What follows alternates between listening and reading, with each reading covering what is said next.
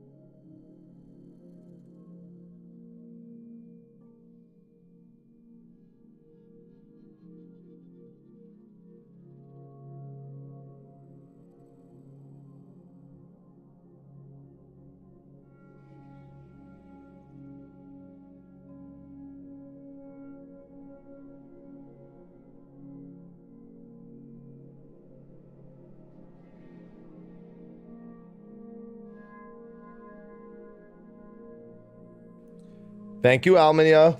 Sorry, I was gonna start right at 6:40, but I had to use the restroom. Good morning, everyone. Hello, hello. We will have the demo active in about 17 minutes.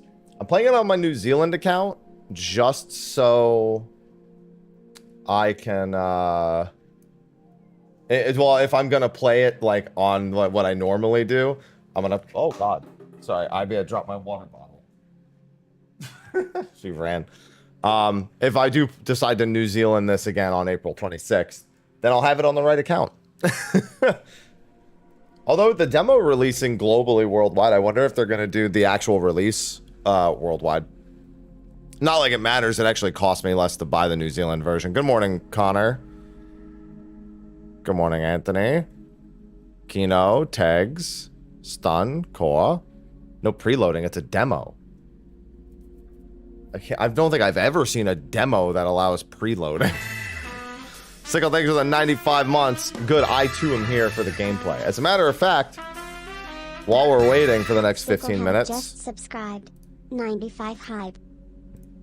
I'll have this on in the back, which I have already looked over, so I've seen that it is a lot more Souls-like than I expected.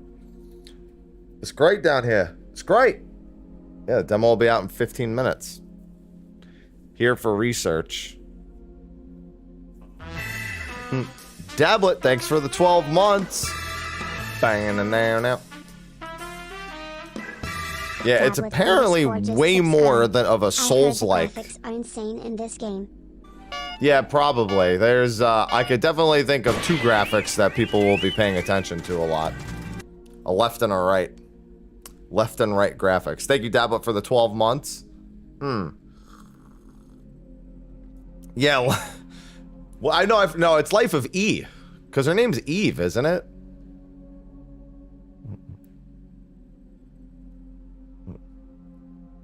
Yeah, it's got like stagger bars and shit from Sekiro.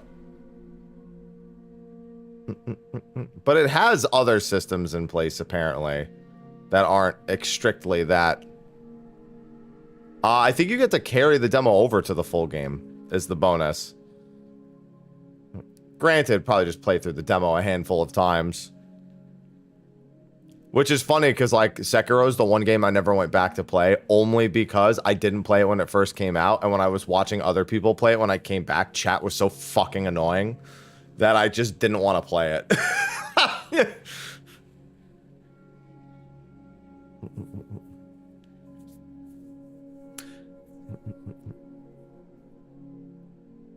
Well, I mean, their mobile gacha game is literally all about ass. So it actually makes perfect sense.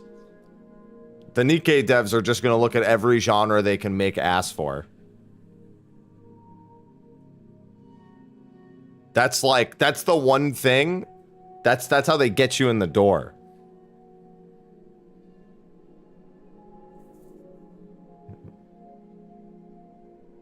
Yeah, but the music and the story is not how they get. I saw somebody play through the most recent Nikkei story, and it was pretty bad. So it wasn't a good first impression for me.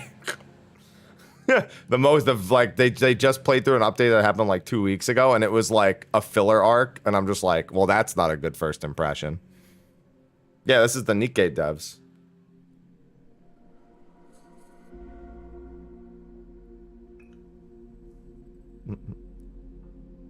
Yeah, fighting game next. They'll just take their Nikkei characters and they'll do a Grand Blue then. Get all the upgrade systems. Maybe that's why.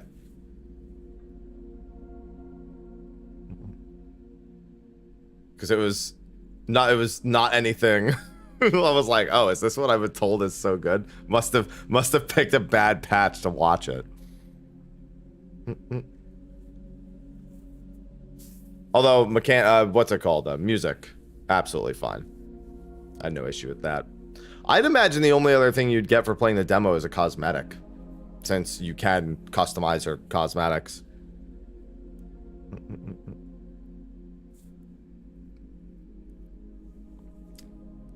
There you go. Just sit down in the chair and enjoy your bonfire.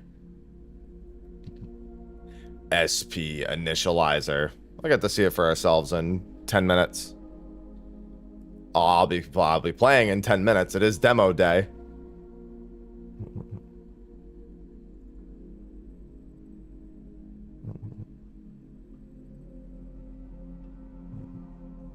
Yeah, I mean, I figured they would do something like that.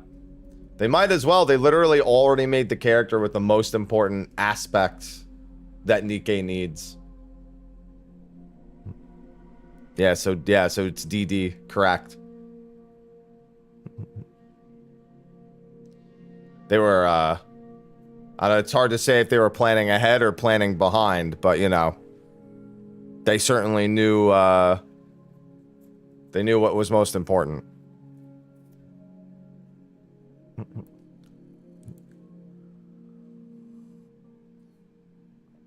Gives me time to sip on some coffee a little bit so I can wake up. Parrying first thing in the morning, not usually advised.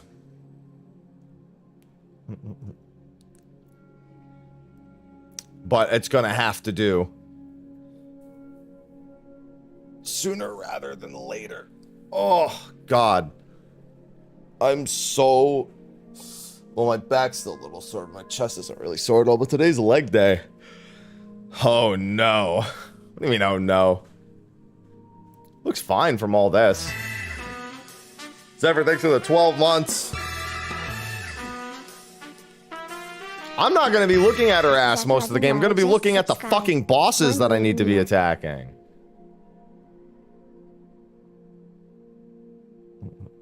I never understand that shit. Like, when people say that about MMOs, like, oh, I'm going to be seeing the back of my character while I'm fighting. I'm like, bro, look at the boss. You're going to die.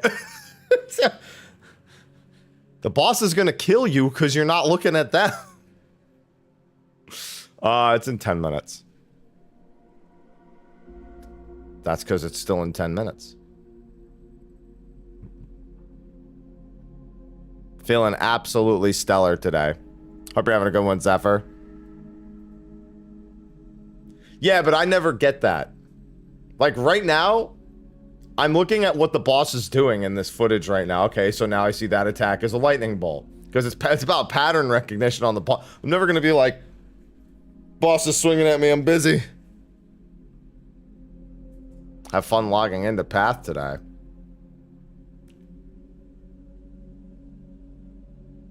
I'm just glad the gameplay doesn't look anything like Nier.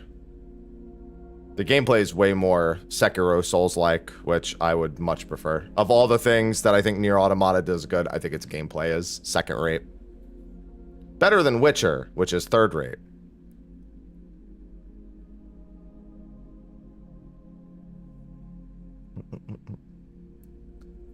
Yeah, that's what you'll be doing in the menus. Good morning, K Brown. Good morning, Zelda. Peripheral vision mastery. Spoken like somebody playing on the easiest difficulty.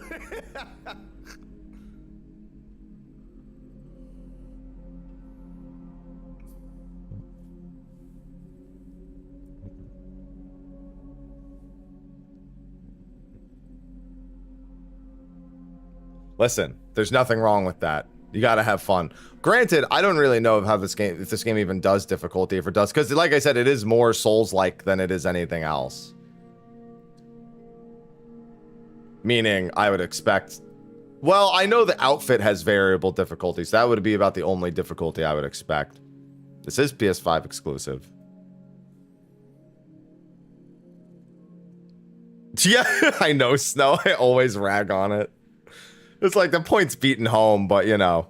I figure I should stay on this menu until the demo's fully out too, because I need to actually grab it off the store and download it anyway.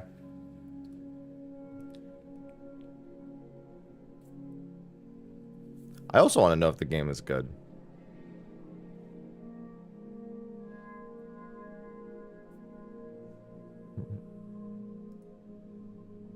God, not to mention the fucking workload I made for myself yesterday for after stream today. I've been tallying up all my dungeon votes on social media for a free video. Next time I'm gonna make an actual fucking thing. The problem is I needed people to be able to openly vote on like 100 different options. And I was like, that's gonna make things a little tough.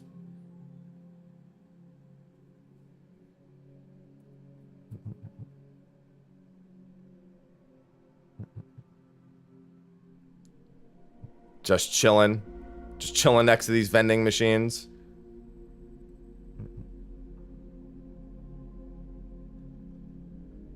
Solid beta skill.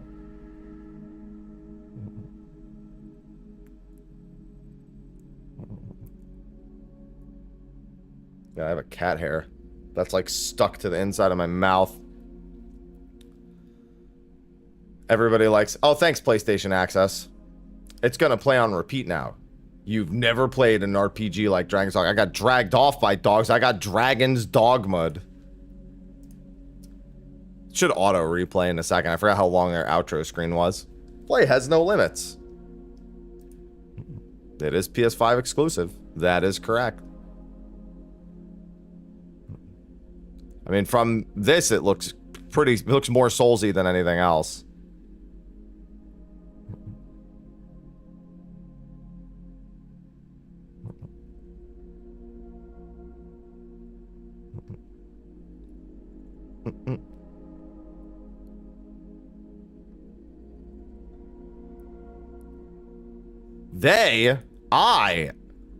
I was the one who, yeah, they just, oh, you meant to say they fucked you up, not up. Up was the confusing part.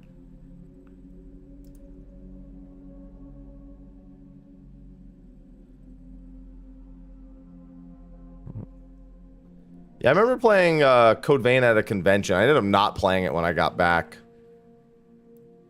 I don't really have a particular reason for that, though. I think it was just bad timing. I swear something else came out around the same time that was automatically gonna win. I mean, who knows if it'll come to PC, but if it does, you know, I'll tell you what, you don't want to have a potato. I mean, Sony has been releasing games on PC as of late, just very slowly, and really only their first-party games, not their licensed third-party games. That's up to their developers. They're probably, I would look at the trailers and see if there's any that says, like, timed exclusivity. If not, then it would be quite some time. Well, that's what they do.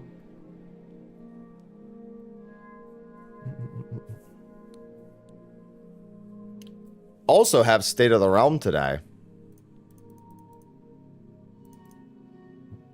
In fact, I want to tweet that.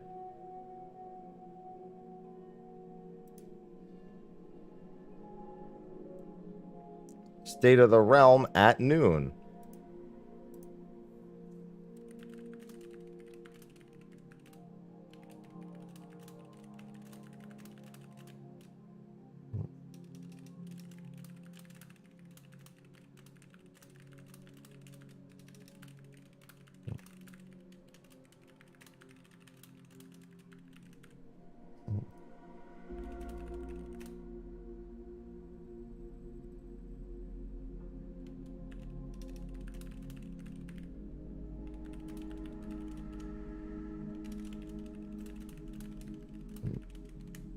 Join us at noon PT. There we go. Let me throw that tweet out there too.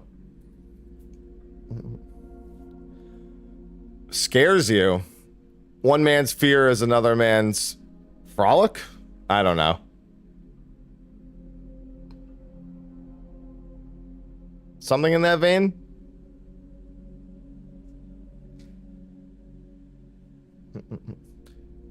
Yeah, crazy isn't the word I think I would use with people playing this in terms of modding it.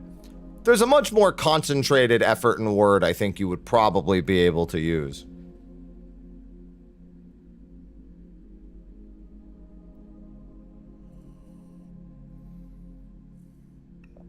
Checks room, locks doors, opens 6 VPNs, runs mod. You're all sickos. What's going on, Psycho? Sicko, Psycho.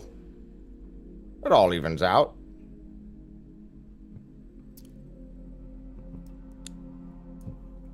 Time can you play? In like 2 minutes.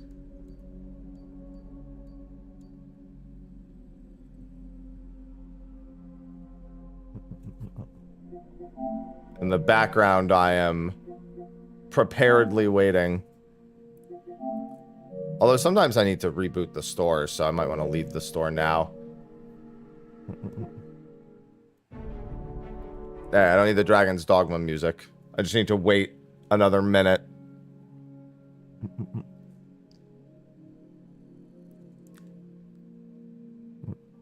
That's because it's not 7 a.m. That's why I said in 2 minutes. That's why when I answered the question, I said in 2 minutes, not right this second.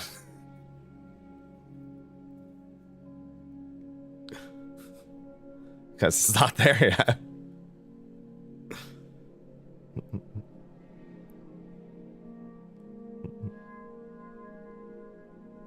Maybe some stream delay.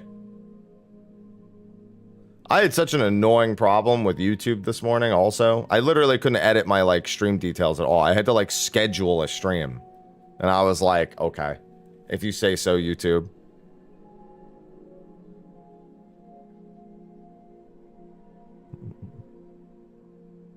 Boop.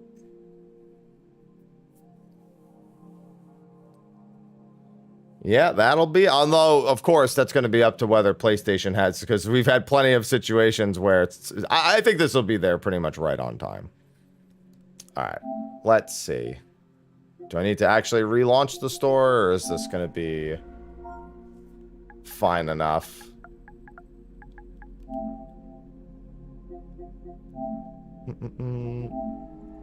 I don't see the demo there, so let me re-log in, or log out and log in. Because now it's supposed to... I don't need the theme.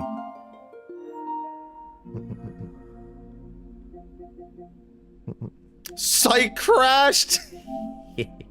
Granted, site crashing shouldn't have anything to do with the PlayStation Store.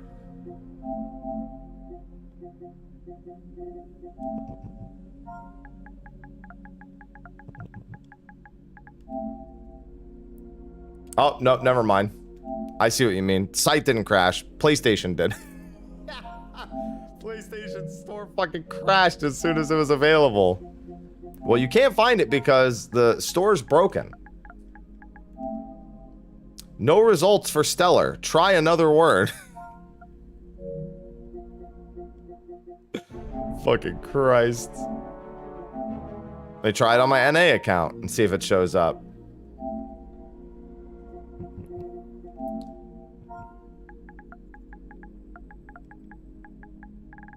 No, not Steve. Stellar. Nope, no. Listen, they're gonna make us work for that gameplay, alright?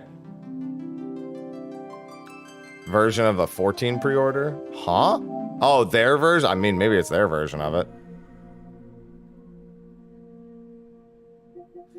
Honestly, the first teaser didn't look like anything. That was entirely my point with not judging it. Because the very first teaser had, like, almost nothing in it. Good morning, Striker. You're just in time? I know, except that the PlayStation Store is broken, Eric's. How you doing, boss? Hope you've been all right. Hope the game dev has been fun and not exhausting all the time. How do you like this demo? I'll let you know when I start playing it. Steve Blade. I'm just trying to buy it from New Zealand. Well, not buy it, actually. I'm just trying to download it from New Zealand. No I like how it's not even, there's no results for the word. I can't unbreak it. I don't have that power.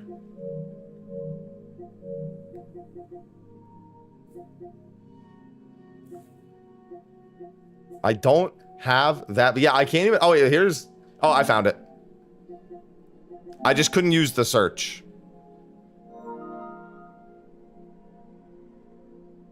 I just had to scroll to it.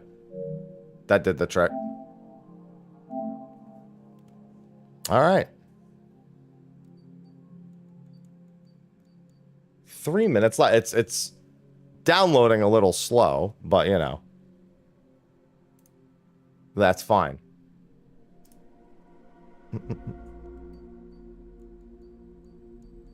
Installed item. Oh, I guess they must have updated Rebirth. 3 minutes left. Yeah, just don't use the search. Just scroll down and it'll pop up. 20 different accessibility features. Good morning, Doragon. Oh my god. Oh, leg day is gonna be brutal today. Save me from leg day. To be fair, after watching this, I might want to do leg day more. I have things to aspire to.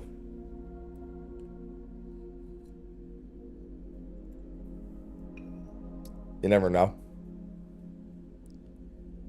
Might get motivated. Just I do 2 leg days a week. I can't even do anything but quads today. Everything else is still sore. Yes, aspire.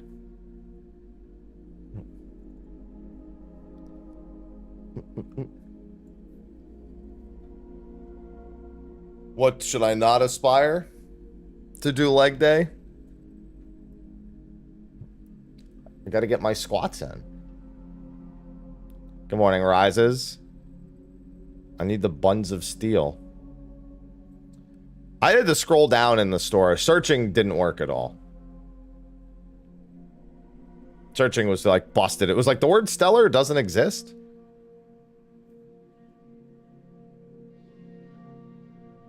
Why is my store so fast? Well, you see, here, down under,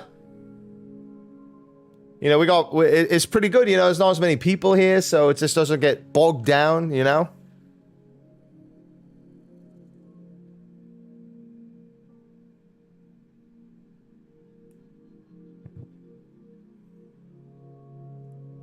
I heckin' love it here in New Zealand.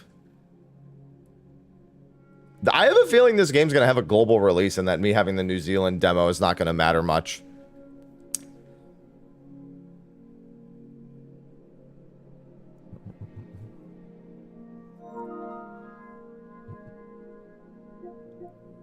Alright. With that, it's time to play the game. I like how it's not even out and the demo has a 4.96 out of 5.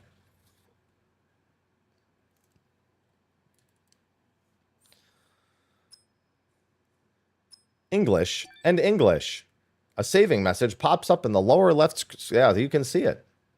Please do not turn off your PlayStation console or exit the game. In the demo version, you could play a portion of the game's first section. Play the full game after completing the demo. The save data will... I wasn't done reading it.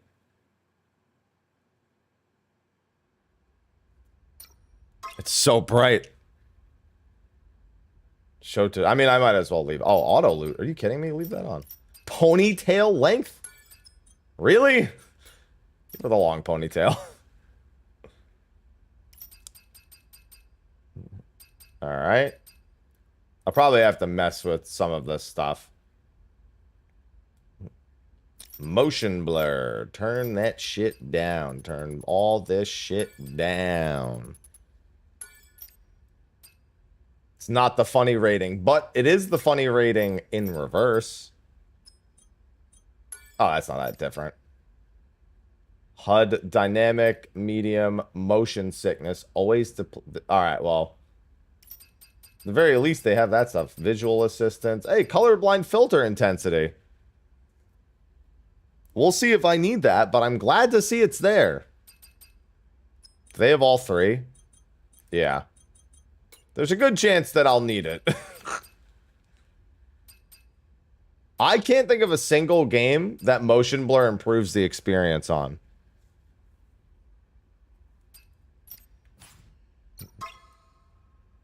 There's normal mode and story, and then there's an outfit that has essentially no armor. So that's your hard mode. Transmitting final briefing. As of now, Airborne Squad 7 will exterminate the Alpha Nativas occupying District 3. Their objective is the capture or dispatchment of the Elder Nativa. Pods entering Okay. atmosphere. Yeah, the hard mode is essentially her being naked. 1 minute until She has no armor on.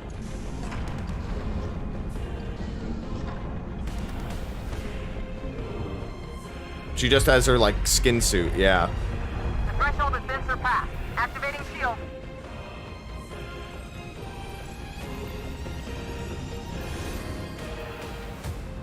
Fire away!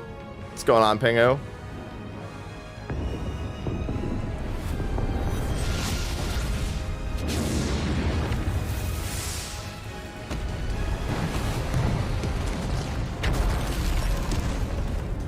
Those shields didn't do shit.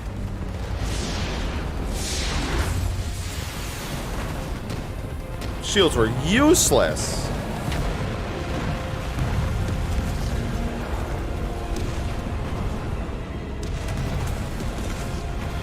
They had to have known that was going to end that poorly. All available drop pods will be ejected according to Protocol B32.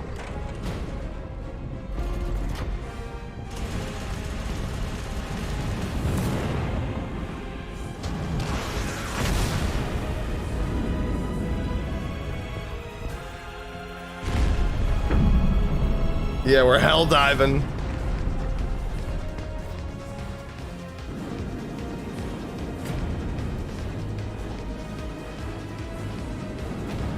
Got a method to download it? Just scroll through the store and download. That's all I did.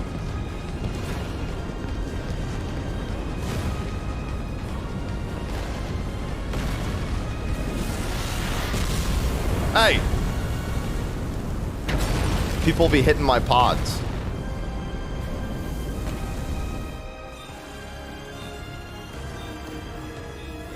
We're fighting for democracy. No!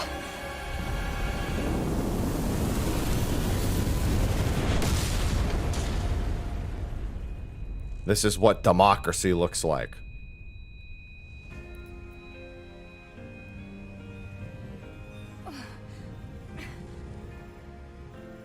(07531) pod landing complete. Removing physical shield. Opening hatch. Removing physical shield. The hatch. Come on. Come on!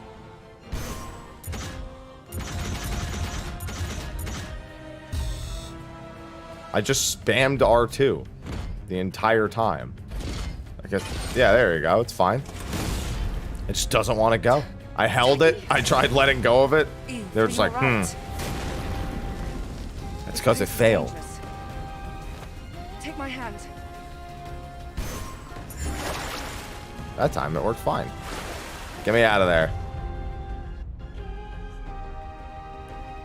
That would be the skin suit that we were referring to.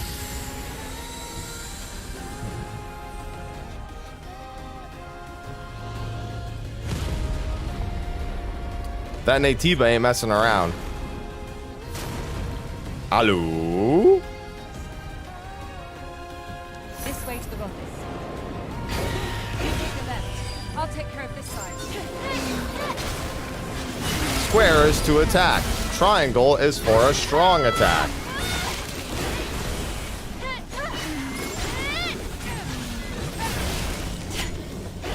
Alright, so guarding, they do actually care about direction.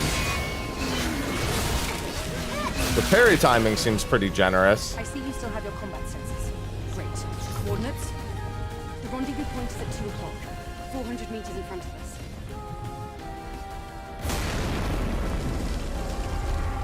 Hey, you made, that's... Watch out. That was close. Come here. Careful. Nobody thinks it's from that. That's just recent memory.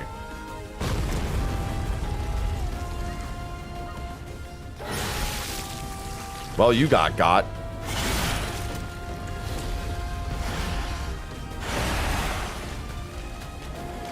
Watch Watch out! It's an unlisted Natiba. I'll handle this one.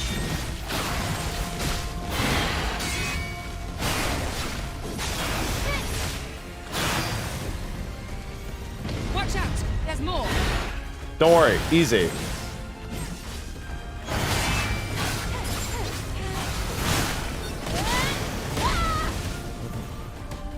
Beta energy is charged. Sorry, I only know alpha. Yo, how many, do you think there's gonna be any unironic people who are like, I'm sorry, I can't play this game. I only know alpha energy. Body frame. Take this. It's first aid. Thank you. What's going on, Kupo? There's more of them.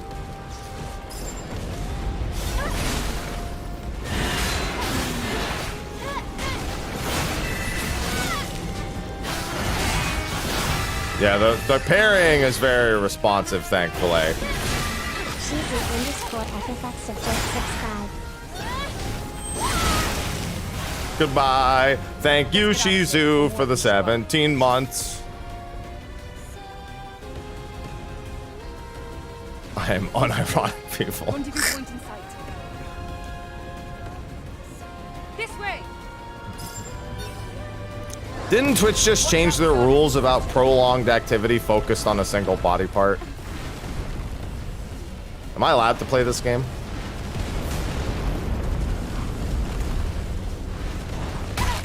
Oh God, my leg. My leg! Don't stop. Keep moving me. This is PS5 exclusive. Ah! The artillery. This isn't looking good. Let's go. That looks fine. Is that an Alpha Natiba? Let's join them. Oh, there's the alphas.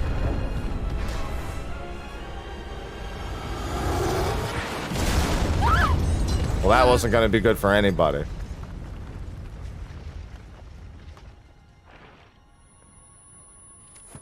I know what chat's focused on.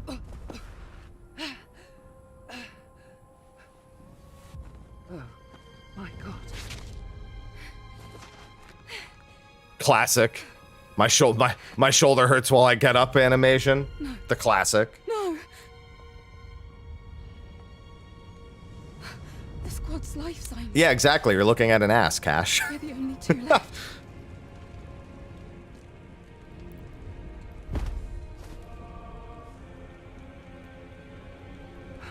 Eve.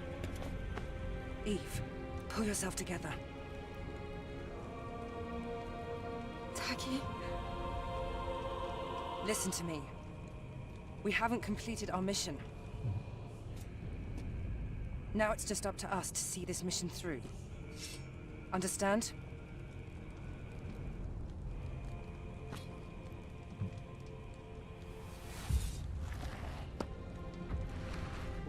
Maybe I should set it to the short ponytail, because the long ponytail looks like it's struggling up there.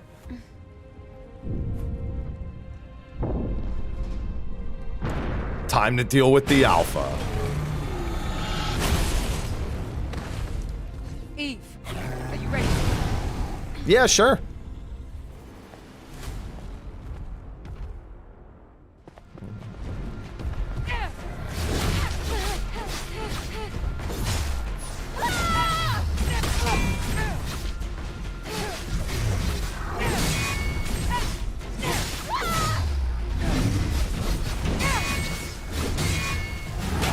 Oh, I didn't realize there was going to be a third hit.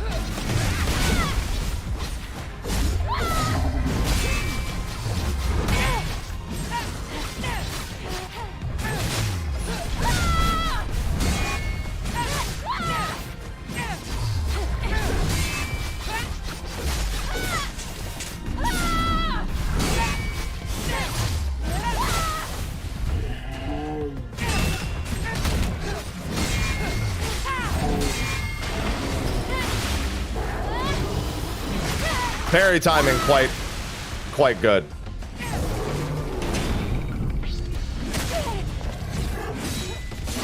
Yeah, her hair's gonna get stuck in so much. That thing had 1 health bar left. It should have died way before that.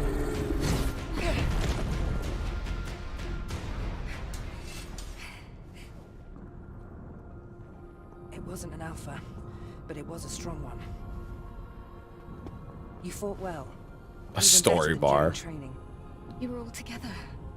But then... The damage to your body frame is serious. Guess I better take it off then. We have to find the supply camp. The slow-mos are successful perfect parries, yeah. That might just be for the actual demo portion, I though. hear something. Or, I'm sorry, tutorial. Time for me to be alone.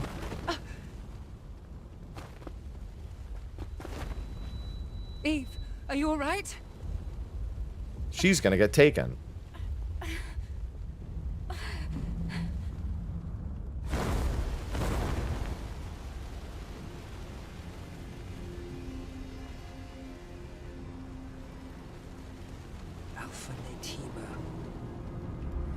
Oh, I can take him. Her.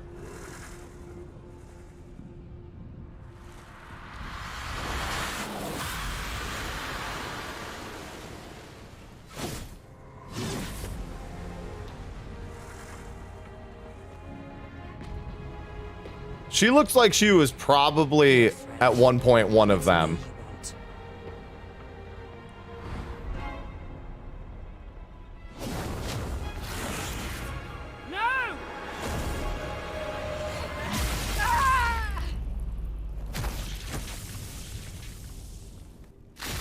That was a silly decision.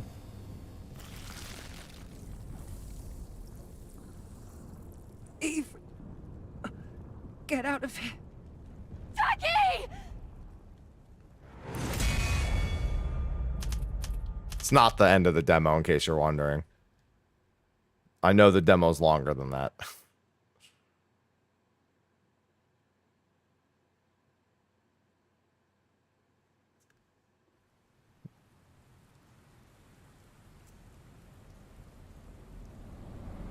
I can fix her. Yeah, just get some duct tape. Literally, we'll just put her arm back on. She'll be fine.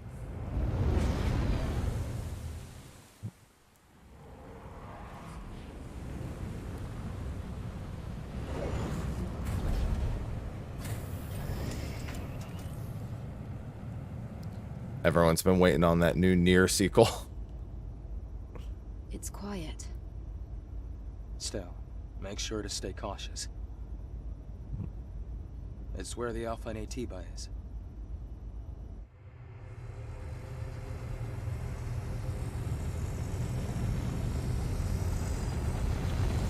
Well, thanks for just dropping me off into it, pal.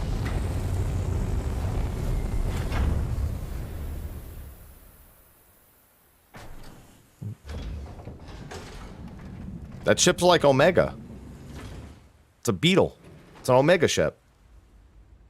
Now, get ready. I'll be supporting with the drone. As long as I don't need to hold the shoot button the whole damn time. One of my least favorite things about Nier is that fucking drone. Those are incredibly impractical footwear. So this must be Eidos 7. Yes. This was the final battlefield of civilization. It was also known as a truly colossal city. I mean, it still is a colossal city, it's just everyone's dead. Something is falling from the sky. A strange sensation. This must be Earth's rain. We can admire the scenery later. We have a job to do here. I'm admiring the scenery right now. The terrain data. See if there was any sort of looking around for loot.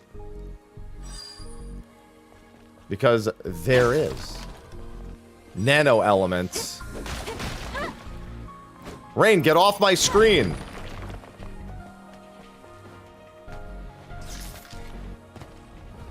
No, I mean, I'm literally looking at the scenery. Be careful. Because I need loot. I gotta collect nano elements. Something is coming. It's a crustacean-type enemy.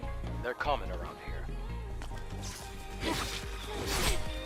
Oh, I couldn't even see that little dude poking me.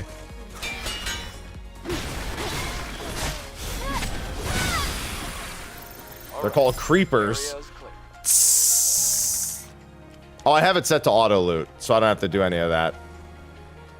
Yeah, why would I ever want auto loot? I mean, unless there's loot in this game that like you don't want to just be auto collecting all the time. This is the Legion that was killed in the final war. 13G, oh, I'm collecting gil. Vitcoin. That's funny. That's funny. Collected Vitcoin. That's funny. I need the security code. Do you know it? Hey, investigate this place. I did investigate this place. Oh, it was on this dude's body, that's why. Roroa. Alright, got it. Roroa. There's an encrypted code in the memory stick. It's actually Roa Roa, It's a but security shut code. up. Try entering the code.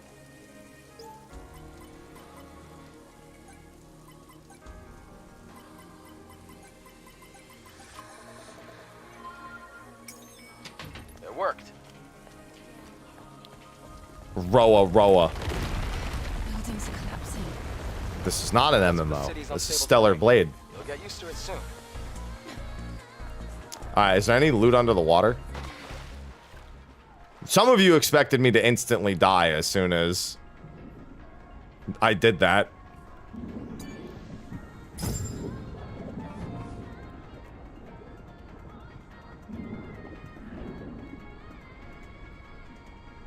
So I have it set to auto loot, but I saw things hit the ground still. Okay. I guess I didn't stay in range of them long enough.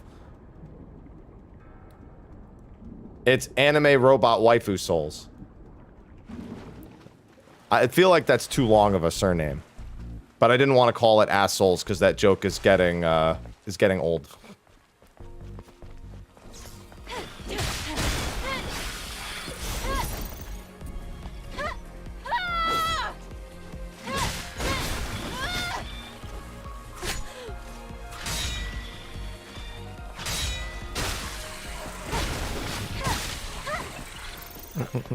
Thick souls. That's the same joke.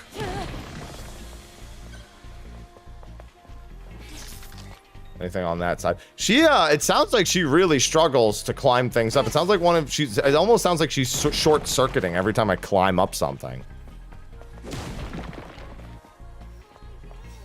Oh, good, a bonfire.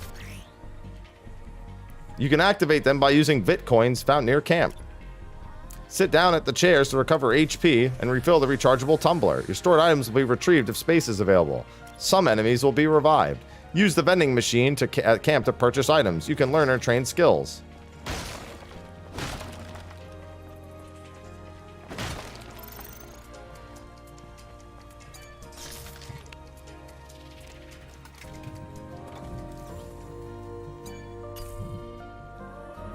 Instantly restores HP, continuously restores HP, makes nearby enemies collapse, damages the enemy's shield, and resets the skill tree and refunds all SP. Very simple items. Wouldn't ask for much more, to be honest. You can learn a new skill. Press R2 to change to the survival tray. You can use SP. Yeah, I know. So there's learn perfect dodge. What if I didn't want perfect dodge? Press triangle. Okay, completely evades enemy attacks. Upon successful perfect dodge, press triangle to perform an additional attack. But I like the parrying. Give me more parry. Impact control, double jump, perfect parry, beta energy recharge. Makes it easier to use perfect parry. See, why? What if I wanted that? Well, I wanted counter. I didn't want to learn making me learn stuff I don't want to learn for tutorial's sake.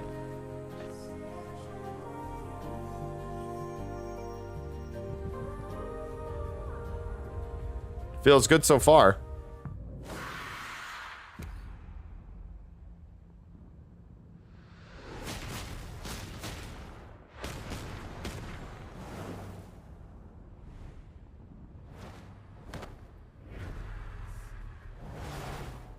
Don't worry, she's going to become an Alpha Natiba, I bet. We're going to have to kill her.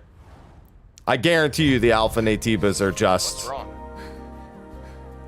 Stellar Blade units. It's nothing. From here on, you have to stay alert, Eve. Listen, if you kill the protagonist's best friend that I only got to meet for 5 minutes, that quickly in, you're informing me that they're gonna come back. It's an automatic assumption.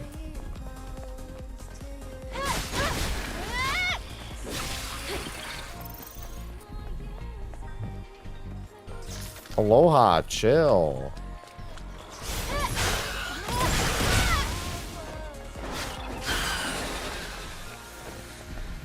Honestly, the way I've learned the parrying, I don't want to dodge. Oh, it's one of I feel like it's just I'm about to make bad habits. Do you think there's anything useful?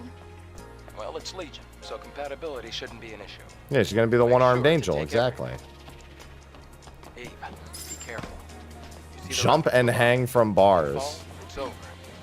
You fall, it's over. What do you mean? What? You telling me I got all this power and I can't take a fall?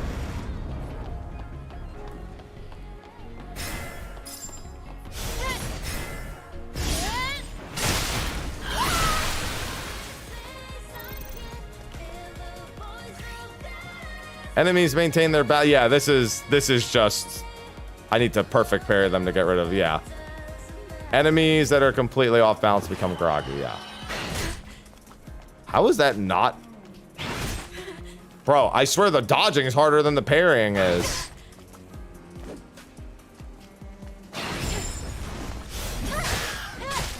The dodge has less frames than the parry does, I swear.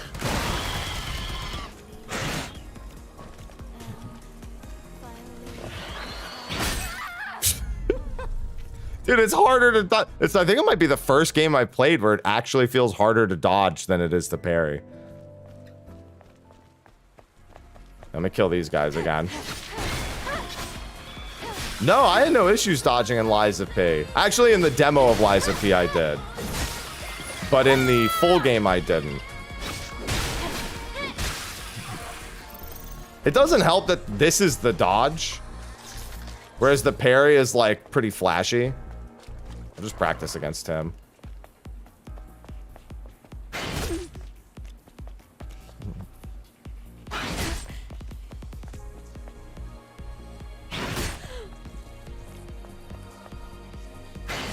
Yeah, it's like the midway down part of his swing.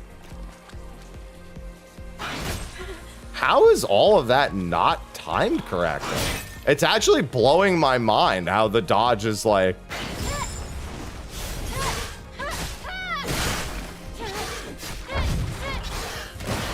Yeah, that I expected.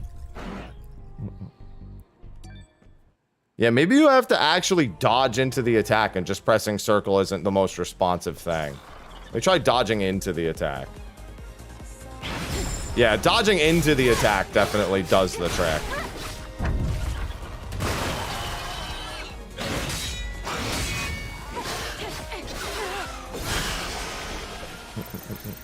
So that's... Definitely don't just dodge. Dodge, like, through it.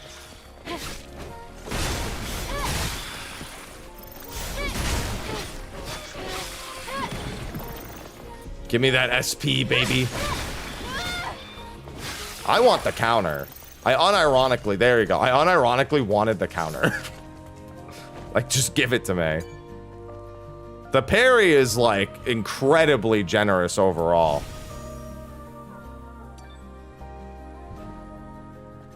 That's the most important thing.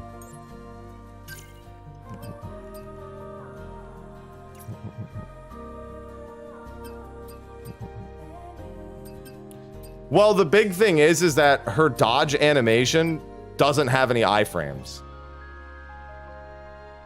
So that's the reason why. It's because you need to dodge through to make sure you get the actual correct iframes.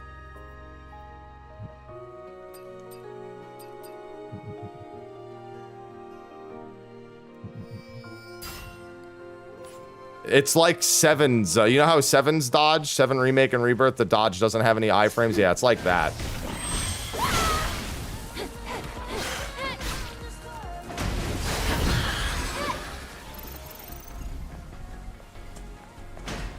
Just like real life. When I dodge in real life, there's no iframe smile.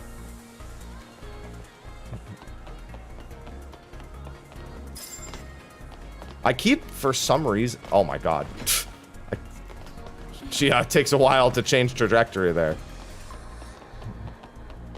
Immersive.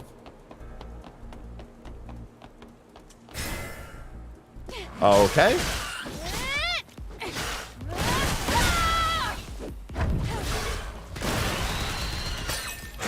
Yeah, that you have to just completely back out of. Although the back dodge isn't really that good at getting out of that. Wait, what the hell? There it is.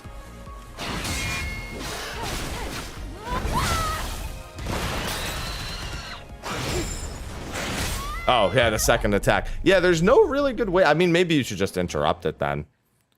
Because her back dodge is, like, so slow, and that's a persistent effect.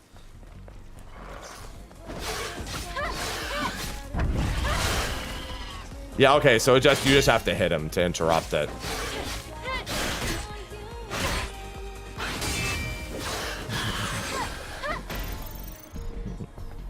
It has to be interrupted.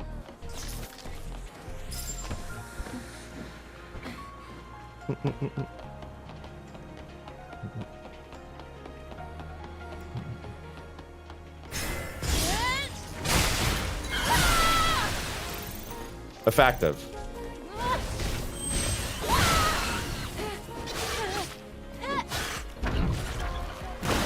Well, I'm gonna back up since I'm already back here.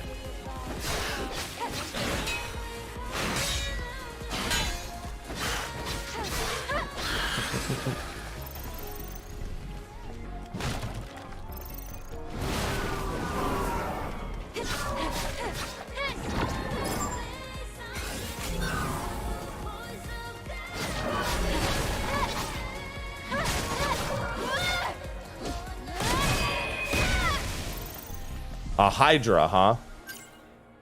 Hydras are hybrid Natibas that look like aliens.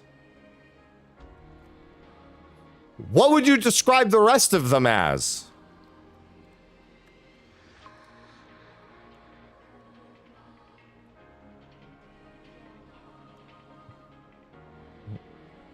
Hydras can float and attack quickly, instantly become invisible. Okay.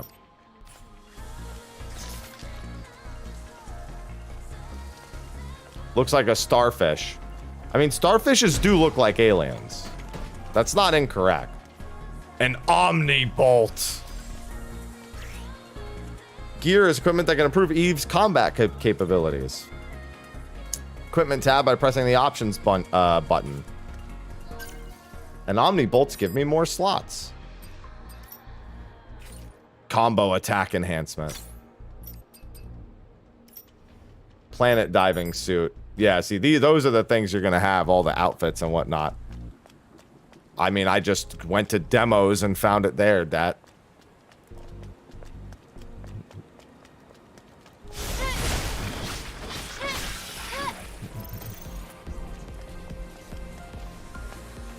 Oh, snap. Hidden loot. It's a good thing I play RPGs. Okay, there was a box, but there was nothing in it, so never mind. I've been scammed.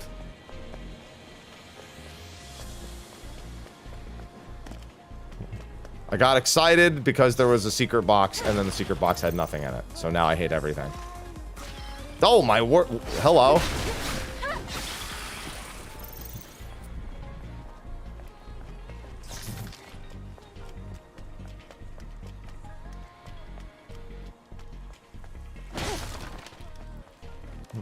I have to break the boxes. It has to be done.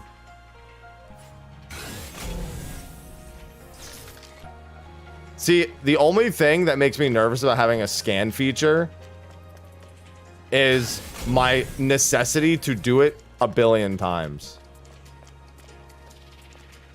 Like, I saw something get scanned up there. Yeah, see it? And that means I have to know, right? Did I thought I learned double jump.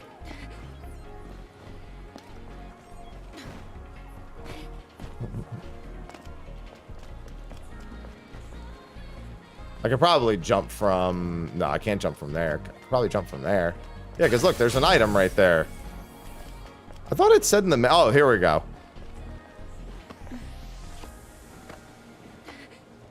A different solution, although I could have swore it said on the menu that I knew double jump.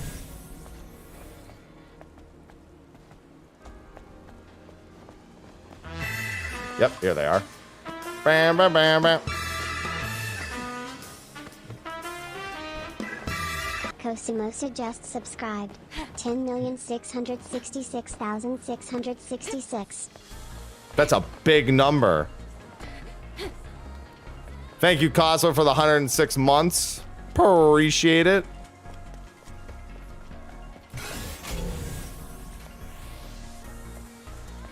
Are other cities in a similar state? By comparison, this city is looking pretty good. That, The colony that looks like it probably explodes. Nothing but dust.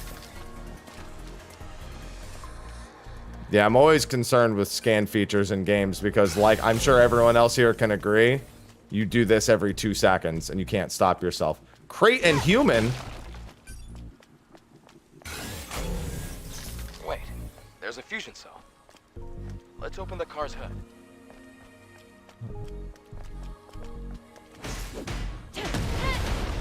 Alright, I opened the hood.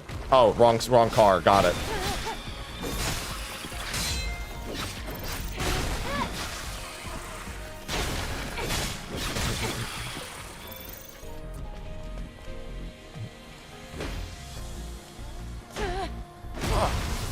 It's a good thing this car didn't blow up. Listen, I broke this hood the same way. It's a high-energy compression battery. Thanks to that, Earth's night isn't dark yet. Oh, it's the previous generation of the Infinity Cell. Chaos. Chaos? Chaos? Chaos? Chaos? Helonistra just subscribed with Prime. Used to activate a fusion cell. I want in. Let me in. Thank you for the 9 months, Solana.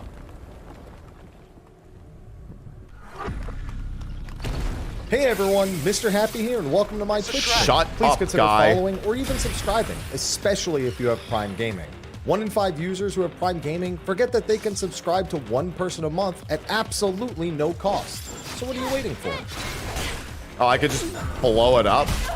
Ow. That hardly seems safe. That also did nothing.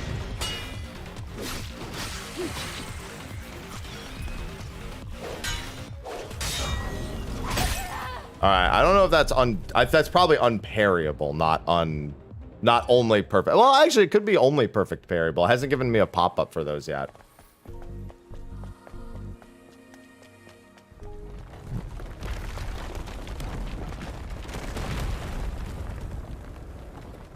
I didn't want to stand next to the barrel, but the barrel didn't look like it did jack shit.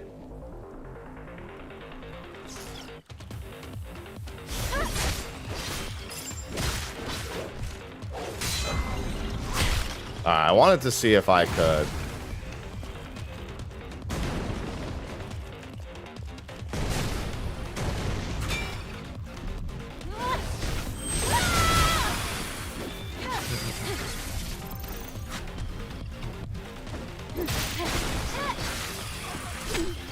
Alright. I think that's thrice. Oh, hello. Alien wheels. Yeah, for alien cars. They've just come to life.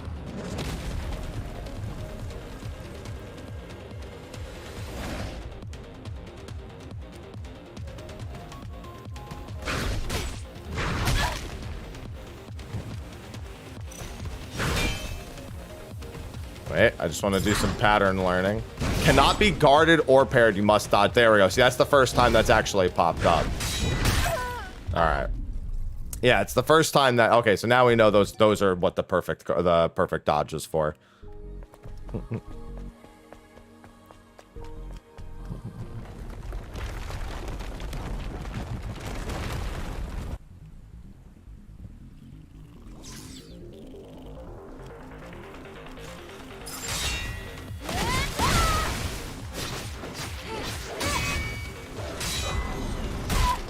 All right, I tried dodging that one.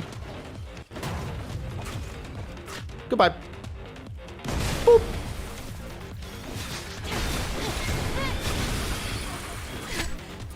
All right. And I wish the field of view was a little better for that one, but that's fine.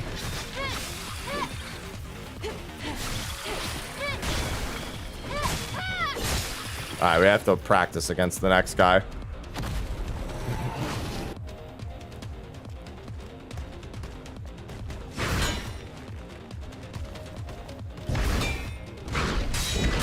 All right, so it's a 3-part attack.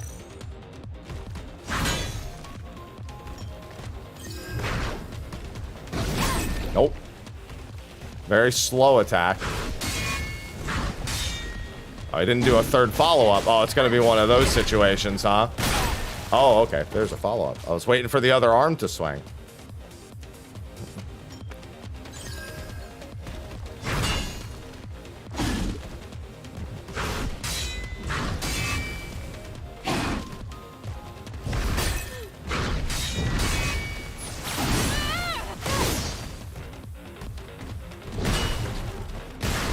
I'm gonna bother perfect dodging that.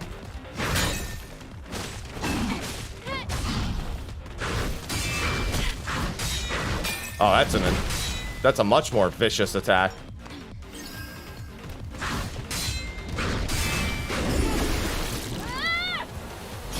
Boop. Good morning, Emperor. Yeah, certainly I didn't expect it to be more Sekiro / Souls-like. There's definitely a mild surprisage on that one. Go that way? All right, I'm going this way. Literally, thanks for telling me where not to go.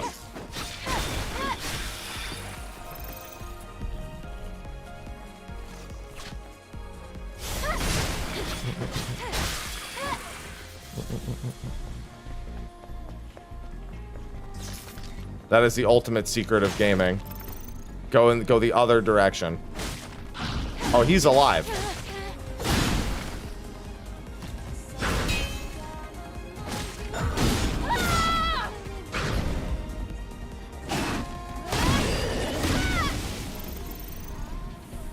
Hey, what's up?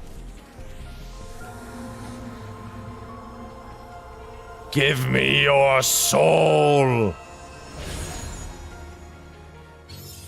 May your memories live on. Number of beta cores required. Oh, this increases my max beta energy. All right. I'm just going to eat the souls of the residents and get stronger. Got it.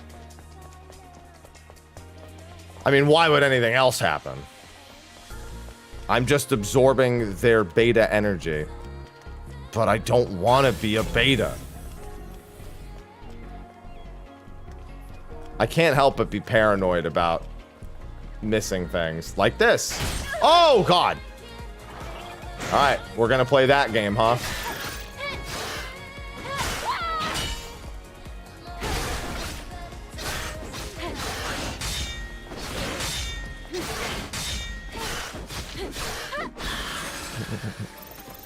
They lured me in with the shiny. They knew what I wanted.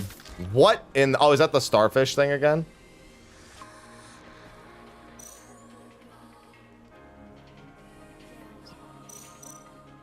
Oh, okay. It just changes the usable item.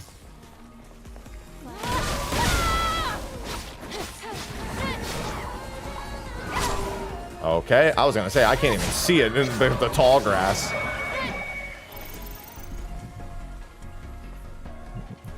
Loot. Hello, Omega. Oh, there's a passcode. Oh, there's a human nearby, though, isn't there? I know I saw a human. I think it was over on the other side, though. Unless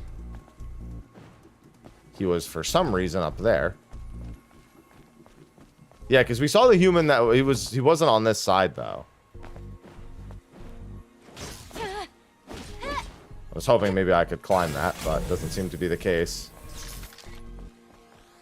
There's more, there's explosives over there. Is there a human over here I didn't see? I'm gonna assume the humans have the passcodes on them pretty much 99% of the time. Alright, so I'll have to come back for that.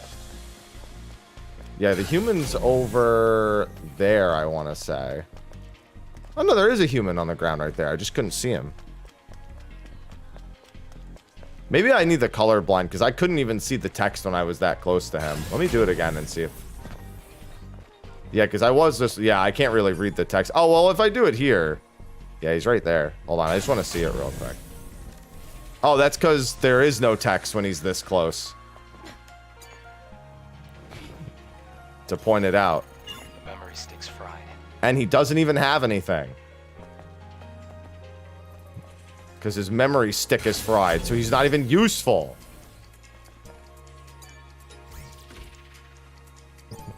Not even a guess. All right.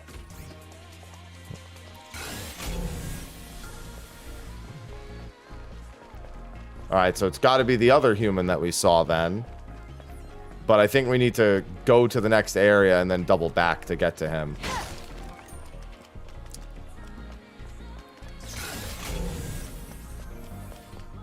Yeah, because there's an enemy. There's another human over there. I think that's the one I saw earlier. And then this enemy is respawned. Right, these enemies would have respawned. That makes sense. Because I came from this way initially. And it actually doesn't make you rely on the camp, since it does seem to autosave before major events. Don't know if that'll be the case the entire time, but yeah, that was locked. I mean, I just went to the demos. Lofty.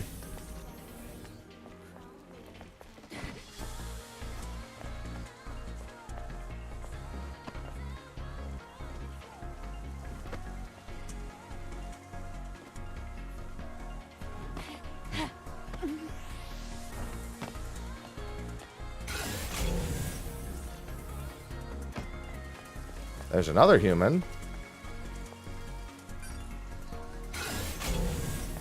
Oh, there's more climbables. I actually have a really hard time seeing the more candid use of the yellow paint. But there's a scan feature, so it's fine. Right there. They tried to make it a little more candid, but it's instead just kind of harder to see. But that's what the colorblind mode will probably be for. Now, obviously, I need to grab those. Does it expect me to go down first? No, it just expects me to grab them from here. Okay.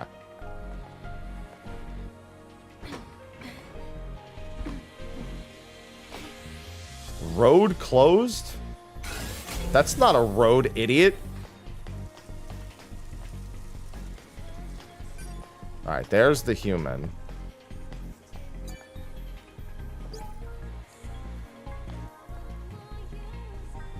Alright, he's just depressed. Oh, wait, no, he does have a passcode. It's Bokor. Now, the real question is... It also has record of a message log. Getting back up will be the real question. Oh, I see. You can do this. Bokor, alright? Or you can just not make the jump when I press X. Did it put me back on the... Alright, I'll take that. Bokoring. Go on in, Corey.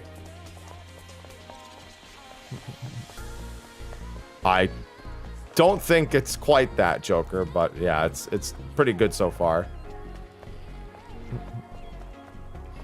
The big thing is, the only thing that's mildly weird about the controls is she sometimes has momentum and sometimes doesn't. I wish it was either just one or the other. So, like, for example, when you're making those turns on, like, those narrow areas, she sometimes has to, like, walk forward a little bit to turn. But when you're standing perfectly still, it doesn't really do that. Speedrun tech. Honestly, if it keeps working that way, it might be. All right, Bokor.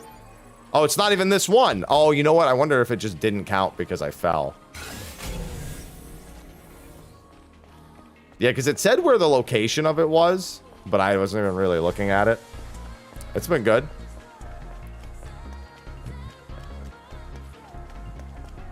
I wonder if it sent me back to the beginning of it, though.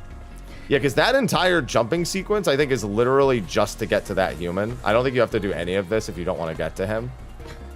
So let me double check and see if it was for that. There is the other human still. It's not the only one. Yeah, no, it remembered. It definitely remembered. So he's just for a different one. Got it. Yeah. Okay. Scan complete. Oh, is that the... That's not the only thing that's here.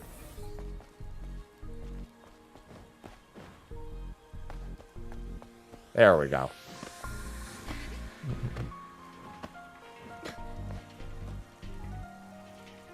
Looks like I could have gone from there also.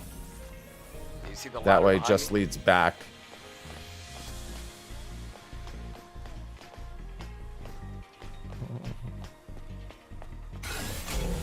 I didn't even pay attention to what he just said. I just heard him mention the ladder.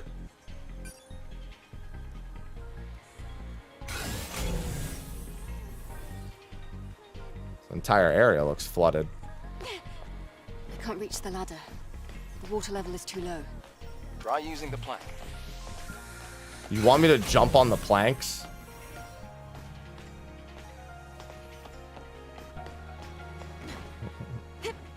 And then does this just go back up? No. There we go. There's a ladder here. No, not again. Arisen, there's a ladder. There's also another human.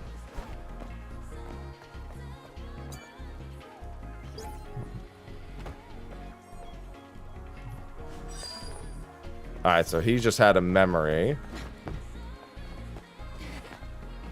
All right, I wasn't trying to fall.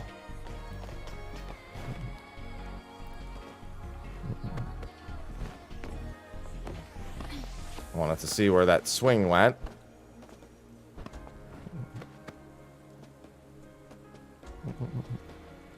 No, it's Eve. There's a ladder here. Her name is Eve.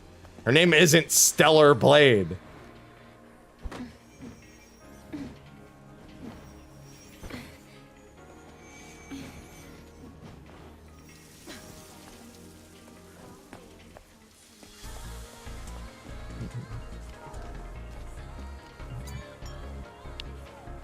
Activate camp. I have 1 SP, but I'm actually gonna save. Do I espy one of those statues over yonder? No, you don't. At least I get my Estus back. I mean, my tumbler back.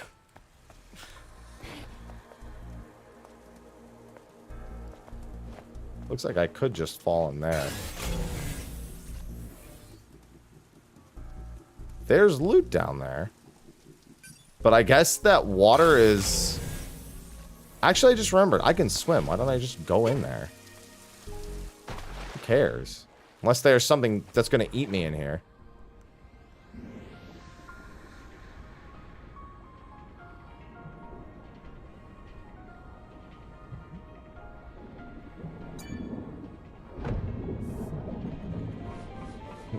Well, that's because I've been exploring. I was getting my ass handed to me beforehand.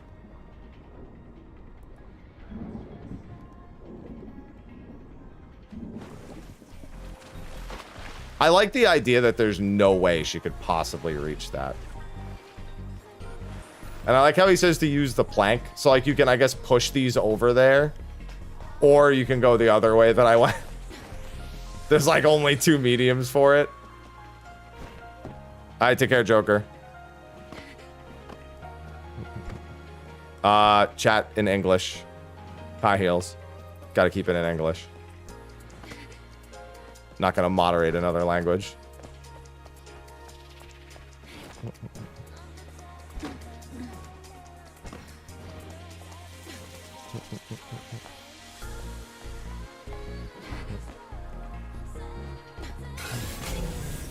I'll use that ladder. Yeah, YouTube chat.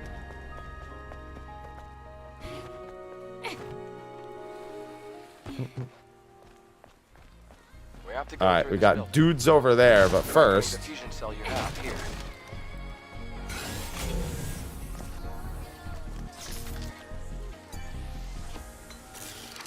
all right, but I gotta go kill the dudes. Oh, and then this is the shortcut from before. So this guy will probably have the code. All right. Yeah, just got to keep it in one language.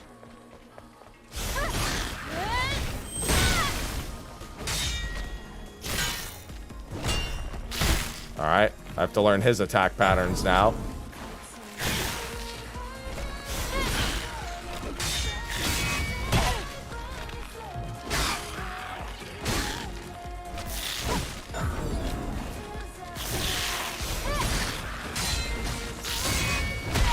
Oh, I should probably go for that counter attack.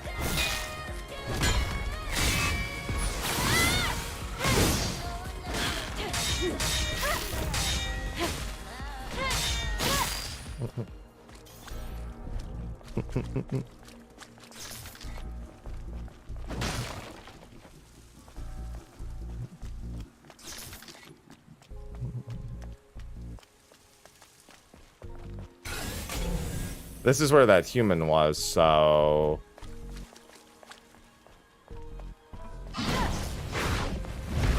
I actually jumped over that attack.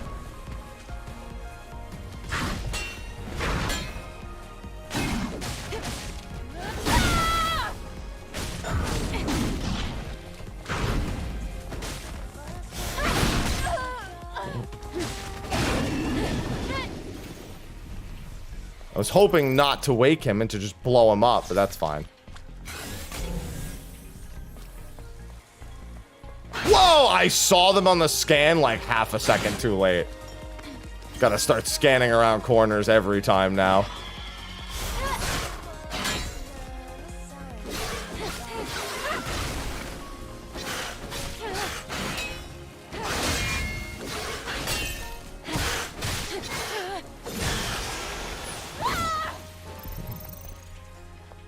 I was right about the human, at least. He did not have the code. I'm surprised that Bokor code just ended up not being it. That means there's going to be a lot of backtracking. Oh, it's probably for this one, yeah. It was what? Was that, right? Yeah, Bokor.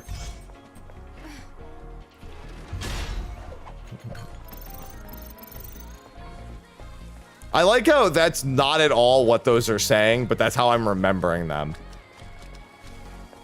Since what last demo? Oh, you mean the one in Korea? I don't know. I didn't play that one. Why does it look like that's interactable? But that's a lot of trash.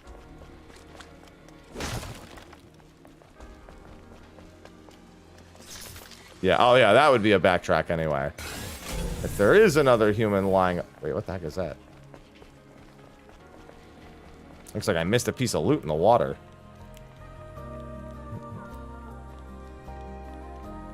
You just make up words? Dude, honestly, as long as you remember the thing, it's fine. Oh, I did. Well, I'm gonna have to do the climb again, but I don't like missing loot, even if it's just a nano element. Because it's gonna show up on the scan repeatedly. Same with that G. What the heck is that? It's just like in the wall.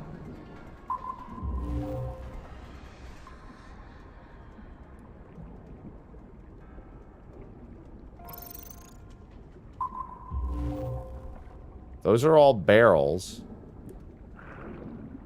There just must be a way into the building underneath there.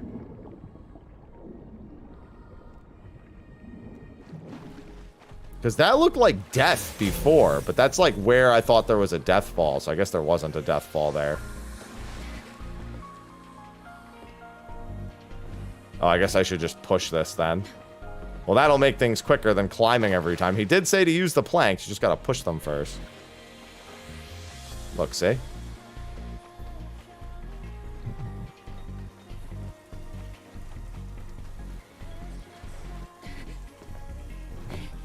Okay.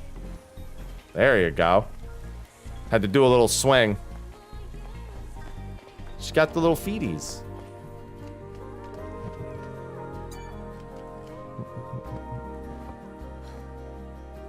Just sit, full health. Nativas will be respawned. Yeah, we don't need to refight that one. We already went down that way.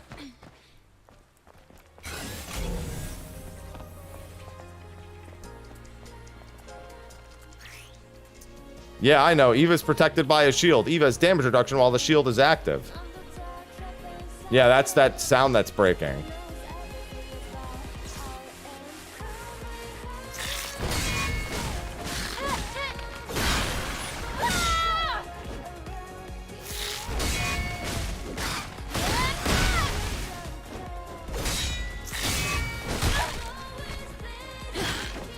Yeah, I keep lulling myself into a false sense of security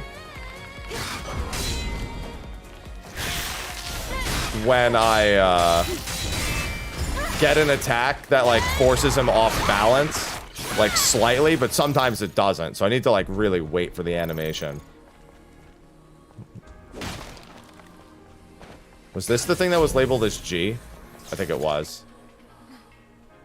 Adam, what is this? Don't you know this already?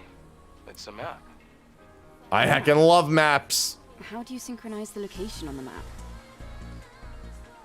Oh, was he? Alright. I'll just do this then. Thank you.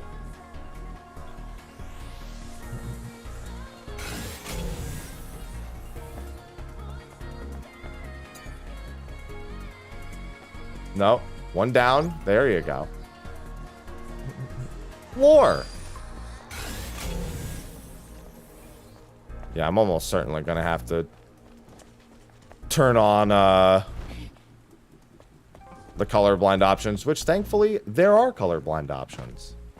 How do you turn on a book? Listen, you laugh, but sometime from now, a generation will genuinely be asking that. How do I turn on this book?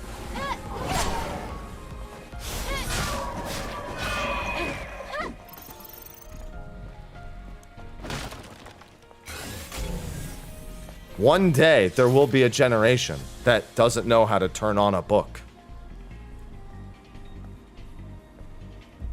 You gotta use your hands. It's like a kid's toy. We'll have to go across, past the parking tower. I feel as if she could handle it, man.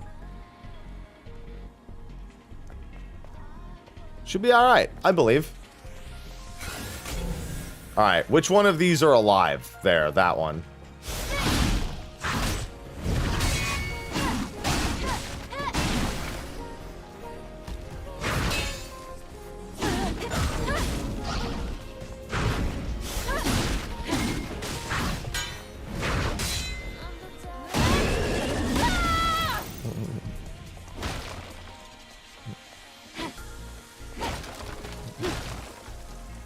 Stop! I don't know why. Just seeing a giant door that's closed that says stop tickled my funny brain. You understood that reference? I'm proud of you.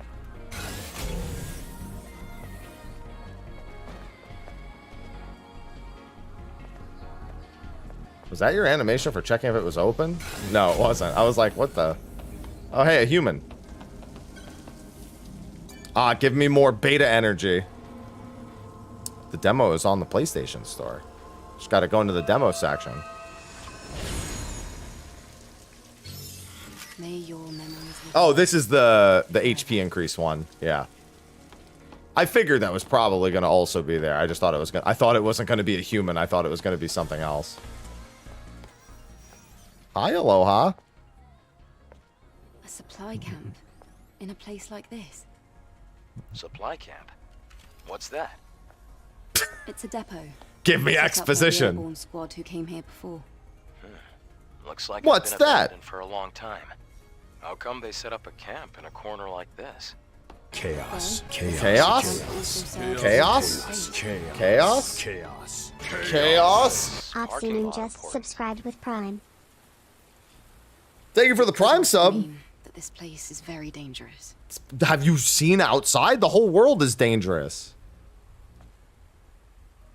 Then I guess this place could be useful for us. Can cook some food. Use the repair console to enhance weapons, increase rechargeable tumbler count. So this is like a big bonfire. And upgrade exospines. Can also upgrade your drone, craft nanosuits, and fast travel to other camps. Those are like mini ones. This is a big one. Oh, now it's got a roof.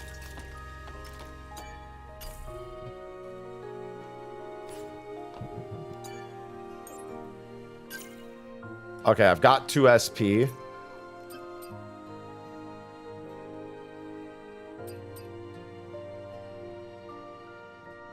I don't want to select Blake. Stop making me learn things I don't want to learn. Can only be used when an enemy is attempting a fatal attack. Dodges and teleports behind.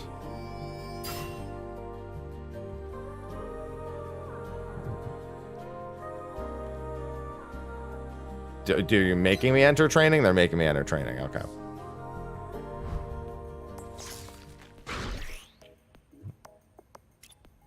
If you are not used to combat, try increasing your proficiency with various skills through training. Yeah, it's forward and circle. As her sword glows.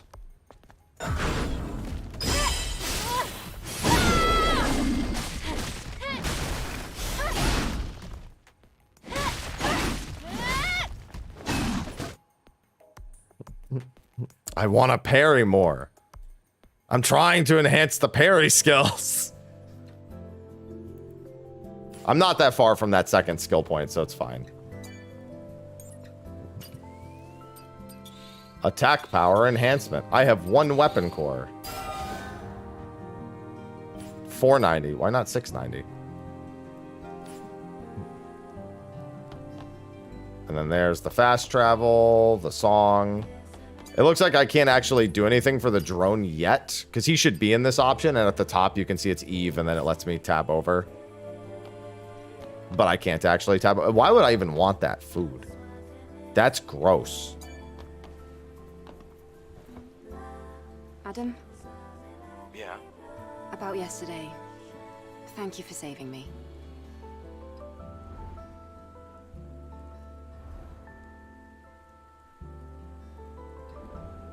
It's nothing, really. Though I have used up almost all of the exospine materials that I collected over the years. Oh, It's all right. It now means we can help each other. Perfect.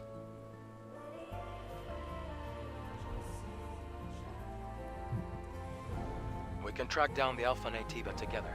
And, well, I'd have trouble making it out here by myself anyway. You would die. If you can locate the Hall of Records, you'll have done more than enough. Oh. listen, don't worry. I promise. Hi, Aloha. I'll make sure to repay you.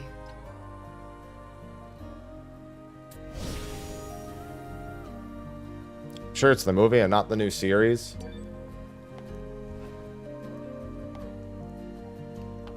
No, that's not real, Sickle. I promise you, that's not real. I promise you, you've been trolled. You've looked at a Facebook post of a bunch of people being photoshopped onto characters. I promise you that.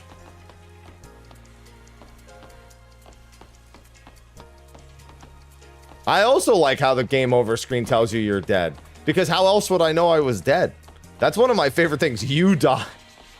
You know, every time I've ever seen one of those screens, it makes me think of Drax. In like Dark Souls and everything. Like since that movie came out, since Guardians came out. That's not an ordinary enemy.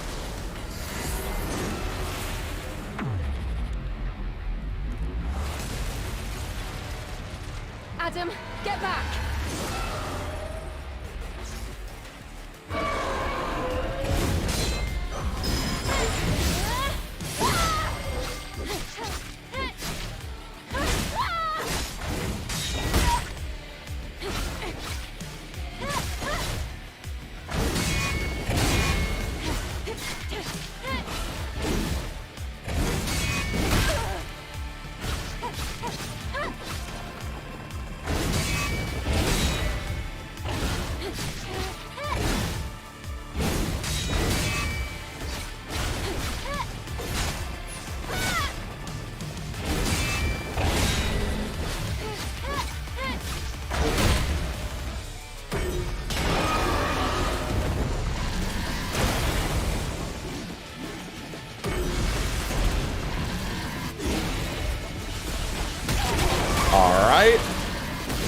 That was a very non-traditional attack.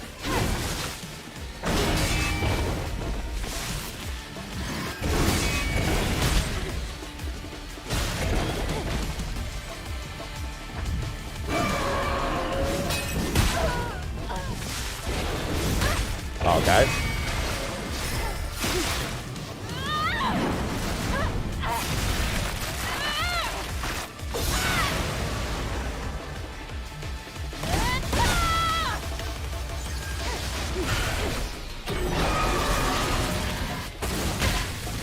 All right.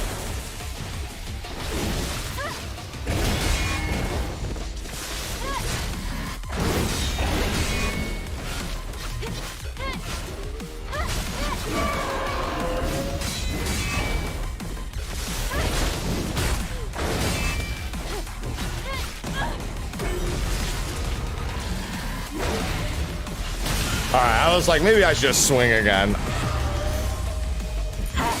Oh, I started looking at chat. Good thing I looked back.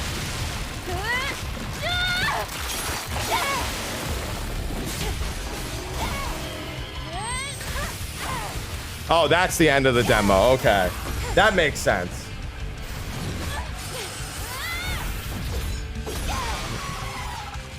I want more demo.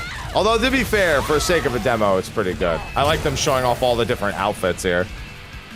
She had a tracksuit there. What do we do now? The drone is different. Yes, this is no longer the drone. She's got guns! Adam, Yeah, I think it was a Kill Bill outfit. Something serious seems to have happened. I have to return to Zion. oh my goodness. It's full of plants and little birds. It's an arboretum. Well, it's a greenhouse, but still.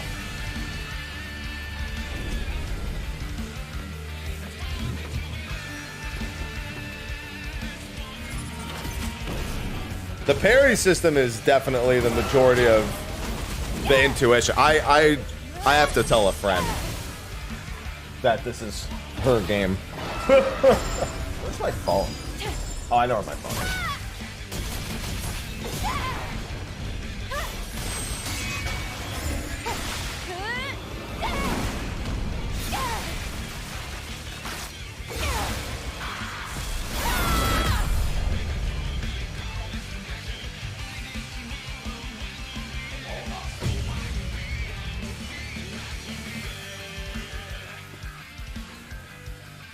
Next month.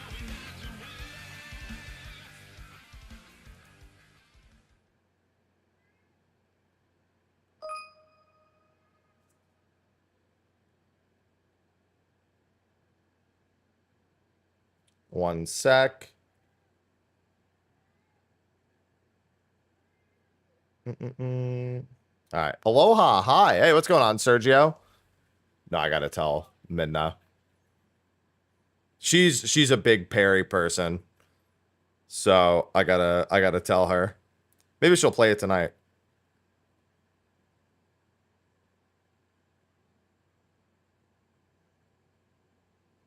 I'm gonna be like, it's your game.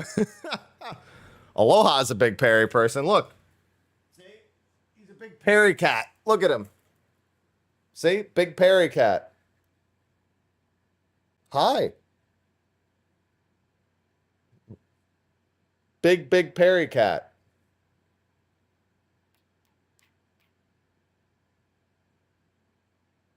Hi. These paws were made for parrying. See them? What's Aloha parrying? I think he wants to parry me right now.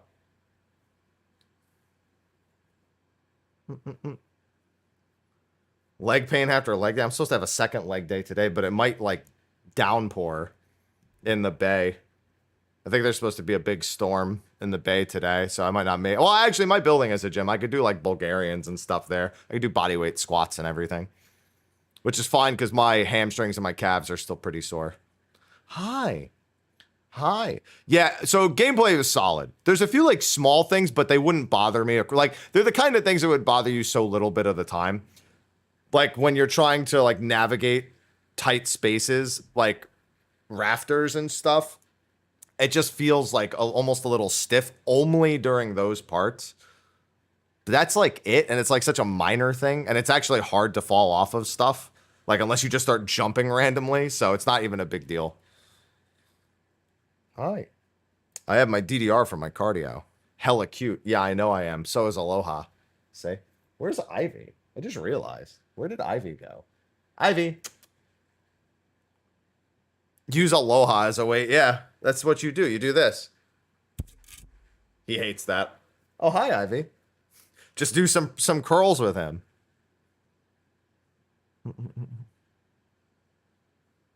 He doesn't actually like being touched at all. Oh my god. So Aloha's been drinking a lot more water since I moved into the new location compared to the old one. But he's fucking stupid because every time I go to pet him, I can tell he's been drinking water because the top of his head is wet. Because he just sticks his fucking head under the fountain and drinks from the bottom. So it's just fucking showering him on the top of his head. Hey, buddy. Instead of drinking from the fountain or just drinking from the water at the bottom, he has to dip his head under the water. Hi. All right, now for cat number 2, everyone. I kind of want to play the demo through one more time.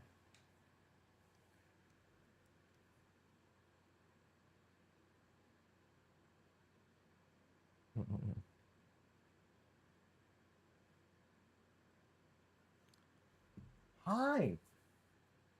Now for cat number 2. See? Yeah, he's multitasking. See, this cat, on the other hand, small cat here, has a very different goal and aim. Hi. See? Ow.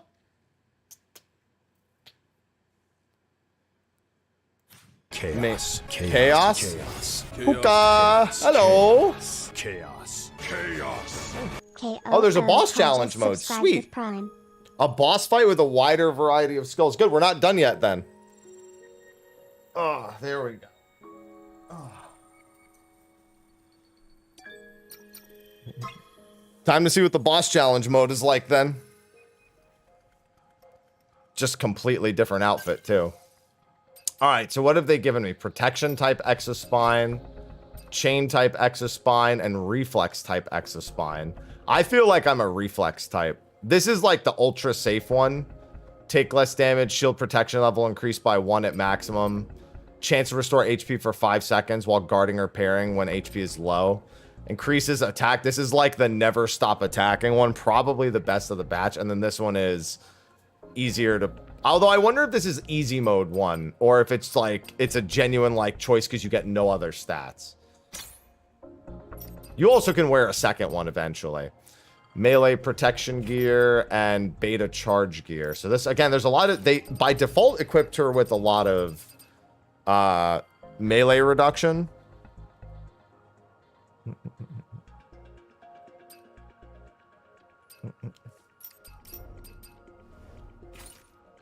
Yeah, that's just the spine. Also, I noticed... Oh, no. That's... I thought the one on the right was also the other bet. So these are 2-star. Bonus fixed damage upon combo attack. Protection gear. Attack speed. Attack speed, I imagine being kind of weird, but also kind of good. I'm going to go with attack speed. And then this is Racer's High, Wasteland Adventure. And then these are just the outfits. This is the basic one. This is the other one that we saw at the start. Wasteland Adventure and then the Racer's High. Yeah, she just has the outfits, of course. Does she have any shades? Of course, she has to have glasses on. And earrings. Oh, I just realized I should also check her skills. Oh. Okay. Well, it's just all 3 of the basic trees completely filled out. So, you know, that works, I suppose. I don't know what any of these fucking things do, so let me look through them. It executes enemies from behind, but only when they're not in combat. Assault and ambush. Okay, this is just basic attack and beta energy recharge. These are just combo strings. Triangle, triangle, triangle. Triangle, square, square, triangle. Triangle, square, hold square, triangle. Triangle, square, triangle, square, triangle. All right, I'm just going to have to go through all the... Then rush is normal. Lightning rush makes it more. Rush chain is triangle, triangle. And then is this chain, chain, chain? Yeah, that's... Oh, it's chain, chain, circle. Interesting. And then these are your square combos. All right, and then we have all the pair. They didn't unlock the counter chains at the highest level, but counter level 2 is here.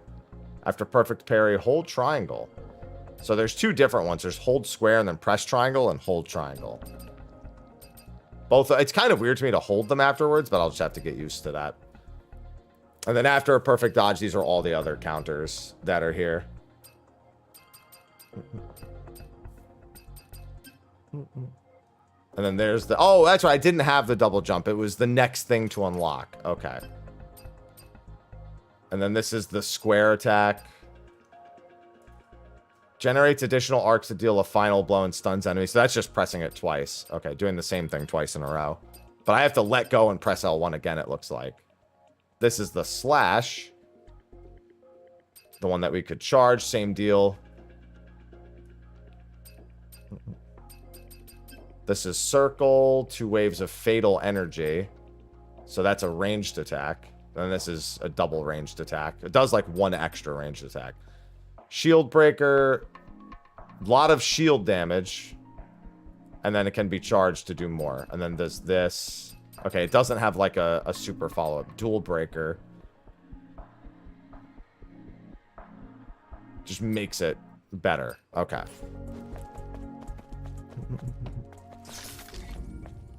I think this looks like one of the locations they showed us in the in one of the earlier demos. Is it hiding? No. Oh no, it's they showed this in the little preview thing we saw.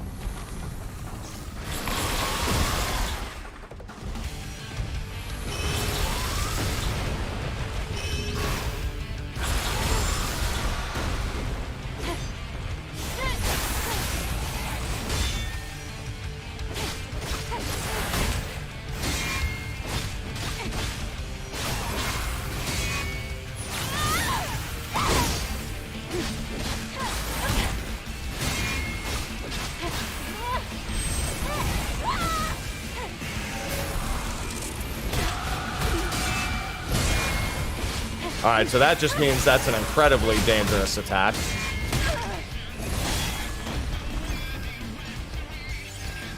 Oh, I didn't mean to use 2.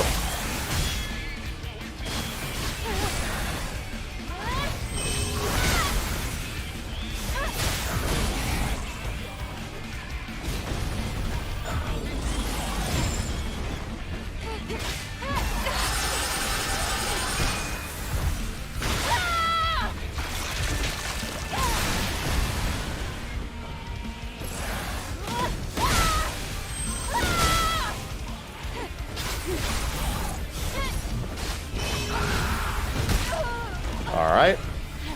Should have just waited for the animation.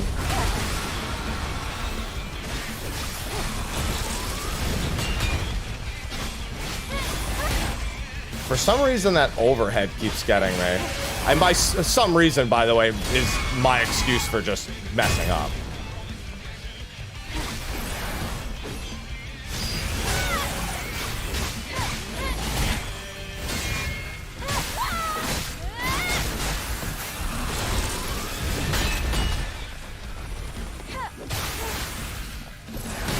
Yeah, I don't know why. Like that, I never think he's doing a wind up there. Literally killed me with that one overhead pretty much exclusively. Oh, do I have to? No, it kept everything. All right. I also put on all the offensive stuff and took off all the defensive stuff.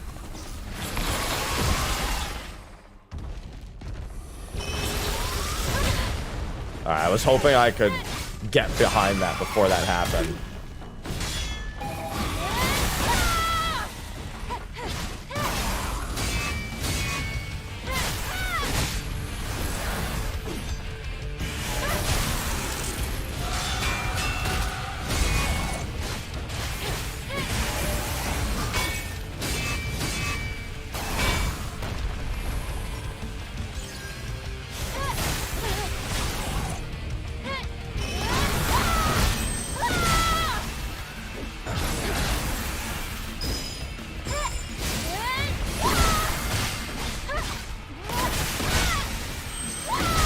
Yeah, because that gets rid of a shield point.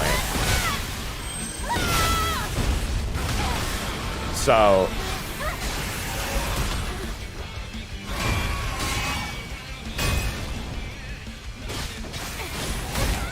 Dude, that overhead gets me every time. The song in the back's pretty dope. The same one, the one that wasn't supposed to release.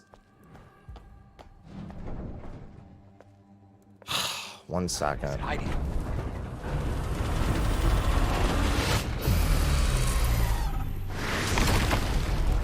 Hold on, I have to do something real quick.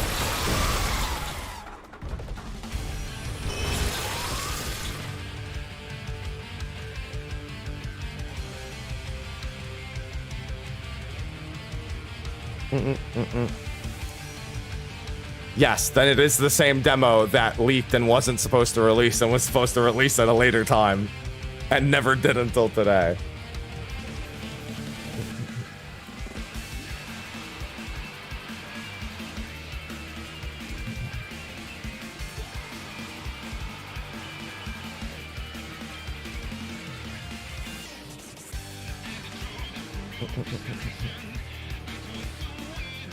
The ponytail needs to be nerfed. I mean, you can choose between a short and a long ponytail.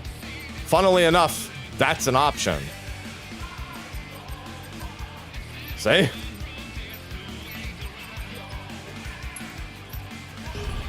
Well, that's not what I meant to do.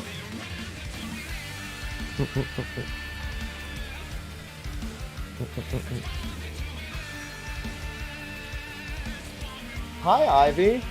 1 sec, I need to wait for... Actually, I'll do this while I'm waiting.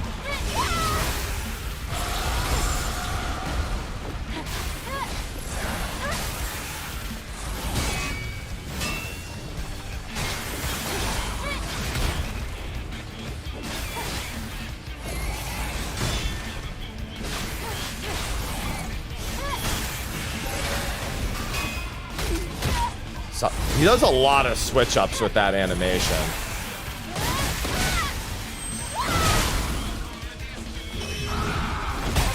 Oh, okay. I should have waited till I saw her animation. Although I don't know if you get it for every single one.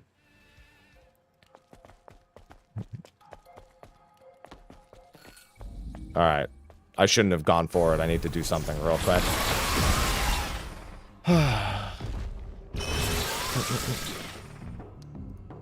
Is there? I didn't see one.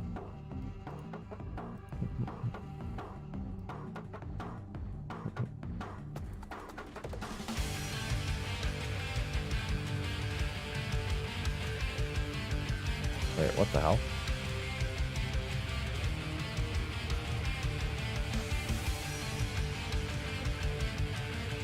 Wait, what the hell? Sorry, it's making me do something that I didn't want to do.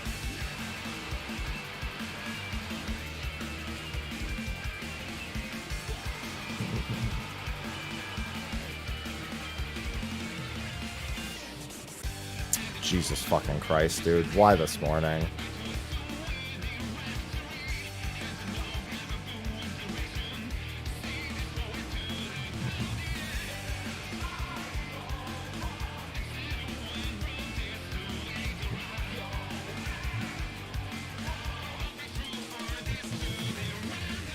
At least you got to listen to the song.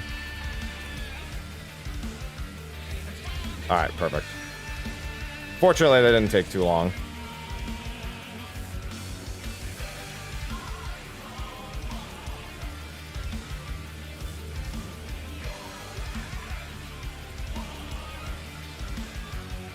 Sorry, I was thinking of something real quick.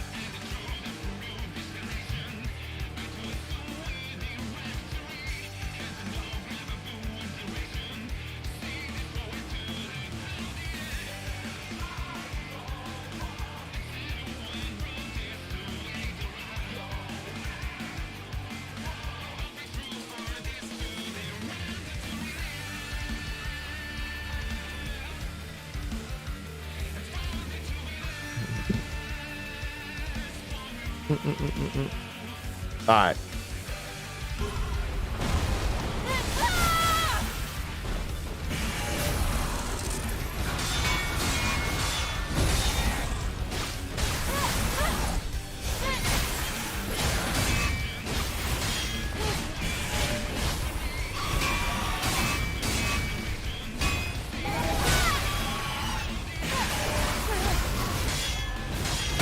Wow, he is really going for me this time. All right, so I'm just doing that one too early.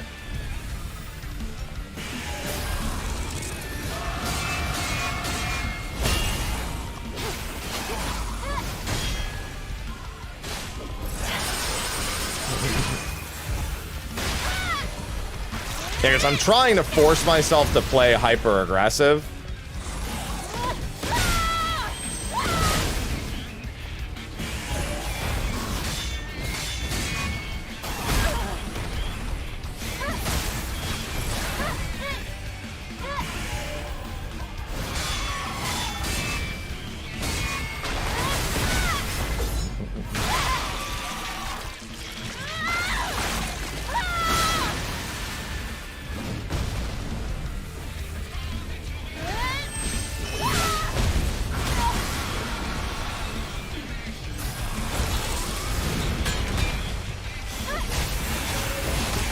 That was a really quick wind up.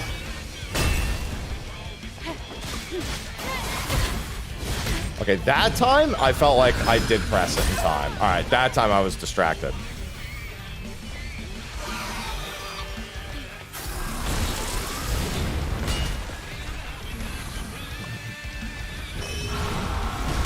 Oh, interesting. So there is, so that's one I just have to dodge normally. I can't dodge that one with the other attack. Oh, that one also doesn't have it. All right, so those just, I have to dodge into them and not wait for the thing.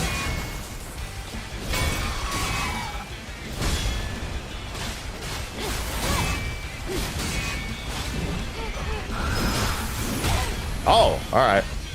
Didn't think that's what the attack was.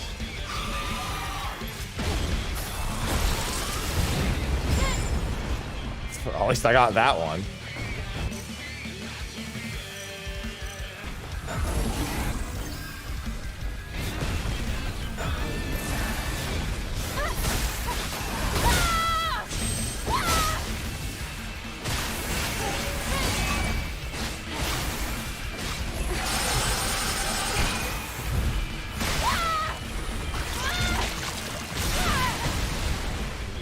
There's also this kind of like weird, I don't know if I want to call it respect.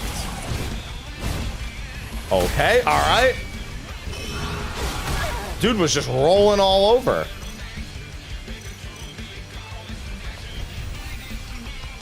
I guess I'll call it a, like, I don't know if I'd call it a respect mechanic or not.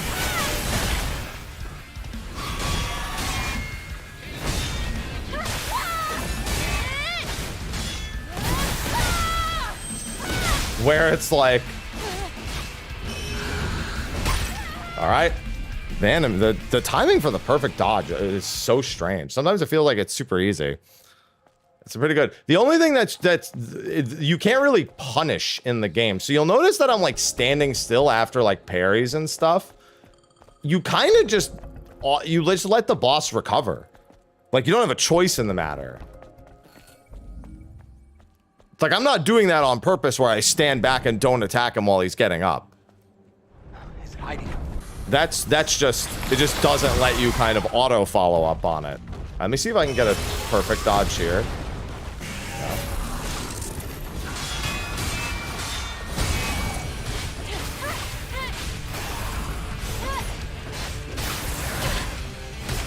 All right. Don't know how I'm not getting these.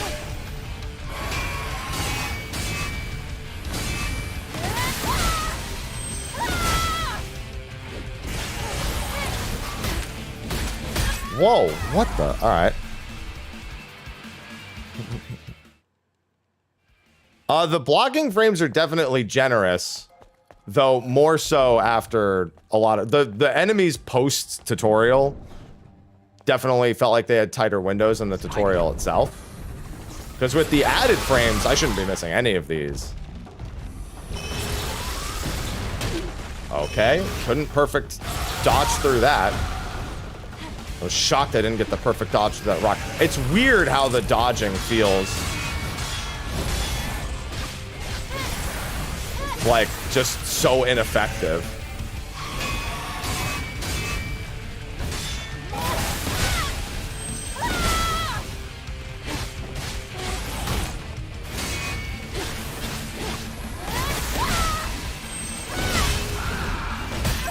Yeah, like that attack, I haven't been able to like actually dodge it like one time, I don't think. Subscriptions to the community. Oh my goodness. There are gifted subs. Also, Ryoka, welcome back. Hold on, let me die to this real quick.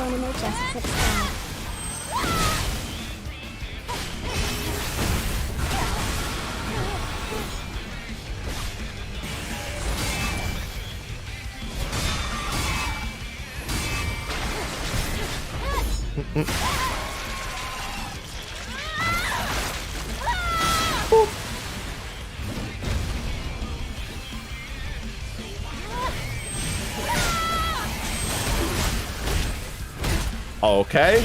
I really thought that was going to interrupt him. Boy, did it not.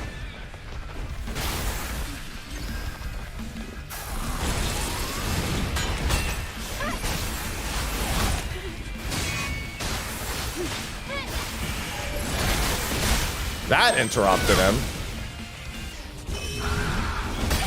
Yeah, I don't know. That attack, I haven't been able to get it to, like, actually parry at all.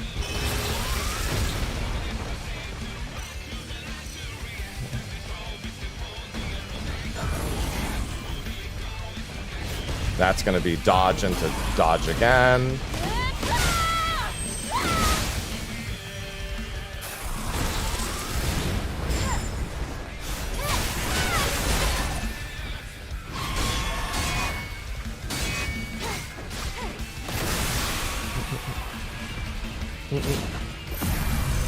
Definitely, with a lot of practice, feels very intuitive to do all that, though. The only thing that still feels strange is the fact that when you punish them, you just freeze. That's about the only thing that feels strange. Thank you again, Ryoku, for the 5 gifted subs, and welcome back. You have defeated the boss. Oh, we're going to retry that. We're definitely going to get into a lot of that. I wonder what this... You know what? I kind of want to know what the survivability is like, because I'm using all the chain combo stuff and the attack speed stuff. I kind of want to know what the defensive options look like, but like at the same time, I don't think I would use those in this kind of game regardless. I hope you're having a good one. Yeah, the demo has been pretty good. It's much more Sekiro-like than it is anything else. Sorry. Too big of a gulp. Well, it's not even about better. I didn't think it was going to play like this. I thought it was going to be more like Devil May Cry, Bayonetta. Wait, it changed her outfit back. Why would you do that? Fixed damage to combo attacks. There also is combat upon enemy's defeat. Pretty useless at this point. Shields regenerate faster on guard. Oh, let me see how much easier reflex type is. I just wonder if reflex type is like an easy mode button or if it's what's it called?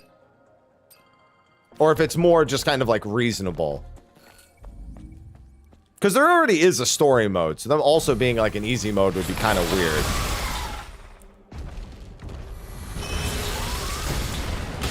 All right, well, it's whatever it is, it's not good enough.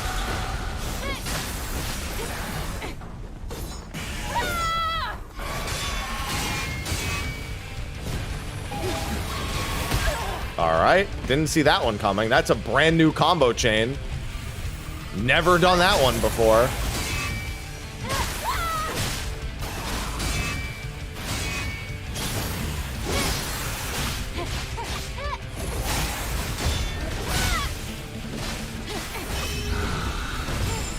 There we go. That definitely felt easier.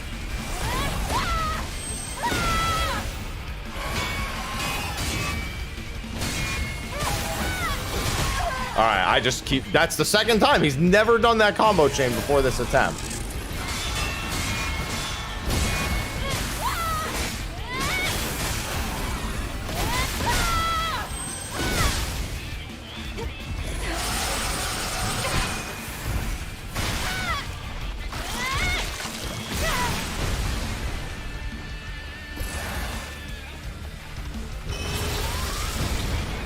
Oh, I thought he was doing his phase.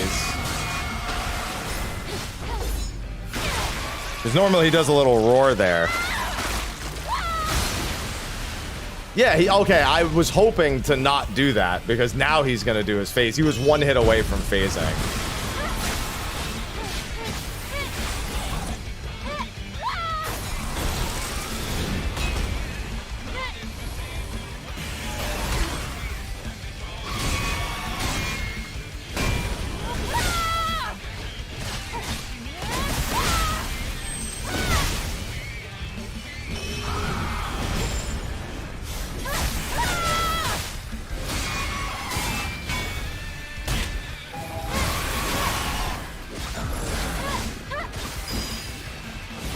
Oh, he grabbed me.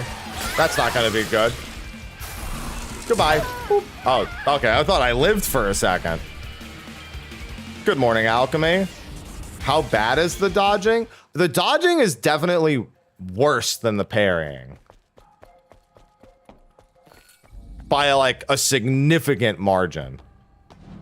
No, the purple ring is part of one of her attacks. You just don't always get it.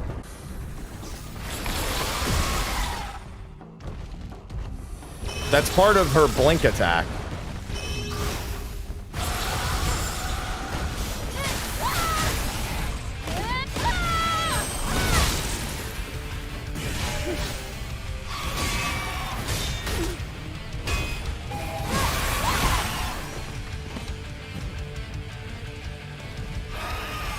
There's very few iframes on the dodge.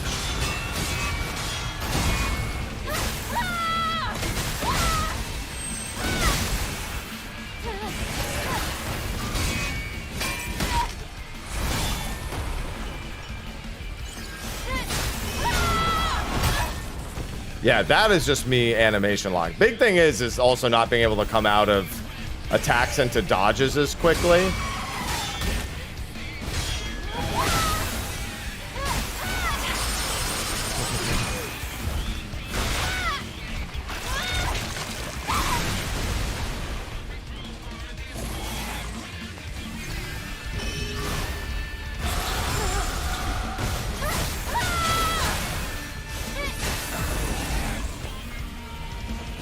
Nope.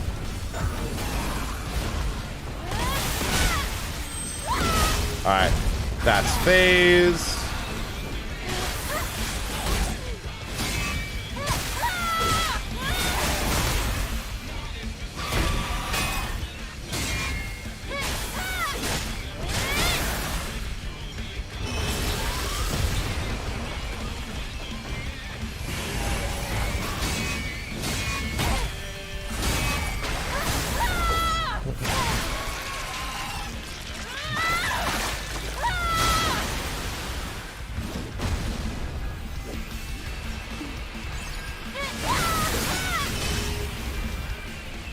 That feels like a handy attack. Holy shit, it does so much damage, too.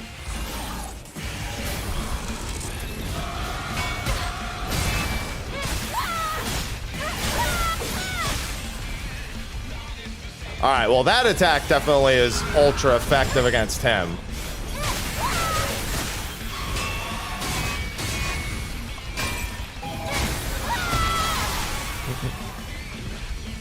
Another parry game. Let's go. Oh, sorry. I was reading something on Discord. What? Okay, actually, now I'm curious. Do you have to just get him to 1 again? Oh, okay. That's all you have to do. Yeah, you have to. There's a QTE after like every boss, it seems. And then a follow-up. Yeah, that's fine. I mean, I technically beat him. I just threw it away to check something on my phone. I've been getting interrupted this morning by something.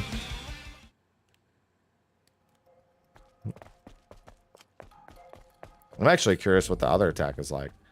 No, I didn't. Silver, I'm staying away from it until I can play it for myself.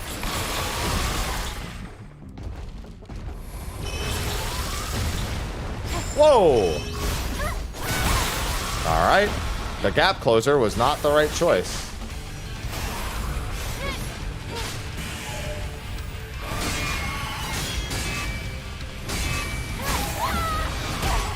I gotta stop following. I like how he never did this attack a single time until after I beat him the first time.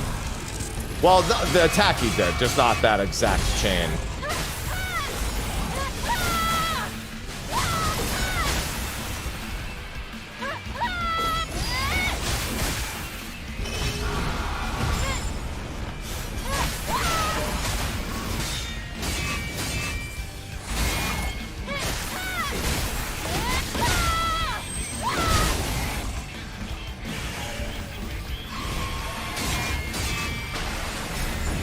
Oh, that's kind of a waste. Oh, actually, did he phase already? I didn't even see him phase.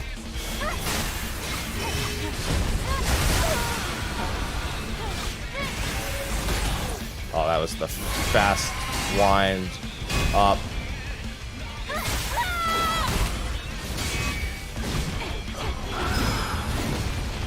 Whew.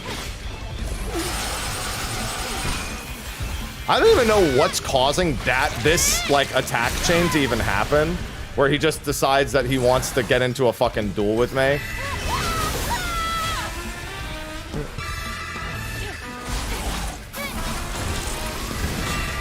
Card just subscribe. I am actually really here to check out the gameplay. LOL.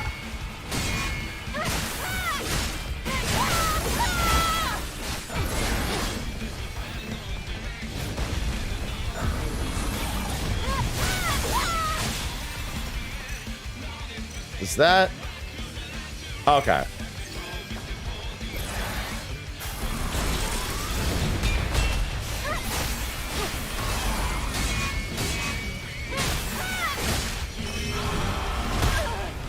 That attack is still so strange to dodge. It's got to be just right as he gets up.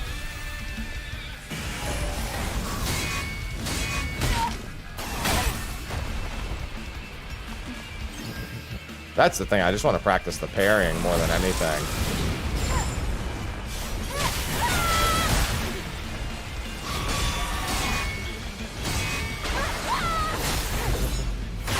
And there's a QTE after. Cat Card Dicks for the 26 months. I really am here to check out the gameplay.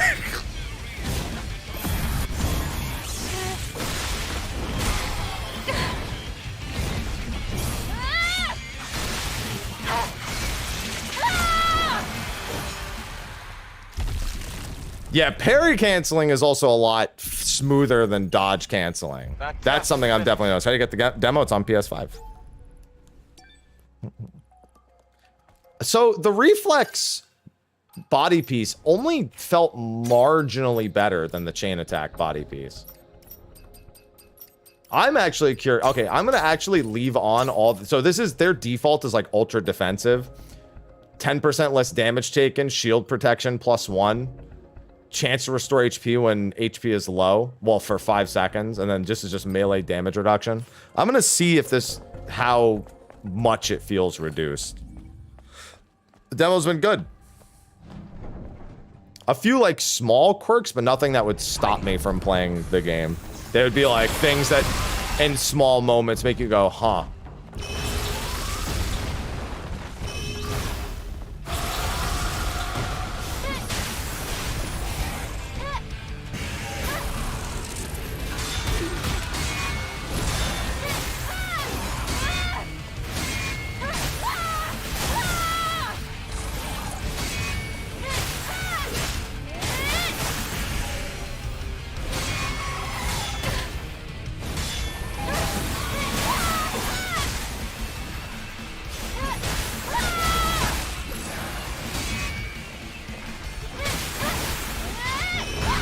Oh my word. Okay, so if you're behind him when he does that, he likes it even less. Got it.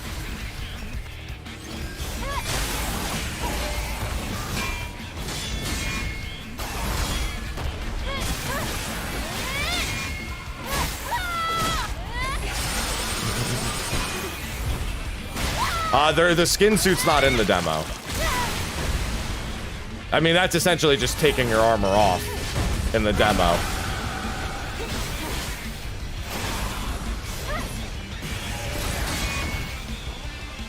Which, honestly, at this point, doesn't even feel much different than playing the game. I didn't even think it would realistically change a whole lot. No, it's not. I've literally beaten this in every armor set that's in there. You just have to take your armor off.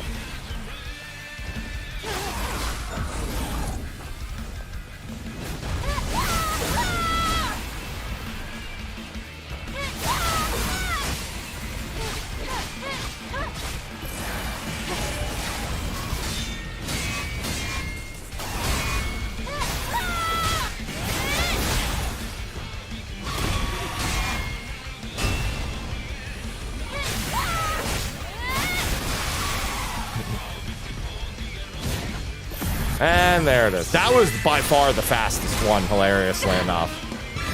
Even though I was in the purely defensive one, at this point I fought him so many times. Blackstar, thanks for 102 months. Yeah, Stay of the Realms in 3 hours. Pick up the loot. Fantastic finish. No, show me the loot.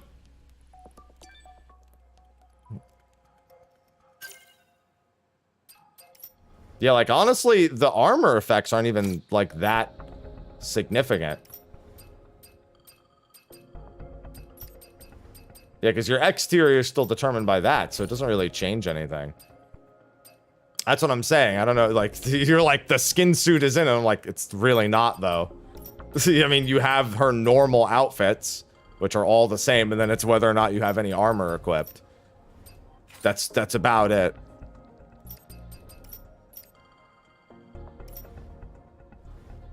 Yeah, that's what you want. I know that's what you want, but it doesn't make the game any harder. The skin suit. You can't remove basic equipment. Yeah, this is the ultra. This is what she comes out of the suit in at the beginning of the game. No, it's not without... Bro, these are cosmetics. They don't do anything. Actually, yes, they do. That's not true. They do have max HP. No, they don't. There literally is no effect on anything. This is my stats are exactly the same with any. They're all cosmetics, my man. However, they said the skins. Oh no, shield is disabled when you put on the skin suit. It is. Your stats stay the same, but there it is. And then you put that on.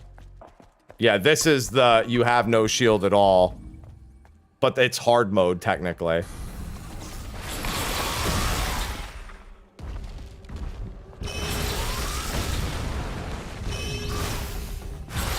Honestly, just sprinting around enemies is practically the easiest thing to do.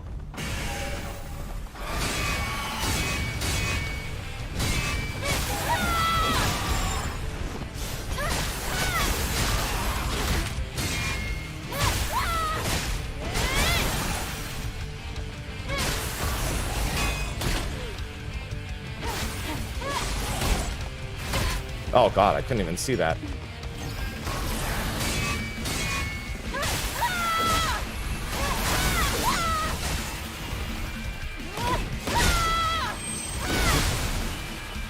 There, now he has no... Now he's got his skin suit on, too.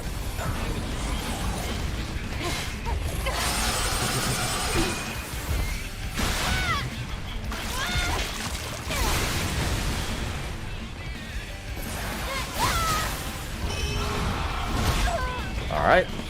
Still don't have that one down.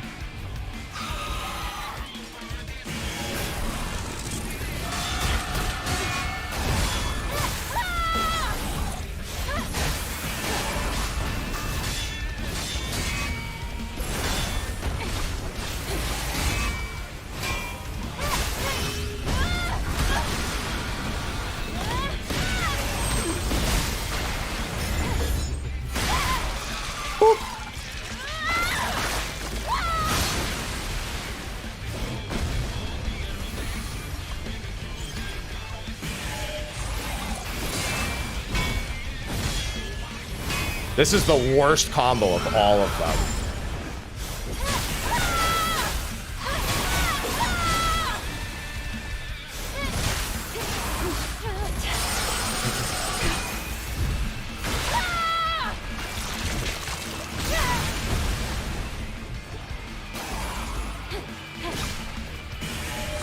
Oh, I hate the fast one.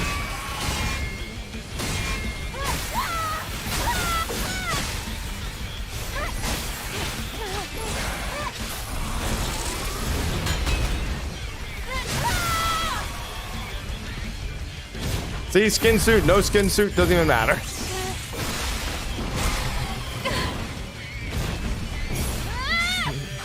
Are we good? We're good.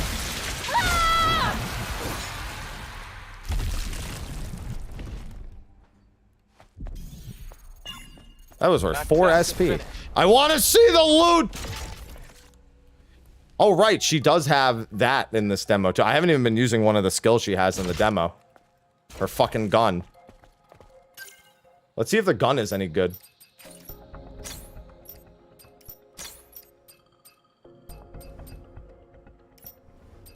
Yeah, because even though you can get rid of the shield, you could just equip other stuff. Like, you could just equip her double protection gear. Although, honestly, the beta charge gear is probably the best thing. Beta recovery. Proportional to damage taken.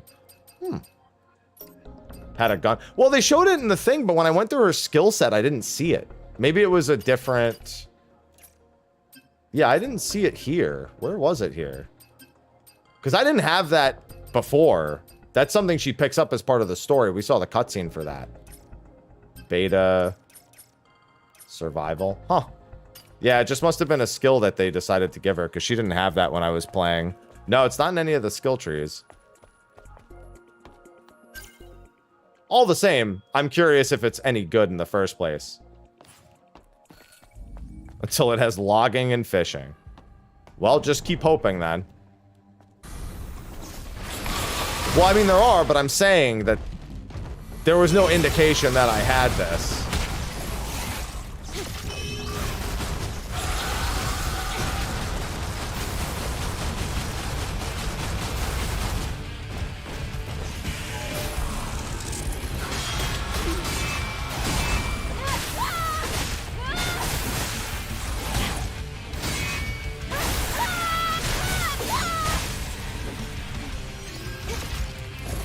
Wonder if she can reload that.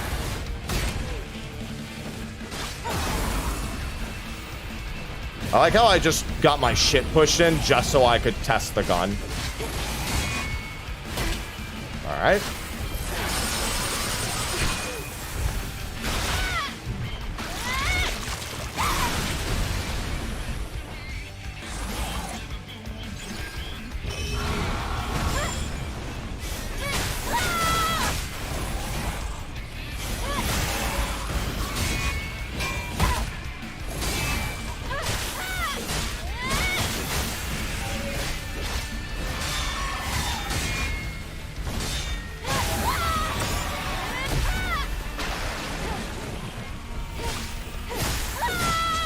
That was weird. I couldn't punish that.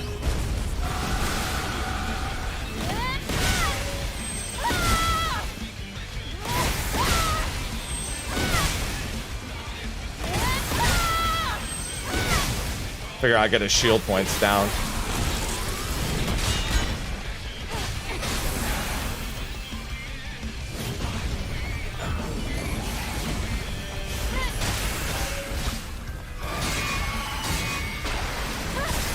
There we go.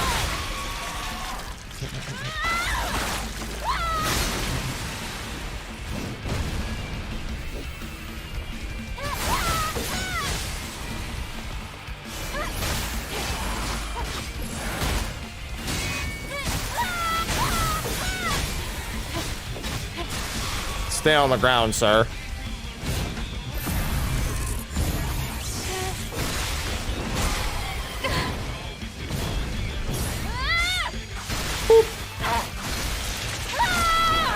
Listen, I've played my fair share of video games in my life. And the parry timings are not obnoxious in any capacity. I also like that retry just takes you back here. It's all just to try out the different equipment. I want to try pure offense. I don't know how much a fixed damage is gonna do. I gotta put those on. Bag. Okay, they don't let me actually see them.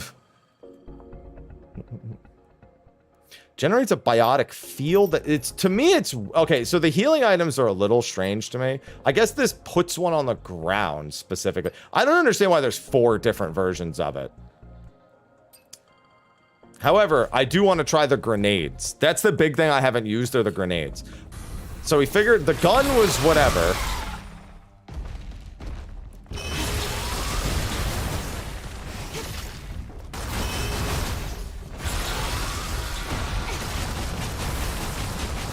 Safe. We have 5 different...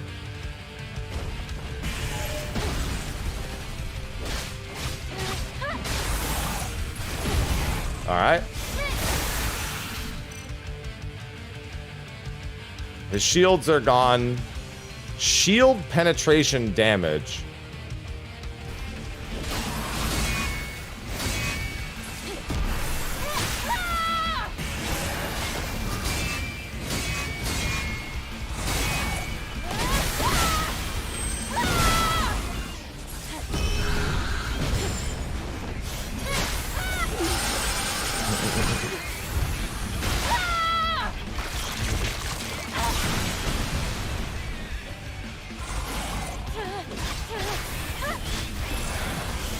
I need him to phase push before I do anything else. Well, too bad. I guess I'm not gonna get that.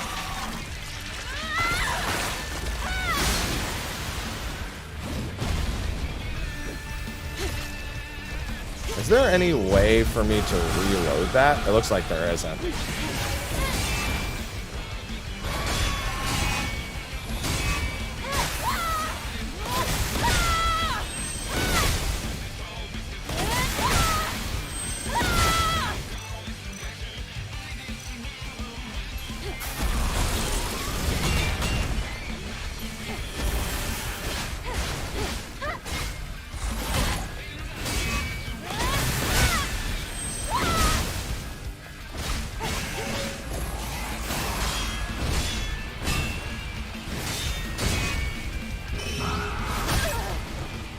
The last attack gets me.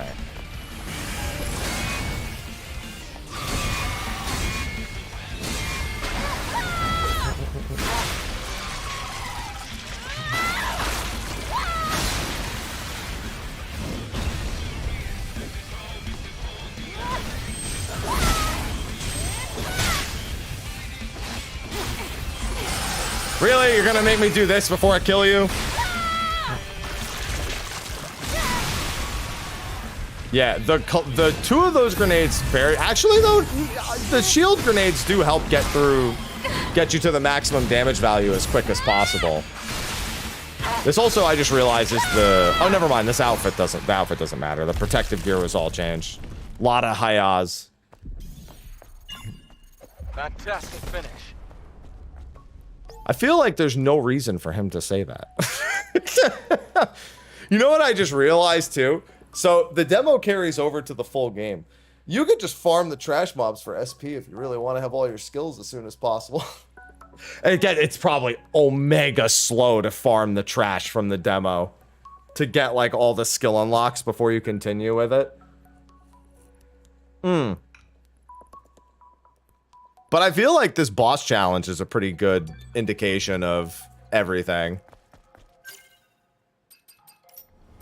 Yeah, we'll do one more in the skin suit. Skin suit and full offense. We'll go speed. And fixed damage. There. That way I have as low defenses as humanly possible.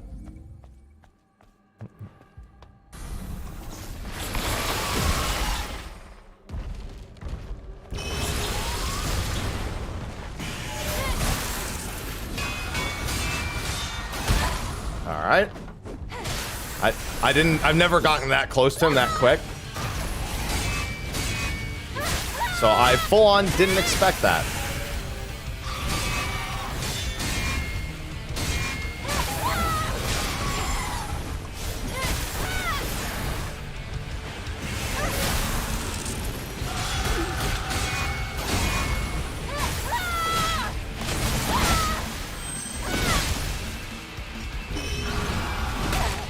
Dude, that attack is still so weird to dodge. It feels like if I start backing away from it, it's worse to dodge. Like, I'm way better off just standing my ground.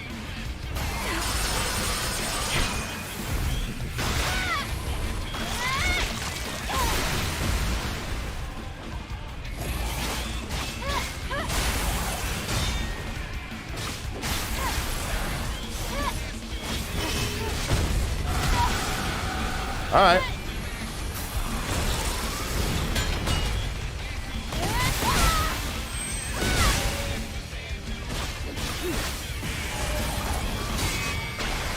There you go. It's okay, Mom. That's just what color her clothes are.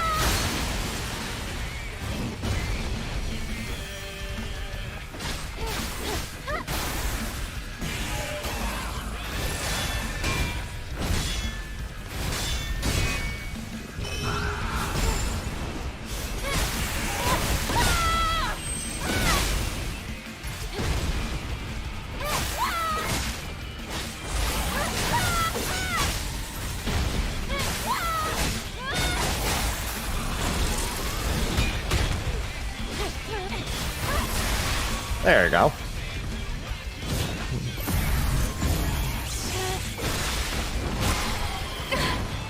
Transfer to... I mean, if you can't transfer to them, that would imply that they're all too full. But you could always visit them. They'll probably remain congested for some time. They remain congested until they're not congested anymore. The gameplay feels good. It's much more Sekiro. If you're a fan of Sekiro, this will be up your alley. It's not really like a Devil May Cry or Bayonetta-esque game. It's a Sekiro-esque game.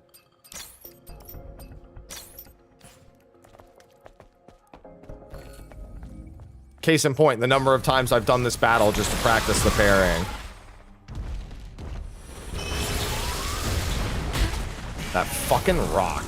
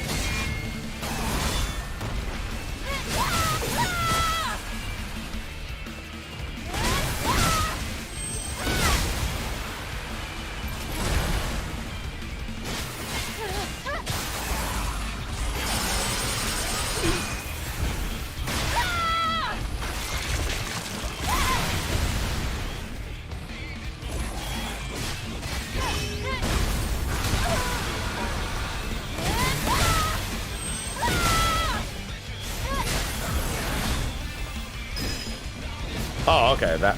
I wonder if I. Okay, it wasn't happening because I wasn't standing in the range. That makes sense now. Boop. No, demo's just on PlayStation. I mean, maybe in setting it is, Danny.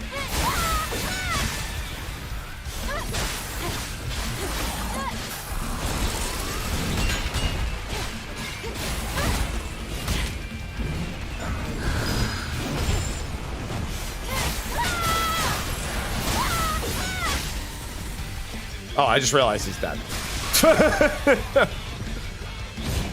Just go to the demos on PlayStation. Don't look up the game.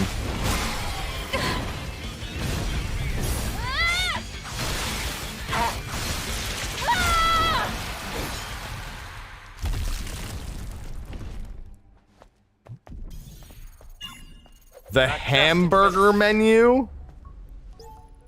Excuse me?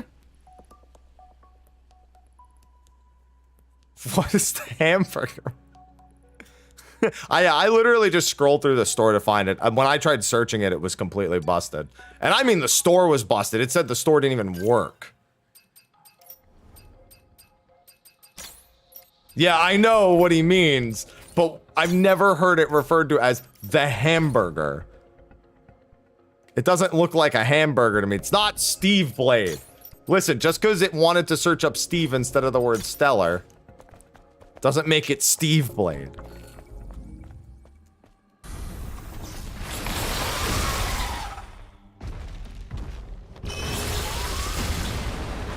Whoa! The rock almost hit me, actually.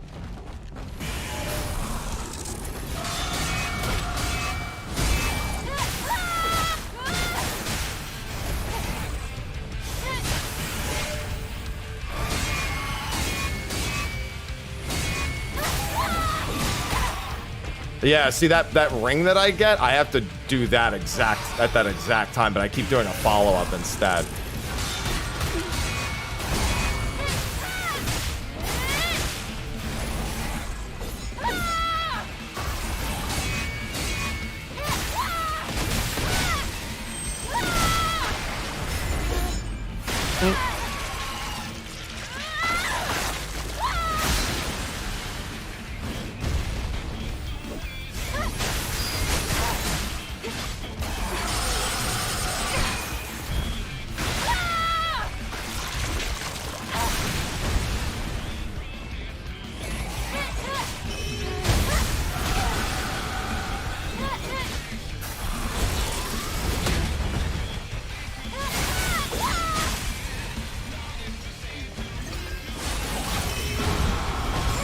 Okay. I was hoping the grenade would interrupt that. It did not.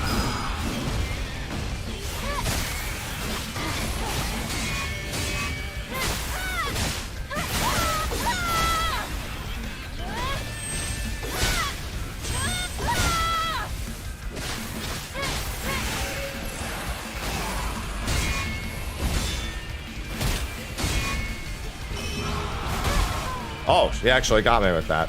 That's the first time I've actually been hit by that last attack. What even is the point of the gun? Probably aerial enemies. It also staggers him a little bit. The big thing is I can't reload it, so maybe it's just that this particular version of the gun isn't useful. But enemies that have, like, either projectiles in the air or whatnot, those rocks, dude, those rocks are more dangerous than anything.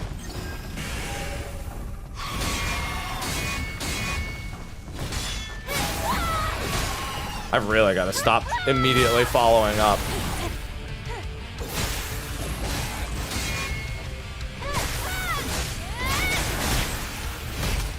All right, wouldn't let me. Jesus Christ.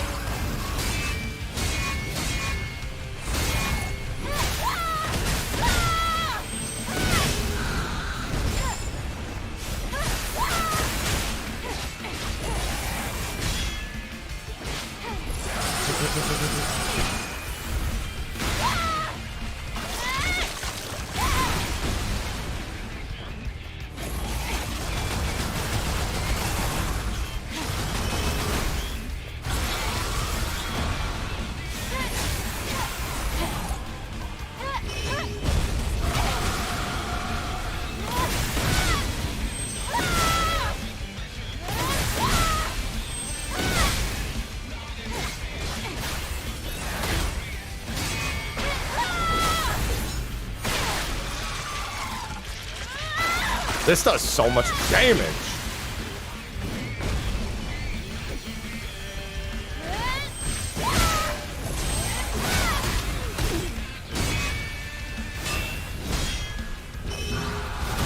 All right, so I knew that one was gonna kill me. I was way off guard for that one. I was actually, I don't, it's weird that the sword attack doesn't stagger. Like some of my basic sword attacks do, but that big one, nothing at all. I was hoping to combo him into a finisher there, but I have to use the other one knocks him to the ground, which is why I like her circle a lot more. Dude, those I'm better off just standing still.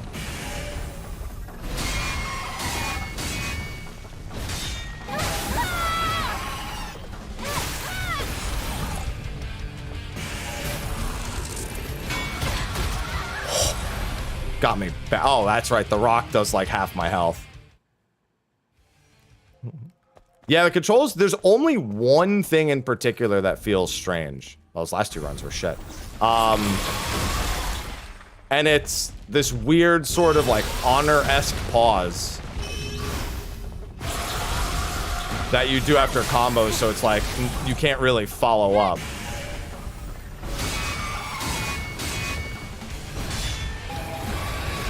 Whoa. Okay, that time I deliberately waited.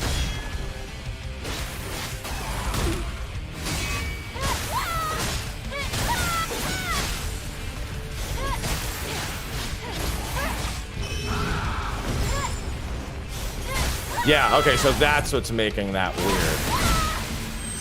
It is the fact that I'm backing away from it.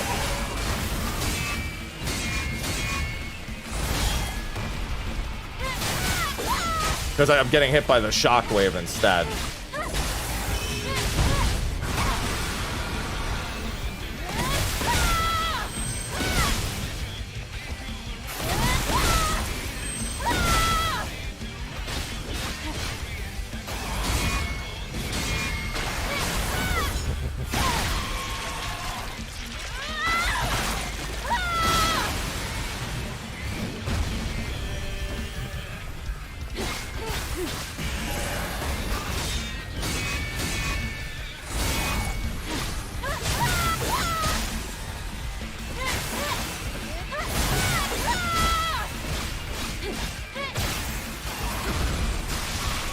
Those grenades are gonna be fucking massive for this game.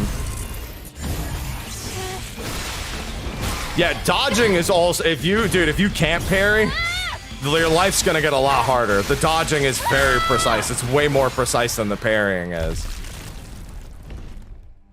You have a lot more tools than that, Frieza. Fantastic finish. And you're not punished nearly as hard for a mistake most of the time. Hey, buddy. Hi, Aloha. No, don't give the gun to Pod. That's like the worst part about Nier. Is fucking Pod. Yeah, so overall, controls mostly smooth, gameplay smooth. All the things that are kind of like mild tediums are so insignificant they wouldn't matter. They'd be like things you'd notice over a long playthrough and you definitely couldn't avoid bringing them up, assuming they remain to be issues as you play through the rest of the game. Examples are navigating small cliffside, like small ledges. She doesn't have tank controls, but for some reason when she's on like narrow pathways, it suddenly feels as if she does, but she does like a little animation. She doesn't fall immediately. You have to jump if you really want to fall. So that doesn't matter all that much. It has colorblind settings, but I'll say the default for me at least, very hard to see certain things. So I'll almost certainly have to play the game with those on. Thank God they're there. I should actually go back into the main game and try with them on. It doesn't affect the boss fights though. The color scheme of the actual boss mechanics. I think maybe the like red and rage thing's hard to see, but it comes with a sound effect, so that doesn't matter at all. I would not complain about that as a colorblind person. It's just the navigation. The constant scanning is going to get annoying very quickly. I don't know about you, but anytime a game gives me the ability to scan, I literally do it on cooldown if I'm not fighting.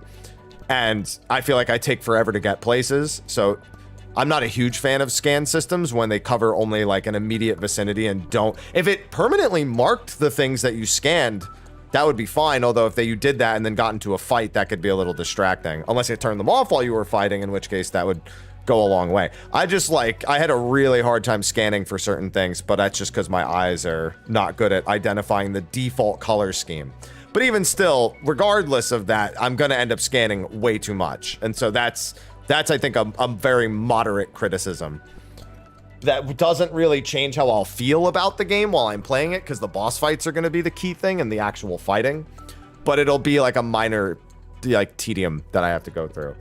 Also, one really awkward thing is that when you do any sort of like finisher or counter or whatever that like puts you and the boss like into and out of a cutscene. So like when I was doing the parry attack off the top rope, or I was doing that like spam square attack that he was making me do, you can't like immediately get up and combo into something else. There's like a big delay so that you can't just endlessly ground combo from those attacks.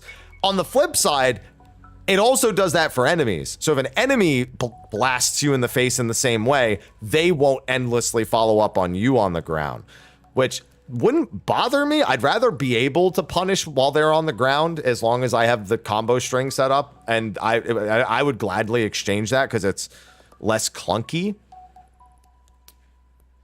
But it's at the same time, it's probably the more accessible of the two options to have that little kind of mental reset in the middle of the fight. I don't have much. I don't remember much about Metroid Prime, but yeah, I mean, you just have to scan nonstop. to like see everything, because there's not like a few little things. It scans like all the explosives in the area, humans that might have codes. It scans what are they called? It scans like gates. It scans other collectibles. It scans enemies. And enemies like to hide around corners or disguise themselves as non-enemies. Hi, Aloha. Why are you so needy? Hi. So, but all of the things that like are, again, I find they're all minor. Like I wouldn't, like scanning constantly is not going to stop me from playing the game. It being a little awkward to control on ledges wouldn't stop me from playing the game. Not after, you know, doing a handful of the boss fights and running around and grabbing a few of the items. Everything else seems to be, I wouldn't say on par with expectation. It's more like designed well enough, because I didn't expect it to be like Sekiro. I really expected Devil May Cry / Bayonetta, which I think is a harder type of game to get right, if that makes sense. Like making a really good Devil May Cry-esque game can fall apart a lot faster than making a good Souls game, because even like the worst of the Souls likes that are out there tend to at least still be moderately fun for a time. Like the worst one I could think of in recent time is Lords of the Fallen, and like even that I still had fun with.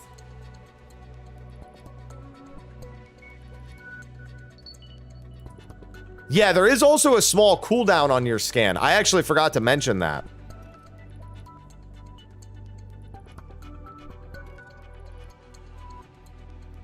I didn't play Bleak Faith, no. So you can't even just scan. You have to scan, wait 3 seconds, scan, wait 3 seconds, scan, wait. It'll tell you that it's cooling down again. But still not the end of the world. But like I said, the worst one that I played was Lords of the Fallen in recent time. And I even had fun with Lords of the Fallen. It was just jankier than a lot of other ones. Like, it came out right after Lies of P, which doomed it. It looked worse in, like, every regard than Lies of P. Because, although actually the world design was better in Lords of the Fallen, but that's about it. That's just because it was more Metroidvania-esque, and Lies of P was a linear Souls game, which definitely, was not par for expectation, I think, for most people playing that type. But that's about it.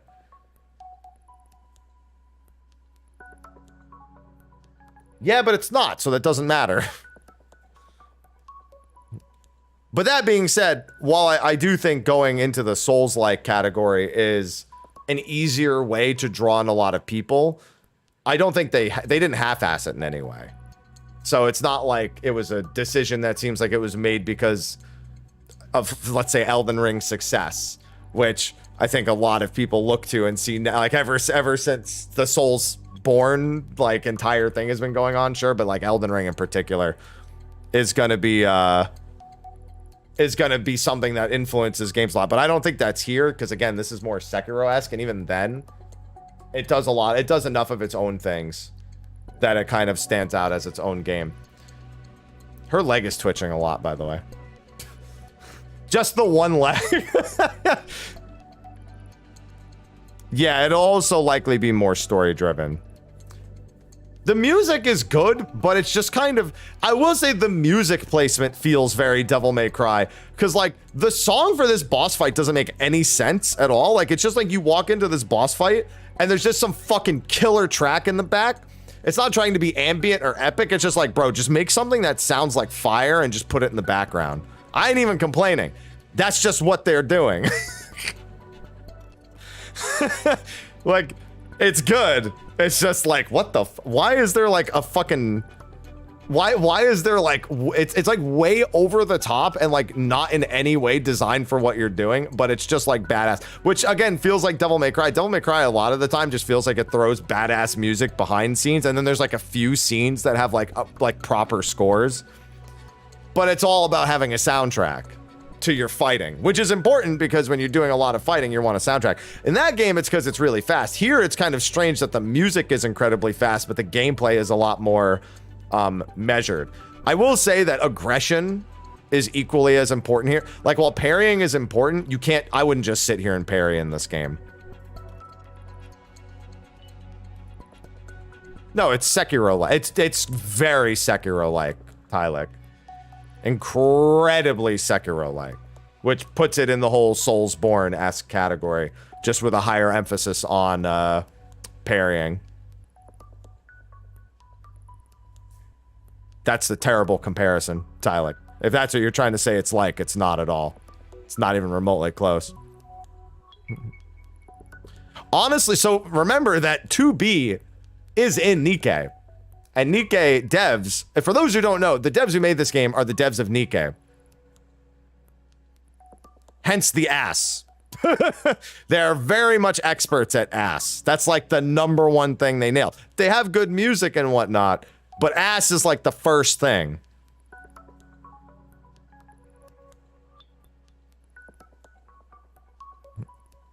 So I wouldn't be surprised to see a 2B skin pop up in this game somewhere down the line, is what I'm saying. They've worked with him before.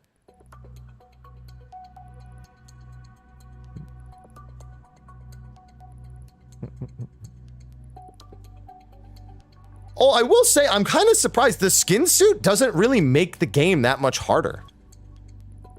I'm kind of surprised. I thought it was going to be, like, you don't have a shield, but it's... the way that it's done doesn't really change, because, like, my damage taken didn't increase a lot. Nikke is a mobile game. It's girls with guns and rocket launchers, and you, let's just say that you watch them...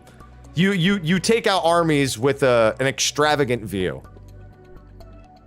Yeah, it could just be the demo. The later enemies could scale it up a lot faster. Because at this point, I actually kind of just want to play through the game in the skin suit.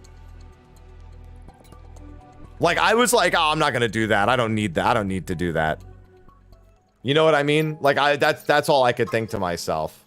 As existing save data. You must complete the final boss battle to transfer your save data. Yeah, I mean, that's fine. I could just do it another day. Yeah, because I played through... I mean, it doesn't really make a difference. The big difference here is that by that point, I have the skin suit. What's it called? The skin suit... I already have all the stats and, like, the skill trees and everything in that part of the demo. In the boss challenge part of the demo. But I won't have that at the start of the game. But I don't think that really matters, because once you've intuitively got the blocking down and the parrying down... I don't think it really... honestly, I'd be more worried about random trash mobs than bosses. Because bosses you're going to have to learn and fuck up on anyway. The skin suit just takes away the number of mistakes you can make considerably. But overall, a game that's definitely not just about the ass. We don't know how good the story will be. The music is pretty good in the back. Reminder that just because a game can focus on a story doesn't make the story good. And I know people are like, oh, Nikke's got a good story. It's very different medium telling it like this. The way you tell the story and the way you build the world is pretty important. And there's... obviously, we won't have any indication of that till we can see more than, like, the 3 cutscenes that are in the demo. Like the entire intro sequence, the sequence of you going to the next area. Because you don't even get a post-boss cutscene in the demo. You literally land the killing blow on the boss. And I didn't even realize, but the trailer started playing as soon as I landed the killing blow. I basically did the final cutscene animation. And it went into the trailer from that animation. Like it was like a seamless change from one to the next.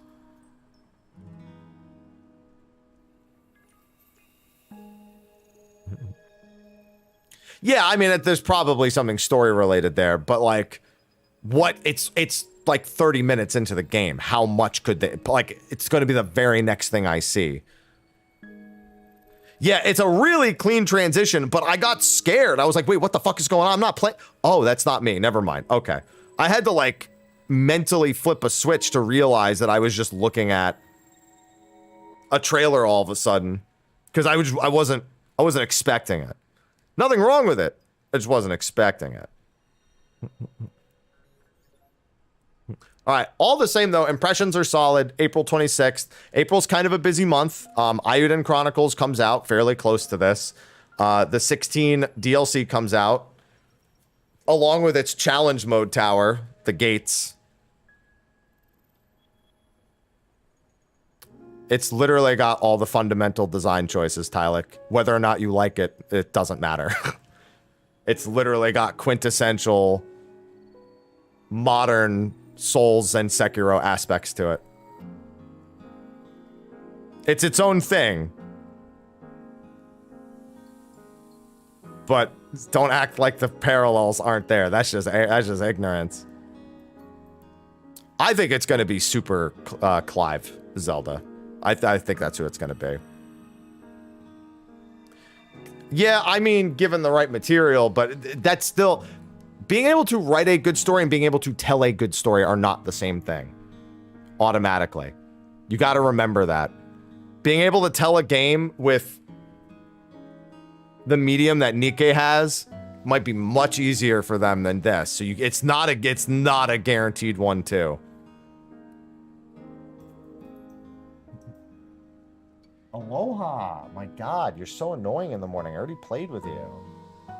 He's so awake in the morning. He just wants to frolic around. What happened to my lazy Aloha in the morning and annoying me in the afternoon? But yeah, it's literally just question marks about the remaining bit, but people will pick it up for the gameplay alone. And I mean the gameplay. Though to be fair, there's gameplay and there's plot. They're picking it up for the gameplay.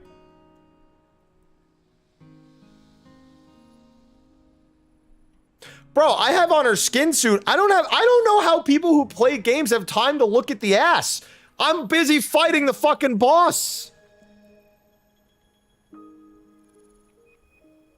I don't have time to look at her ass when I'm getting fucking murdered.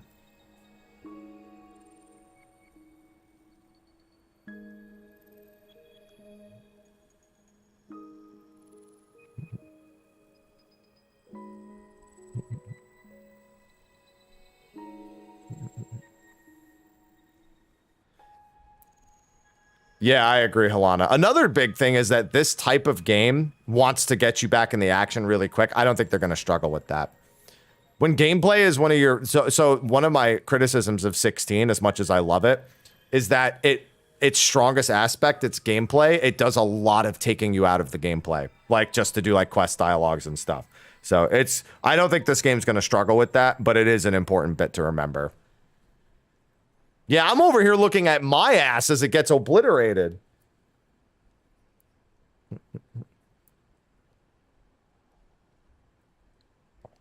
And I have a feeling this game's gameplay will be its chief aspect.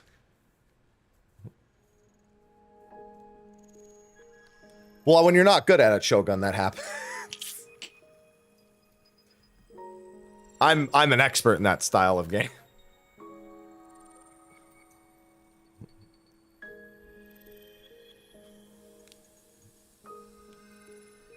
Human perseverance with one arm missing. We don't play as that character.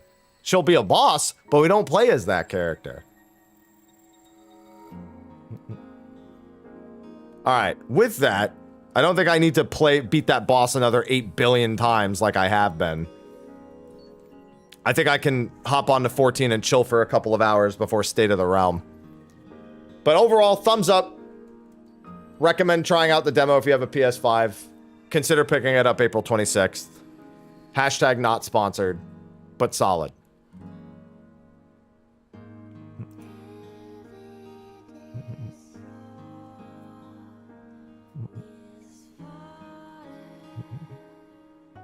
Booty game is solid. Well, it's actually soft, but never mind. Anyway.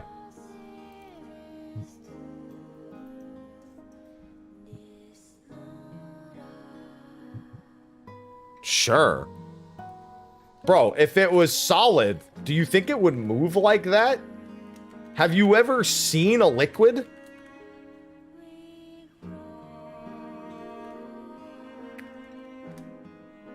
It's malleable.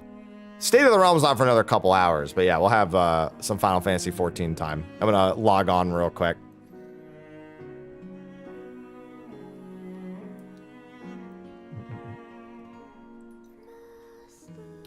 Unsimplifying Final Fantasy 14. Arthur's is going to be joining us today. for State of the Realm.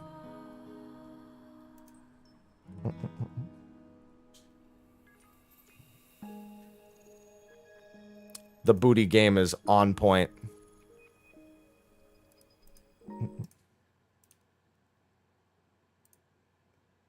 Stellar Blade. I'm glad. I've literally been just not trying to hype the game up at all. Everyone here knows that, like, everyone's like, oh, I can't wait. And I'm like, I'll play it.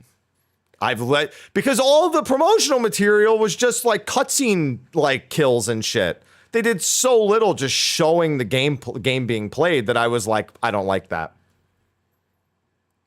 That was it. I never once saw anything other than a pretty girl in any of the previews because they never showed anything. They literally just like there was just no elongated gameplay sequences at all.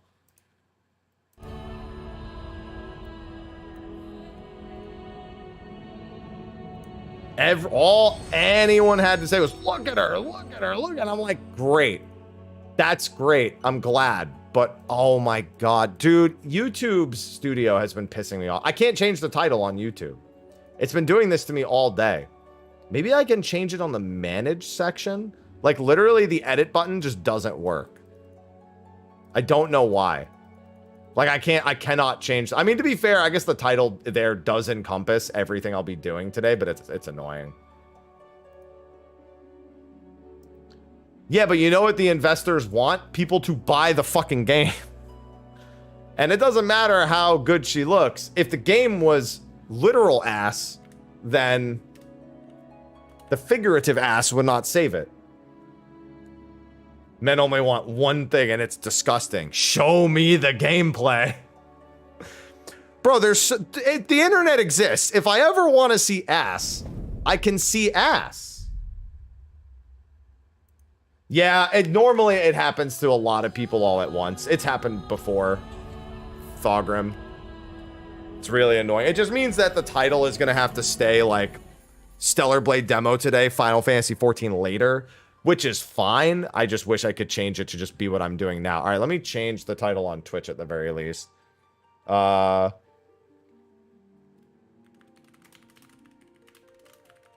State of the Realm with Arthur's at noon PT. There we go. That's disgusting, Galbadia. I mean, they do cover her with most of her outfits. I just took them all off.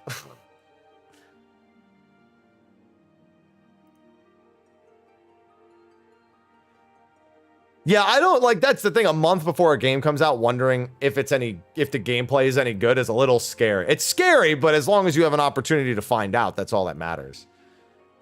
One might argue it's even better to wonder that because then you'll feel the absolute need to know how it plays.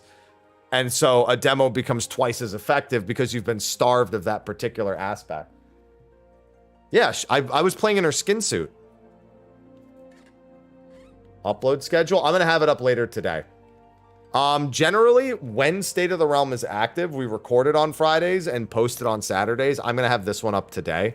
Today's is going to have an Ever Crisis sponsor ad, but only on YouTube. So on the Twitch side, I won't be running the ad, but I'll edit it in for the YouTube side. All right.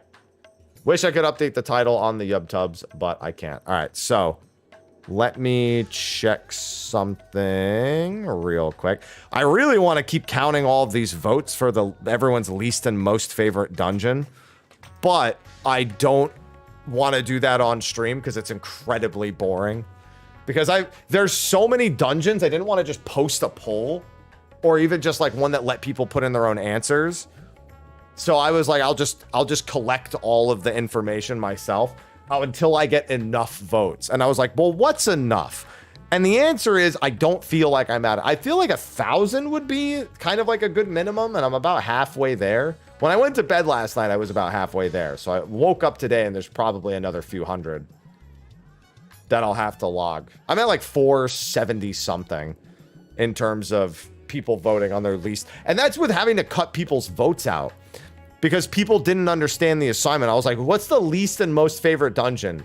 And people be like, least anything under 50. I'm like, well, I'm not going to add 1 vote to everything under 50. Stone Vigil. Stone Vigil is not winning the least favorite. Well, Stone Vigil hard mode isn't winning the least favorite. Neither is normal, but hard mode is way, way, way more.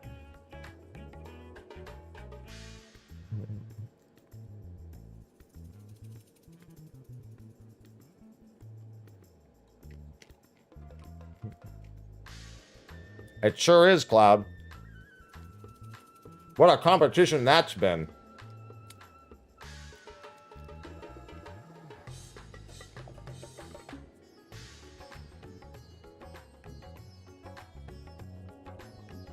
At one point, Zamiel had twice as many votes for worst dungeon than Ormvale.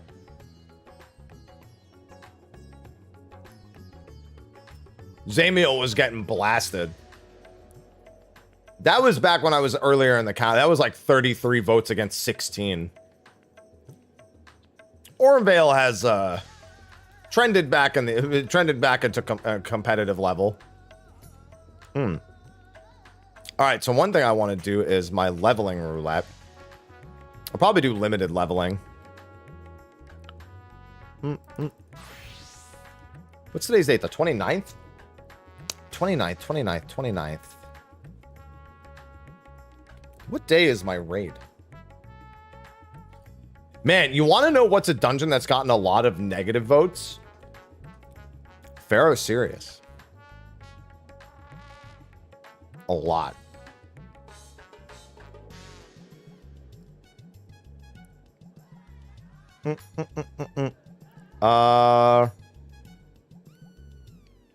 Where's my calendar? Here it is.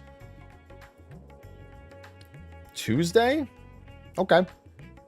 Yeah, Tuesday I'll definitely have an evening stream for raid. Okay. Ormvale just for the first room. Only for the first room. It is the only thing deserving of it. Yeah, I at least need my leveling roulette for the day. I really should finish this too. Yeah, because I need to get my singing clusters and everything. Good morning, Wicked. Oh, let me empty my resources real. Oh my god, hold on. I gotta empty my resources. This shit's bad. Well, the funny thing is you know that people who are like... People like me look at Pharaoh Sirius and talk about how it was such a great dungeon on release. But you look at... Oh man, Cactar has a train. Oh, I gotta... When did I get called? A minute ago? Around 5 minutes? Alright, I'm gonna get over there, but I gotta spend some nuts first. But you can tell that the people voting on a dungeon poll are not people like me most of the time.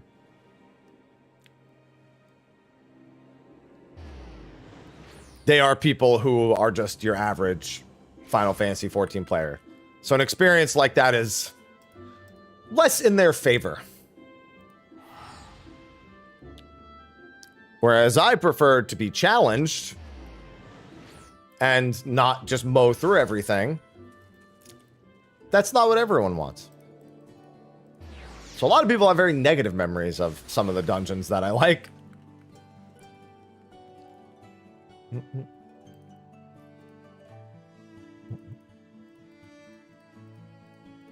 I just gotta spend a handful of these.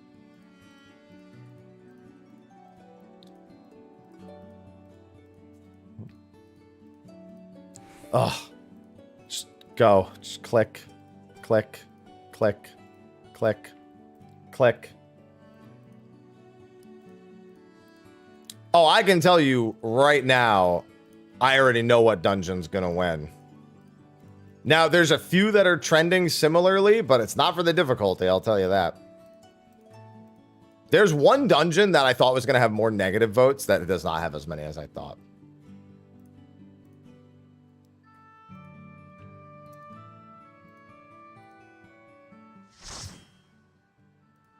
Is this Fort Yob? Yeah.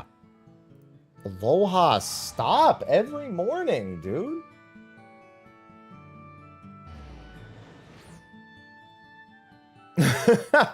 I remember that.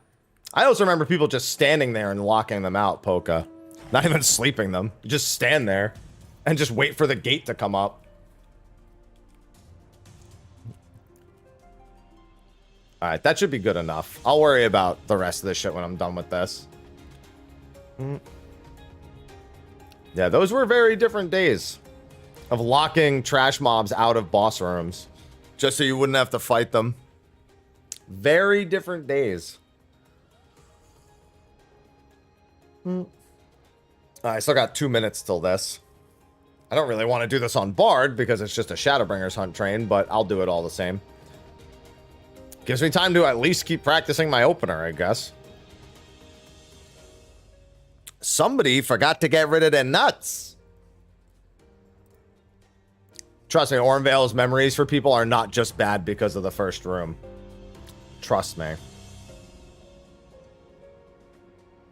It's one of the reasons. Definitely not the only one. Pre-change Cyclops, the last boss, definitely new player problems. Yeah, Ormvale people still... I sometimes recommend people to do that. Just sleep the mobs and then lock them out. It's annoying to do on... if you don't have a caster. But even still, I usually just... what I do is I line of sight all the mobs that I pull. I go first, I grab all the mobs along the wall, and then I run into the boss room and line of sight them. No, there's been nothing about the new jobs. You don't ever learn anything about the new jobs until about a month before the expansion, other than what they're called and what role they are. I mean, that's all combat-related stuff. You won't ever learn anything about anything job-related until about a month before the expansion. Yeah, I thought Stone Vigil Hard would win, but I knew it was going to be up against some tough competition. Nisa, thank you for the 11 months. Lizzie just subscribed for 11 months. Thank you.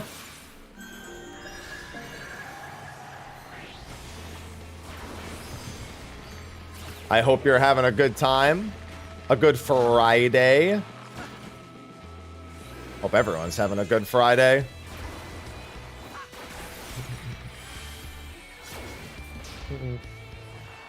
Pull and pray. I know that's a strategy for something else too, Can, but we don't need to talk about that.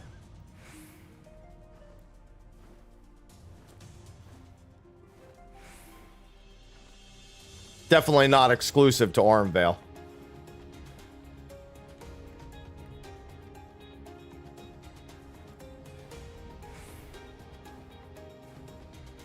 Right, it is actually Good Friday. I kind of forgot about that.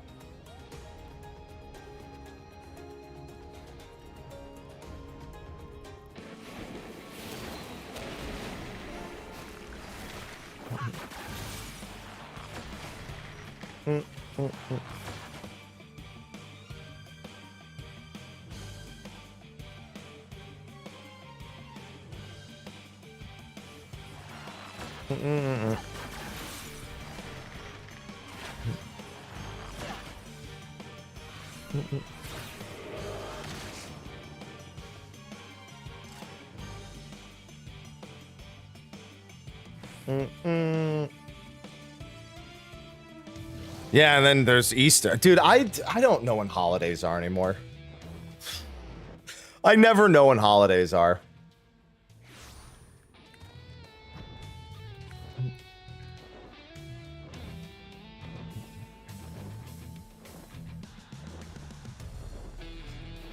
The thing is I never take holidays off. I'm here streaming for all of you. Like, don't get me wrong, if I had plans on a holiday and I couldn't stream because of it, it would happen. But that's not going to happen for God knows how long, so for now, you guys just have me for every holiday.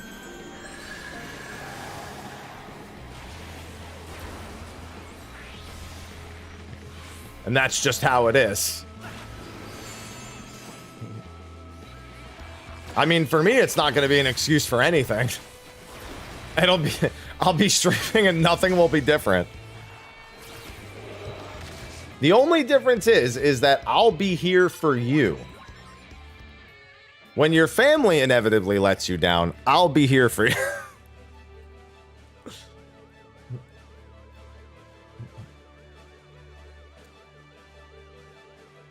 I got a couple days left in the month. Yeah, man, that edit button not working. I couldn't even like set up my stream itself for like startup. I had to like schedule one, and then I just can't edit it after the fact. I'm your family now.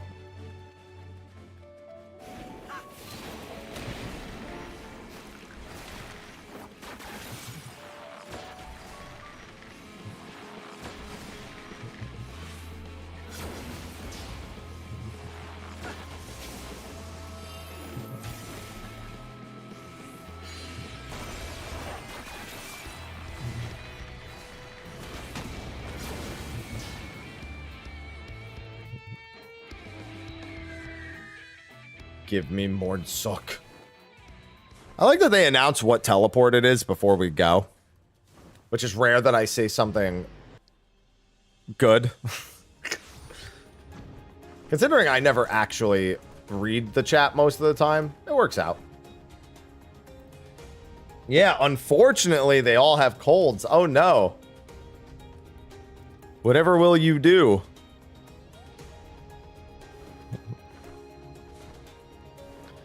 God, after stream today is going to be brutal.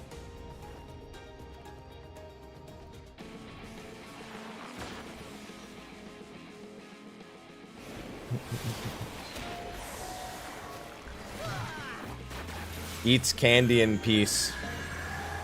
See, I don't even eat candy, so it's not like I have anything to look forward to.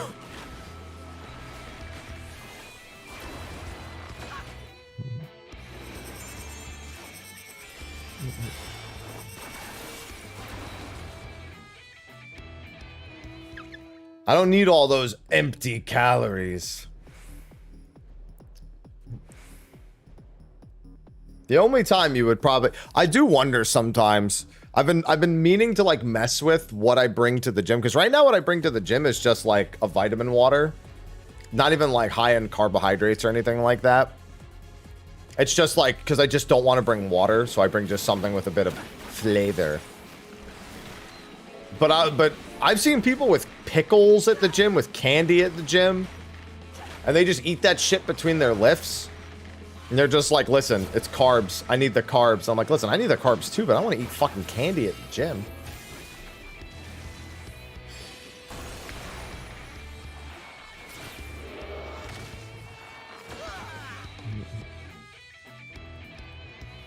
Apparently it's for the big guys. It's apparently not too uncommon, because it's just a massive like carbohydrates source that their body is burning through in like no time at all when they're doing the massive lifts, or even when they're doing high volume, just whipping out pickles. It's mostly pickled juice, to be fair.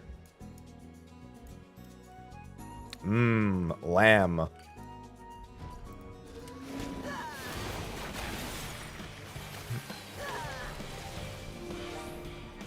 Yeah, they're just trying to get that like fast acting carb source back into their body immediately. Because I don't use any supplements other than I take like a basic multivitamin and I have my protein. And that's it. Mostly because that shit gets excessive, man. Whenever I see a stack, I'm like, I bet you don't need 90% of that shit. I bet most of that shit is doing nothing for you. About the only thing I would reconsider is a fast-acting carbohydrate. Like, just like straight up carbs and water. That's like the only other thing.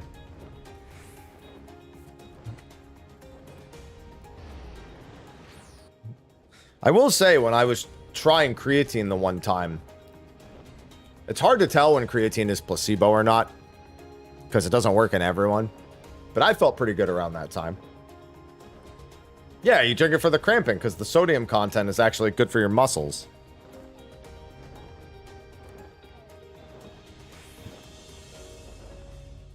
The brine.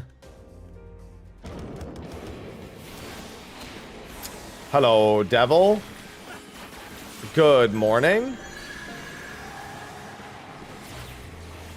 Welcome to our post Stellar Blade workout discussion. Whatever the hell is happening right now.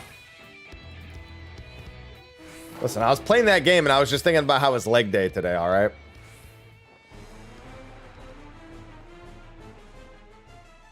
Got that motivation. Got leg goals. Listen, if I ever look like she does in a skin suit, I think I may have gone too far. Yeah, Stellar Blade was good. Only a few small contrivances that realistically I wouldn't even mark as they're just insignificant. It's Buns Day. Dude, I hit all of my legs pretty evenly now. I need to hit my quads an extra time or two a week.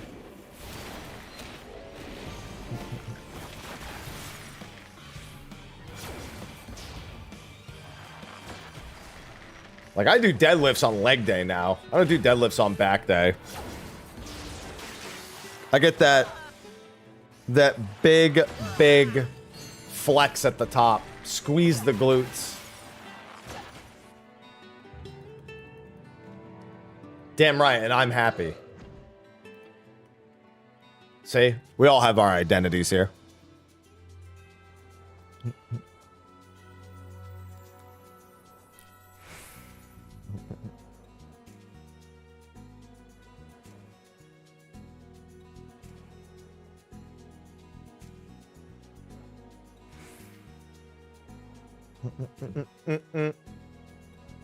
Squeeze them buns. That's what I gotta do, man. There was a point where I was doing deadlifts 2 different times a week, once on back day and once on leg day. And the only difference was one of them I just squeeze at the top. That was it. That was the only controlled difference between the 2 days, really. Lower weight and squeezing the buns together.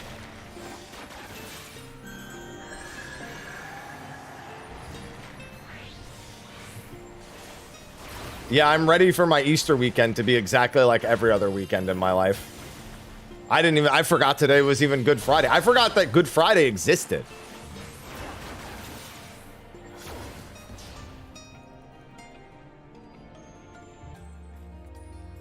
Like, I remembered yesterday that Easter was Sunday, but I forgot that part of Easter was also Good Friday, like that part of the same weekend.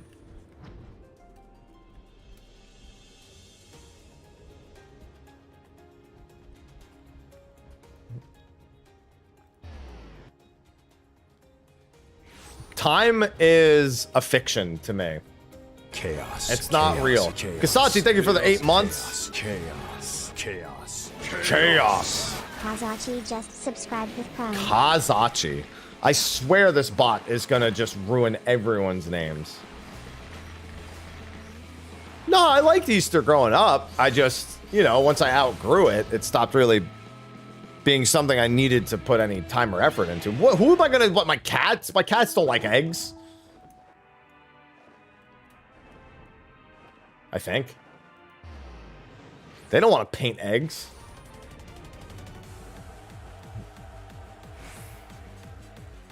Yeah, I used to do Easter egg hunts. I used to do one with my immediate family and one with my extended family every year as a kid. So they took it pretty seriously.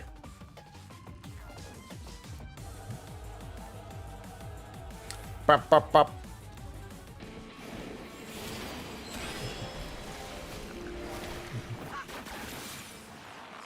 Even when I was way too old for it. Although my mother was like that. My dad was, like, all right, we don't need to do this anymore. My mother's like, no, we need to do it. And we're all like, no, we really don't need to do it. Like, if you want to get us like candy or chocolate or something when we were kids, we're like, yeah, sure, but like, we're not going around the house looking for eggs.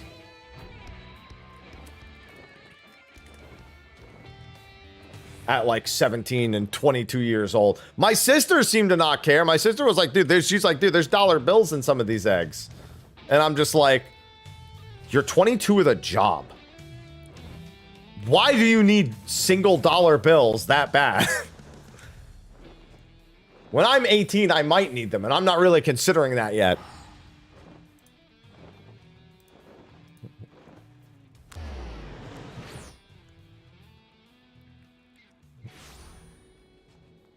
Still asks for an Easter basket. I mean, for some people, it's just you grew up with it, so it's a nice tradition to follow. Me and my father were of the mind that we just naturally like outgrew things. We just weren't interested in them anymore. If I had a kid, I would probably be really into it though. But I'm like competitive, so I'd like make them feel like they're doing a shit job if they couldn't find them. What the fuck are you doing? You already looked there! Idiot!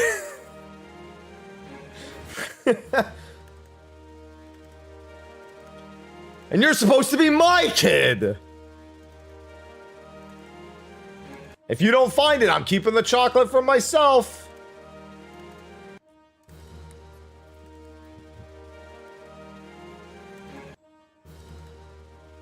Hey, there's a few of them out there, Fairfall.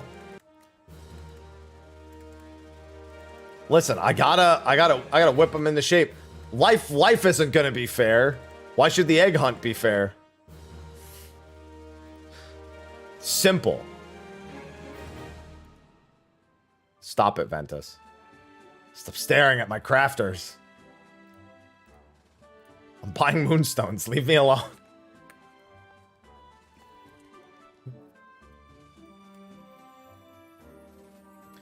Yeah, that's what you do. You search low to high. High is where all the easy ones are, because people are not like, you know, you're up here already. That's like a natural field of vision. But down low is where things get messy. They can be in like the worst places imaginable.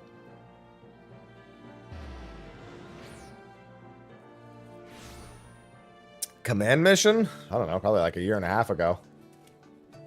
For like a video or something. Yeah. That would be hardcore. I've poisoned your candy. The antidote is in one of the eggs. Better get moving.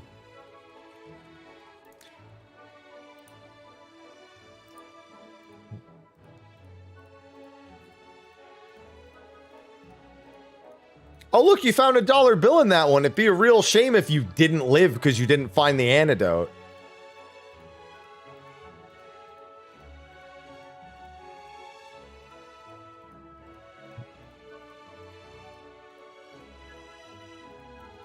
Time's a wasting. Time's a wasting.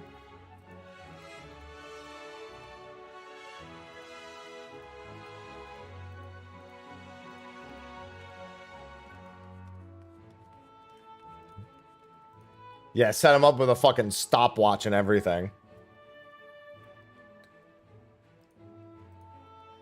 Yeah, you go to the family picnic and they're like, "Where's your son?" He'd be like, "He failed the egg hunt, didn't he?" Yeah. It's okay. That's a hardcore egg hunt. That's like how, you know, remember in 300 where they said that they like checked to see if the men, like the boys became men by like throwing them down a cliff and seeing if they climbed back up? This is like the Easter equivalent of that.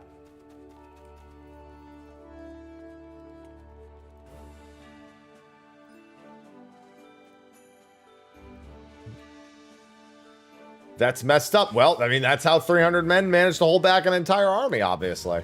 So they had the secret. They knew what it was going to take. It's like if Saw was an Easter movie. Yeah, instead of that stupid fucking clown mask, he's got a rabbit mask. You want to play a little game?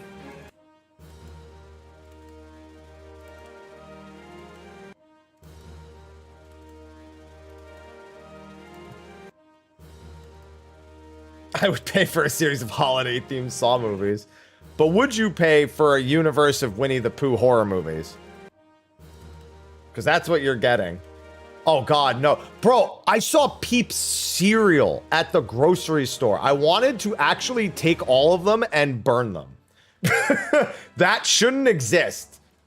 Peeps are terrible as is. Why would you make a cereal out of them? I was mad. The key is in one of these eggs. The other, explosives. Good luck, Doc.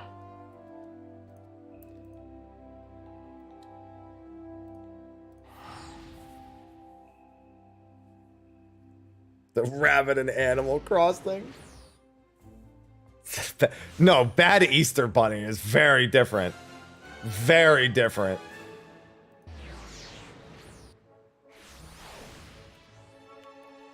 Yeah, but I think it only had like 6 reviews, Mad Dog, when it had the 100%. See, I love sugar. I don't mind ingesting sugar. But Peeps sugar, it tastes like you put it through charcoal. But you left the charcoal in.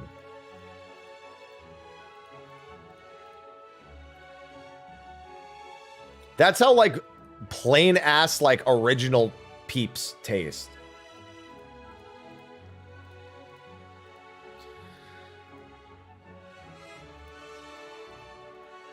No, I saw Reese's had an Easter themed cereal as well. I think I have seen that, Galbadia. No, not cereal flavored Peeps. Peeps flavored cereal. The other way around.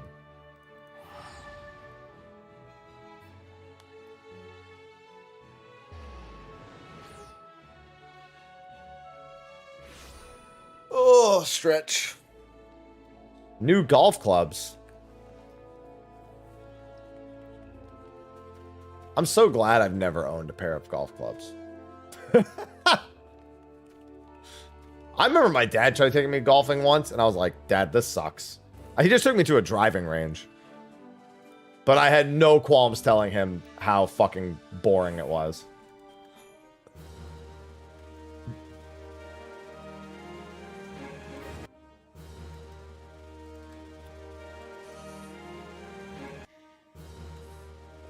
Is it the prince of all cereals, Little?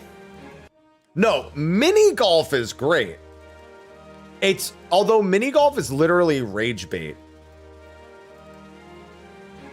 Mini golf is not there to have fun. Mini golf is to want to break every single thing on the course. It's like in Happy Gilmore when he takes him mini golfing. I've been to mini golf course. It feels exactly the fucking same.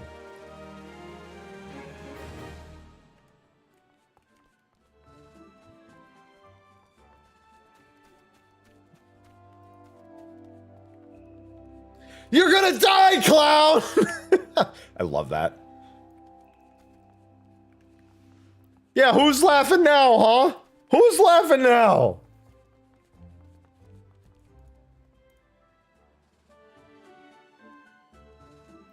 It's because putt-putt's fucking aggravating. Like, don't get me wrong, it's not like you're not having fun, but you're also very mad. You know what? We all take different measures, Poca.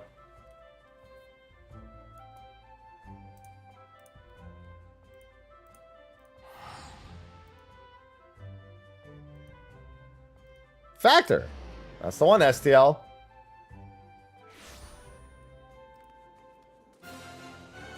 No, I don't think he's going to bother with the Loppert again. Lopperts are old news.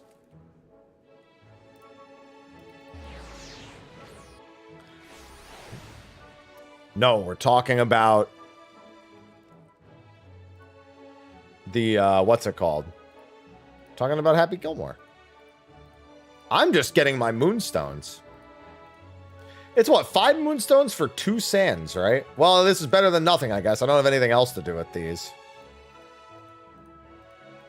It's gonna be a very slow way to get to the rest of my sands. I probably want one of each unidentified item is also, but I need to buy the ether oils and clusters and everything, so I can't really afford to spend tomes on that. I can be Madge Gilmore.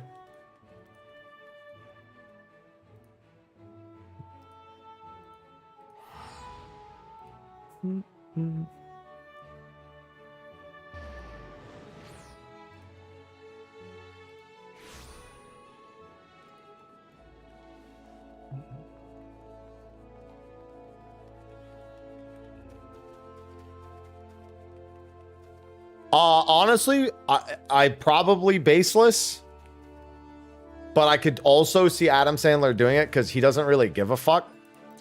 Adam Sandler is like, let me make comedies that get shit reviews, but you know what? Everyone's talking about them and I can do whatever I want, but then let me go take a serious, like, dramatic role and remind everyone that I'm kind of the fucking best. So, you know, between every dramatic movie role he does, he needs to do like a comedy that's like maybe would have been funny 20 years ago.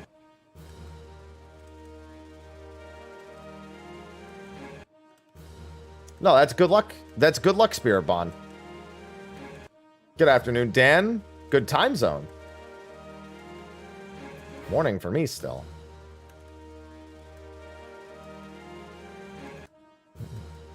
Waterboy.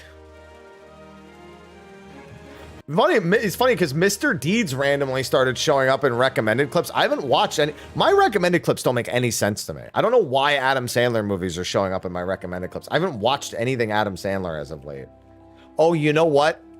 Well, no, because I don't know how that got in there in the first. So the Longest Yard, the Adam Sandler version, showed up in my recommended.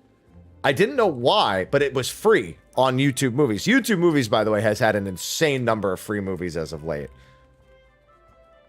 Like, Advent Children Complete's been free on YouTube Movies for like the last month. Company scripts. What are... I don't use scripts. I don't craft or gather.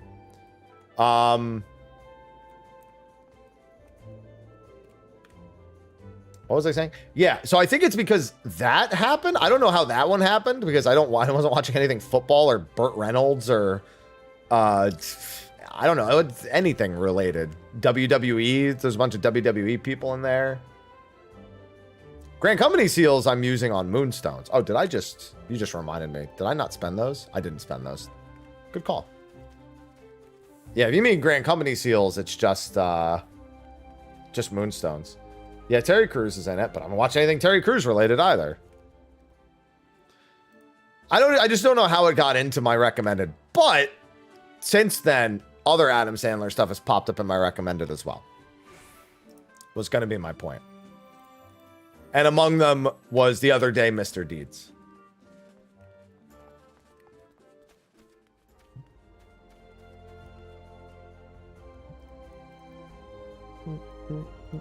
And then Idleshire. Finally, I got all this shit cleaned out.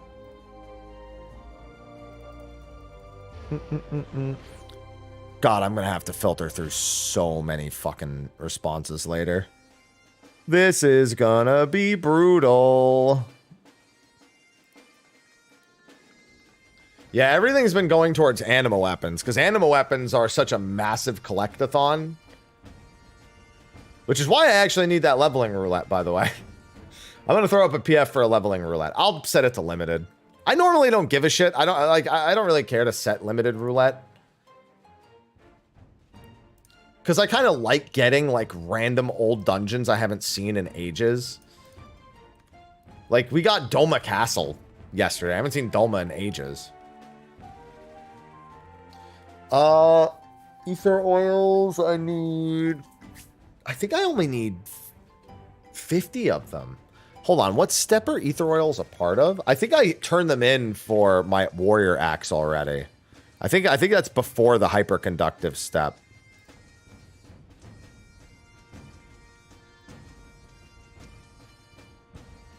Yeah, it is. It's literally the step before. No, I finished all the Zodiac weapons. Those are all done.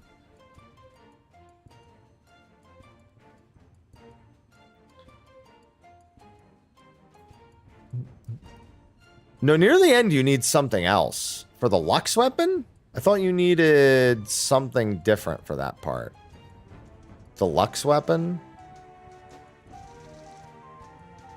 Complete 12 trials.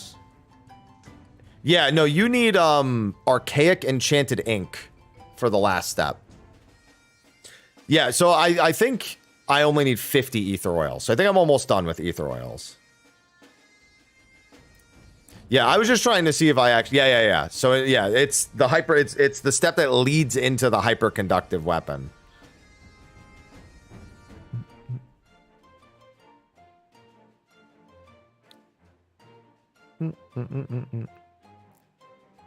Because now I'm trying to go from so my warrior axe is now going through reconditioned, which is the umbrites and crystal sands. Perfect. Okay. That is what I thought. Perfect. And then it's sharpened, completed, and lux. Sharpened, I think, needs the pneumite. No, sharpened needs singing clusters. That's what it needs. So that's 50 of those. And then complete needs pneumite.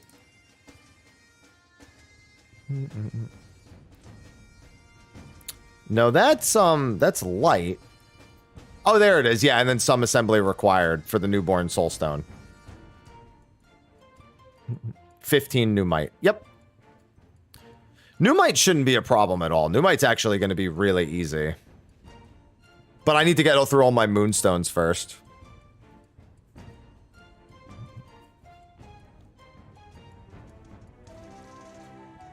Yeah, after ether oil, it's after ether oil, I need to start grabbing more umbrites. I started grabbing umbrites and then I realized I should be grabbing ether oils first.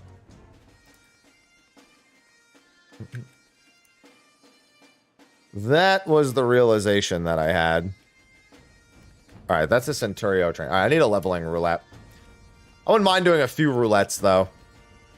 I don't really want to hop into Eureka for an hour. Twain. What Twain? Oh, I'm still on Cactar, right? That's the Centurio train. Yeah, my warrior weapon's on hyperconductive because it lets me do the... If you don't have a weapon on the hyperconductive step, you can't exchange things for sands. Like, as soon as you pass the step, the NPC goes inactive again. No, I'm just doing all the relics because Endwalker doesn't have any. I'm technically not done with all my Manderville weapons, but I'm just, as I collect the tomes, I'm just spending them on the Manderville upgrades. I just have the last step for a handful of weapons left. I don't even know how many I still need it for. 1, 2, 3, 4, 5, 6. Is that it? 6?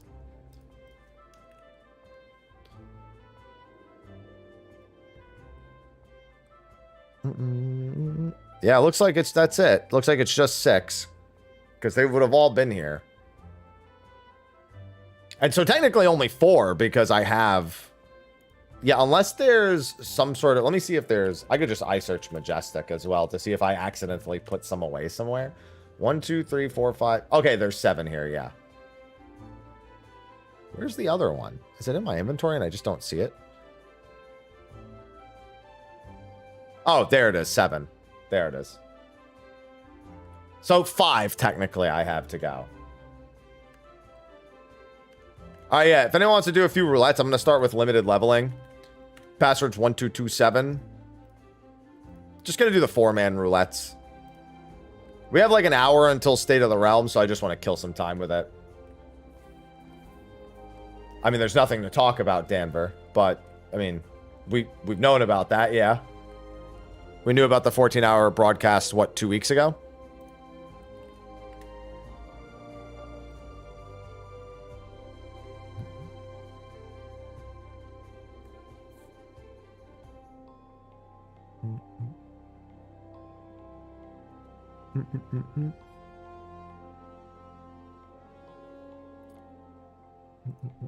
Hey, we need a healer.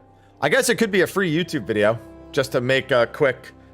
For those who didn't know, because like announcing the 14-hour, I mean, yeah, it'd be easy views on YouTube. I might as well make one.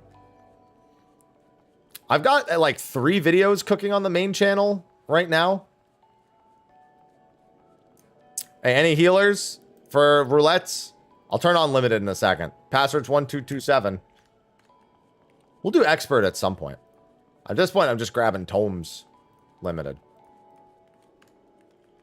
I'll probably get Make It Rain before. Reminder that the 15 event needed MGP. They haven't stated how the 16 stuff is going to be given, but I'm going to assume it's the same. No, you should take your lunch and eat. We could always just queue into a healer. This is why I almost always go healer, because it's people always join quick on DPS and tank. It's always that healer spot that fills last. But I want to play Bard. Not a sentence I thought I'd say. Huh. Outside of the little bit of jankiness, I mean, I didn't really mind Bard that much, but compared to the amount of work I have to do on Dancer, yeah, it's first come, first serve, so somebody takes it, you know. I mean, they could Striker. There's no reason to expect they would, but they could. Hi, Ivy. Which world? I'm on Ether.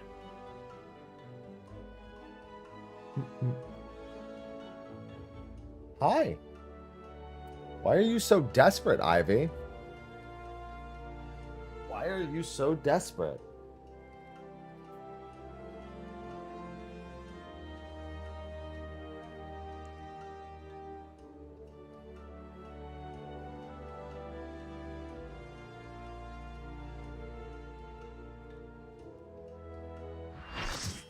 Ivy, the party's full. Ivy, go. Thank you. It's in the cat code of conduct. Let me make sure everybody is here. I already set it to limited. 5 seconds too late. Sadness. Oh, I have to go grab the daily as well after this. The daily needs 50, 60, 70, 80. Well, the good news is all those jobs are... Oh, I love this dungeon.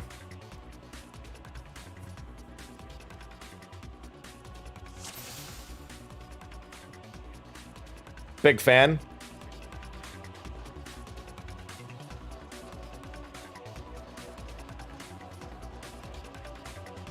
Cat debuff resolved.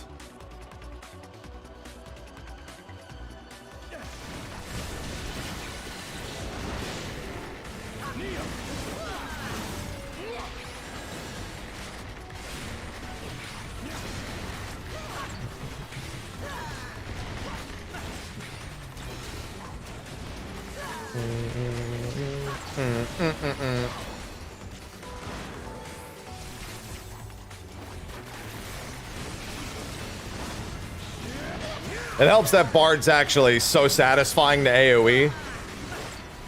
Of all the things Bard is fun at, AoEing in dungeons, I think, is one of the big ones.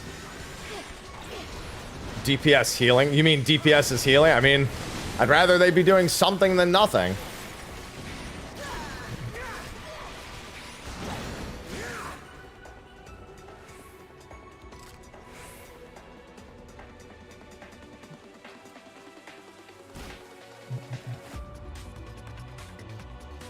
Bow, bow, bow. I should really put this someplace easy again. Put it there. That's where it normally is, but I took it away from there. Because I needed the leg graze for something.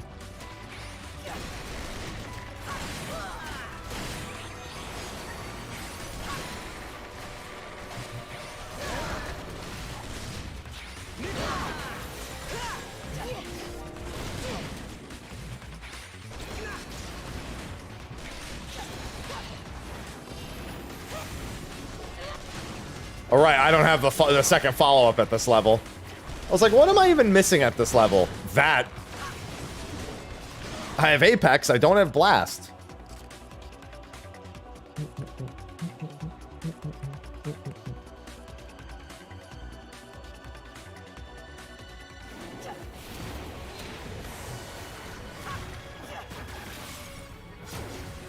I also don't have that.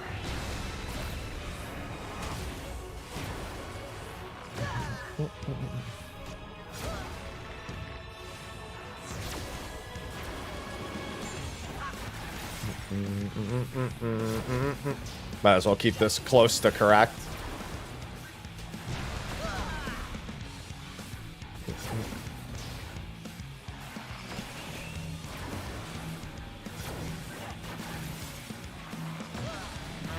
Come on, sir. Pull me in. Board, thanks for the 68 months.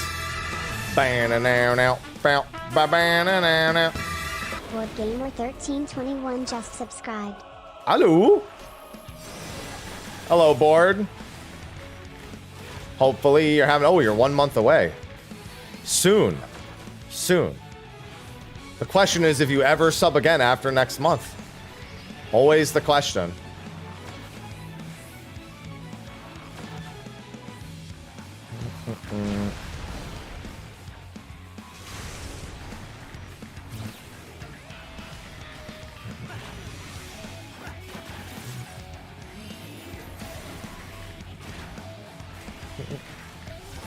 Just scroll into the demo section and it should be there. Don't search, just scroll. I should have done that. Although, to be fair, those are screwed anyway. They canceled the meeting. What garbage? Well, now you get to actually eat on your lunch, so that's probably better. If anything, you should consider this another win. That's toxic. Hello, Gigawatt. He really likes you, Ventus. I don't think I've ever seen him do that.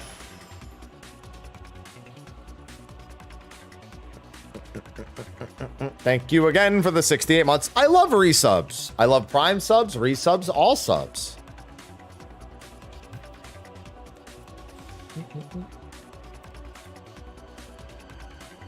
Such a weird elevator.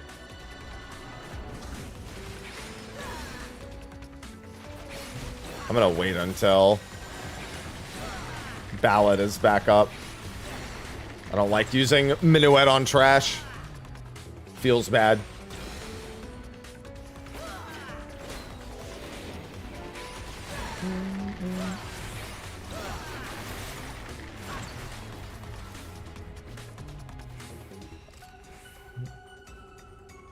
I love this game, Brianna. Fantastic story. Great dungeons and settings.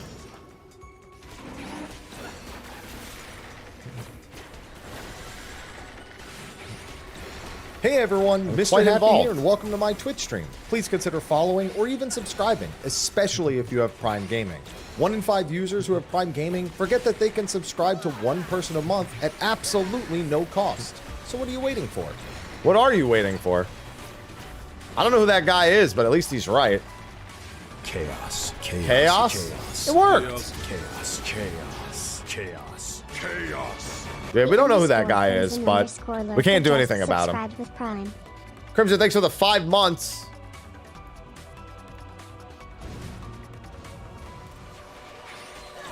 Yeah, I don't know who that guy is, Vaughn. There is a lot to do by yourself, although it is an MMO, so, you know. Would argue better played with people.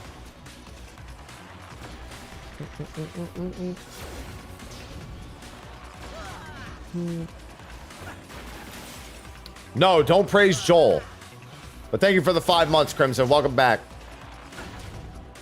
I need to figure out if I want any new sub alerts, because now that I can randomize alerts, I think it would be more fun to have more random ones. Chaos. No, you didn't hear Joel. Subscribed with Prime. Thank you for the 2nd month. Hey, a scam train. Everybody loves a nice scam train once in a while. No blitzball, no Joel, no blitzball, no nothing. Only scam.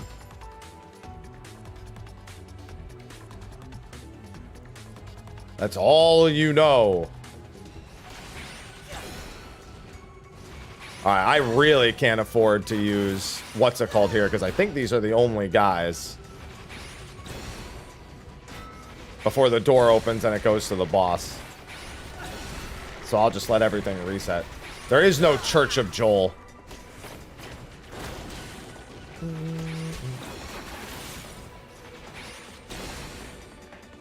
How to make kill, yeah. Although that requires an investment on its own. I don't do any crafting or gathering to make my money, so. I stay away from all of that. No, we don't need any blitzball on any side. It doesn't need to be there, although I do need to update the YouTube side of the emotes. To be fair, that does need to happen. Because they only allowed 4 when I first made it, and I was like, okay. Okay.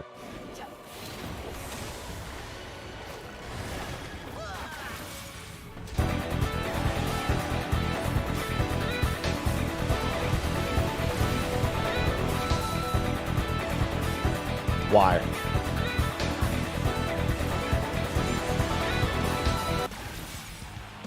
Why you gotta be this way? Why must I suffer?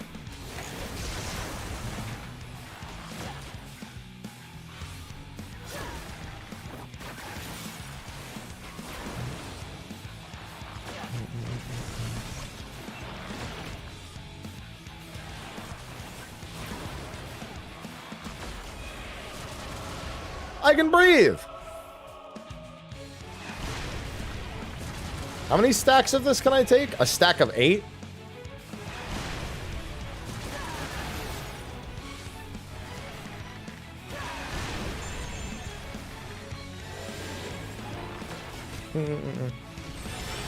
No! It's not. Shut up.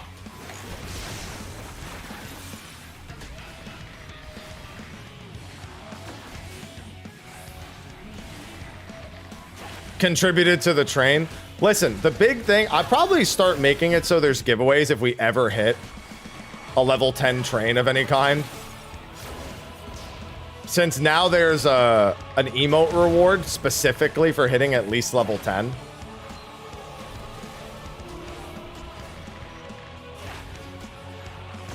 They made a whole bunch of changes in the last few days that I need to make adjustments for. Hurry up and fire.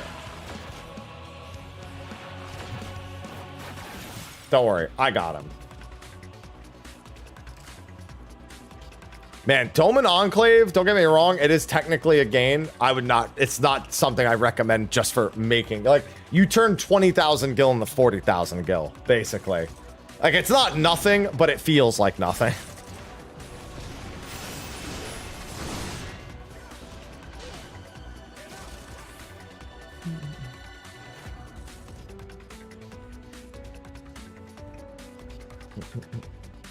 Bow, bow. Bow, bow.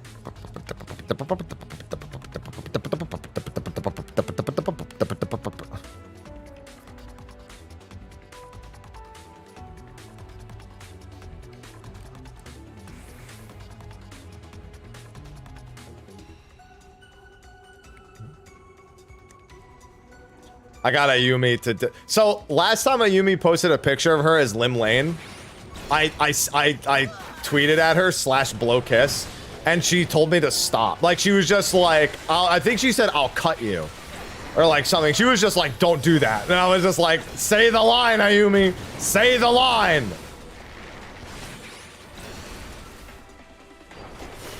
This time she said the line. She posted another picture of it, so I did it again. You said the thing.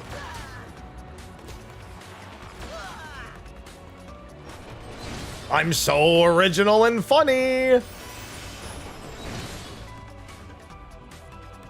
See, I can't be asked to go all the way to Doma for essentially nothing. That's how I feel about it.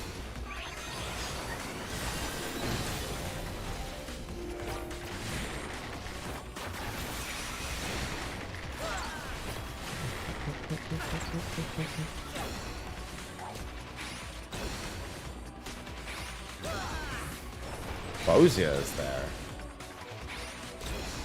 Not where you do Enclave stuff, it isn't. I mean, I guess if you want to take the extra port it is, but like I'd still have to do another port to get there. Like I'd have to do one extra on top of that. Like if I was on my way to Bosia, maybe it would make sense.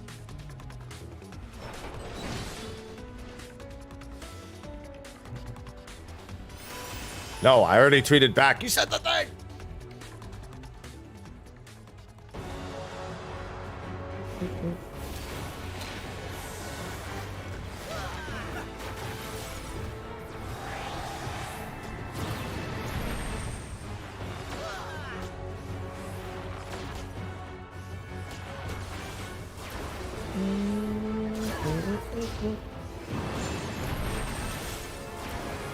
Bow, bow, bow.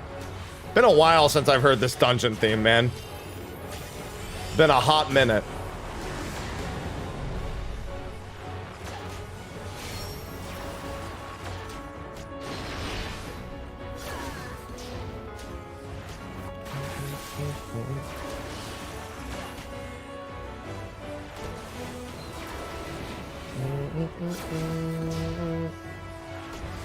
I still love these themes and these dungeons. Although when I heard Triumph the other day, I of course remembered how much I loved Triumph.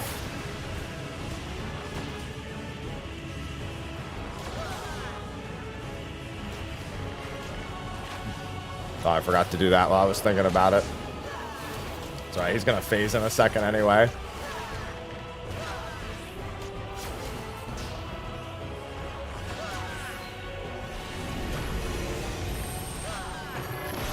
It does bring back good memories. Might be your morning alarm. That's a hell of a way to wake up.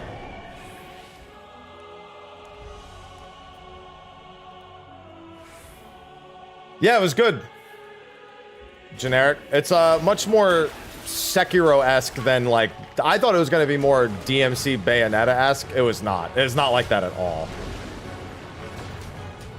It was way more like parry-based. I'm just gonna hold on to that gauge.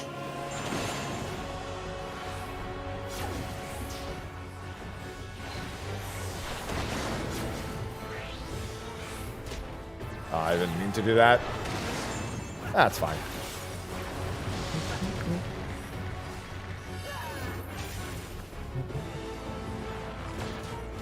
What if I just didn't move, Smile?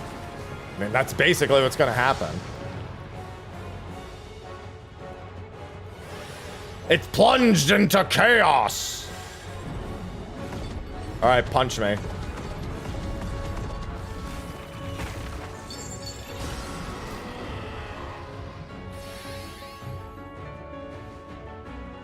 Yeah, I can't wait, Dacian. Oh, I didn't get it in time.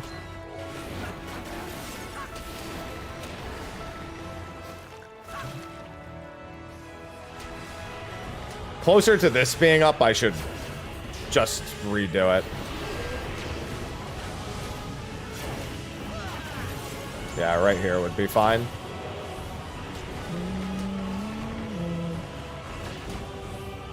Same here.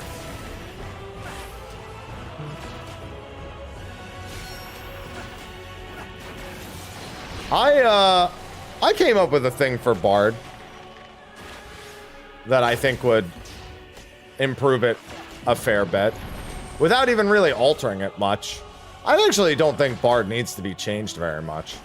I think there's just a clear gap that needs to be addressed. No, less dots is what I think is going to happen. It's not on my wish list necessarily, because Iron Jaws is already just, you know, basically your one button for the rest of the fight unless you have a new target kind of thing. Oh, hey, wind up Anima. You know, given that Anima is both a face and an ass, rolling a 69 is kind of fitting. There you go. All right, if you want to stick around, I need other roulettes as well. Let me go grab the 50, 60, 70, 80 quest. So it's one singing cluster, but I might as well.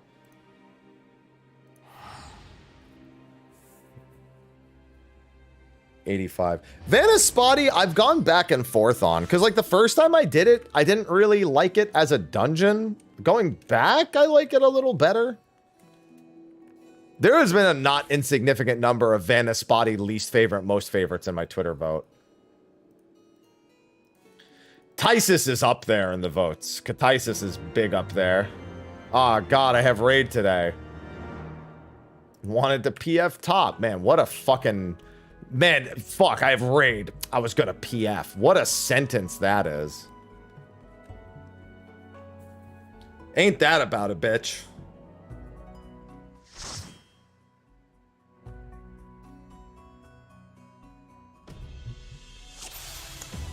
Fuck me. This, on the other hand, has gotten a lot of bad votes. Dead Ends has gotten a lot of good votes. Not as much as a lot of the other stuff, but still a pretty fair amount.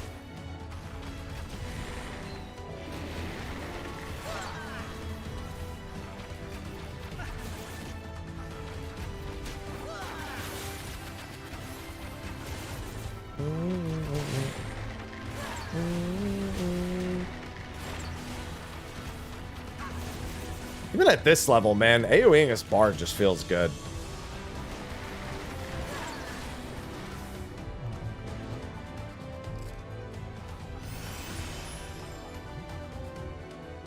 ARF is fun.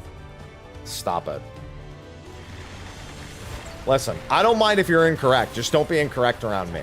All right?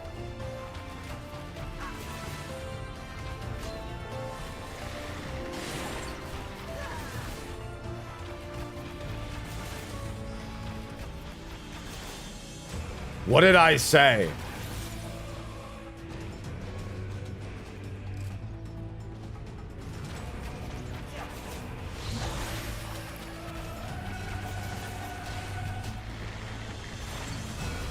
The last boss post rework is both easier and harder for people. Like, new players still struggle a lot with it. It's just they not nearly as bad as the last one. I finished playing. See how the second part of my title mentions that I play 4. So I actually wanted to change my YouTube title because my whole title says Stellar Blade Demo, then Final Fantasy 14. Although it says the podcast, I'm playing before that. I tried to change it, but YouTube's edit button is fucking broken on live streams. And that's obnoxious. It just doesn't work. I couldn't even set up my stream properly in the morning. Shut up, Regula. In the name of the Emperor! In the name of the Emperor. Enough! Enough!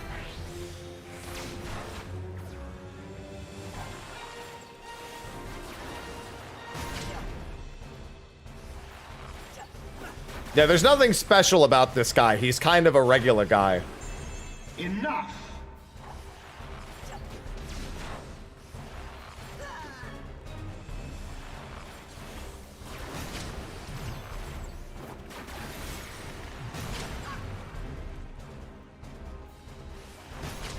Don't you stare at me. Don't be mad at me because I got good jokes that aren't mine because I just took them from chat and then reorganized them, but told them you're mine because I'm the streamer and you're not. Smile. In the name of the Emperor!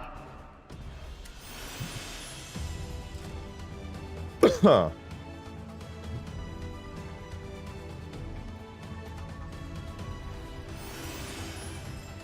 I didn't assault you with a pun. I'm not even cooking right now. Low sodium stream.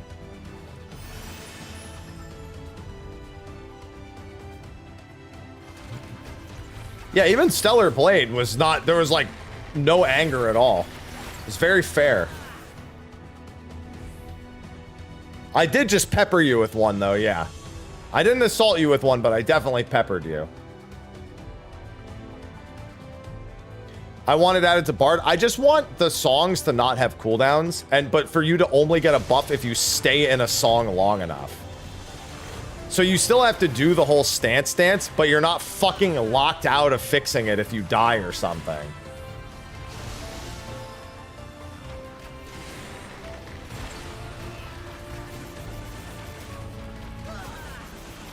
So it's like after 30 seconds, you gain X effect when you swap to your next song. It still pretty much preserves the whole every song is like a different gameplay style thing, which I think actually works quite well for Bard. But doesn't utterly fuck you if you... And also make it so they don't require a target. You know. That's also a good idea. But the first idea is a pretty important one. I don't want them to add any more buttons to Bard. If you're going to add an AoE button, then just make pitch perfect AoE. Don't add it. Don't do the whole Shoha thing. Shoha 1 and Shoha 2. Nobody wants that again.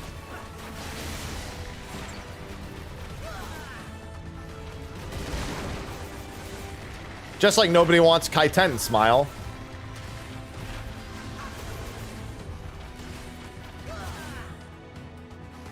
Sorry, I forgot where my silence was. There it is.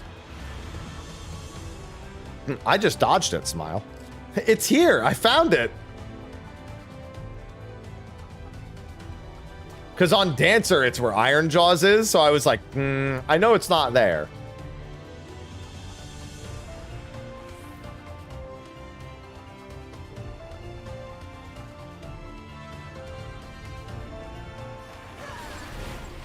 The last thing Summoner needs is any more skill consolidation.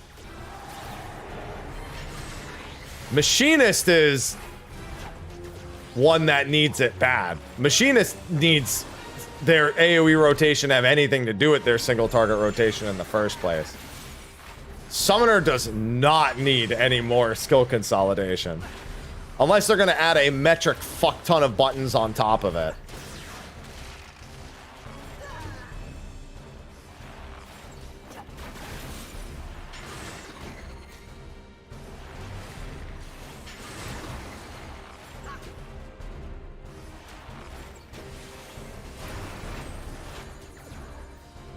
I'm in it already. I'm in it all. Why? I was already in it.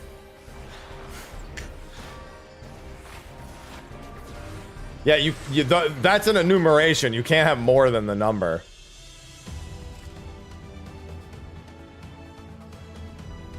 You forgot how it worked? That's why there's an enumeration over his head. Anytime there's an enumeration, it's always exact number or bust.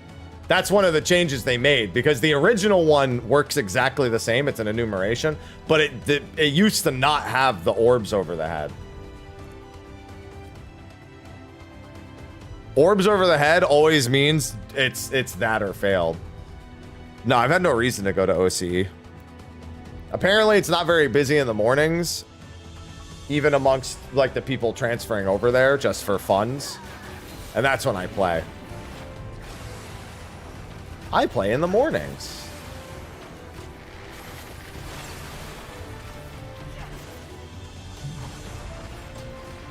Nah, no matter what, Dragoon Tech needed something. Like Dragoon's been at the end of its ropes for a while now, and they've managed to cling on to like adding small things to it. That was an inevitability. Black Mage is coming close to that inevitability too. Yeah, like I would want to do Eureka on OC if anything. Over-represented? I mean, Dancer and Summoner are represented because they're easy to play. Not because they're necessarily even the better options. Half the time. And as long as a job is easier to play, it will always be more represented. Like, that's unavoidable.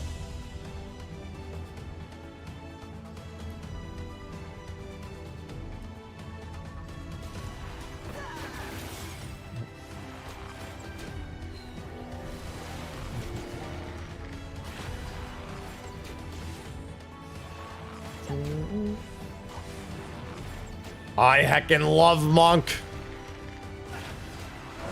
Like, I did Bard and DSR, and it was like, why did I do this to myself?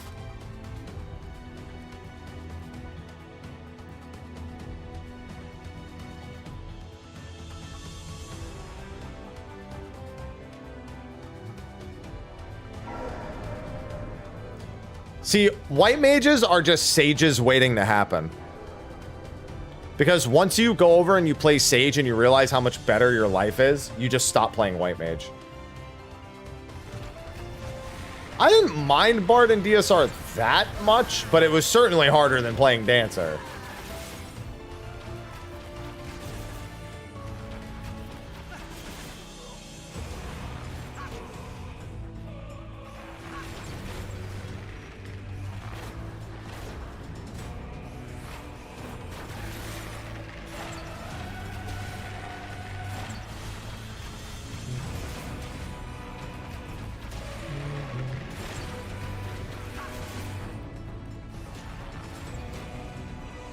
I mean, Scholar is fucking cracked too. I mean, both of the shield healers are cracked. White Mage is easy to play, but it's like... that's about it. It doesn't really have a whole lot going for it outside of being easy to play.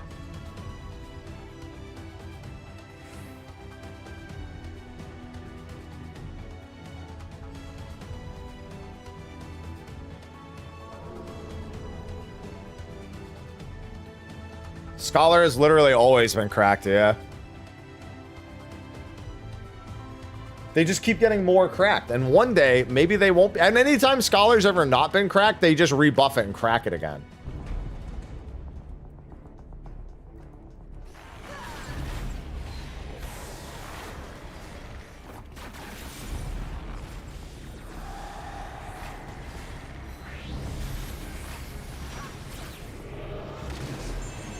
I don't remember exactly how the targeting works in this one.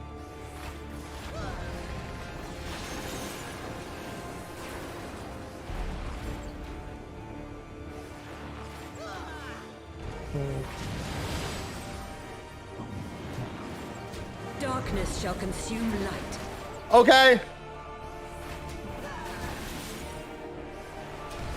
Yeah, I should have just double dotted for this one. Oh, let's just do it now, I guess.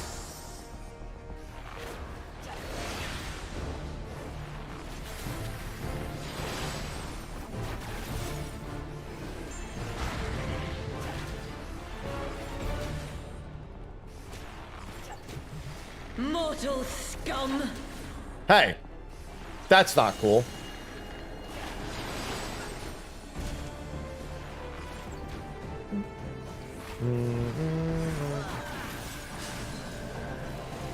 Know your place.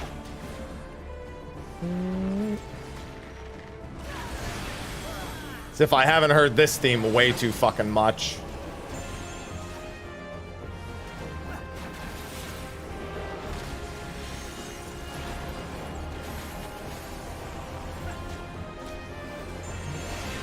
Oh, other right. They sure did change this fight and the next one.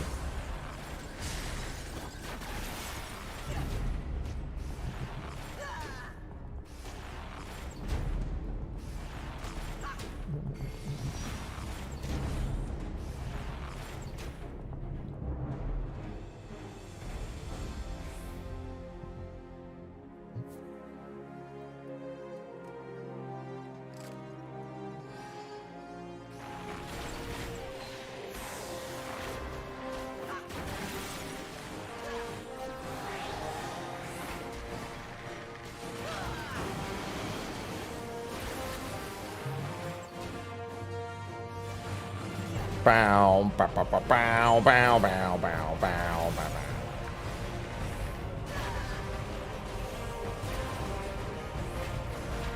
I think, yeah, he's got like Grand Cross Delta up in here. That's what I remember.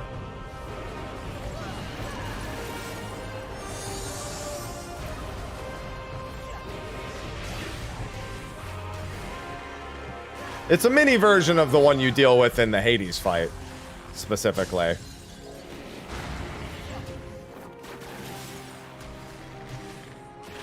It's nice to be killing this boss at this speed, though. Man, when you get sprouts in here, oof. This is where you start to get scared, is universal manipulation.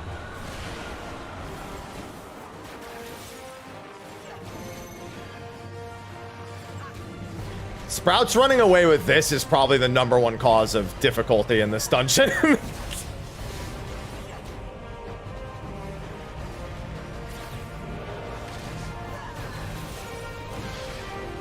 But yeah, way better than the bubbles still.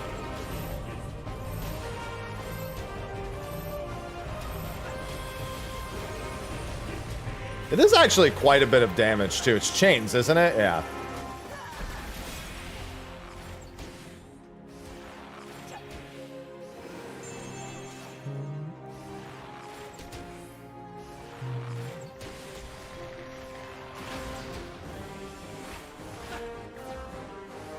Arcane Revelation.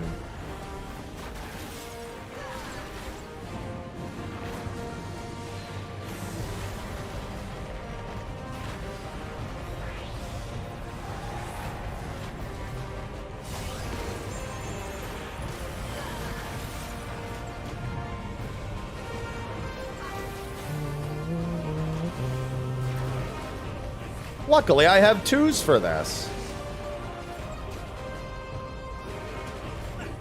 I remember it well enough. Fortunately, I mean, I played this game to the point where remembering a fight isn't really relevant. I can just see things. See them and know them. Yeah. I mean, that's why they do it here, I'm pretty sure, Carolyn, now. Is so you understand what a chain mechanic... Although, no, you have the vault as well before this.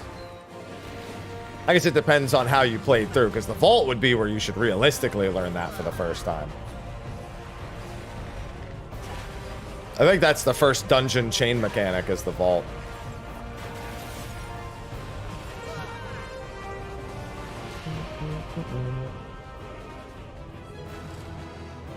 Alright. Can do an export. I see the matrix. I do.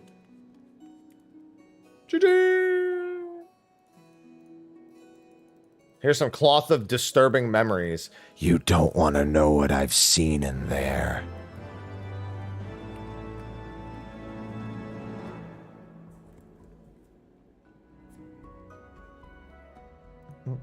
I got time for an expert, and then I'll start getting set up for State of the Realm.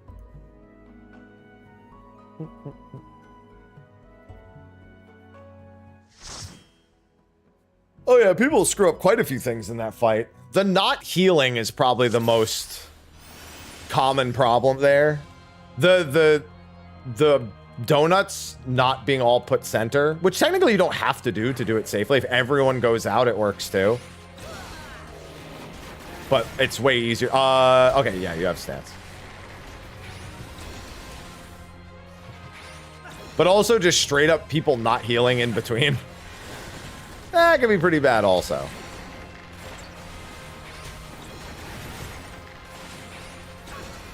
Give me my procs. Where's Shadow Bite? Where's Shadow Bite? There it is.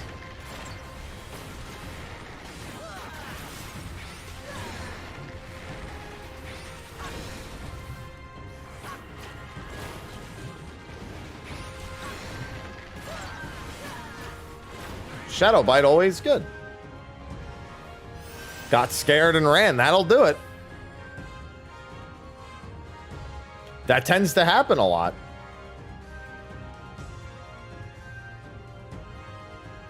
Can I get caster head? Always got to ask for the head first. Very polite of you. I was going to just pass everything anyway, so it works out.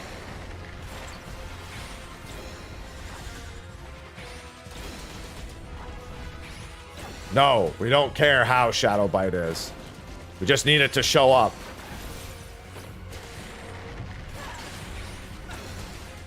What the hell was that angle? Oh, my target died.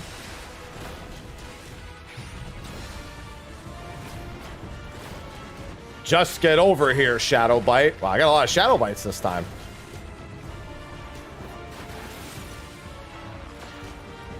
Yeah. My original character was a Rugaden.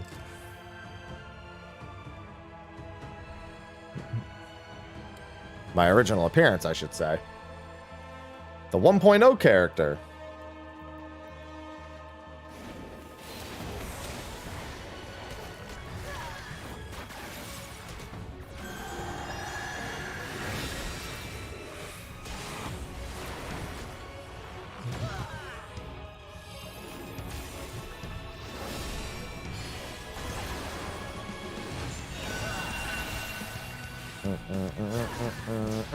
Bam, bam, bam, bam, bam, bam.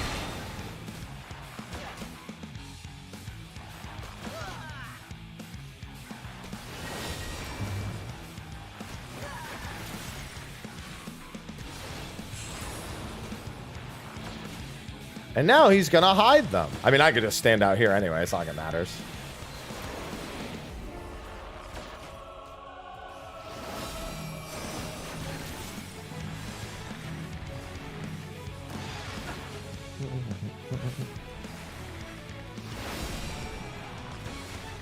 It's moments like seeing Apex about to be available that I miss Trick Attack. Whenever I see Apex is available, I'm thinking to myself like, ah, yes. My Trick Attack is up. Time to use Apex button. No. Give me Trick back.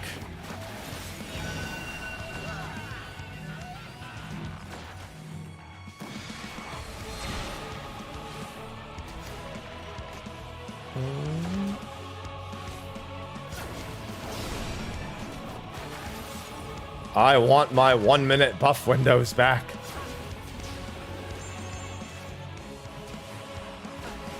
I want to go Wen's Trick, not Wen's Mug. I'm going to save this for the trash.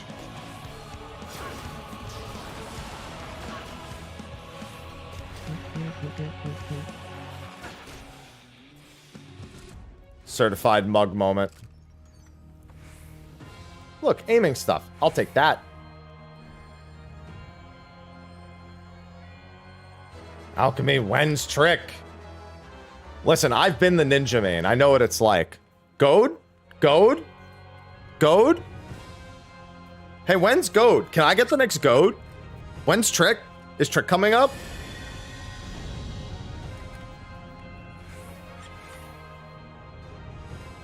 Hurry, Golbez. The city is already Hey everyone, overrun. Mr. Happy here, and welcome to my Twitch stream. Please consider following or even subscribing, especially if you have Prime Gaming. 1 in 5 users who have Prime Gaming forget that they can subscribe to one person a month at absolutely no cost. So what are you waiting for? Who was that guy? This guy keeps just showing up. Nobody asked. Nobody cares. He just keeps showing up.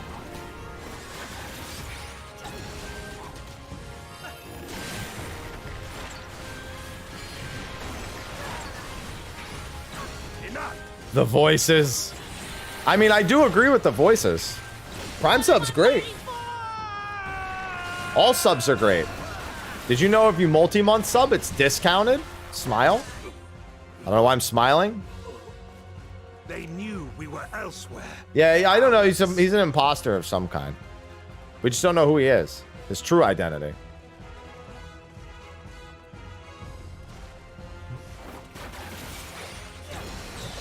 One day we'll figure it out.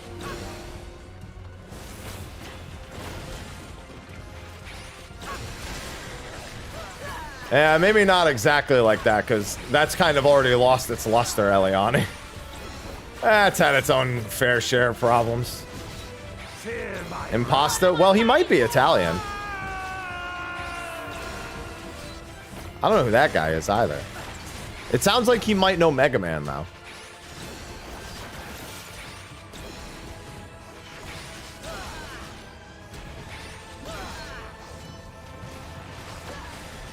Yeah, that's had its own fair share. I like how this guy was out of all the fucking attacks. Want to fill your dark soul with light? Why? I kind of just have a desperate bid to always have my 2 minutes for bosses on Bard. Because it feels terrible not to. This one is dangerous. Have care, Golbez. Oh.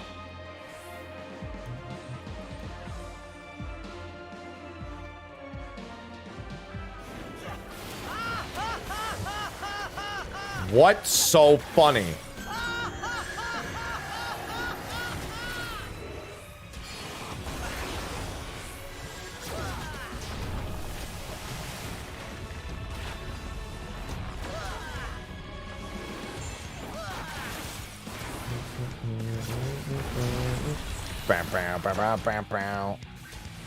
Hello, Drethin. I'm just doing some dungeons real quick before State of the Realm. Oh boy.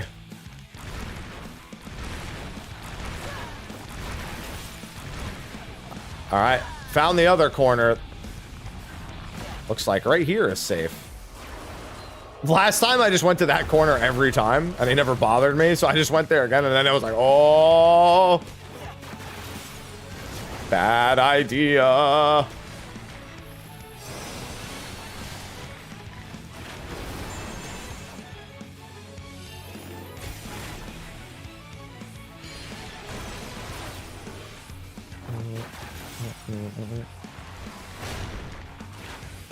I sure did, Veltus. Why am I not surprised?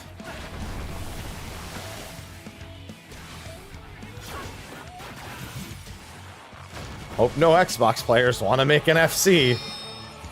Smile.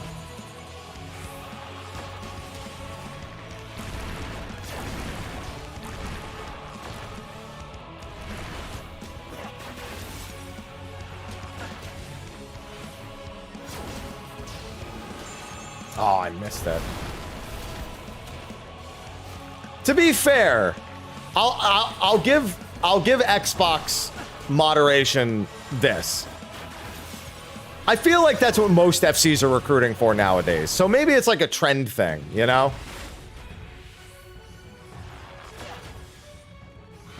I mean, it's clearly just AI support doing it. That they command such terrible beasts bodes ill. We've no time to lose. Like, obviously, it's just AI support being fucking stupid, but, you know. Destruction. If only we had returned sooner. I think not. I like that when you try to say that, oh, I'm going to Thanolin, it'll be like TH, asterisk, asterisk, asterisk, asterisk, N. Oh, AN, sorry, AN at the end. That's probably my favorite one. Because now it makes me think I'm pronouncing Thanolin like the anal land. The anal land.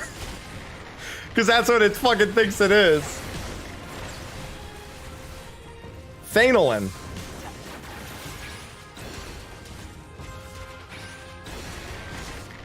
The anal land.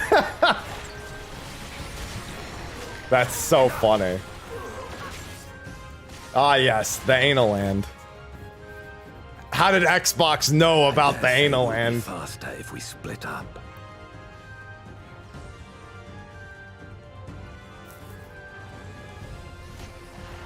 Oh yeah, no, there's no way you can talk about enjoying a McDonald's strawberry cream pie on Xbox. Not a chance.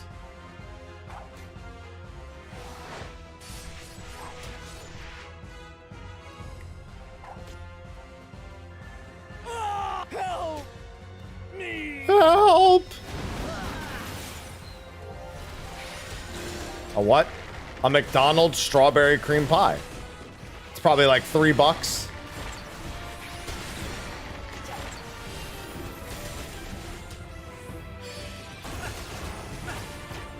It's funny though, because when I say the whole thing, it actually makes it sound worse. Like when you have to say that, it's like a Tribe Called Quest. You got to say the whole thing, you know? Thanolin. You know what? It's funny because technically, if you're in Ul'dah, yeah, you might just be in the anal land if you go over to the quicksand.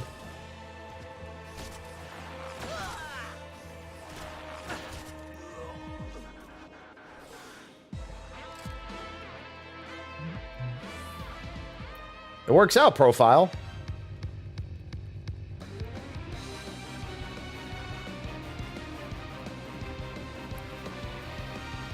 So be it. I will fight you with all my strength.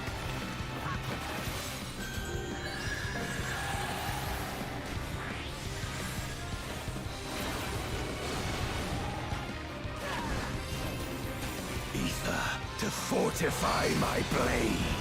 Ether to fortify his blade.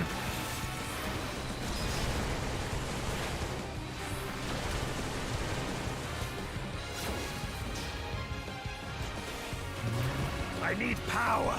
Light or dark, it matters not.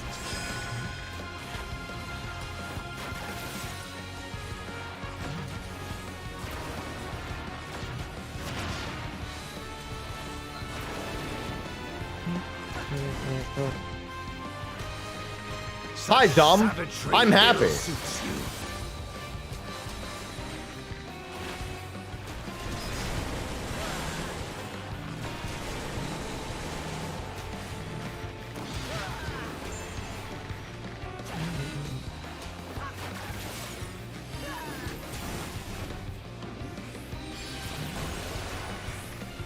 Hello, Fair. I'm happy. You've weathered this before. Let's see how you fare now. Oh, but I'm not Fair. Fair just introduced himself.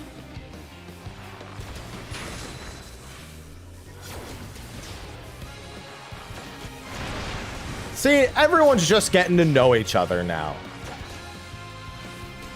Finally, people might stop saying that they are happy and just accept that it's me. I'm happy.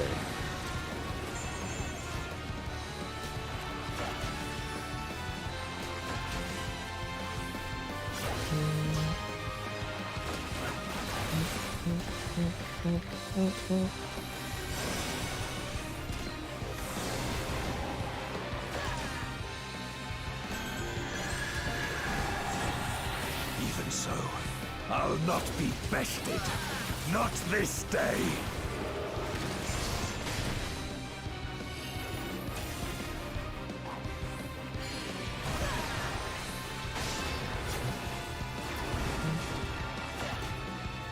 Prepare yourself. Look at all these introductions. I'm so proud of you all.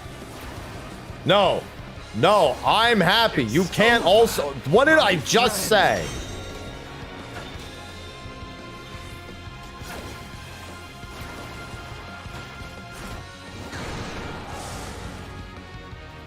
That's it. I can't take this. Final Fantasy XIV, play Desperado.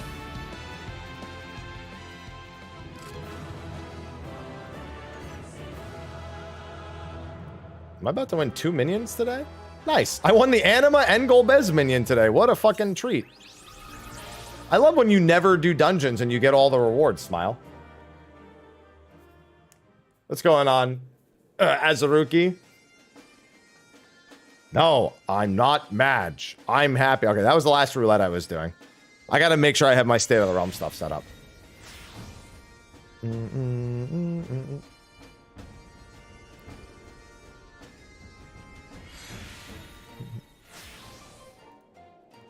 Speaking of which, I want to get set up with a limited merch run for a beanie that has the Mr. Happy, like the Mr. Happy smiley logo on one side, and then it's photoshopped to look Madge on the other side. And I'm just gonna sell the Happy Madge reversible beanie.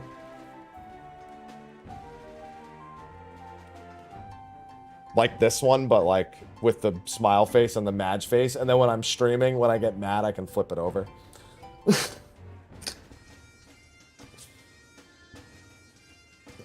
I'll need one for myself, too.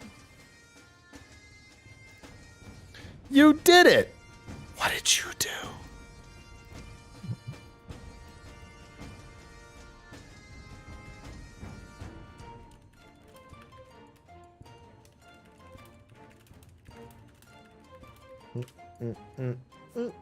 That's some expensive golf clubs. Actually, they're kind of on the cheap side in terms of what they could have cost. But you know what I mean.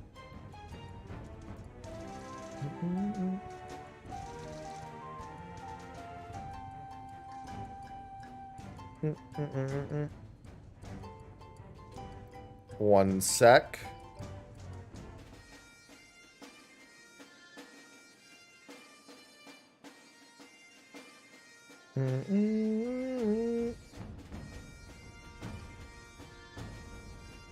Gotta shell out some money. I don't drink beer, though. All right, let me make sure that... Oh, my camera might break momentarily. Just letting you know now. checking something real quick. Sometimes it breaks my camera. It takes 2 seconds to fix it, but I might as well tell you so it's not like a surprise when it fucking happens. It's more of a surprise when it doesn't happen. Which it hasn't yet, so whee! Let's see. I think I have what I need for State of the Realm today already, but I just want to double check.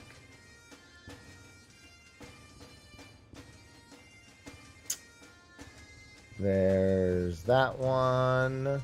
Oh, maybe I don't have one for today.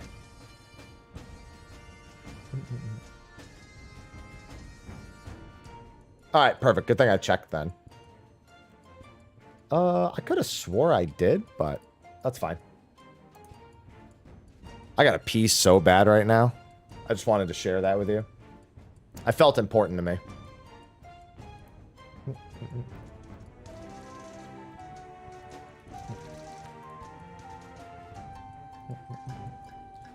Just let you know I'm working under extreme conditions.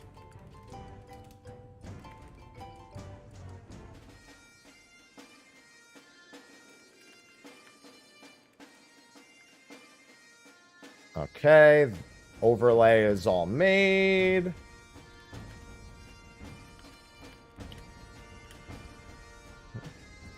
Yeah, listen, I can swing spending 3-4K on something I do for a living. On a hobby, I'm not one of those people who can do it.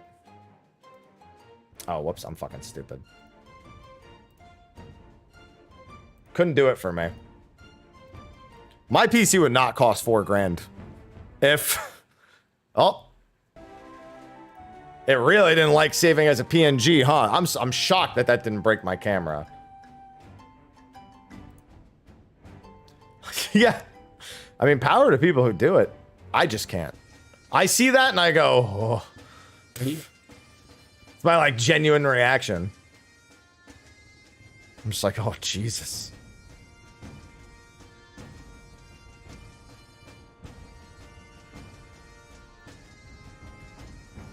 I wish I were capable. Although, I say that. If I had that kind of money, maybe I would. That people always say they wouldn't. Oh, I could never do that. But duh, you don't know.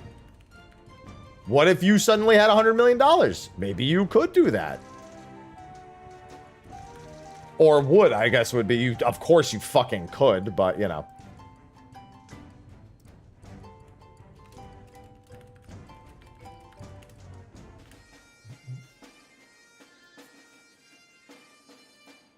Splurged on a good tablet. Art's one of those hobbies you don't have a choice. Unless you're, like, really, really into, like, physical painting in particular. In which case, you'll spend it on paint, but it's, like, a lot of small purchases. Man, it really doesn't like when I save a PNG, huh? It's like, sir, can you stop trying to save PNGs? Like, if you're, like, if you do anything on, like, a digital canvas, that's honestly, that's not even the cost of art as a hobby. In my opinion, that's the cost of having technology. Like, yeah, you might buy it with that purpose in mind, but no matter what your hobby is, if it involves a tablet or like, no matter what, it's instantly like several hundred or $1,000+ Like it's automatically that. But like, as a physical painter, that cost would be on the brushes. Yeah. Oh, PC really didn't like any of that. Like, there are people who buy, like, $800 sets of brushes, which is its own separate thing. I gotta pee real quick.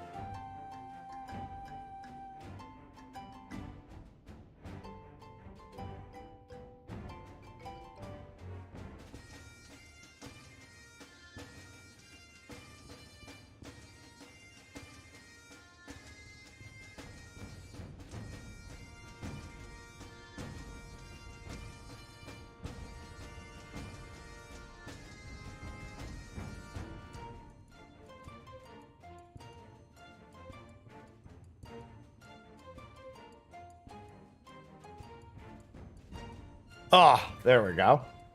Grabbed an apple while I was at it. Yeah, we got a little bit of time before Stay of the Realm. Not that long, but a little bit of time. Click on an apple.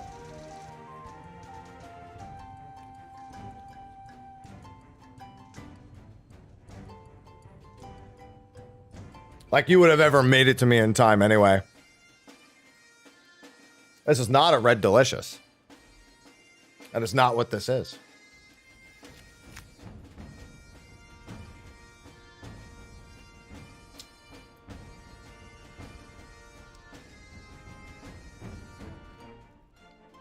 This is a sugar bee apple.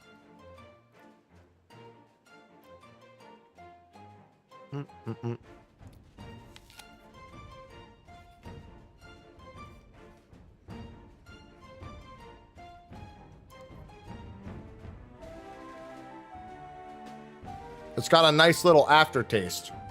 Does it taste like bees? Yes. We'll go with that. We'll just say yes.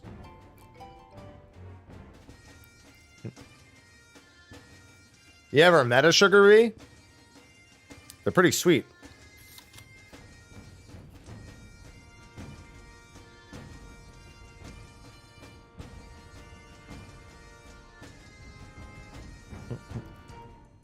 Hi.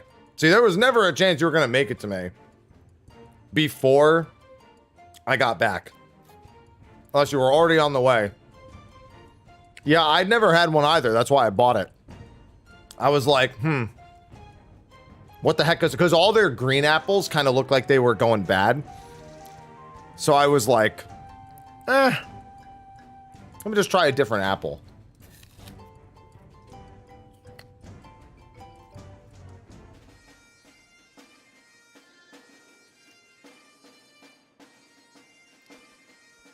Not a bad choice, but it's like $1 extra per pound. So I probably wouldn't buy them again. I like to stay. Honestly, bananas are what I like to buy because they're so cost effective.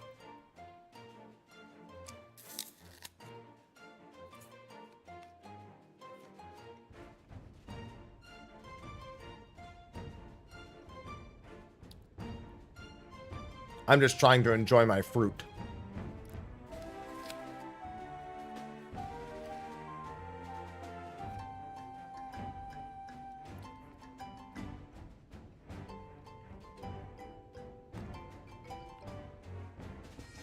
Final Verdict was pretty good. Few small things, minor contrivances in Stellar Blade that wouldn't stop me from playing it, but are at least well worth acknowledging. But good. Good overall. Yeah, that's another reason. I don't bake, so I don't make banana bread, but there are no bananas that escape my grasp. If there's a banana, I'm gonna grab it, and I'm gonna eat it before it goes bad.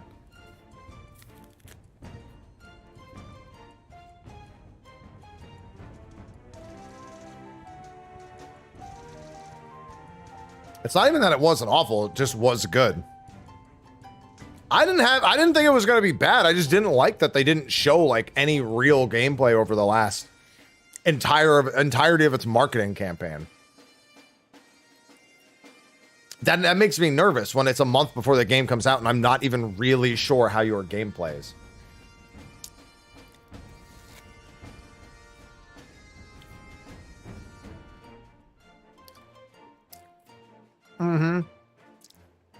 Yeah.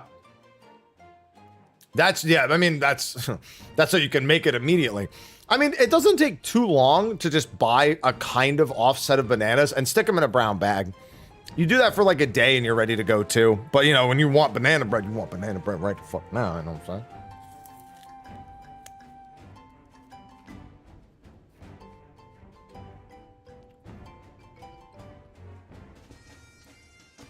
I don't want banana bread tomorrow. I want it right now. I'm a big fan of nuts in my banana bread too. I'm a nutty guy. What are you giving me? Bananas! I'm grabbing the bananas. I'm eating all of these bananas right now, the whole bundle. Yeah, walnuts.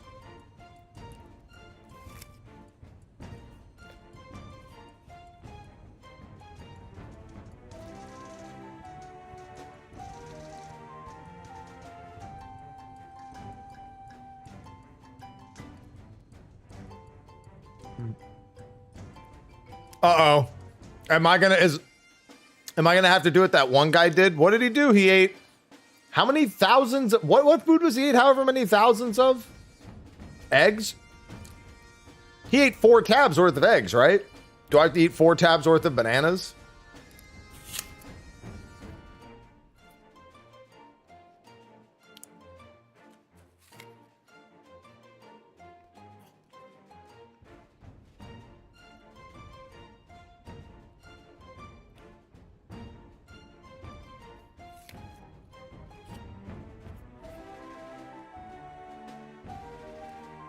The egg maker. Giggity. I don't know that you want to label yourself as the egg maker for your free company.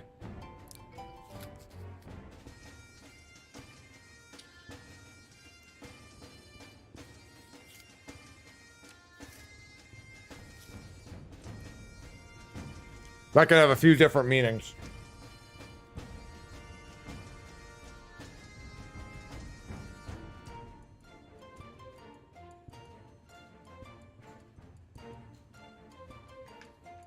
Oh, that feels good. Yeah, whenever I get really sore for like a few weeks on like when I do new workout regimens, if I just pump carbs, it feels so much better.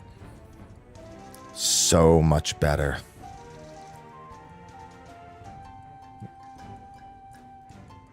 Throw them in a pot of water and boil them. Boil them for 6 minutes, then take them out and dip them in cold water. And by dip, I mean submerge them in cold water to stop the cooking process. Then carefully peel the eggs and marinate them in a delicious soy marinade. Topped with paper towels, not plastic. Gotta do it right.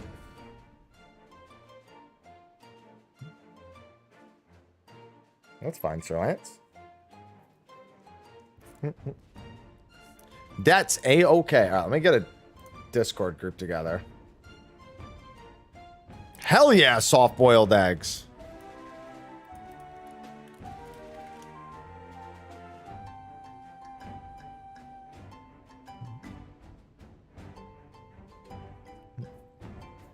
Gotta make soy marinade. I honestly will never waste my life boiling eggs unless it's to make soft-boiled soy marinated eggs.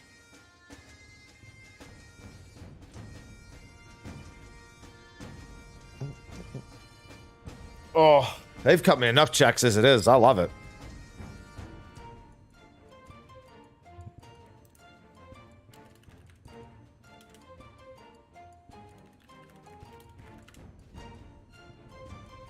All right, let me make a group with Sly and Arthur's.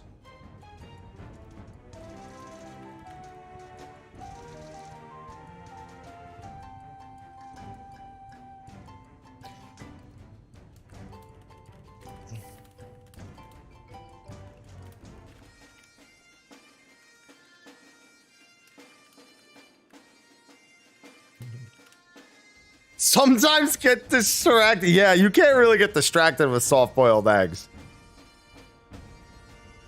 That definitely doesn't work.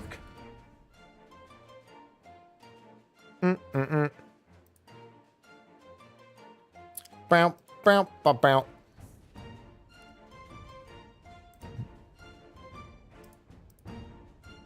I got a busy weekend ahead of me. Thinking about recording my weekly Q&A maybe tomorrow, then streaming long on. Well, Sunday I have some other stuff to do too, but I might do a double stream. I want to kind of cram pack stream stuff in the last couple days this month. Soft-boiled egg is so good.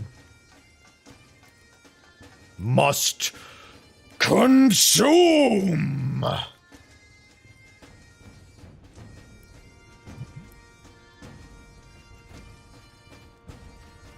God, it feels so weird playing Bard.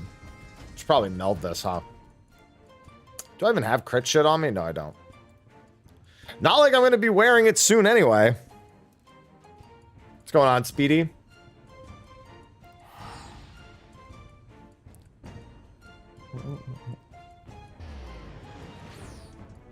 That's what it do, Yugi!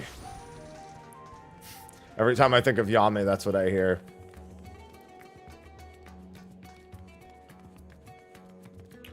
I play Pot of Greed to draw 3 additional cards. That's not what it does. That's what it do, Yugi. It does what it do. I think DSR is probably the best balanced ultimate of the batch. Although T is kind of like the comfy ultimate now.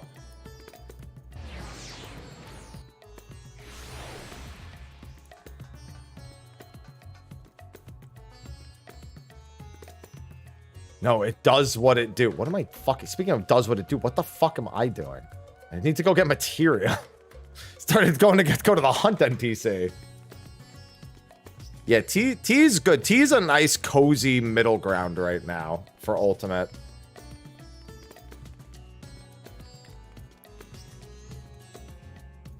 I feel like somebody here has to know that's from a VR clip. Was on the hunt for materia. Press Ice Slayer. Uwu is only an ultimate by name.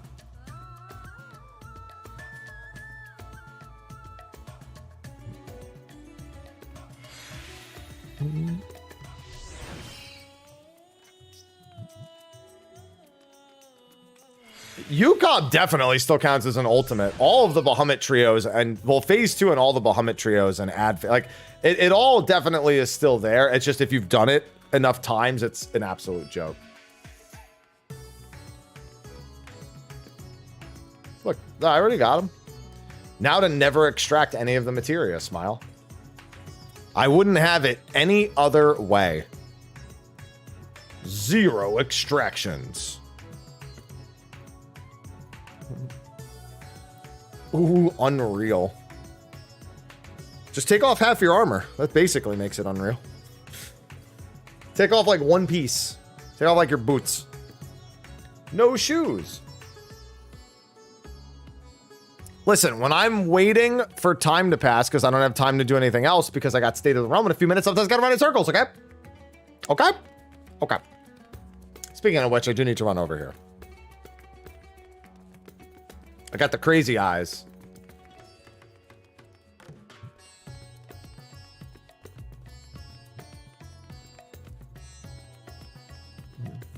Yeah, everyone just takes off their shoes. You get feet for free.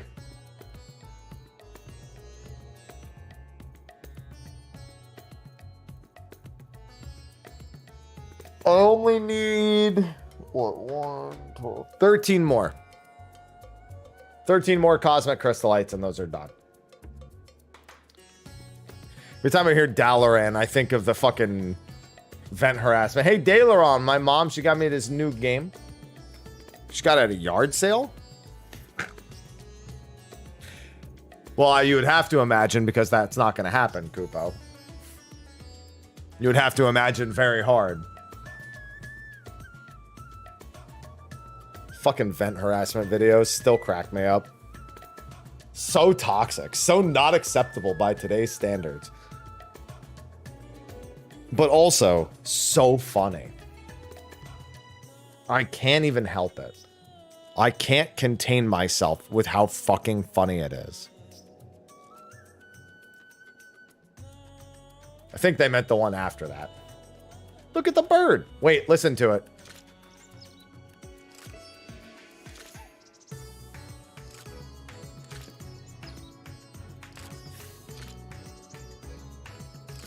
Fascinates me. I just like the sound. Every single time you sheath and unsheath, just bird. Fucking bird. Imagine doing like a downtime and like an ultimate. You just do that and people are like, shut up. You know how many people used to tell my character to shut up when I played Monk? Specifically, Whoops. Whoops always was like, Happy, your Lalafell needs to shut the fuck up while you're playing Monk. Yeah! Yeah! Yeah!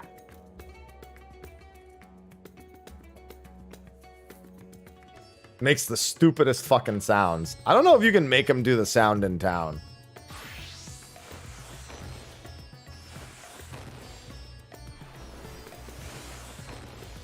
Make the sound. Yeah, I don't think he'll make it while I'm just formless. Because he does it sometimes when you formless fist. It's just, I don't think he does it like in town or out of combat.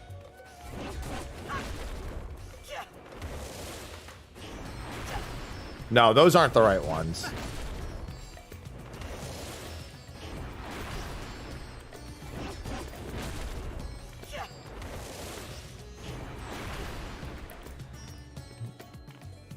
I feel like I need a target for him to exert his energy. Because those are not the sound that he's telling me not to make. It's literally like a yeah!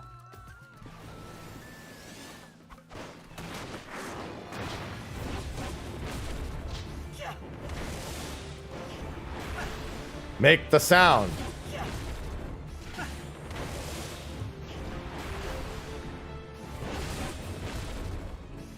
Let me see if it's any of my other skills. I think that's the one. The true strike.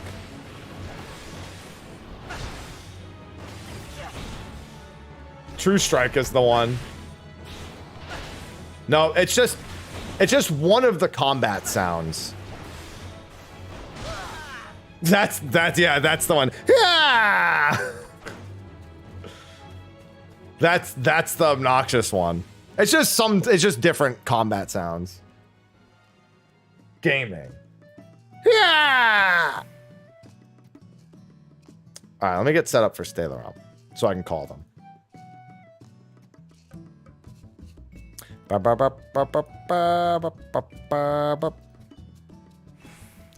Yeah!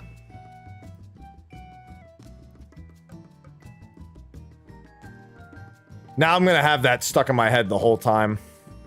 Gonna be doing this show and I'm just gonna be randomly going in the middle of the show. And everyone's gonna be like, are you fucking stupid? What are you making that sound for?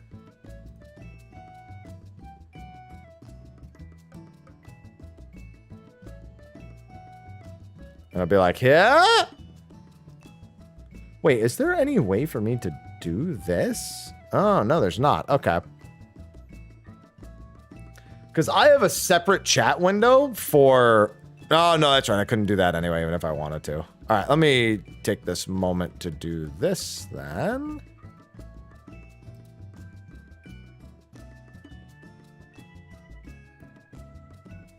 Oh, yeah, Dancer's got some sounds. Don't I know it?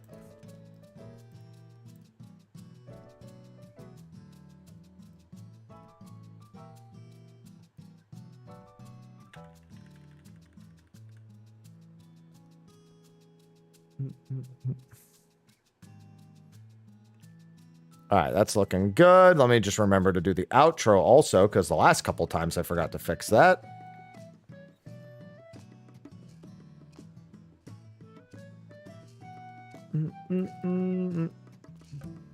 Perfect.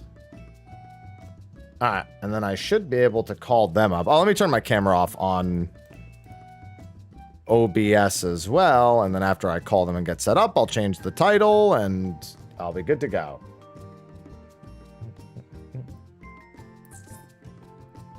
We're back.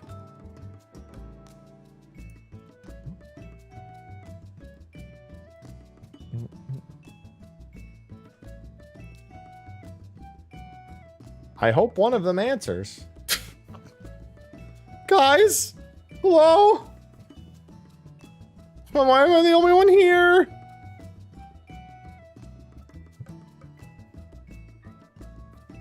There's Sly without his camera, but no one can see him except me anyway. But no one can see. Never mind. New Orleans man. Nolans. Not good. Why? Why don't you like Nolans? Somebody on my stream said you said Nolans.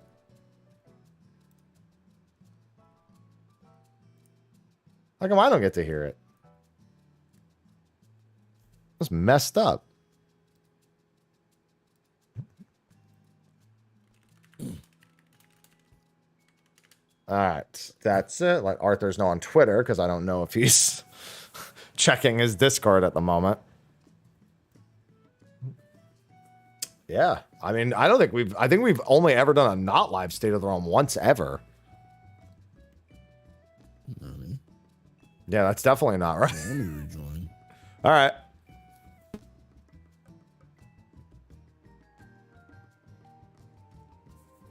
I'm the only one here again.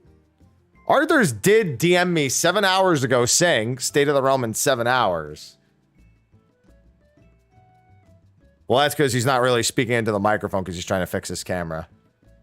It'd be fucking hilarious if in the last 7 hours, after confirming with me it was in 7 hours, that he subsequently fell asleep and doesn't show up.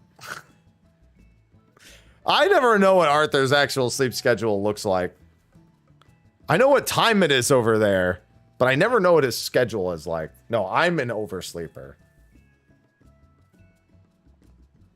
Oh, Mr. Arthur's.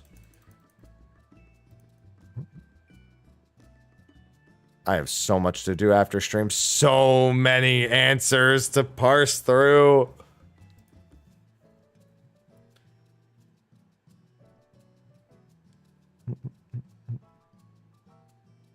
Hi, Ren. You're always up early? Yeah, but I was in Oversleepers. Hi, Sly. I can see you now. Oh, now I can't see you anymore. Oh, now I can see you again. Oh, he's at P12. Tell him to hurry his ass up then. Wait, yeah. You can see me? Yeah, I can see you. Crystal clear. Why can't I see myself? It's weird. Parse? Listen, parse isn't the term that told me about 14. Oh, there we go. While Arthur's is getting through P12, I'm gonna heat up some foods real quick. I'll be right back. Okie dokie. Yeah, he's got 10 minutes. He knows exactly what time he's supposed to be on. He's just trying to speed through it, and people are telling him, he's like, oh shit. He knows exactly what time he's supposed to be on. It's almost 3 a.m. for him. Fucking Christ.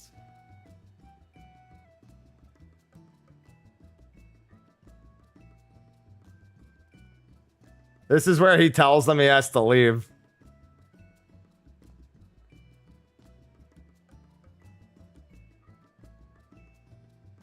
Time flies when we're having fun. Gotta go. Sorry.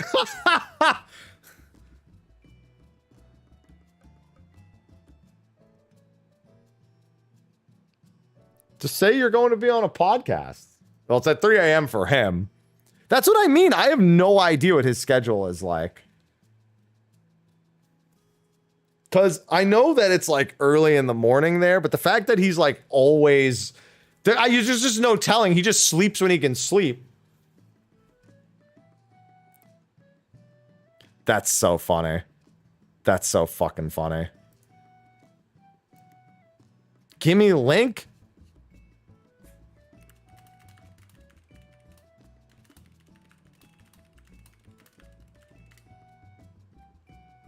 There we go. Does he sleep? That's a great question.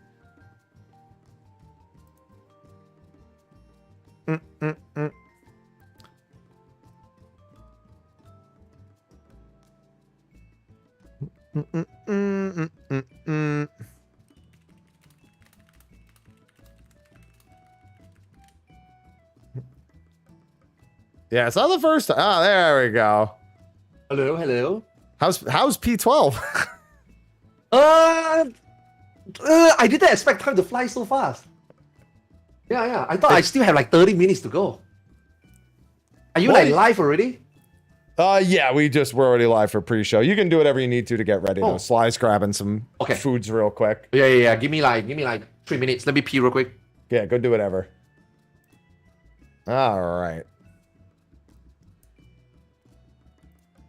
You know, I should really get used to just checking to see if people are live when I'm starting.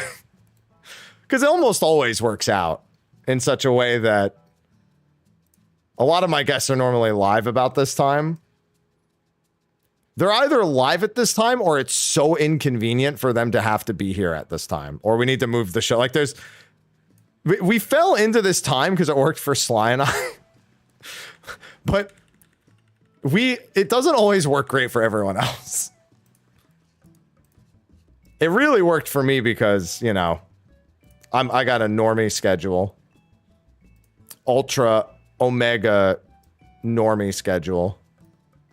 All right, I should be able to set up all the cameras even though Arthur's isn't on yet. It should just auto adjust while when Sly comes back. So they're all on the call, but I'm still the only one here. All right, let's do that. And then finally for Arthur's, let's do this.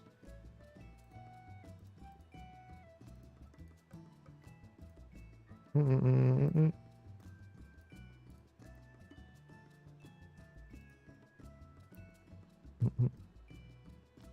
I think the setup's all done. Now, where do I keep my other stuff?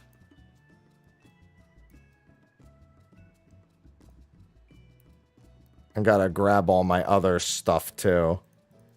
Okay, Arthur's is all set up. He didn't even have to be here for it.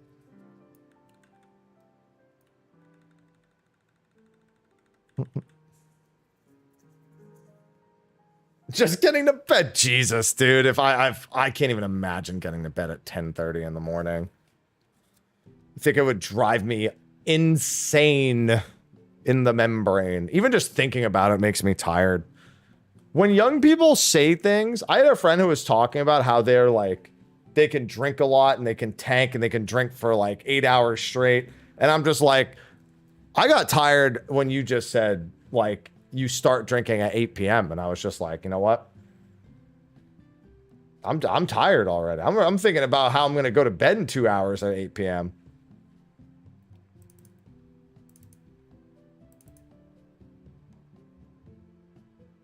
And I can't wait. Oh, no, that's the wrong one. Bro, I was tired when you said all that shit. Sly lurking into the background. Hooray! We're here. Hey, I'm back. Hey, welcome back. Wait, hey, why is my raid, man. why is my camera Is it still on in OBS, I'd assume? No, I just turned it off. That's weird. Cause yeah, I don't even see your camera. I just see your yeah, Discord I'm trying to fix face. it before I go. Let me put it on and then you see how it looks like. Because I just assumed it was programs fighting for priority over it. I think it's the lighting, man. Yeah, I think it's the lighting. Oh, I see what you mean. Yeah. Oh, why did it put you up? Why did it put you up there? All right, that's fine. I'll just move us around. I don't remember Discord moving you into. Oh, it's because it's alphabetical. Oh. I was like, come on now. I had it all set up and then it just changed the order. Silly. Okay, let me see what I can fix it. It's not blinking in my OBS, but it's blinking in this spot. Yeah, that's Discord for you. That is Discord compression for you. Oh, okay. Give me a sec. Oh. Away it goes. And then... Oh, I need to find the music. That's right. Where is my music? Sly getting food game on. What if I put on as a virtual camera? No! I was going to say that shouldn't work. I was going to be shocked if that worked. Okay. No! Wait, where is it my full screen? That's a great question. No one can see it, so it's fine. Okay, give me a sec. Fiddle around as you will. Oh god, loud. I just blew everyone's eardrums out. Alright, and then let me fix the volume. Sly should be good now, because I had it set to lower. I'll crank mine up so I'm not super low. Get close. Yay! Yeah. Okay, kind of shitty frame though. Wait, why? Yeah. Do you need to adjust me anymore? I don't know. I guess people will tell me after that. I needed to adjust all of OBS though. I'll just go with this. It's better than blinking, right? To be honest, since you are sitting still and talk, right? This should be better than blinking, right? Yeah, besides, I can just move the center of frame over a bit more. So, it's fine. Yeah, that's perfectly fine. Well, Arthur's is loud. Oh, I had him up 20% from the last time he was on. They weren't saying you were loud, like, shut up. They were just saying, it was an audio balance thing. I'm sorry. All right, let's see. I'm surprised I had you up 20% audio from last time. I am very surprised. Like, I need to turn me up of that much. Arthur's loud, sly. Yeah, Arthur's needs to talk in waifu's voice. Oh my god, dude, you know how when my wife talk to stream, and then when I talk in the background, and then everybody is like, oh, you need to install voice cancellation, and then when I set up voice cancellation for her, where I cancel my voice from 5 meters away, chat cannot hear her because she talks like an ant. Yeah, Talks like an ant. Mine's probably gonna cut out. I do like these loud pitch noises that do the same thing as well. When I get angry, I go, well, what the fuck? And then it just cuts me out completely. All these microphones that always have these like things that you can do noise cancellation, you can do echo cancellation, and then you can do compression. Yeah. None of those work for me. I don't know why. It just never worked for me. When I scream, I become robotic. Because I talk so loud and my frequency is always random, I'm either always robotic or normal. And then noise cancellation doesn't work because sometimes when I speak too soft, normally it doesn't work. And then when I speak too loud, it also doesn't work. It just doesn't work. My voice is just fucked, I think. I'd rather take that than every time I start a Discord stream, my voice gets lower. Like, even though none of the dials automatically adjust, it's just like my microphone just doesn't like the Discord compression. So I always have to do way more audio adjustment. Your voice just disappears. I would practically take that over my voice constantly being too low. And it's not a gain thing, because if it's a gain thing, I'm going to peak the hell out of your ears. Yeah. Dude, playing with microphone settings is... That's why I don't do XLR, because XLR is it's like a daily struggle. Sly, you have XLR, don't you? You know what? Yeah. Damn straight. Yeah, you know what? You're right. Ever since I got this... Okay, let me just say, I think it's better than before, but it did not make my job easier, for sure. Yeah. No, it's a whole extra thing you have to do every time, because for some reason, it's just suffering. Oh, and on top of that, we get to it. Oh, I guess I should. Oh, he used that image. Yeah, so Arthur's and I are doing a Final Fantasy VII talk on Frosty's channel on Sunday. Oh, yeah. Yo, I'm like so excited. Excited. But he took the picture of me photoshopped as Zack, but I think I'll actually wear my Zack cosplay for Sunday. I have it. It's right over there. It's clean and everything. So, should be fine. Well, I mean, I wore it, so I didn't just like throw it in the corner afterwards. I need to make sure that it wasn't just fucking dirty. Yeah. I just stored it in a specific spot. You can wash the clothes, and like you can just said clean like you were actually in battle or something. Like you got this all over it and shit. Got to clean it up. Only thing I had to clean up was my chat this morning with Stellar Blade. That was about the only thing I had to clean up. Wait, I'm sorry, what? Hey yo, Stellar Blade, yeah. I was playing in the skin suit, man. Did you just say that you have to clean up because you just finished playing Stellar? No, I said clean up my chat. Oh. I somehow heard you saying that you have to clean up after you play Stellar Blade. I'm like, I mean, to be fair, that's probably not too inaccurate. Yeah, chat's gotta lay down towels and shit. They gotta get some gamer chairs that don't have they don't collect the sweat like a lot of the modern ones do. Oh yeah, so how was the game? How was the game? It's good. How was the game? How was the game aside from what obviously we expected from? It's more Sekiro-like than anything else. Sekiro or Wolong, not really like Devil May Cry or anything. So it was good. Play it after it comes out. April, right? April 26th. Nice. Yep. PS5 exclusive. Okay. You know what? I totally forgot one thing. Okay. sorry for being late, and yo, what's up, man? Happy and Sly. Hello. Holy shit! I just realized I haven't said hi. Yo, what up? What up? You're fine. Perfect, because you'll get to say it again in literally 60 seconds when we start. Okay. Can we still ask some random question before the show begin? Okay. Well, ask one. All right. Well, we're a minute after time for starting. So, what random question would you like to dive into before? Okay. I mean, I don't know whether when I ask people whether they can say this. I also not asking it directly, so you just tell me whether you can answer that. Media tour, right? Right. Now, obviously, right? I don't think you even need to tell me yes or no. I'm pretty sure 100% Mr. Happy 100% getting invited. I just need to know, right? Did they send out invitation already? Well, they wouldn't allow anyone to tell them even if they did. In previous years, I've been shocked when they've even allowed us to say we're attending. I mean, I would say I'm not even confident there is going to be one. After the fact that no creators are invited to FanFest, they might actually do a genuine media tour. Like, that wouldn't surprise me if they actually did like an only media tour. Well, because they invited media to FanFest, so like I wouldn't be surprised. Honestly, it wouldn't change anything for me anyway. I would just take all the information and make the videos later once it's all public. So it doesn't matter. But it's like, even honestly, if that would make shit easier for me. It would almost be easier, yeah, in some ways. But it's like, even if they had done that, no one would be able to say. If it was public, everyone would already be posting it because they would have had like a deadline, like an NDA time frame for people to post about that kind of stuff. So you never know. So even if whether the invitation is out or not, you guys also can't say. We wouldn't be able to say if there was one, right? Okay.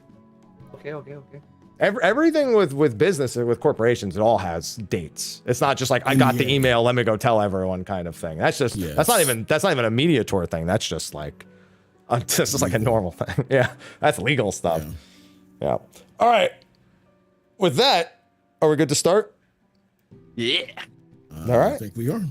All right. I'll probably still have to do some audio adjustments along the way, but that is a-okay. So I'm going to mute myself. You guys can all mute. You both can mute yourselves, and we'll get started.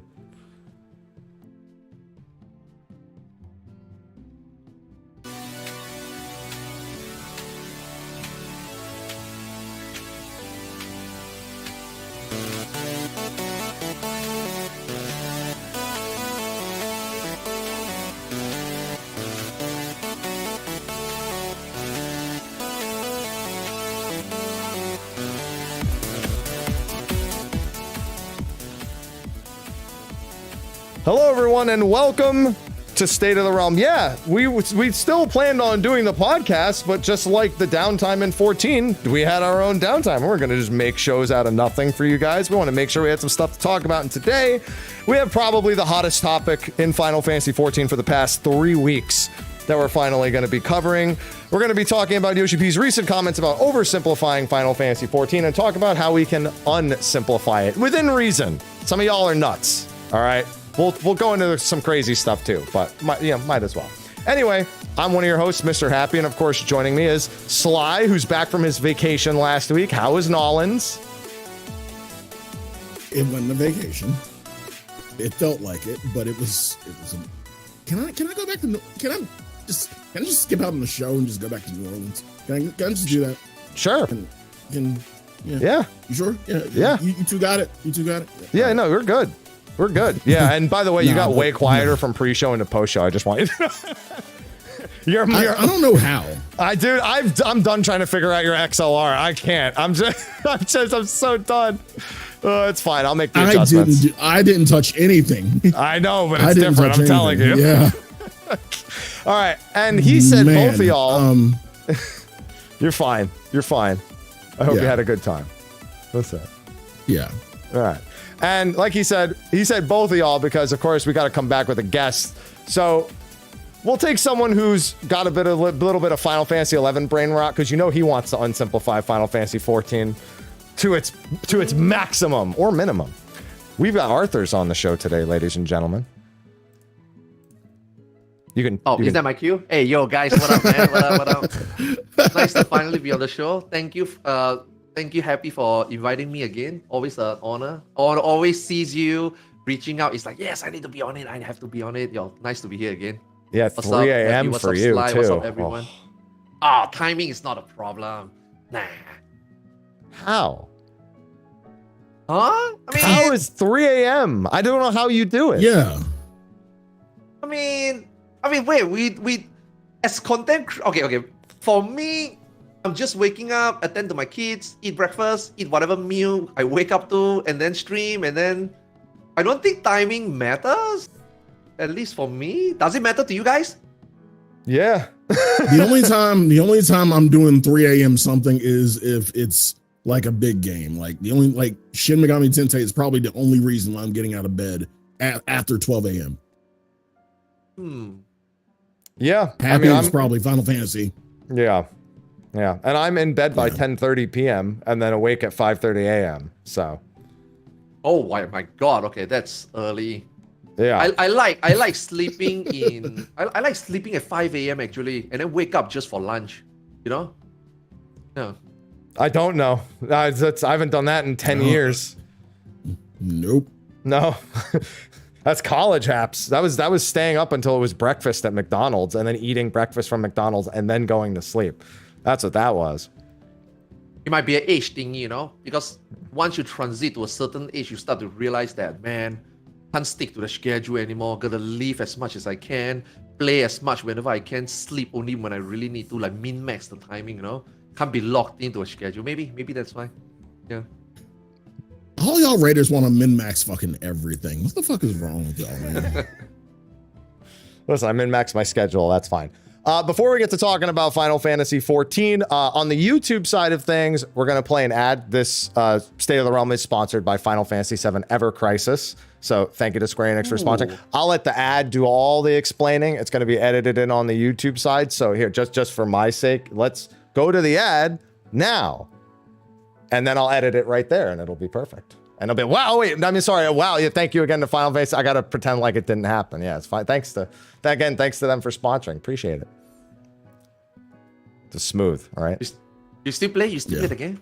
Yeah, I pop in every now and again. I don't have the time that I used to have when it first came out, where I was just... They have like 9 times stamina spends now too, so like you could just spend 9 times at once, and it's just like, oh yeah, now it takes like 2 seconds to get everything done. Just throw it in the back on Steam. It's perfect. All right. Yeah, it only recently get on Steam for me. I had to play from emulator, VPN. It was a nightmare, but finally now it's on Steam. Yeah. Game is so much better on Steam. Yeah. Yeah. I actually enjoy myself now playing that game. Yeah. Yeah. So, Final Fantasy XIV is now officially in the gearing up phase. They kind of let 7 Rebirth dominate the last several months of Square Enix's time and marketing. So it's been really quiet in Final Fantasy XIV. So I know how you've been handling it, Sly, and I know how I've been handling it, and that it's not playing much. But Arthur's, I still see playing it quite frequently. So how has the downtime been for you as somebody who puts a lot of time into 14 still for the most part? To be honest, I didn't play a lot. Like, especially the last 2 months, I didn't play much. I would say maybe I only streamed 2 to 3 days out of 7. And whenever I do things, I at most do maybe 1 PM. Spend just most of the time talking. Then obviously, following up with the news, watching the broadcast. So yeah, like today I think the P12 that I was doing before I attend the show, that was actually the only content I did the last 7 hours. Yeah, so actually not really talking. I actually spent the first 3 hours we were talking about Ultimate, like kind of a heated discussion. So yeah, no, just mainly keeping touch with the community. Just like you know me, right? I love to play single player games sometimes, but when I sometimes play this type of game, I usually do it offline.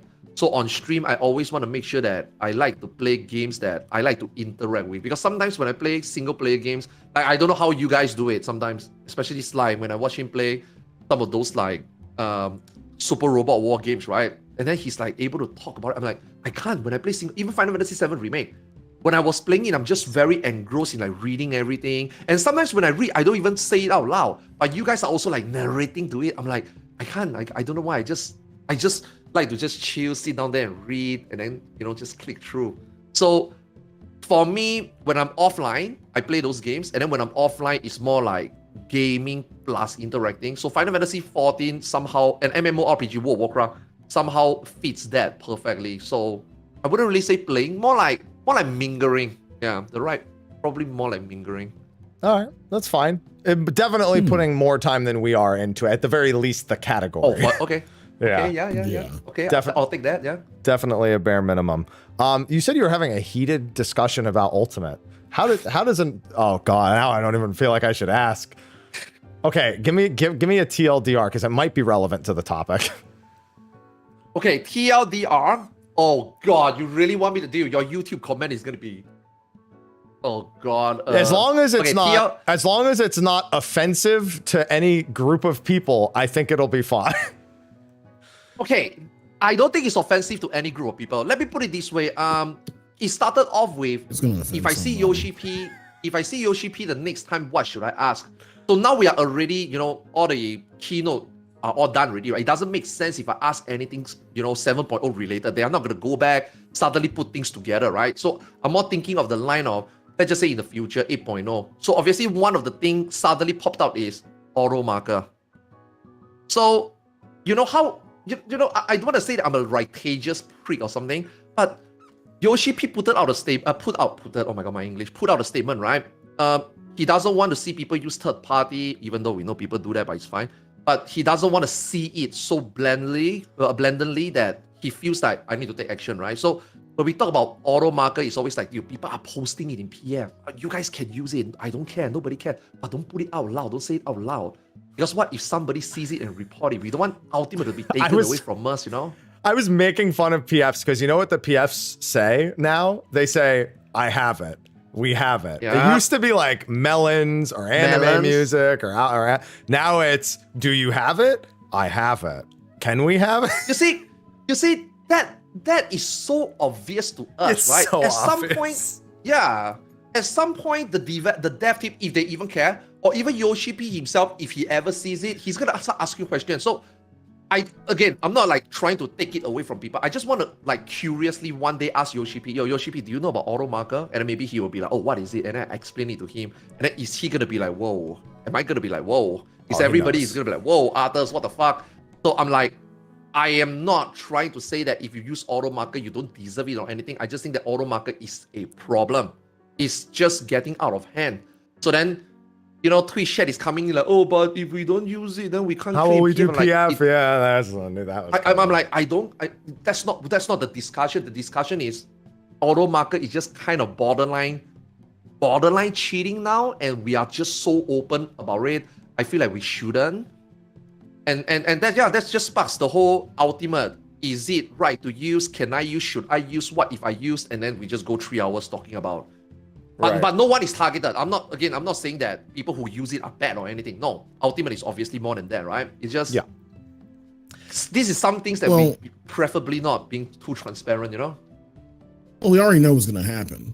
Like probably like 8 months down the line, the original person, whoever they found to originally implement auto markers is going to get sacrificed for their sins, and then we're going to get into the game anyway.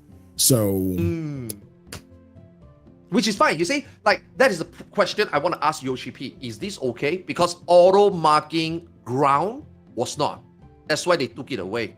So if he knows about this auto marker, how does he think? Is it okay, or is he gonna like take it away and we cannot mark people in combat anymore? Then in the case, it's just an L for all of us raiders, right? Because it's such a responsive dynamic tool that we can use in fights, right? So it's like if people would automate it and then it becomes out of hand, which it is super out of hand. Now my wife is doing UCOP, and then my wife is like telling me, UCOP? Yeah. Why? And she's like, yeah. For what? Yeah, that's what I'm gonna explain to you, right? My wife turned around and looked at me like, yeah, they are using auto marker for thunder. I'm like, yeah, it's super notoriously overused right now. Now it reached the point. Okay, back then it's good to have it for top. Now is, hey, if we already got top, we might as well use it for everything. It's super notorious now. It is a matter of time it catches wind. It is a matter of time. And what's gonna happen? because I don't want Yoshi P to get pissed off, right? Because when he said if he found out that the community is overusing tools that they are trying so hard to implement visualization in game that you can do without, and people are notoriously using it, he's gonna remove or stop. What is the point of making Ultimate? What is the point of making all these mechanics? And I believe him, because even if it's a 1% chance of it being taken away from us, Ultimate is important, man. Like, I just don't want to see it just gone, like that, Do you think so? So, funnily enough, the topic of the show is about oversimplifying Final Fantasy XIV. Do you think they've actually, or I'm sorry, do you think they've overcomplicated Ultimates on the reverse side to the point where people feel that necessary? Because obviously the big point is Omega, and I don't mean top, I mean Omega Trio specifically, where people go like, 2 people are always going to have to be with on the one side, and the other 6 need to be in. One has this debuff and one has that debuff, and they have to hop to these 2 people because they can't hop to the people that have 3. Like, all that immediately comes into the factor for it. Do you think that it's a result of that being something that was too far for people who wanted to play the game in PF, thus the result of it now, I guess, kind of cascading? I mean, I think Ultimate came a very long way, right? If you think back, UCOP UT was not pluggable at all. 100% it was not doable. It is only until DSR, I think the interest spike in Ultimate because of DSR. Right? Maybe it's because a lot of WoW players coming in, maybe it's because, Endwalker DSR itself, was just and DSR is just so well done. Right? So I think a lot of people start doing it. And I think, dude, we all witnessed people have done it without auto markers. Auto marker wasn't a thing, and everybody was able to do it, and then backtrack to do UCOP Wu, right? So I think the fight itself is just accessible over time, right? Whether it's job adjustment or whether it's past expansion, I just think it's and the stress and the players getting better. I just think over time it takes care of itself, and the community is doing such a good job at welcoming and eventually get Ultimate done. It's just suddenly Top came out and then this thing just goes all over. In a way, I don't want to say I don't want to blame the players for doing it, because at the end of the day, we human beings is always going to find the easiest way to do something, right? Especially, people in parks, PF, they obviously don't have the time that some of us can put in. So, and their agenda is simple. Get it done any way possible. Their agenda is not, let's clear it fast, let's clear it blind. Let's learn it properly. Some of these people are just, I just want to get it done. I just want to clear. And the fight is designed this way. I think it's actually an interesting mechanic that they focus a lot in Top priority system, looking at party list priority system. Now, we actually have this type of mechanic for the longest time already. Even like Digititus, who and who clear what debuff, who and who Why'd you have to go to take tether. Why? Right? Why do you have to take me to Digititus specifically? Yeah, I mean, that was part of priority system, right? Yeah, it so sure was. Over the years, right, I think we have been tested priority, and I think I myself included, I'm the weakest at priority, and I think a lot of people also feel the same. So this time they like double, triple, quadruple down, focusing on priority, and I think the player base suddenly realized that shit, it's actually a hard mechanic. Hey, but wait, we can auto mark. We can completely take that away. So I think this is what happened. And I think the developers are also trying very hard. You notice how they that was the patch they implemented debuff timer on party list, right? Yeah. And then that is also not only that, they also put in the Roman numbers. So it's like not only we can see the debuff timer to know who is next, we also can see the Roman number to see who is next. It's like, although Yoshi P says that I don't want people to use add-on, but you clearly designed a fight that you yourself knew that we have to add in more visual cue, we have to add in more hints, we have to put in more like buffs icon for you to see. So it's like that means that you are making a fight that clearly visualizing, making things easier to know your priority has become the standard of the fight. So it's not surprised that player went this far, but at some point mechanics is going to run out, and I think we really reached that point already. I think what else can they do? Like, I mean, we although we always ask that question and they always surprise us, especially like UCOP first time, and then we go into DSR, like, dude, everybody think that DSR can't be that hard. And then after DSR, it's like, come on, we are all better, groups are better, top can't be that hard. So they continue to be able to surprise us. But at what point is the cutoff? So Yoshi P came up and say, at some point it becomes too stagnant already, I was quite surprised as a producer for him to come out to actually say, that surprises me. I come back home, sometimes I feel like playing the game and I want to fall asleep. I'm like, that's exactly what all of us, Depla, Xeno, a lot of Llama thought. I mean, I'm pretty sure you yourself at some point also feels the same, right? We have been talking about that, and then the player base was like, you guys are just burnt out. You guys are just burnt out. For me, it's fine. So for the developer to suddenly come out and say that, dude, the game has been getting stale. I mean, TLDR, what he meant, the game has become stale. We need to spice it up. So I do feel like it's interesting that even as a producer and the gamer himself, he's able to come out and admit and say this. It feels so vindicated to all of us, and very interested to see how going into 7.0, what is the spice up they're gonna do? Yeah. Happy, when you were reading the article. Yes. I felt like you were dancing around the fact that, like, okay, Yoshi P is not trying to say that. It's like a casual thing. And I'm like, is he or is he not? Like, you danced around it so much when you were trying to read that article, it wasn't even funny. I feel like it was funny. Part of it is. It was sad almost. I feel like part of it is, though. I mean, when you're talking about things like this, when we're talking about oversimplifying stuff, undersimplifying stuff, that's part of it. And part of it. And Arthur brings up a good point. Like, there are some ultimates you absolutely fucking cannot PF. I don't want to PF anything with y'all. Fuck y'all. I don't trust any of them. I don't trust any of y'all. What makes you think you know what's funny? PTSD? In Ultimate PF? Yeah, what was the fight? No, it's not even the fight. It's literally just trying to prog Savage in PF. Like, yeah, I remember. Any Savage. No. Just no. No. So, I mean, I honestly think it's a bit of bringing back to what it I guess used to be. I mean, yeah. I mean, Final Fantasy 14 has evolved. Like, we can go back and say, like, looking back from Savages where we are now to like Coil back in the day, like, shit used to be really simple. Shit used to be so goddamn simple. And now we're doing shit like we're doing in P12 and top and DSR and everything. Yeah. You know what though? I think that's on purpose though, Sly, because here's the big thing. In A Realm Reborn and Heaven's Ward, if you look back, we were just shit at the game more than anything because people thought, no, I mean this, like people thought Thornton Extreme was hard. He's a fucking joke. He really wasn't. He was not that. He was not really hard at all. But you know what was hard?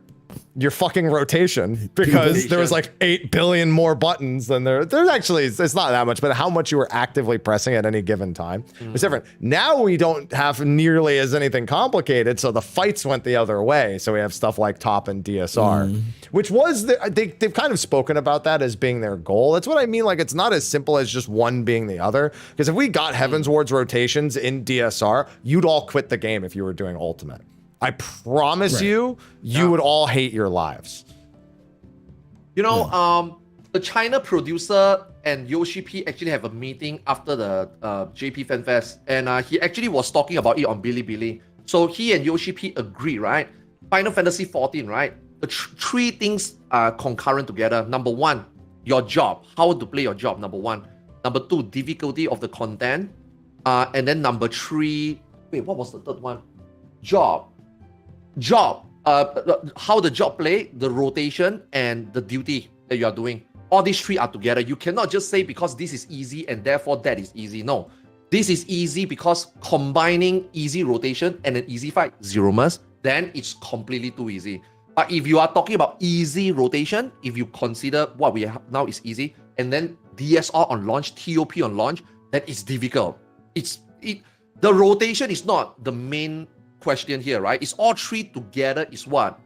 How are they gonna move forward 7.0? How are they gonna spice up the content and then spice up the rotation and how fun the content is? All these three are together. So they are looking at doing all these three. And then within those three, the job, it is impossible to achieve challenge, fun, and identity.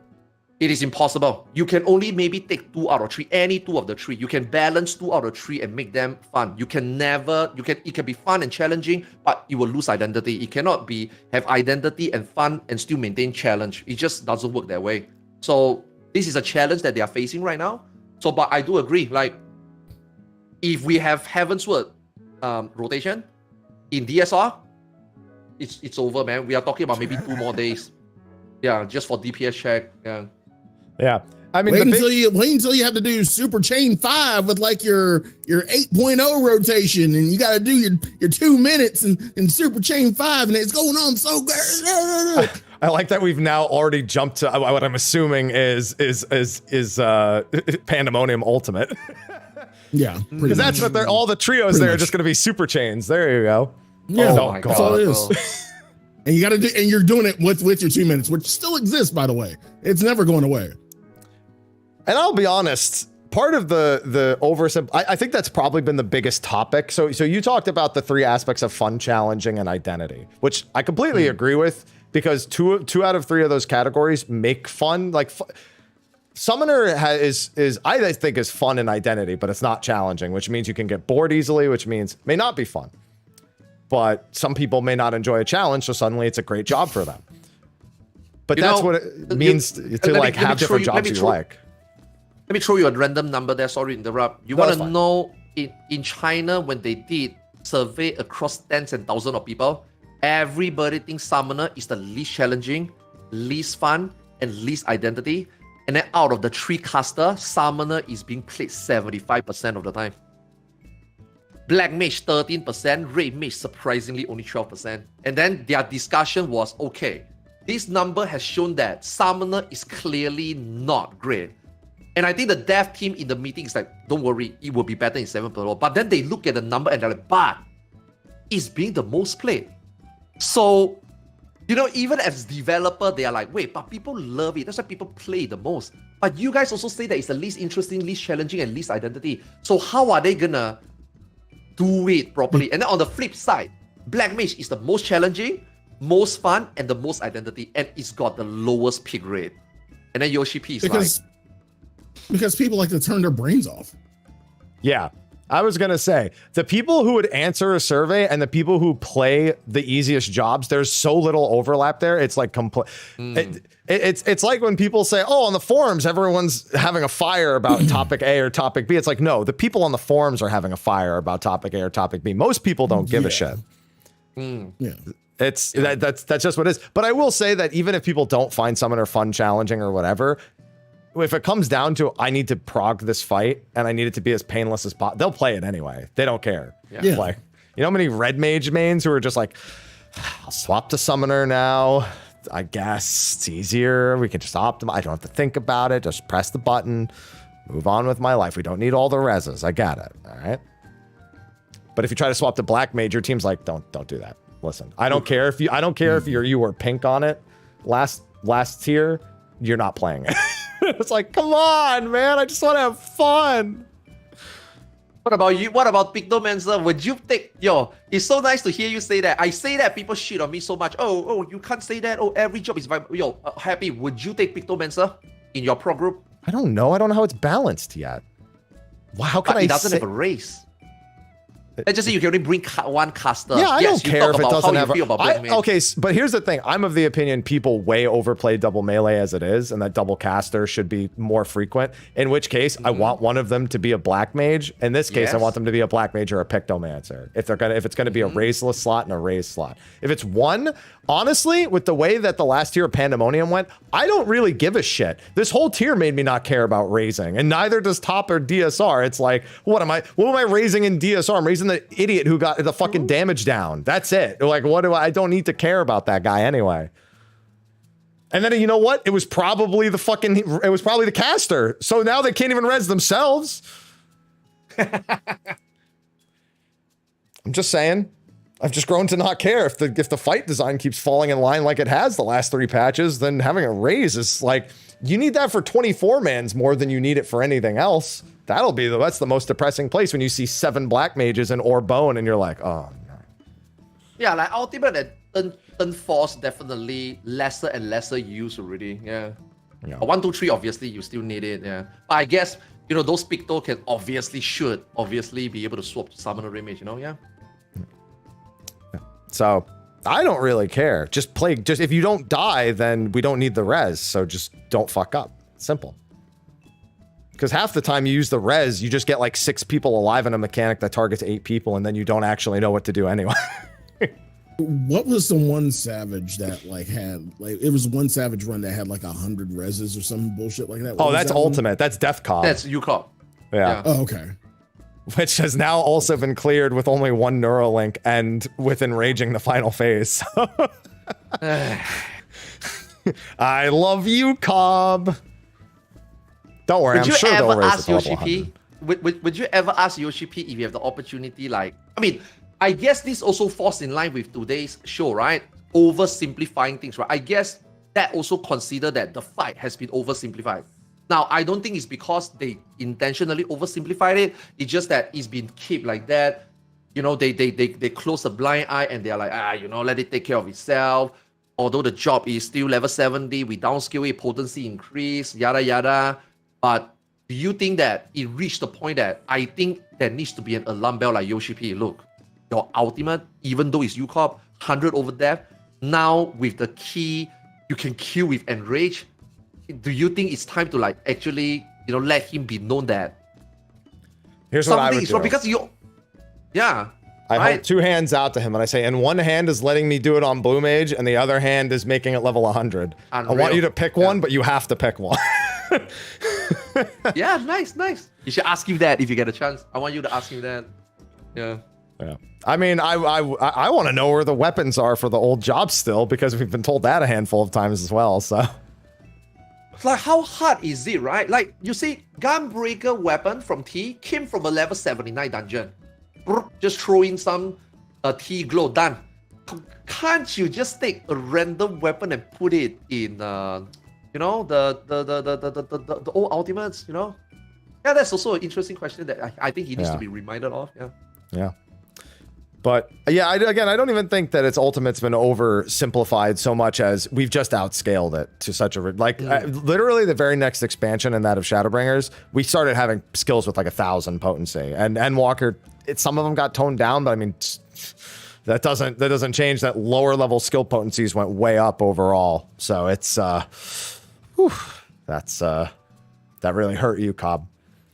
It's pretty insane. Even T just skipping half of the first phase and the murder that happens in the second. Average groups don't experience these things, but they happen, and they happen frequently enough.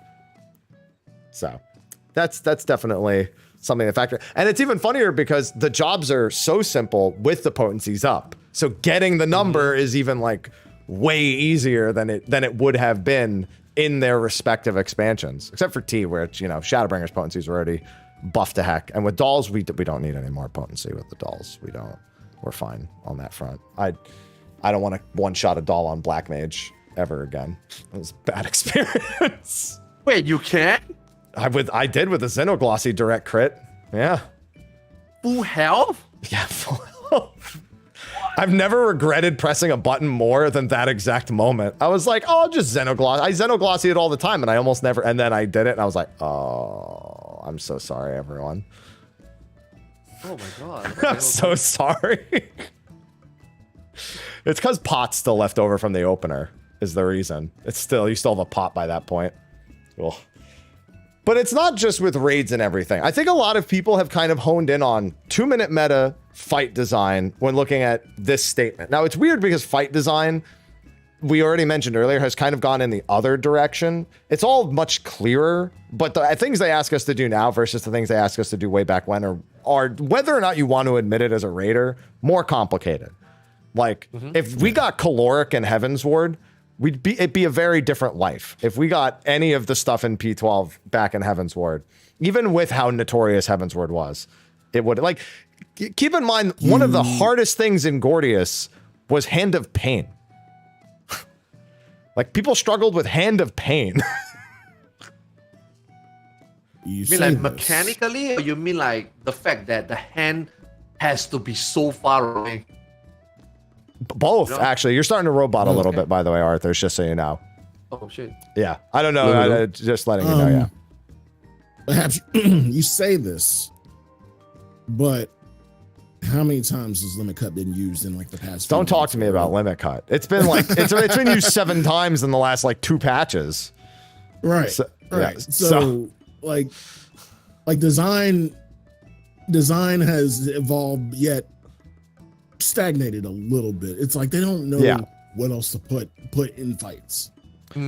Yeah, I mean, fight identity is where that's supposed to kind of win. I think almost every fight you can identify something that's unique, even if you could boil it down to a basic element, like P10 has Harrowing Hell. It's just the dude bashing his face against the wall a billion times, but they have the web in the back.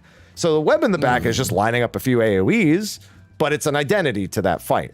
And then in 9, you have, the soccer mechanic, which is a limit cut mechanic, but everyone remembers it as the soccer mechanic, as the blitzball mechanic, whatever you prefer. And then 11 has the light and dark, and it's his voice line's probably the most memorable thing in that.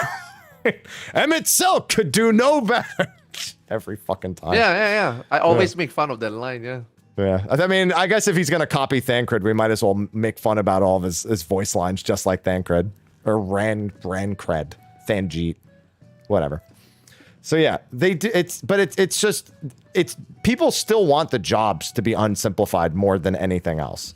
It seems, which is crazy because can we not agree as people who have been around for a while and as raiders who have seen people talk about these jobs and people at the high levels, not people like on the forums who like don't actually raid talking about it. People at the high levels producing feedback and getting exactly what they wanted, and that's how we got here.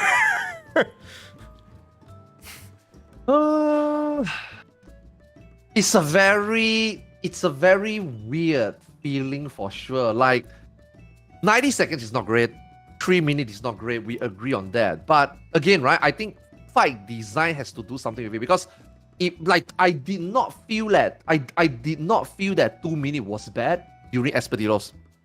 Like I felt like there were still things we could and we should play around.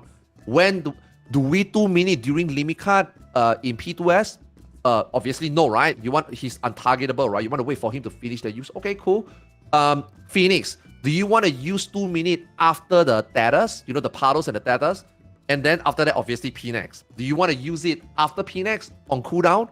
Or 1 minute after P-Nex during the Tether? And then in P2, do you want to use it immediately on cooldown on Act 4? Because sometimes if a ninja get a Tether and you have to run across, you cannot 10 GG. Now, obviously, I think there's some things that you can min-max and big brain, sure. But when you're progging and stuff, it just feels very uncomfortable. So during that time, I actually felt like 2 minutes is not bad. Yeah, 2 minutes is fine. And then Abysos, everything is just you send on cooldown. And then now even in Anabasios is also sending on cooldown. And it's like, okay, so why do you do that? And then Ultimate is the same. Ultimate was the same. I kind of like the idea that Omega MF, at the end of Omega MF, you can choose to send 2 minutes, and we usually do it during proc. Yay, And then we lack DPS in P3. So it's like, at least there was something going on there, But then obviously, at the end of the day, it's like, nope, you just have to do it. You just have to do it this way. Everything has to be used here. Then it becomes very stagnant. It becomes very like, yawn, 2 minutes here, yawn, 2 minutes there. Whatever happened to... now when I look back at my old proc video, right, you will actually see people like, okay, guys, hold your 1 minute, hold your 90 seconds, wait for the next 1 minute, wait for the next 3 minutes, everything on the 3 minutes. It's like, kind of miss that, But we kind of also ask for it, right? But even if we ask for it, we expect the middle. And I thought Anabasios was a good middle ground. Until today, it becomes boring. So, how are they gonna do it properly in the next expansion, I think that is, I guess that is like every expansion biggest question, right? Is our job going to be fun? Because, like it or not, I still think that Storm's Blood combat was the most balanced. Everybody, I think, had fun playing every job. A little bit miserable, sure, but fun. Sometimes miserable, sure, but fun. It's a lot of reassurance. Miserable, but fun. Miserable. Yeah. Do you think the fight designers kind of forgot that we're all under the 2-minute meta? It's like everything, like it's like they forgot. Like every mechanic falls under that 2 minutes. Like we go away. Well, see, but that's the only way I think you make 2 minutes interesting is to put stuff right on top of it. Like, is it frustrating? Yeah, but it's the only way any decision making happens, which I think is its own problem. That's the only way you achieve. Because yeah, is it great to just throw my 2 minutes out when the boss is doing nothing because it's easy? Sure, but it's also literally the most boring way to handle jobs. Instead of like, it's like when you're pressing the least buttons, you do all the other work. And then when you're pressing the most buttons, you do the least work. But when there's like a middle ground is when it's the most interesting. But I think that's when you go back to the 90 and 3s, because back then, if something was too difficult to reliably do a buff window on, you pushed it back 30 seconds and that was it. Nobody really minded just waiting another 30 seconds because assuming the fight was long enough, like you had to factor all of those bits in. And this is obviously only on the high-end rating, which is not what the 2 minute meta was even made for in the first place, which is the ironic part. It wasn't made for us. It was made for the people who don't want to do all of that stuff. Yeah. Yeah. And yet at the same time, it's a result of our feedback talking about how annoying it could be to do like 90s and 3s. Like, oh, I have a 1 minute and a 2 minute and a 3 minute and a 4 minute and a 6 minute and an 8 minute. And it's like, that's annoying. Like I remember Battle Voice being 3 minutes. Everyone's like, oh, that's so annoying. Just make it 2. I remember people saying that. It happened. So it's our fault in a sense. But to your point, Sly, I think that's a compromise they either need to decide they want to make more of, is more stuff that makes us decide when 2s are okay, or they need to bring back another buff window of some kind. I think the big kicking point was Trick no longer being party wide. I think not having a 1 minute to play around. I think the problem was only one job had it. Yeah. It was that was the big. Today I was playing Bard and I was like, I'm gonna Apex during Trick, and then I went, wait. Yeah, no, good point. recently I also talked, okay, I main Raid Mage and Ninja, and then now Reaper. Let me tell you, Reaper and Raid Mage is a way more fun job with Trick Attack. How you squeeze in that extra, how you have that extra gauge that you want to dump somewhere, and then just, I mean, I'm not saying it's hard. Oh, there's a debuff. Well, crash your melee combo. But the thing is, like you said earlier, decision making. When you are playing as a DPS player, when you're progging, sometimes these are the little things that makes you feel like, oh, it's my time, it's my turn, it's my time, I need to do it. You know, now it's just gone. Which, you know, I agree, if they can make you, even if it's a 10-second drift, and they make you like, okay, it is better that you drift this. You're not gonna miss a waste. You're gonna miss a waste. What the fuck am I talking about? You're not gonna waste a use. Overall, the fight, you will still get X amount of 2 minutes. But now you have to wait 10 seconds. Like, this is so simple, right? This is just a simple communication, guys. Hold 10 seconds, right? Like back then, it was hold 30 seconds. Now it's just so simple, guys. Hold 10 seconds, right? But they also even take that away from me. And then that also coupled with the hitbox changes, that also makes that tanks no longer needs to worry about boss. Is the boss really off-center? The boss will correct himself most of the time, 90% of the time. So now it's like so many things being taken away, just completely make the 2 minutes. I want to say it, right? I don't mind the 2 minutes. Sure, I just now said Storm's Blood was the most fun, but I don't mind the 2 minutes. Like I said, in Espadilos, I didn't mind it. But now it just gotten to the point that everything combined. And that, okay, this one is my biggest complaint because this one is the most latest fight. And then you get zero merge. Like zero merge, right? Even though it's only an EX crowd, right? The fight design coupled with the 2 minute and the combat being so simple and the boss being just a gigantic hero. Like zero merge is the culmination of Endwalker. How the game, like Yoshi P said, has become stale to the point that you go back home, you play a video game that you shouldn't feel tired, but somehow you just doze off. Zero merge is the culmination of 10 years of Final Fantasy, and we are at the most stale, what is the English word he used? Mundane? Yeah. Is it? I don't know if he used that word, but that's a word and that works here, yeah. That's a synonym, yeah. Yeah, crazy, yeah. Yeah, it's That's how I funny feel when you mentioned the hitbox and you mentioned tanks, all I could think of, I'm going to go do E6 real quick. P6. Wait, hold up. Oh god. Oh, damn fun, dude. Eden verse is goated, man. If you ask me. Just Eden throwing verse is the shields most over and over dynamic. again. Yeah. Is It's the it? most Would we really dynamic. give it to Verse with the fucking tornado? Okay, not him. Okay, all Verse, but not them, not the birds. Yeah, I was gonna say that's a brave statement. All Tanks did was complain about E6, about conflagration. We miss it though. We miss it. Yeah.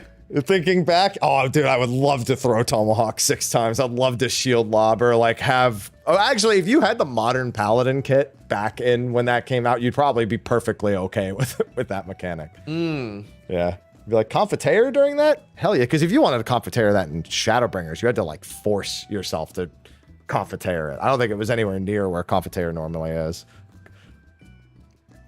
Or You see, Confiteor. someone in the chat is saying, right? I swear they never tested the fight in Dragon. How did you know that? I actually think it was all intentional. The only thing that the players couldn't accept is that they have to do 6 Tomahawks. But they didn't accept the fact that the developer already tested the DPS that you need for the fight is already inclusive of the X amount of Tomahawk that a player could have to use. Because I mean, think about it. The DPS check was fine. It was perfect. Like in past, you struggle. But when you're doing your clear, reclear progging, the DPS check was very well tuned. Like Eden verse, okay, maybe some would say that Shiva is a little bit too high. But overall, I really thought that entire Eden verse, despite some of the downtime, especially downtime, that's what spawned Samurai with 10 different openers. You know, we have the cursed banana opener, stuff like that. I think a lot of jobs, you actually have to play every job very differently. Whether you're a tank, whether you are DPS, I actually think that was so much fun. It's like, I think it's one of the most dynamic here they ever done. And it's also the first time that team made Savage. So if you disregard the part of, man, my DPS, man, my rotation, man, my pass, but you actually think about it from a developer standpoint, that was brilliant. Eden verse was very well designed, in my opinion. Yeah, Eden sucks for a Dragoon. Like, I'm sorry, like, parse-wise, it fucking sucks. Like, yeah, like, we cleared shit, but yeah, like, it sucked. I hated it. I like how you talk about Dragon. You know how, like, specifically that fight, you cannot jump? You jump, you die. Yeah. A lot of things, you jump, you die. Fine, sure. They make changes. They make it easier. Sure. And then TOP. First Exa line. If your Dragoon do your normal opener and you jump, you will die. Because it overlaps with when the Exa flag comes out. What did they do? They changed. I'm like, dude, like, that's the problem. Like, dude, that Dragoon is an ultimate player. It's just one jump. Surely, if the Dragoon can get to P6 on such a high level gameplay, such a difficulty content, surely you gotta give it to the Dragoon and say, hey, Dragoon, your jump has been a danger button for the longest time. Surely you will be disciplined to not press it. You know what else was a fucking Dragoon danger button it. for the longest time? Blood for blood. They got rid of that shit too. Yeah, like I feel like these are the like you see, if you keep the 2 minutes and you keep all these trap doors in there, I think it's okay. But what did they do? They make jump better. Now the jump is no longer a problem. I'm like, dude, like as a Dragoon, an iconic trap door just being removed. Like, don't get me wrong, the game to the Dragoon obviously become better. But that's my problem with the game that is become today. This even the one last stress that a job have, they still take it away. That's my problem. Like in Savage, sure, like, you know, just now we were talking about, you know, they make the 2 minute not just really for like the end gamers, it's mainly for the general player. But we are talking about our ultimate. We're talking about a Dragoon. We are talking about in P6. The one trap door, they also think that, oh, no, you know what? Let's not make the Dragoon stress for the one last thing left remaining in their toolkit. Let's buff it. I mean, don't get me wrong, it's good change. But my point is, that right there is what happened to Final Fantasy XIV. Is what Yoshi P says. They remove every single possible risk at the moment that they can. And I think, and I mean, he himself has already come out to say, it's not about what I think and my take is wrong anymore. Like your producer, the guy that you guys worship, you're the guy that you defend his honor. He's the guy that came out to say the game has become too stale, and that is just one of the lots of situation over the last 10 years that eventually this game become what it is today. So we do want to see these things change, you know? It's so funny that you mentioned the Dragoon jump, and I'm sorry to cut you off, Sly. So I've already got my Dawn Trail static all set. So we're good to go. We're ready for Savage Ultimate. All agreed to it. Fantastic. In the trialing process, we do a lot of low item level old fights. So we're doing like low item level turn 8 Savage, for example, or like, and that's where you stay level 90, but you equip garbage. So you can actually do it as if it was recent, but keep all your kit. Whoops is in the group and he's the Dragoon player. So when we get to a fight that has jump deaths, he very audibly states, can't jump here, can't jump here, can't jump here. Good. Like Titan, for example, E4S Titan, if you're not perfectly centered and you're like off a little bit, when you go to jump, you're going right off the edge. Leviathan was a big one as well with the middle platform when it's gone. Oh, yeah. Gosh. I remember that on my Gunbreaker. Dark Knight, yeah, I bet you remember it now, Gunbreaker and Dark Knight, yeah. So, yeah, it's all those like weird like gap closer, but that ends up just being a gap closer thing, not even a jump thing in particular, which is one of the few other trapdoors that you can still kind of find yourself in, is holes in the ground, but Hell, for the most part, it's been taken away. Stardiver would get you in trouble sometimes. Yeah. Stardiver, like you would not be able to, you would have to hold Stardiver because you were like some mechanics, you were on like the edge, you were right on the edge, and if you Stardiver, you were off. you were pretty much off. And you see, this should be responsibility on us. This shouldn't be responsibility of the developers that, oh shit, let's take it away from them. Now, you take one, sure, you take two. When you take off everything, it becomes a problem. Because then you created a game that is just... if I were to be really harsh, you are kind of like insulting the player base as well. Sometimes a little bit like, okay, we take it away from you because still, you can't even have a discipline to not press a button. We're going to do that for you, little baby. I feel like at some point, it is a little bit insulting, right? And I think, again, like a lot of people always say I hate Yoshi P. Yoshi P is the reason why I play Final Fantasy XIV. My friend all told me to buy the game alpha, beta, whatever, right? I didn't want to play because Tanaka during that time was in charge and I was super into FF11 still, right? Only when Yoshi P came in and then he wasn't even a producer letter live yet. It was just on forum. He was just typing. It was just a forum post. And then I'm like, okay, this guy seems to be, seems to know what he's doing. Yeah, I mean, no harm. During that time, it was just VNM, Void Watcher NM. That period is very dry, right? So I'm like, okay, I'll check out Final Fantasy XIV, So, and then I was like looking at the changes he did, the job that he changes, the GCD, off GCD positionals. And then obviously the game is clunky. He introduced job. He introduced those fights. It was dynamic. I was like, whoa, holy shit, this guy know what he's doing. And then the Relic Quest, dude, the Relic Quest was, okay, again, including how clunky the game was, the Relic Quest is, I would consider an achievement to do. That Relic Quest blows, the journey of getting a Relic in 1.0 blows everything that we have since around Reborn until today, in 2.0 onwards. So it's like, that guy know what he was doing. It's the same development team. It's the same producer.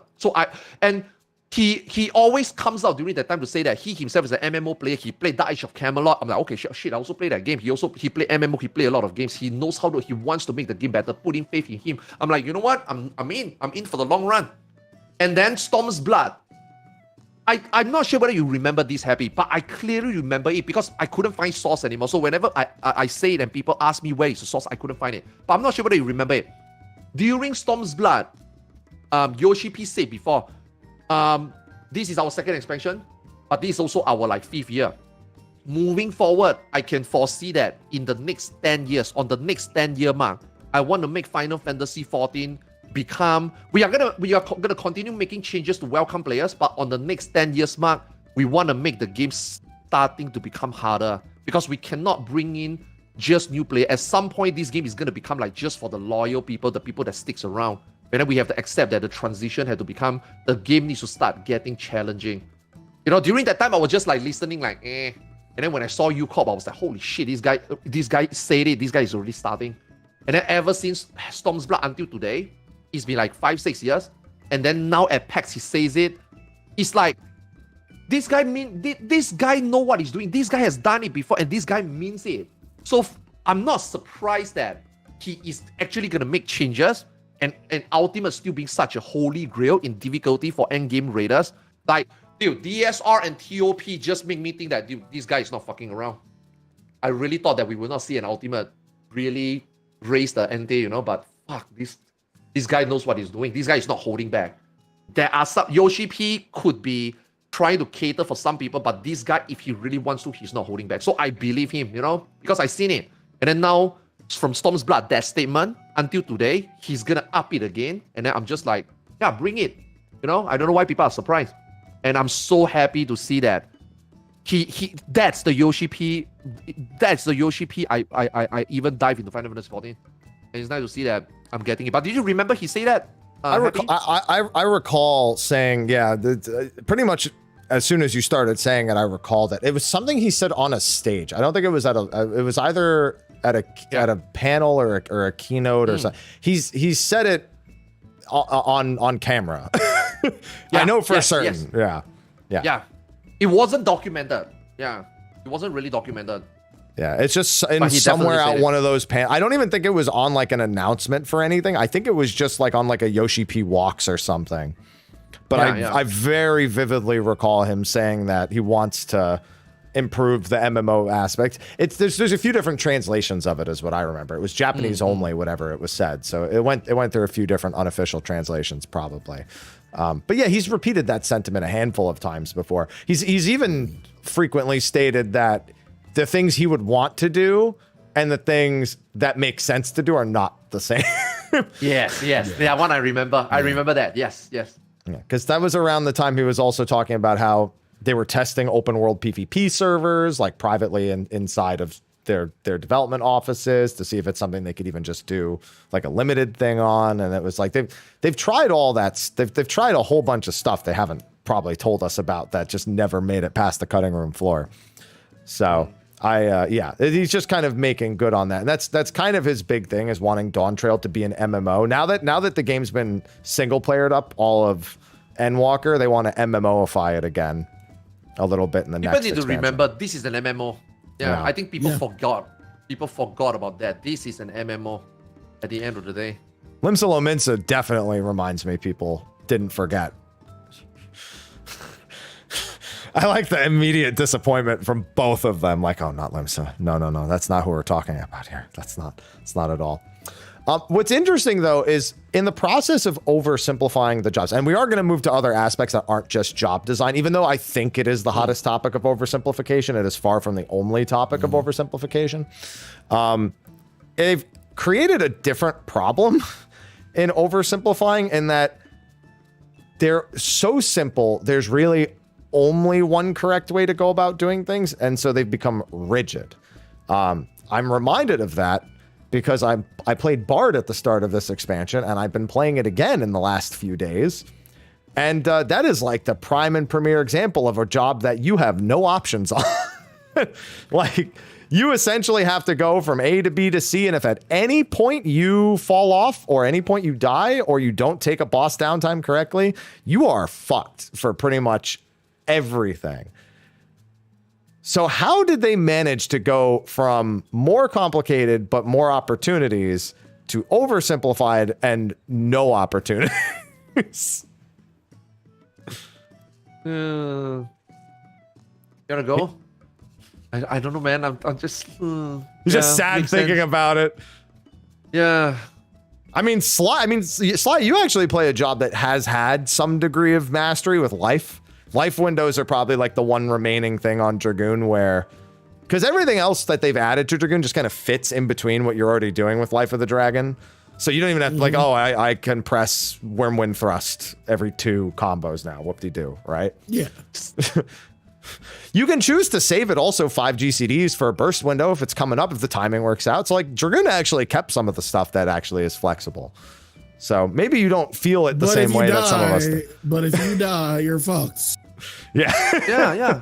See, this is like when you talk about the boss situation and you put it the situation for the boss fight, right? For me, it's like, it's just such a disjoint, or maybe it is just design philosophy. And clearly, you can tell that maybe it's, I'm gonna assume, I don't expect one developer to do 21 jobs, right?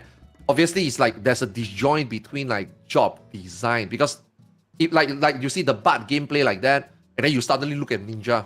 Ninja is perfect. Everything about Ninja is great. There's literally nothing wrong with ninja. You want to pocket a Rhydon? Cool. You pocket a Rhydon, you get a range, and then you get a gap closer. Awesome. The timing of the mark and the amount of buttons you press in between kind of naturally make you feel like sometimes you could get a Rhydon in, sometimes not. But you know what? It didn't matter. People won't complain, oh man, I put in a Rhydon, but I cannot finish a Raiju. No, every ninja accepted that. Well, it is what it is, right? And then your gauge, whether we get one more Bava before a phase or after a phase, it didn't change the whole dynamic of the thing compared to, say, Dragoon, compared to, say, Bard, having all these resources ready to go, right? For us, ninja is like, we have it or not, it don't matter. Basically, nothing about ninja is wrong. You die, it's okay. As long as you don't die right on the 2 minutes mark, nothing happened, right? Use your Furaijin, everything goes again, So it's like, you got on the flip side, a developer that clearly know how to make a job to the content, and then you got some developer that is like, some of this clearly is missing. Gunbreaker. How can Gunbreaker add in a cartridge, but then the fight don't allow you to get full cartridge? Which is fine. It's okay. It's a Gunbreaker. You have a gun. You have bullet. Just reload. But no. Somehow that fundamental concept is not there. How? Dude, your Samurai got Meditate. Your Reaper got Soul Soul, which is also another problem. Why can't Soul Soul also gain gauge? Because that is the problem of downtime jobs with gauge in downtime. Gunbreaker, why can't you load the bullet? So it's like, I feel like the problem is just the if you play properly, it works. But then when you got a little bit of disjoint or downtime or intermission, I feel like they just didn't. It's more like some of these developers maybe just didn't think about it, didn't get the memo. Dark Knight.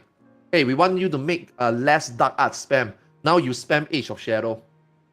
It's like, that one's kind of weird. I'll give you that. What I want to say though is, do you think that is a good or a bad thing? Because many would argue that one of the big things that's been lost over the years with the oversimplification is jobs feeling better or worse in specific scenarios. Now, there's still some of that, obviously. You'll see like Astro using Macrocosmos during Meteors and DSR or anything with the big phases, or I guess in that same vein, Dancer, or maybe there's like a line AoE situation where Bard has Apex, but there's situations, and then Dragoon, of course, with the line AoEs as well. That's like, there's like ways to optimize stuff like that. But would you say that the game has, in a lot of ways, lost that part where jobs can clearly be better in more scenarios more frequently? And is it a good thing or a bad thing? It's a bad thing because it's just not fluent to play. Now, if you have all these bad things, but then you got something to counteract it, then it's fine. But again, I bring Ninja as an example. Sometimes you forgot to hold on, it's fine. The boss come out, Raijin, done. You see what I mean? So it's like, although we might lose something, but it's very easy to get back. Now, that's like you say, AoE. That's one of the reasons why some tanks have to finish specific phase with AoE. Now, is that a solution? No, right? But it's just an inconvenience. It's not natural. It doesn't feel fluent, right? So if it's considered a bad thing, it's good, it's okay. Like you go in uncomfortably into a phase, into the next phase with nothing that you can, but you have downtime. So there needs to be some play in the downtime. Maybe, for example, Dancer. Let's just say, I'm just throwing a random example here, right? It's a dancer. What is the identity of dancer? Dance. So in your downtime, what do you do to replenish the gauge? You dance. Gunbreaker. No, that was funny. Like it was so obvious. Yeah, you are a gunbreaker. You have a gun. Load a gun. Thancred in the Shadowbringer trailer, when he finished his bullet and he jumped to the wall, he got no uptime. He was reloading his gun. Why can't Gunbreaker just, while you're running, why can't you do that?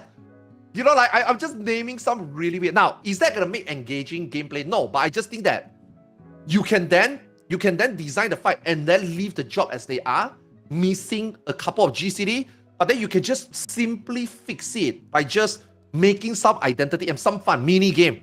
Right? Press a QTE, press 5 button, reload the bullet. You cannot press 5 button, you fail reloading the bullet drop on the ground. Just like, oh my god, they're gonna give Dragoon a fucking the Criterion Dungeon boss. Right? Like there are some things, I feel like they can do it. I bet honestly, the only thing I'd ever want to see for a Gunbreaker minigame is the Gears of War perfect reload. If it's anything but that, get it away from me, please. But yeah, going back to your examples, like in terms of jobs. Like I think of Dragoon, and I think of, you know, missing a global, not bad. Missing a jump, bad. Like, and there's so many instances of mechanics where like I can't do anything, and then I feel like shit when everybody's like, we're going in 2 minutes. I'll be there in like 15 seconds. Well, that's the problem with the 2-minute meta is there's essentially you're either there or you're not. Yeah. And it's like I like drift and so many other things. Drift, dying, not being able to press buttons when you want to. Like, there's so many things that like I feel conflict. Bad skill speed tiers. God. That's just that's another thing. Yeah, bad skill speed tiers. Yeah, that's a whole nother one, man. When you go in on the wrong GCD and you're like, well, that's it. I know every button to press, but it's all ruined. That is kind of like also, I mean, now that you talk about spell speed, it also comes down to gearing, and also gearing is also one of the topic of simplify, right? Right now it's like everything is just the same. Do we really have 2 sets of gear? I mean, some classes do, but do we really need?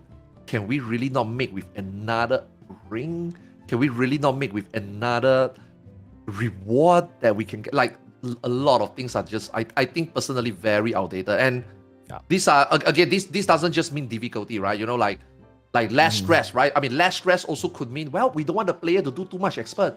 Even if you don't rate 5 expert a day, an expert. Also, part of the less stress part, expert used to take 20-25 minutes. Now, 20-25 minutes is not long, right? Never reap, fractal. Oh shit, I got fractal. Yes, 20 minutes. Oh, never reap. God damn it, 25, right? Back then, during Underpaw Keep, some people do 90 minutes of Underpaw Keep because they cannot kill. I mean, we are bad. Like you said earlier in the show, we were bad in the game. But that stress, right? Like now it's just like expert is just 12. If you are bad, 15. Even worse, 20. It will never be impossible, right? And then that makes getting Tome so easy, which that means that getting gear so easy, and then also the part that you don't even need to get all gear, just get the beast gear. And then it's like, oh, and also don't worry if you miss, you don't get a raid gear, you can buy Tome gear and you only get shitty subset, but it didn't matter. All these things also contributes, not just difficulty of raising the fight, not making a job rotation harder, but also obtaining gear is also becoming stress-free, right? It almost become a point that it didn't feel like we care about gear anymore. Like, you know what I mean? Nowadays it's like, do you really the volume care about of gear, not the gear itself. Yeah. Sly, you had your hand raised. I have a question. What's an expert? You know, he's got a good point there. I did one today and it felt really weird. So what the fuck's an expert? I mean, I just fucking do hunt trains. Trains, yeah. Yeah, that's pretty Unreal for the week and like a couple other things, yeah. Now, train is the only content till today I think is a good MMORPG type of element because it also induces stress. Oh my god, I couldn't load into the zone. Oh my god, I couldn't get it. Oh my god, can I get a hit in? Now, I think that getting the hit in and the fight being too easy and die in the second, obviously that's a different problem. But the hunt train system felt like an MMO. It also make you feel like there's a FOMO. There's like, can I get there? Can I get a hit in? Will my party get full credit? Did I get the much tomes that I wanted from this hunt train? This hunt train gives me X amount of tomes. Oh, I only got X amount minus 60. I should have done better. Like, it felt like an MMO, you know? Hunt train good. Yeah. I like hunt train. Hunt train good. So see, like the common theme I'm getting here from every topic we've talked about so far, y'all miss the danger. Like in everything, y'all miss the fucking danger. That's because we're boomers. Yeah, y'all sound like Shin Megami Tensei players. Y'all be welcome in fucking SMT. I swear to God, you can just. I don't know why. Happy. I don't know why you don't play any SMT. Fuck. I literally got for no reason the other day recommended all of the Dante scenes from SMT3. I haven't even watched anything, although I've referenced it a bit, so maybe that's why. But yeah, that was just what popped up. No, it's not even about danger for me. I've kind of gotten over the whole things need to be dangerous thing, like when I played 11. Because in 11, it was just, bro, it takes 30 minutes for me to walk across the zone. If I die, I'm logging off. Like, I'm and all you did was buy items to make it not dangerous in the first place. You're like, well, I don't want to deal with that, so I'm just going to not be, they just won't find me. Like, I don't want to do it. I don't want to fight anything. I just want to walk by, get the fuck out of my way. But it's the sense of reward and accomplishment that I think more so, especially those of us who are from earlier generations of MMOs where that was a time-consuming endeavor. We're kind of married to the idea of a game being like a second spouse or a first for some people's case, where it's like I for you. Yeah. Anyway,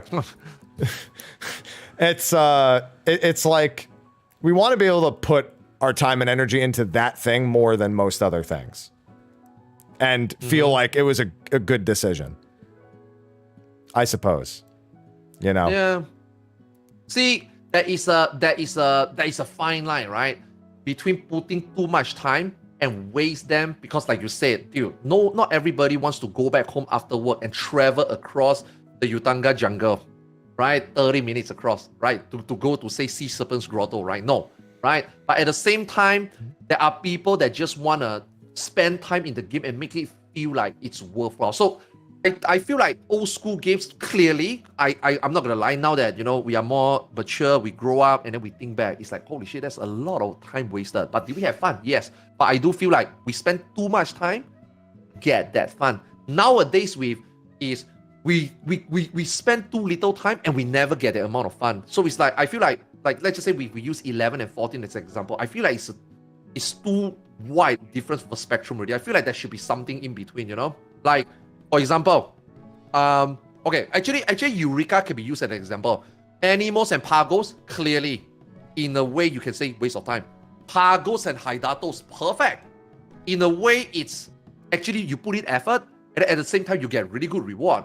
You know, and then Zednor, and then Borgia is like, and then DRS is like, okay, and then Zednor becomes waste of time. So I feel like they need to find the in-between, because we are drifting away and away. Again, I bring back Zero Mercy. Zero Mercy is just, they going way too, like least amount of time and no fun, not time consuming and no reward, and it's part of a core content in the game that has been there for the last 10 years, you know, EX Trial. So I feel like that one, they went too far.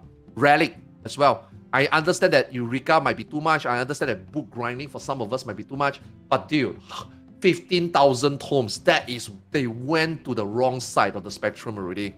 You know, we are not talking about, oh shit, you know, give us like Eureka grind. Like, again, Animals and Pagos is, I think personally, a little bit too much. But we expect something in between. And what did they give? Cutie Brand and 1500. It's like, we should be finding the sweet spot, not deviate from it, you know?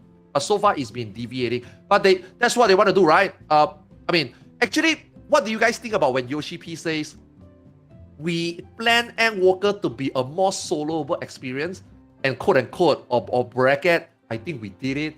Do you guys think that is actually intentional, or do you guys actually think it's like, okay, let's simplify things, and I think we went overboard? But let's not admit that we went overboard. Let's just say that, oh, it was part of our plan because we want to make the single player experience better. Which side are you guys on?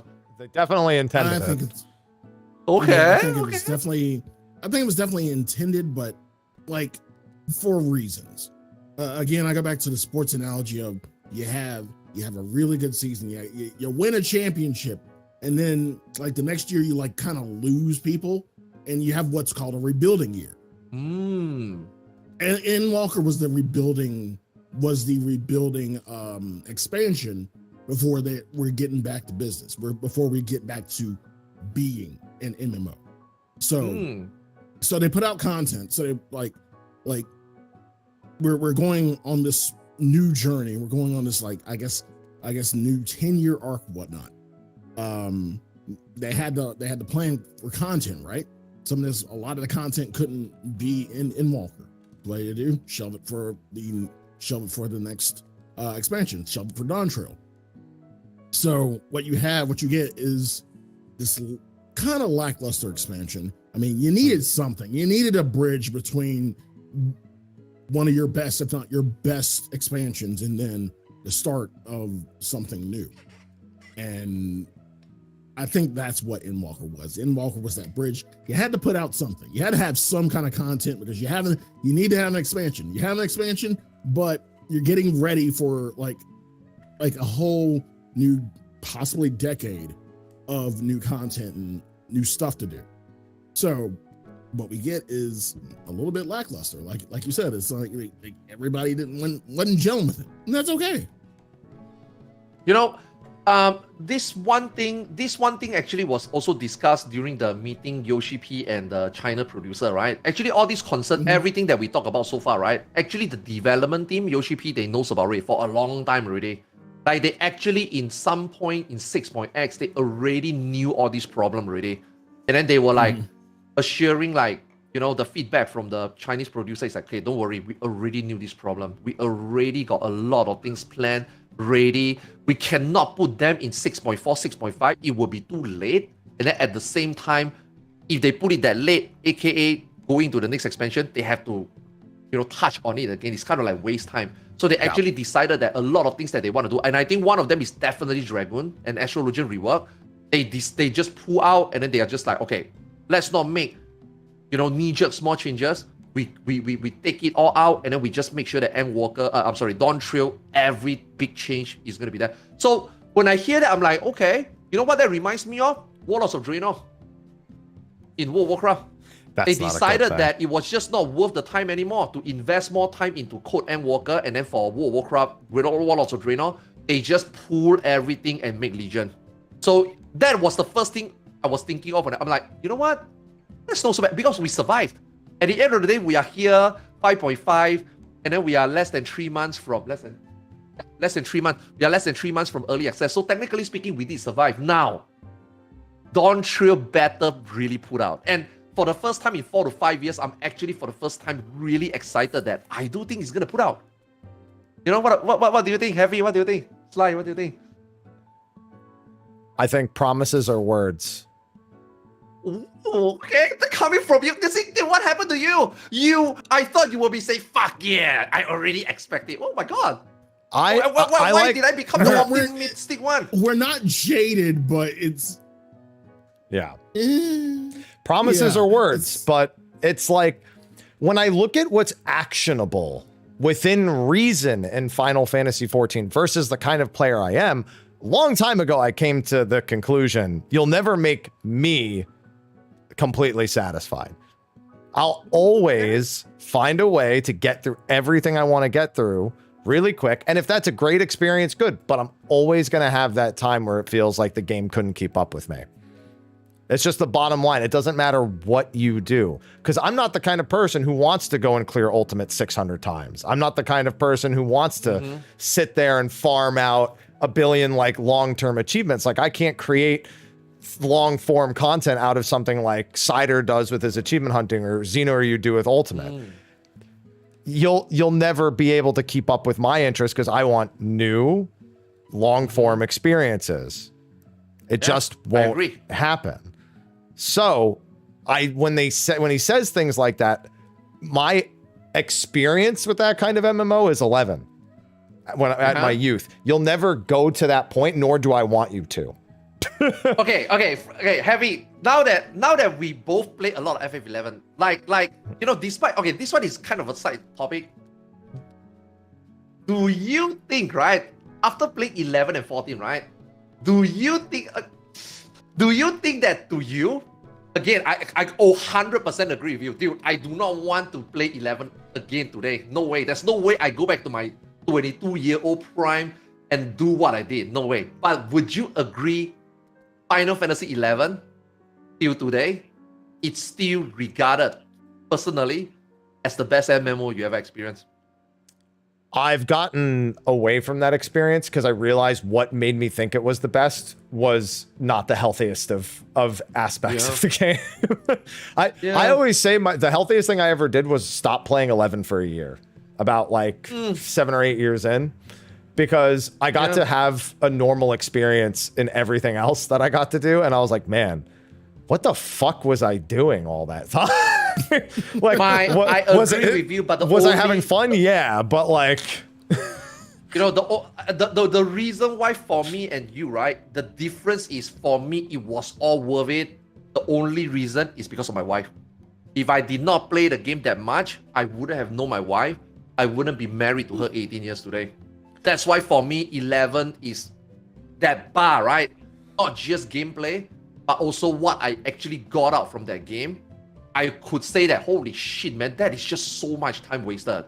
But for me, the only justification is because, you know, I have a family from that game. So I don't think 14 will ever pass that. Oh, by the way, when I say that... Better not. It'd be really fucking weird for you if 14 passed that at this point. Oh, yeah. So, like, just now, although I say that I have high hopes for Endwalker, I'm sorry, Dawn Trail, dude, I don't believe that we are gonna get that much that we can sit here and play every day, like in the old days. And neither do we want that. I'm still gonna be playing WoW on the side. I just hope that Dawn Trail have more reason for me to stay engaged before I have to find something else. In a perfect world, I do not want to find something else. In a perfect world, I just want to play one game. And I mean, that's one of the reasons why I play MMO, because I just want to devote my time just for one game. But it is what it is. The last 10 years it's been like that. But I just want Dawn Trail to have more content than... I'm sorry, let me rephrase. More replayable, engaging multiplayer content compared to Endwalker. That's all I ask for. Yeah. And a big part of that has been oversimplifying the rewards as well, which they've already touched on. They said they want about 50% more rewards by the halfway point of Dawn Trail. So by 0.3 compared to 6.1 to 6.3, like by the same time frame. But more is not necessarily always better. And Final Fantasy XIV has run into an issue with its rewards that is it's a problem with the way... I know what you're gonna say. Yeah, you know what I'm gonna say, yeah.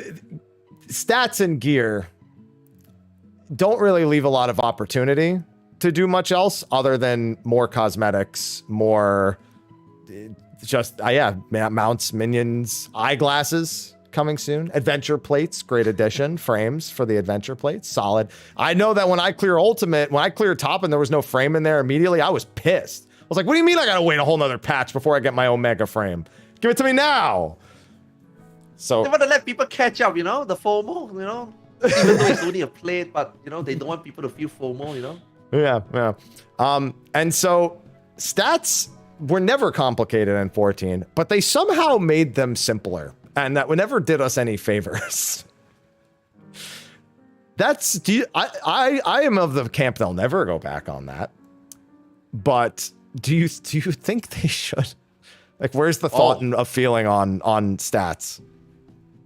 I mean, again, this one actually kind of hit very close to what Yoshi P says, which, you know, when you talk about the gear, it kind of hits me a little bit. But again, because of what we experienced the last 10 years, it kind of like, nah.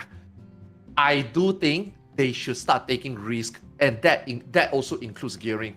Now, what do I mean by that? 1.0, you play 1.0, Happy, you play 1.0. When we get our relic, when you get your Katuna, you have enhanced spirit within trait. When you get your Dragon Spear, you get enhanced jump. When you get your Black Mage, I think it was increased Thunder Potency. But I feel like it's been there, and it's the same producer. You could bring it back. Now, he already said as well, we might try new things. It might not work. And if it doesn't work, I'm totally prepared to come out to apologize. Something along the line. I'm not sure. I'm not no, you said that literally at the PAX panel. Yeah. You're right. Okay. So it's like, I think you should take a risk. Change your gear, change a little bit. You know what I mean? Like, in World of Warcraft, we call it borrowed power, right? Some item that will enhance something. Now, back then, he says that he don't want to do that because he feel that people will miss out if you don't have the item. But dude, let's be honest. Have we ever get missed out on an item? I mean, we are all wearing the same item. None of us are missing out on any item on our main job. So if you put something like that, let's just say week 1 somebody get it versus week 8 somebody get it before they get a beast. I feel like, you know, along the way is some fun, right? But obviously in numbers wise, I don't think it will change anything. But that is where maybe more risk comes in, where they do more variety. Like that could, I mean, it might not need to be, say, a trait that changes an ability, potency or whatnot, or like even stats. You know what I mean? If I put in another gear with more diversity, like now we have, again, this is just an example. Now we have 2 stats. Every gear is high something, low something. Why can't we have 3 stats? Instead, your That's like relic every- is already starting. That's like every stat in the game is probably the reason. But then add more stats, right? So if you do that, then you can add more stats, right? Make you feel that you need to make a choice. You know, like Black Mage has a choice. Warrior, some sort, if you want to go for skill speed here, I mean, there's a choice. I mean, people are now even playing 2.5 Gunbreaker, I heard. So I actually kind of like that, you know, like, you know, people were playing Gunbreaker to squeeze 9 GCD into No Mercy, but now it's just like 2.5 and, you know, 8 GCD, they're happy with it. So it's like, now obviously this one is just like not much of a choice. I wouldn't really call that very dynamic, but I feel like gearing, they also need to take more risk as well. Item level. Why can't your 24-man drop raid gear? I mean, even if you don't dare to drop raid gear, why -10 item level? You literally can buy crafted, upgraded gear on the very same patch 24-man comes out. Why can't it be, instead of 650 now, make it 655? You know, like a lot of these things, it doesn't need to be an overhaul of a system, right? But if they want to do it, I think they already state out that they could, and they already preempt us that they might do it. But also, current system also can just use kind of like a little bit of overhaul, and hey, that kind of counts as more reward, right? If you think about it. Now your 24-man weekly give you 6/6 old gear. If we talk about today eye level, that's raid gear. That's more reward. That's 1.5 right there. That's 50% more gear right there, you know? And speaking of stuff like outside of raid, go to things like, you know, Mount Rockon, Criterion, things like that. Hollow. Criterion, yeah. If we're talking about stuff, if we're talking about things that are supposedly, quote unquote, difficulty-wise on par with Savage, just make the stats on par with Savage. Yeah. I mean, the fact that there's literally nothing on, there's nothing there at all. So something and anything at all would be good. Right. For me, I think that Final Fantasy XIV gear is at its best at probably one of the most ironic times. I am a huge disadvocate for content islands in most games. They create kind of a lack of direction, and I think the best example is Warframe, in terms of, oh, here's like 18 different content islands and none of them affect each other. And we're not going to tell you which one, so you'll figure it out on your own when you want to do any of them. But 14 is best on a content island because that's when they change the rules more than anything else. They take the thing that's the same everywhere else and they're just like, oh, we have extra actions and gear with, you know, haste or bonus stats here and whatnot.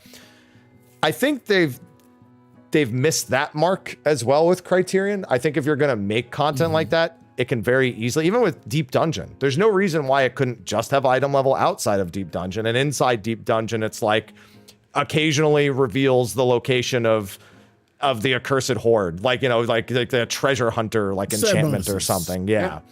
Or something like that. Like there's no reason not to, at the very least, take that risk, because that's a low tier risk, because it doesn't affect Savage, it doesn't affect Ultimate. It's in a place where job balance is kind of irrelevant in the first place. And so at the very least, I want to see them take that risks. But at the core stat level, the whole crit direct hit problem has been a long time problem. It's just been a problem. Like crit was always a big deal. And it was always a problem. Then they made crit 0.5 and added crit damage to crit hit rate. And it was like, well, why wouldn't I just want more of that? And that's where we got damage variation discussion. Like we've had so many things devolve from that. And it is because of oversimplification of the stats. And the stats weren't complicated in the first place. So it's a pretty interesting thing to have achieved. So that's where I'm kind of at. You can keep things simple outside, but you still probably want to make adjustments to it. But take all of your risks inside of these content islands you're creating. Create crafter and gatherer gear and cosmic exploration that has some sort of unique factor with it, because crafting and gathering, hilariously enough, has been oversimplified. And even though they've given you all these brand new tools that would have been a lot more useful when it was more complex. Like, yeah, there's master recipes, but all of the Endwalker changes, all I could think to myself is, man, that would have been fucking great. Like, that would have been great during master recipes in Ishgard. Eureka was the perfect example, right? Haze, elemental bonus was perfect. You know, it's exactly how you would want to, number one, get engaged in the content, and number two, have some sort of horizontal progression that doesn't affect anything outside. You know what I mean? And third, it actually meant something. There's a huge difference between having elemental gear and no elemental gear. It's like, but can you do it without? Sure. But should you get it? Yes. Is there a reason to get it? Yes. And you know what? It also makes you replay the content multiple times, multiple jobs. It was just so good. And then suddenly they removed that risk. I don't know why. Did anyone ever complain that in Eureka elemental bonus is so strong that if I don't get it, I miss out? No, right? And then Borgia, nada. They just decided to put haste. The haste DRS stuff, yeah. And it was only on the DRS stuff. They kept it off of it completely. So if you were doing duels with DRS stuff on, I had a 1.6 GCD monk. I was ready to blast through everything. Yeah, and it's fun because it's supposed to be different, and it worked. So I don't know why. I mean, now we are talking about them going from elemental to haze in Borgia. It's like, oh my god, they take away some, and then in Endwalker, content is completely gone. Like, just straight up gone. That was my first question when I asked Yoshi P at EU Fan Fest. I was asking him, Mr. Yoshi P, where is the Borgia Eureka content? Dude, he answered me so fast that initially I doubted it, but I was quite surprised. He answered me so fast. Oh, don't worry, it's coming in 7.0. And I'm like, but it's not in the keynote. He said, oh, don't worry, it will be in the JP keynote, and I can't give you much information now, but it's coming. I was like, holy shit, that was the fastest answer I ever get. This guy already planned it already. So it's like, okay, cool. And then it really happened, and I was so happy, right? And then also including all the, not sometimes when he just announced this type of stuff, it's not just the way he announced it, but also the way that he makes you feel that that's a reason why. We look at the numbers, people loved it. That's why it's coming back. And then on the flip side, you got people on the forum that say, oh, we don't need Eureka. Eureka is dog shit.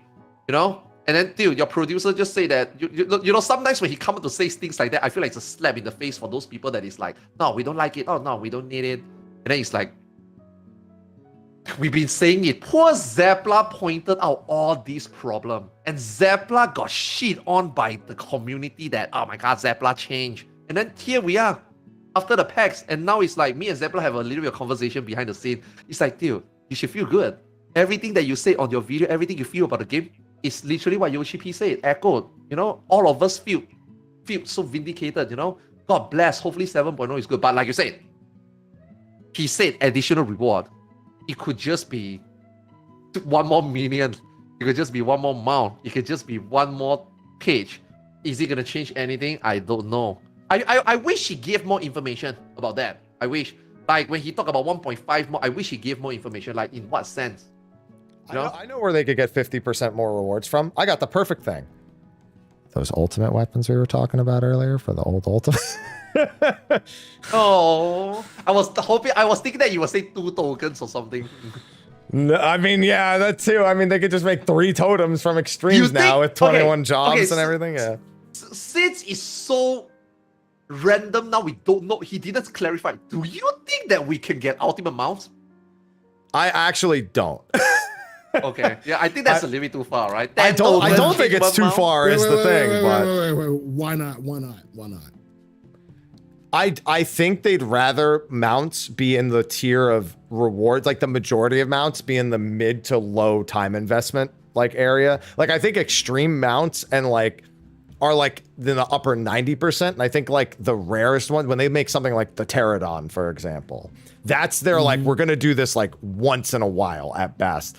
And we don't want to put that in ultimate. We want to put that in something that anyone can do, but they're going to take forever fucking doing it. I really think they want to go that route with the hardest to obtain. I'd say outside of that, what do you have for the other, the Morbowl would probably be the next on the list. That would be the actual, harder to obtain. That's as hard as doing a regular tier, I guess, but it's with Blue Mages. I don't know. Actual challenge. Yeah, type of amount, right?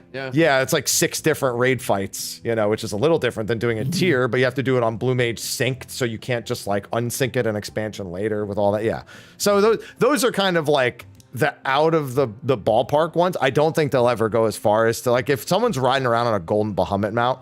Listen, I'll tell you what the real problem is with putting them in Ultimate. And Arthur should know exactly what my answer is. He already fucking knows what the answer is. Yep. I didn't think about that. You're right. Yeah, I didn't even fucking get to explain anything, and he's like, "Yep, no, I got it. That's it instantly." Yeah, it's like, wait, hold on. What? I'll 1 sec. All right, where is it? All right, perfect. All right, let's see here. Which one do I want to put it on this time? The credit card? No, I'll use the debit card this time. Yeah. PayPal is fine too. Yeah. The RMT is going to skyrocket if they put it behind that. True. Yeah, that alone. That's the thing. No one's RMTing the Pterodon. You technically could, but nobody's doing it. But that, oh man, I've been, dude. I've been perfect. Yo, how much for a perfect Alexander mouth? Bro, I've been denied from statics because I won't do that. Like, it's straight up already that much of a thing. So if you do that, oh no, that's it. It's donezo. And because here's the thing, you're not like, oh, well, they're already doing that with the clear. And they're like, yeah, but now they're gonna tack on a cost for that. They're not just gonna be like, oh yeah, we're gonna include. No, they're gonna be like, oh, well, we can just upsell them. Perfect. We were selling the title. We weren't selling that. Like, if you want that, you gotta, that. Otherwise, we're gonna take it. We want it. It's fuck you. I need it for my ult. And then we get GDKP problems, and WoW players are like, welcome. Thank you. Here, come on in. Oh my god. Yeah, that's why. I should have just said that right from the get-go. yeah. That makes 100. I totally forgot about that. Holy shit. Yeah. Oh. But yeah, that's it. There's so many different results and so many ways that the oversimplification statement can be taken. And that's kind of been the problem with the discussion around it. We all kind of want to take it to its greatest extreme when, as a reminder, we were told it's not going to be like a sweeping change where all like tons of things are going to be drastically uprooted and all this. Like, 2-minute meta is going to exist. Maybe we get trick and stuff back. Maybe there's like a couple of 60 seconds to come back. Maybe some 90, because they even got rid of what? Leylines got moved to 2 minutes. It was 90 at the start of the expansion. Yeah. So it was like, although Yoshi P plays Black Mage, so he was probably like, yeah, this is shit. Never mind. We're going back. yeah. It's so bad for, like, Leylines is so bad for Anabasio's. Really, really bad. Yeah. So I wouldn't be surprised to see a few of those pop up. But I think our current gameplay system is going to be identical. You're not going to find healers suddenly juggling 3 dots and like 4 DPS spells because healers have been complaining about it all this time. That's not going to happen. Cleric stance isn't coming back. I'm letting you know now. It's like mainly things like when we talk about, okay, if we just talk about, say, inducing more stress, aka making fights difficult, it's most likely we're gonna see things like, okay, obviously new mechanics, and the new mechanics could be easier, harder, hitbox, and the hitbox could also mean, tanks needs to play. I mean, he literally say that, right? Making us choose the strategy we use. And the first thing that actually came to my mind is Neuralink. Like, I think like UCorp Neuralink placement, where you put the boss, where a mechanic plays around that thing, on where you put the boss, like that was really, really good. Like Twintania, one of the best thing about Twintania, and one of the most unique thing about Twintania is that Neuralink. Ever since First Koi and ever since UCorp, the way people move around, how they move around, obviously at the end of the day, it's just a triangle. Whether it's inverted or not, it's the same, right? But it's that is a thing that I do think is the type of direction they're gonna do in terms of making things more difficult. Maybe Dynamo Chariot wouldn't be a circle anymore. Maybe it will be a square. I don't know. Maybe it'll be a triangle. I don't know. Oh wait, hold on. That's way too complicated, man. A chariot that's a square. I can't do that. No, that's too much, man. That's yeah. But my point is the example is probably along this line. It's not gonna be drastic changes like holy shit. Instead of a 12-minute fight, and then we have like AoE into mechanic, AoE to get. Now it's suddenly like mechanic. No, I don't think we will go that far. But you know what it reminds me of? You know what this discussion right here reminds me of, Arthur's? Back in I think it was Stormblood going into Shadowbringers. I saw a not insignificant number of people asking if the game's gameplay was going to be updated. And I asked them what they meant. And they said to be more like, I don't know, Blade and Soul or BDO. And I'm just like, are you fucking stupid? No. No. There's no way. Yeah. Like that's what like when people like create like, oh, they're doing gameplay updates and they're like, I guess it's gonna be an action MMO. Now I'm like, what is wrong with you? What's with the like I didn't know I was playing Super Mario. What's with the fucking leap? You clearly took the mushrooms, but I didn't know you could jump that high. Jesus Christ. Okay, so this simplicity was this around the time everybody was on Blade and Soul? Yeah, that's why. Everybody made the switch. Yeah. Okay, now I guess I'm gonna ask you this question, right? Kind of like see whether I can have a peace of mind as well, because in a way it also could kind of tell me how you feel about how they're gonna do things different, could be more difficult, and then is it gonna go that far? Okay, I am going to the China Fan Fest on the 3rd. Yeah. I'm flying on the 2nd August. So this means, right, 30th we get Savage, 2nd I'm flying. So I got 30th, 31st, and 1st to do my Savage. Now, based on what we had in the last few tier 1s, you'll clear it. Okay, you think it wouldn't go that It's not because, even not even a question. Okay, really? I'm worried, man. It's okay. Am I too scared? Yeah, you are. You're worried about changes? Okay, no, without knowing the details of the changes, just like using like time as like a consensus, right? Our Savage tier 1 has all been cleared. World First has been clearing less than 20 hours. Everyone else, a couple of days. Hardcore Raiders, every Hardcore Raiders, a couple of days. Now this time, because I'm time constrained, I only got 3 days. Do you think that being the first tier, I will be safe this time? Because if you say no, then it's like an indicator that, holy shit, it's going to be harder.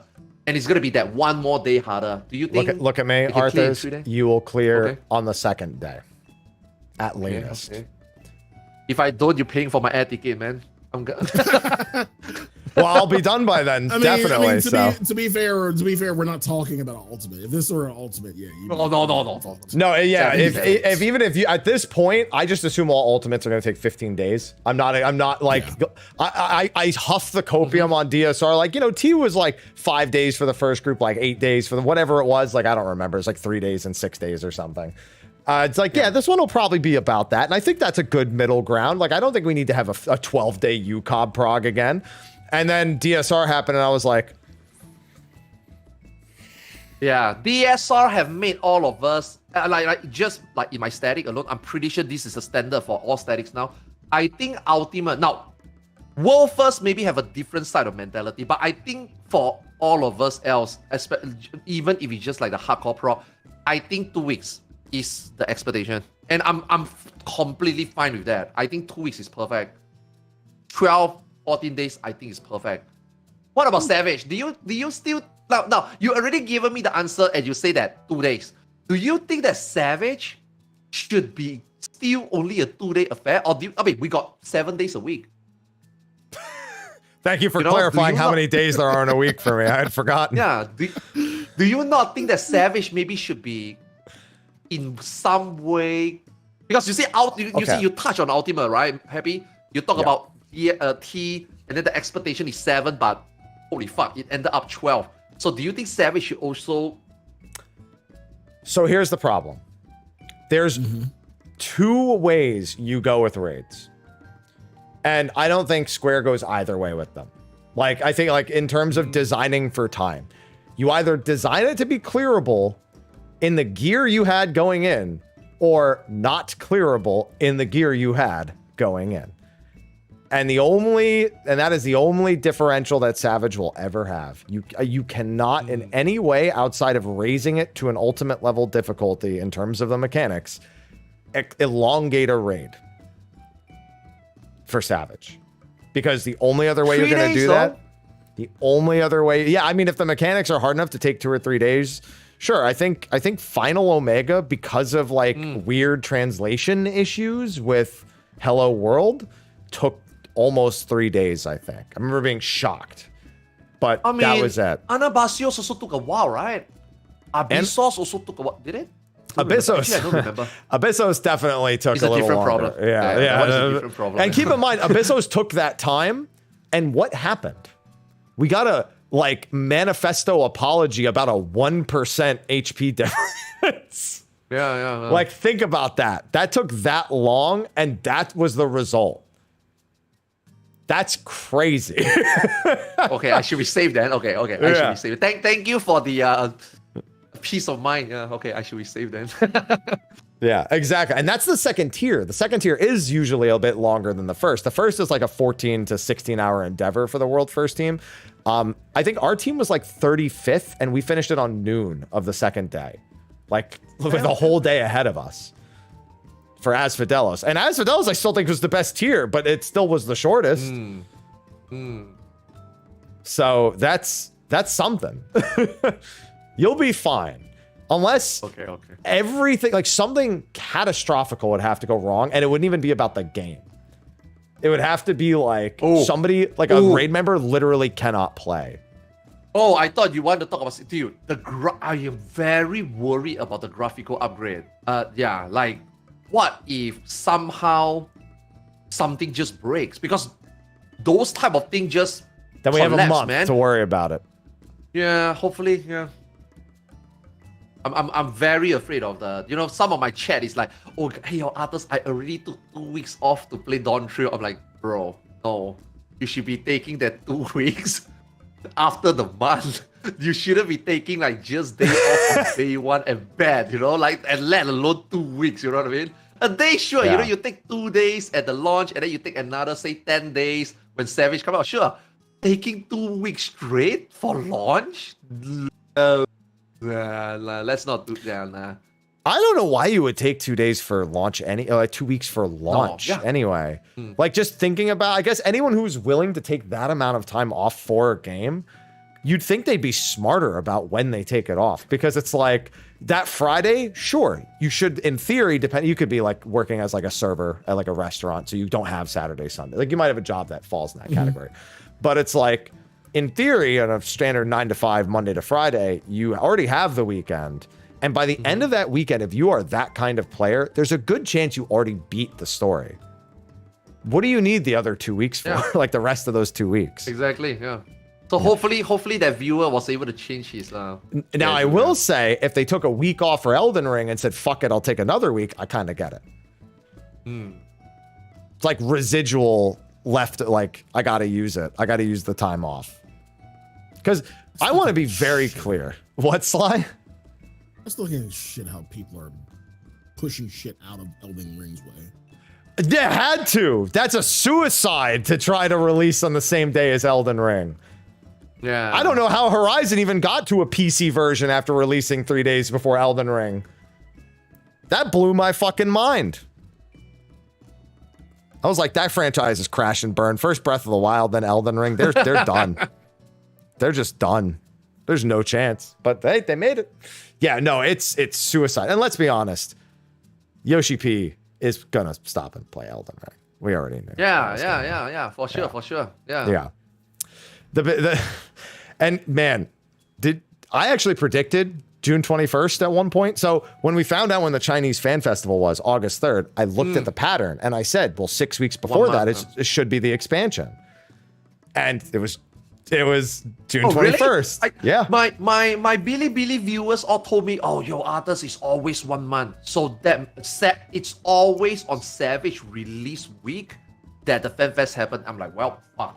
6 weeks. And then oh, really? Huh. They told me it was 1 month. Then I was like, shit. I was really hoping for mid-July, man. Now, it's been such a long time if you include COVID and then the patch extension.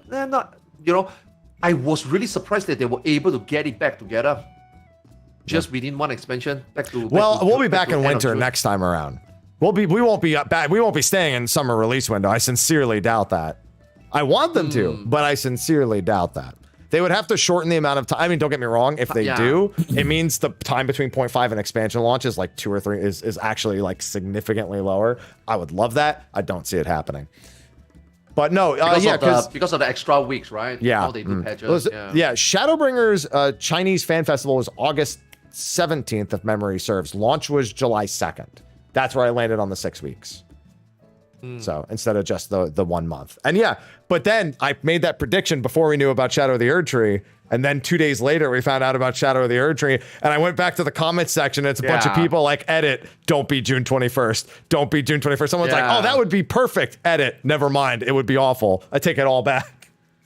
So Japanese company do that. Yeah, like they unlike Blizzard and World of Warcraft, if World of Warcraft could, World of Warcraft would literally put out expansion on Elden Ring's Dead or put out expansion on Final Fantasy XIV. They don't. They don't have the goodwill to do that anymore. yeah. Back then they would actually do that. So it's nice to see that they staggered. Yeah, I mean I'm okay with that. Yeah, okay. Happy. Did you have this problem when you play FF11 when Final Fantasy XII came out during Treasures of Argan? Did you have that dilemma? Fuck, do I play 12 or do I continue to grind my 11? I hated that. No, because Treasures was the medium ground. It was as you would describe it, our Stormblood, where the game was kind of at its peak in Treasures. Like people might say Chains, but it was really Treasures. Treasure. Yeah. And so you really didn't need to play as much in Treasures unless you were absolutely trying to do everything. Well, I mean, think about it. What you were going to do, assaults and salvage? Salvage was like an hour out of your day.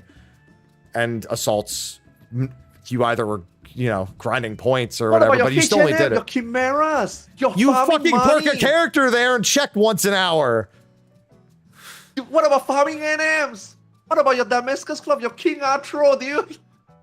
They spawn once every day or like every 3 days. You don't need to sit there for fucking 10 hours camping, though. I didn't have enough time a day, man, playing FF11. I really didn't. I did. I would just AFK at Cerberus and just turn the volume on my TV all the way up. And if it spawned, someone would ding me. And it'd be like 3 in the fucking morning. And it'd be like, okay, I guess I'm up now. All of a sudden, just imagine the danger bongos in 14, but it's that in 11 at 3 in the morning as your alarm clock. Yeah. I was very. Sly, you want to play 11? You still got to finish Voracious Resurgence. I never. 11 is the highlight of my life, really. Ever want to do Treasures of Argon again? Never. Ever. And he did it in Modern 11 too. Yeah. He did it. He's like, don't you dare tell me to wait till tomorrow. They fucking tell me to wait till tomorrow. God damn it. I'm leaving. That's it. Yep. I told you, 11 boomers, we're a different breed, man. And I don't even want to do that anymore, but it honed me. Good. You shouldn't. No one should. Look, man, we were young. MMOs was really addictive. Well, I was young. Then. It's either you play 11 or you play WoW. None of those is gonna take it easy on you. Those two games is just. I like how he just leaves out really? EverQuest, RuneScape. Man, you didn't play. You mean you didn't play Silk Road Online? I did. Try like every other Korean. Silk Road? Yeah, I played Silk Road. I played like every Korean MMO. I played Fliff, Hero, Granado, Espada. You name it, I fucking played it at least for a day or two minimum. RO. Ragnarok. Yeah. I had an ex that tried to make me play Maple Story. That didn't last very long. Both the relationship and me tried to get me to play Maple Story. Oh my god! And I'm like, nah, I don't have time for that. I need to play. I think I was playing Dark Age of Camelot, Star Wars Galaxy, and FF11. Yeah. Fun enough. Actually, I might not be sitting here today. If not, my friend was playing Star Wars Galaxy, and then he was stupidly duping item. And then I was like, you're gonna get banned. Oh, don't worry about it. Like classic forum Andy, right, would say, oh, don't worry about it. They fucked up. It's not my fault. Yeah, Mabinogi. What's Mabinogi Heroes called in the States? Vindictus. That's what it's called in the States, right? I had a friend making like. I had a friend who was like, oh, you should sign up for this MMO. And I'm just like, it says it won't let me. It's in Korean. And he's like, here, just follow these instructions. And here's a number to put in when it asks you for a number. And I'm like, what's this number do? And he's just like, don't ask me what the number does. And I'm like, okay, I put in the number. Then I find an article that it's like, there's like 400 people who have registered like the president of South Korea's like Korean ID number for like different games because people are just committing mass fraud on the internet trying to like, oh my God, they're just like, listen, we're not going to not play S4 League and all these other Korean games. We're just going to randomly generate a number and we'll just pretend we don't know what the number is. He didn't tell me that until after I had made a bunch of accounts for all these different games. Well, you know, it's just what it made me do. Oh, yeah. Like I said, I played a lot of things. There were definitely other options, but WoW was kind of the one that overshadowed everything else. Yeah. How about you never get into WoW? Or I did play WoW. okay, 100%. Okay. I mean, what am I asking? Hardcore rated in Cataclysm. Oh, okay. Yeah. Because I can't find time. I couldn't play WoW at the beginning. I just couldn't find time. I was supposed to play WoW. But then because we were waiting, and then a friend knocked on the door and like, you want to try FF11? Okay, sure. I mean, I don't care. We play a couple of months, right? Things change. I won $300 playing WoW. My friend bet me that I couldn't level an enhancement shaman from 1 to 60 in like under 7 days played. But that was during BC, so he picked a terrible time to do it. And by the second day, I was like level 40 something. He just gave me the money. He's like, you don't have to keep playing. And I'm just like, why did you think? It was like, bro, I played Final Fantasy 11. Did you think I was not? I literally have Final Fantasy 11 up on my PS2 over here while I'm doing this enhancement shaman thing. Like, see, that's the thing, right, Happy? That's the thing, right, Happy? A lot of people today, right? They didn't know that we went through this, and then they always think that it's not doable. Oh, I would love to see you do this. Oh, you can't. I'm like, dude, you guys know that this is nothing, right? Oh my God, how did you get this high level? How did you play so fast? Wait, this is not even fast. You guys do know that we have a live before we stream. You know what I mean? Like they don't get it, you know? They just don't understand. These Zoomers don't understand. Yeah, these Zoomers don't understand. Sly's over here. Sly's the, you know, it's funny. Sly's the middle child between the three of us. In terms of the boomer references, I'm the youngest, you're the oldest, he's in the middle. So he's just, although he's acting like the oldest one here, just looking like and just thinking about it. You all right over there, Sly? I'm good. I'm glad I didn't go through all this shit. Yeah, he doesn't have the when Arthur's and I go into Eureka and we hear Ozma's theme play, something very different goes through our head. Oh, yeah. That was so good, man. BA was so good. I was so jealous when I saw y'all doing it because during that time, I'm not in any. Yeah, you and Zeno were both so sad you didn't do any Eureka. I remember both of you just being like, No, I was doing Eureka, but that time I was, okay, I only came into the NA scene after Final Omega. Before Shadowbringer, then I started to have an NA character. So during that time, I was playing in JP. And let me tell you, man, when I was watching you guys stream, it was on patch day, it was miserable for me. Because it's like, Eureka, sure, it's my prime time. But I knew the moment I get past 11, when all the JPs go to bed, I cannot do anything. So when I was watching you guys do BA, right, I'm like, man, I only wish I can find a group that is like, don't have like a work schedule. I mean, that sounds horrible. Now thinking about it when I say it out loud. Holy shit. I wish there's like people that, I wish, man, like BA was actually the reason why I go to NA. And I tell myself, at least that NA has a community like that if whether it's in-game or on stream, I can at least, when JP goes to bed, I can play on NA. I can play with you guys. And that's exactly what happened. That's what we did for DRS. So when DRS happened and then there was like opening, I'm like, yo, I want in. And then they took me in and then we do DRS. I'm like, that's exactly why I come to NA. So that I can play. You see, for me, when I play MMORPG, and this also goes into like in Dawn Trail, I want to play MMORPG. Now, I don't want to play MMORPG like I play 11, like, you know, I play 12 hours a day. No.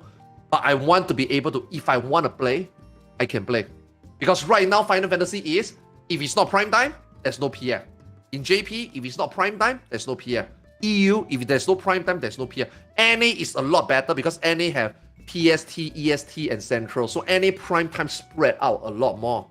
So like for me, if I want to do PF stuff, if I wake up in the morning, 8 a.m., I can play all the way until 2 p.m., 6 hours, perfect stream time. And then I can, you know, take advantage of that extended NA prime time. But like in JP, I couldn't. So when I saw B, I was like, man, I want to be there. I wish I was there. Like, that is so heavy. FF11 reference is just. Hey, we are getting another one though. We are getting another one in Dawn Trail though. Although Well, I mean, we don't know if it's BA or DRS. We don't know which will really draw the comparison to. I'd assume DRS would be the more realistic comparison to expect.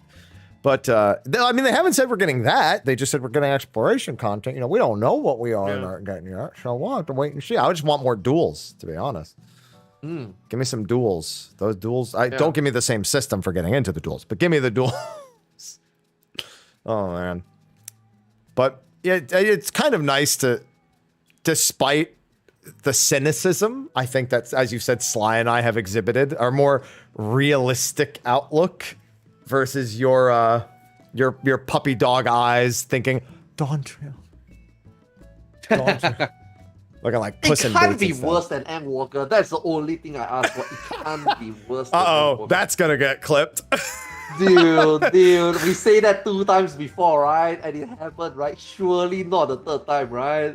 Oh, God. That's gonna get clipped. That's gonna get stuck in a folder. And if you at any point feel despair throughout Dawn Trail, you are gonna have to relive this moment. Let me tell you. No.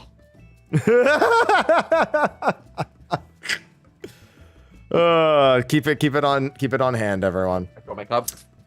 That's fine. It's nice that despite this oversimplification problem, despite it being kind of the crux of a lot of criticisms of Endwalker, that there is any sort of optimism in regards to Dawn Trail. It goes to show that at the very least, the amount of goodwill that's been generated over the years is significant, even if tempered at times. And as you said, I think a lot of that has to do with the dev team. And now they're going to be allowed a little bit more free reign. Take risks, is what Yoshi P said for his dev team. So I know that despite my realistic take, I am excited. Don't worry. If it's good, it's good. I won't be looking for the bad like the forums always are. Forums are like, what's the only bad thing about this? And how can I make it literally the worst part of my personality? How can I make it my everything? About how... I like how you use forum, though. I'm oh, I surprised don't. I only go there to make videos about how ridiculous it is. Not Twitter? Or you already gave up on Twitter? So funny thing, I don't see any like annoying stuff on Twitter. I have a extension on my browser that takes all the X stuff and reverts it back to Twitter. So I don't have like a For You tab. So I never see that. I don't even have trending. It's like that far back. So I never have to deal with garbage ever. I only get when people tweet at me, pretty much. Yeah. And Twitter's default, like because of all the, link in bio stuff we get, a lot of times I get like really annoying comments. Even those just get filtered out. So no, actually, no, I can't I have to go out of my way, and I can't go to Reddit to find it because it's just art, and nobody dislikes art. I don't even dislike the art. There's no arguing. And well, I mean, I could go to some 14 subreddits, but I mean the main one. I could definitely find something there. I like how I've been in game this whole time and I totally forgotten. It's just been playing the background music in the housing area, but it's been kind of fitting. Somebody just did something. Oh, somebody's changing FC actions. That's what it is. Okay. Perfect. But yeah, is there any other part of 14 that you feel like has gone too far in the simplification direction? Because I think it's really crafting, gathering, combat. Yep, never mind. You took the words. Well, I mean, we dived into it a little bit earlier about how they added all this quality of life to crafting and gathering. Dungeons? I mean, sort of, but I never cared. Yeah. So, it becomes so easy that we never care, right? So, well, it's not. I like the first time experience. I just judged the dungeon on the first time experience. Like, yeah, I'm actually holding a Twitter like vote right now on the best and worst dungeon in the game. And while I have about 500 responses to go through after this to add to my list, I can tell you right now that A Realm Reborn has a vast majority of dislikes. And it's not just AV and Zamiel or in Stone Vigil Hard. Those are the Vigil. Oh, yeah. Those are the bottom 3, but there are a ton of A Realm Reborn votes. It's not just because they have more dungeons. Even if I split it into a 2.0 and 2.1 to 2.5, compared to all the other expansions, like Pharaoh Sirius has more negative votes than positive votes. Oh, and really? Yeah, exactly. That's why I brought up Pharaoh Sirius, because I have a very positive opinion of OG Pharaoh Sirius, but that is not the majority of the opinions and or the experiences that I am getting. Yeah, people are saying because of my stuff, Ormvale was trending for them. I wouldn't know. I can't see it. Yeah. But like Pharos is down there. Tamtara hard mode is down there too. Yeah. Brayflox? Oh, Brayflox is not in a good spot. Yeah, no, there's a lot of votes against Brayflox. Wait, yeah. what? Yeah. Wow. This is a decent dungeon. Yeah. Huh. Not to some. Oh, Snorcloak is way down. Let's see. Let me pull up some of the numbers here, because that goes to show, because these were the dungeons, and obviously some people are just judging it based on the old versions, but some people are judging them based on the new versions. Like Sestasha, 9 votes. Keep in mind, there's so many dungeons. It's gonna sound like there's not a lot of votes, but there's 500 votes tallied across all the dungeons here. 9 for Sestasha, 6 for Tamtara, 8 for Copperbell, 6 for Halatali, 14 for Totoroc, 2 for Hawk. A lot of people like Hawk, which shocked me. It's actually got quite a few positive. I thought picking up the keys. I think they like it because it's fast. I thought people hated picking up keys. Man, that's what I thought. Hawk hard mode has more negative votes because of the keys. Like every room, kill 3 mobs, pick up a key, open a door, kill 3 mobs. Yeah, really annoying. Brayflox 11, Karn 11, Cutter's Cry 14, Stone Vigil 14, Zamiel 59, Ormvale 73. Yeah. Castrum 1. Only one person put Castrum as one of their negatives. Yeah, Hawk isn't that bad now, but I mean, even still, I thought more people are going to say it. Even Praetorium only has 3 downvotes. People don't even dislike them. Yeah. But then Pharos has like 14 votes. Stone Vigil hard mode, 56 votes. I thought Hullbreaker was going to have more votes. Only 10 votes for negative for Hullbreaker. But you come to the new dungeons, and there's entire expansions that don't have dislikes here. Like, there's the most disliked new dungeon. The 2 most disliked are post the Realm Reborn, the 3 most are Neverreap, Bardams, and Fell Court of Troya. Wait, which one is that? That is the castle one where the new one. Well, it's point 2, 6.2. It's the one where the first boss is just trash and the last boss is Scarmiglione. Oh, okay. Yeah, Fell Court is the 3rd most disliked post the Realm Reborn dungeon at the moment. I'm collecting some very interesting stats here. Yeah, I think that's gonna get skewed by the end. You see, these are actually because at the end of the day, this is what okay. Even if some of us have different opinion, but we are just one guy in the grand scheme of things, right? When you collect all this information, it will like actually shows that how the mentality shift. What people actually think is good and bad about the game, you know? So it's interesting. That's interesting. Yeah. That's a lot of the new stuff has a lot of very positive votes, and a lot of the old stuff has a lot of very negative votes. It's definitely the major trend. Like Gimlet is really high on the votes. I was shocked to see Gimlet. Like I think it's an okay dungeon. Holminster has a ton of upvotes, which I thought was the worst dungeon in Shadowbringers practically.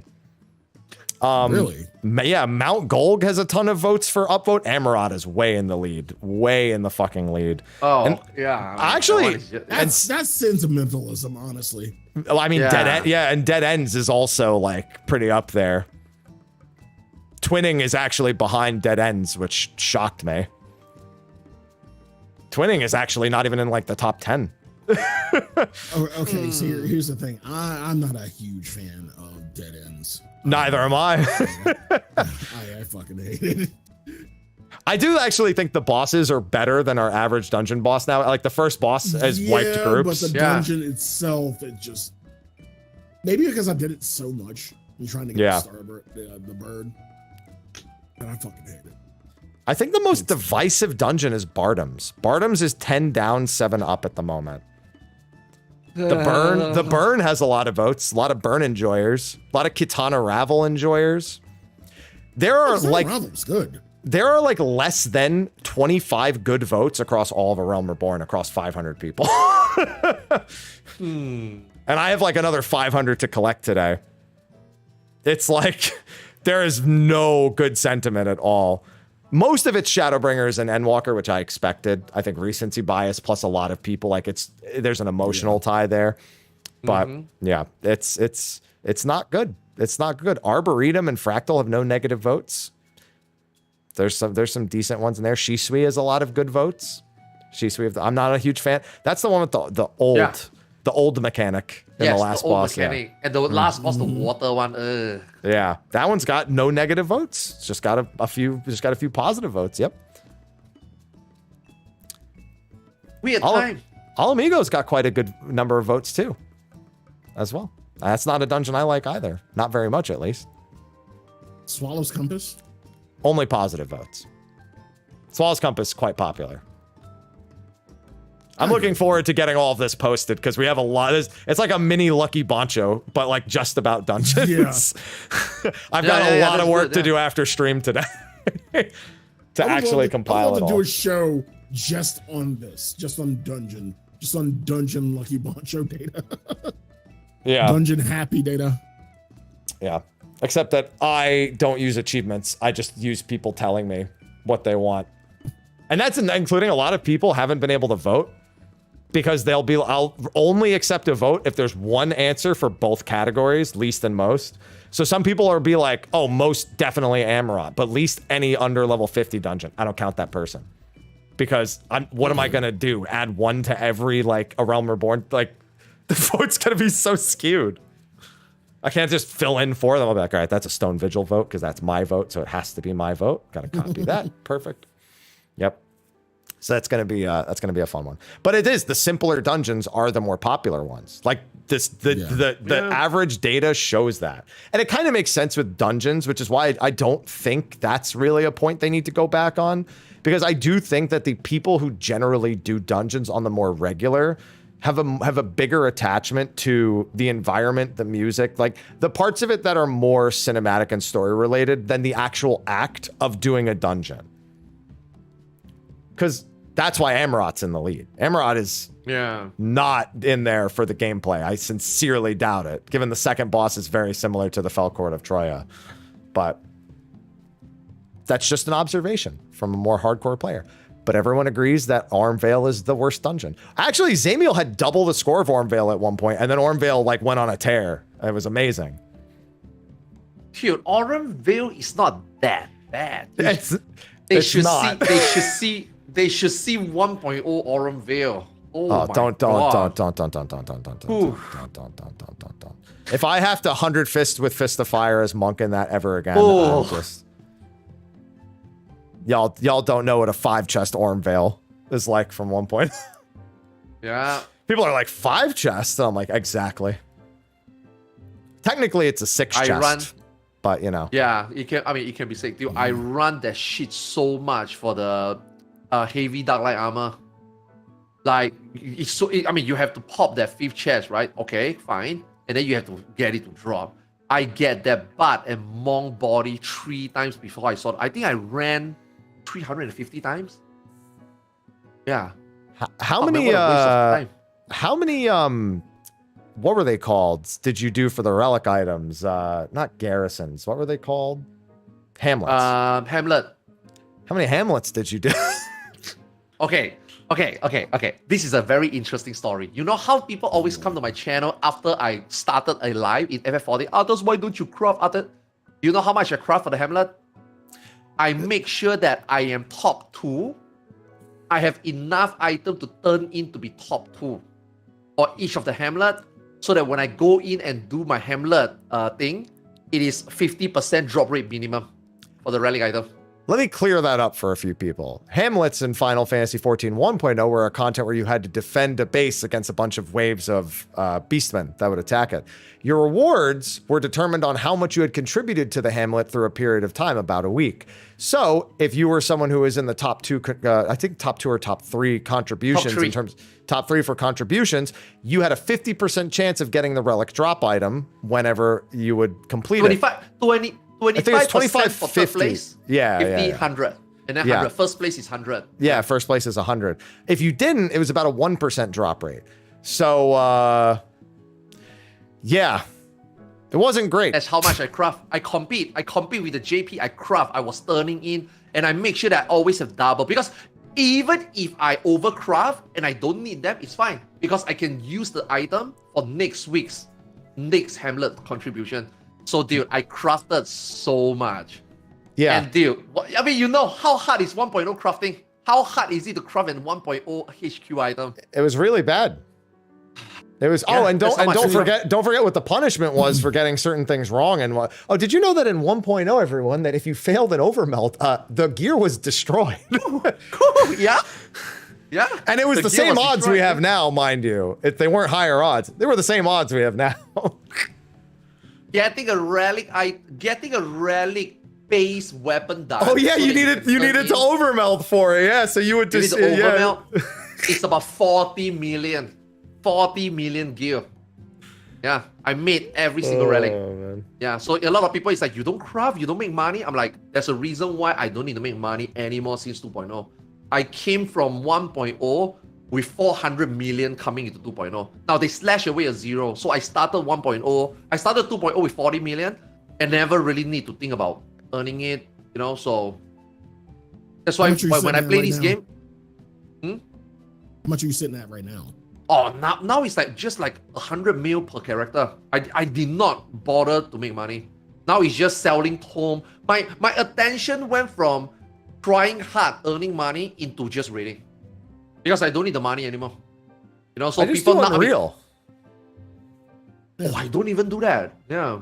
I should actually. I just sold them out for 13 million like last week. Yeah, and then the week before that I sold a Corgi for 8. Never need to make any more money. Yeah. Yeah, just never need to make money ever since. Because I don't buy minion. I don't mind glamour. Yeah. Oh yeah. I just sometimes when I need money now, my chair just give it to me. I'm just like, yay. But yeah, yay. And then you know what my wife do lately? You know what my wife do lately? My wife would actually sit down there, look at my screen, and then she's like, oh my god, why your viewers give me money? I was like, yeah, because they give me money, they are nice. You know what my wife would do in game? My wife would run over, open trade window, and say, I need to buy pink dye, give me $1 million. I'm like, what the fuck? You need $1 million to buy? You know what? Take it. And then she's like, yay. And then she would come back again. I'm like, it's like a kid at the grocery store. Can I get the cereal? Yo, she's actually really enjoying the game. Like she have not played MMO since FF11. Ever since I married her, we started life together. She's just like housewife taking care of children. So now my kids are more independent. And then recently, about 2 months ago, she started playing FF14. She's been stuck to the screen 10, 12 hours a day. And I'm like, what the fuck do you have to do in FF11? The 3 of us sitting here, I don't even have things to do. And then she's like, oh, I got a lot of things to do. I'm raiding. So she was like doing the Savage. Now she's doing Ultimate. I'm like, it's nice to see that, you know, a new player actually. I mean, for me, it's like an experiment, you know, because I told her, right, I'm not buying you jump pot. I don't think you're worthy for me to spend another $50 so that you can get an end game. So I'm like, you have to show me, you have to prove to me that you truly wants to be a 14 player. And she did the story, she didn't skip a cutscene, and here she is. And I'm like, holy shit. Yeah, I'm happy that she's enjoying. And then now she's like also streaming a little bit. She started to make more friends. Yeah. Nice to see that she's finding a place and enjoying 14 right now. Really, yeah. Not worthy. I think it's gonna be a big mistake though. Happy going to 7.0. I think it's a big mistake. Why is it a big mistake? She's gonna be PFing, learning Savage, progging. My food delivery is gonna be late, man. Oh no. Yeah. Who is gonna take care of the children? I'm gonna start taking turns now. Now I need to start, you know, driving my kid to school. They can walk. They're more independent now. Wow. Toxic ass. They want to be independent? They can walk. That's perfect. That's what I did. I walked to school. I was like, I don't need my parents to take me, so I'm just gonna walk to school. Yeah, my wife is always like, I mean, I guess it makes sense. You know, for the past 18 years, she's just been like really taking care of the children, like professional housewife, right? Really every step of the way. And I always tell her, you need to let go at some point. They are now 11, they are now 12, 15, and 17 already. You need to start letting go. And you know how she let go? Playing Final Fantasy 14. Okay. Now she's actually like, here's money, go and buy your own food. You know, I'm busy right now. And then morning, right? Usually she would drive them to school. Now it's like, okay, your bag is packed. Here's money. Remember to buy food. Now walk to school. I'm like, wow, she's finally letting it go. And then you know what she do after she let go? She come in and play Final Fantasy. 6 a.m. in the morning. She wake up at 6 a.m. in the morning to play Final Fantasy. I'm like, what the fuck are you waking up so early for? I need to wake up because I'm on NA server. Now it's the NA prime time. Now it's the time to play the game. What have I done? Arthur's, I have a hypothetical for you. I know we're way off topic, but I need to do. What happens in the household when she beats the ultimate before you do?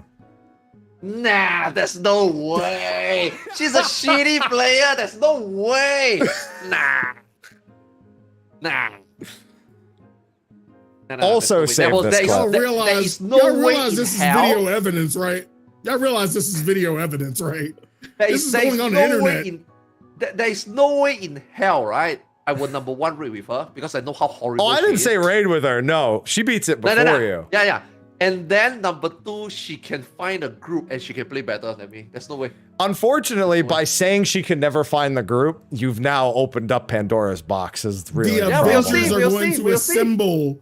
The Avengers are going to assemble, and then they're. Hey, just don't. Your wife. Oh my god. Just don't link it back to me, okay? Your artist, your wife is a. Hey, just don't link it back to me. I am not gonna vouch for her. I am not gonna recommend her. You take her at your risk, okay? Yeah. I mean, in a way, I also tell her to like PF. You need to PF. You need to learn how to read strat. I link her your strat. I link her Xeno strat. I'm like, you need to look at all these different strat, and then you need to tell yourself why people. You need to evaluate because it's part of the learning process. 7.0. Now a lot of people is helping her because everybody is done with stuff, right? 7.0, she's gonna be starting the game just like everyone. Some people might be in static. Her viewers might be in static. My viewer might be in static. I myself is in static. I'm not gonna be there to teach her everything. She needs to learn how to be independent, how to look out for guides, what to look out for. You know, how to learn in PF. So like she's doing that now, and yeah, pretty happy with her progress. Yeah, her DPS still suck though, but yeah, nah, there's no way she can land ultimate before me. There's no way. You wanna take her, Happy? You wanna take her? You wanna take her? You wanna? Well, yeah. we're 8 out of 8, man. She won a 9th. we yeah. Let's see how she handles 7.0 herself. Let's see. I think at some point she will find the static though. I cannot wait for the static drama. If she does, ooh, I cannot wait.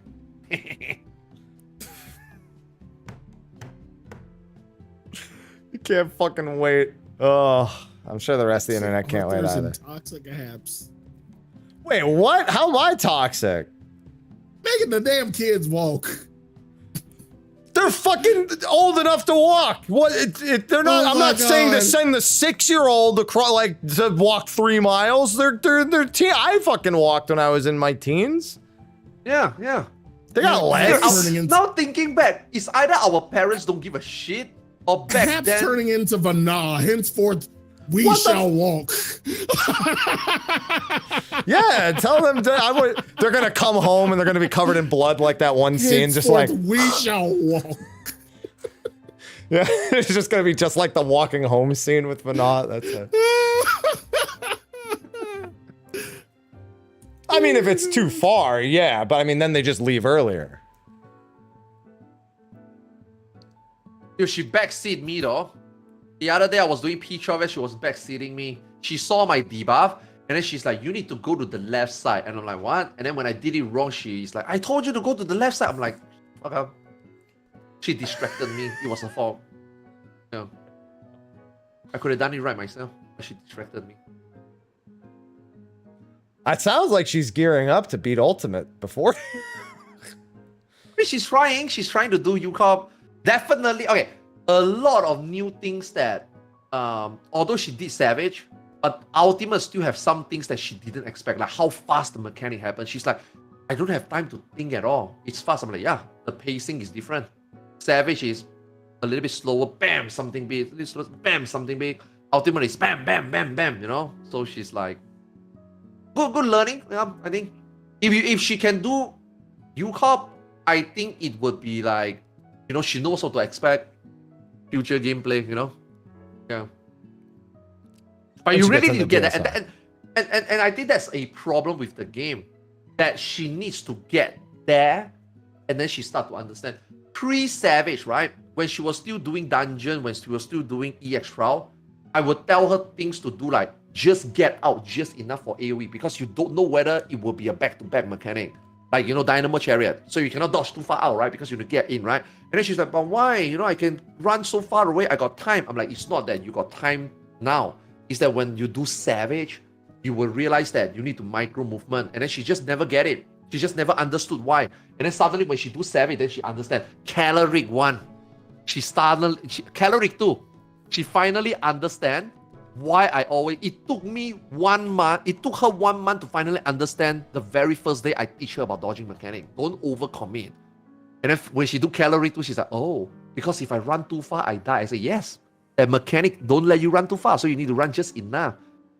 It takes her a new player, right, to get to Savage, then understand this concept of the game, you know. Before that, she doesn't understand anything.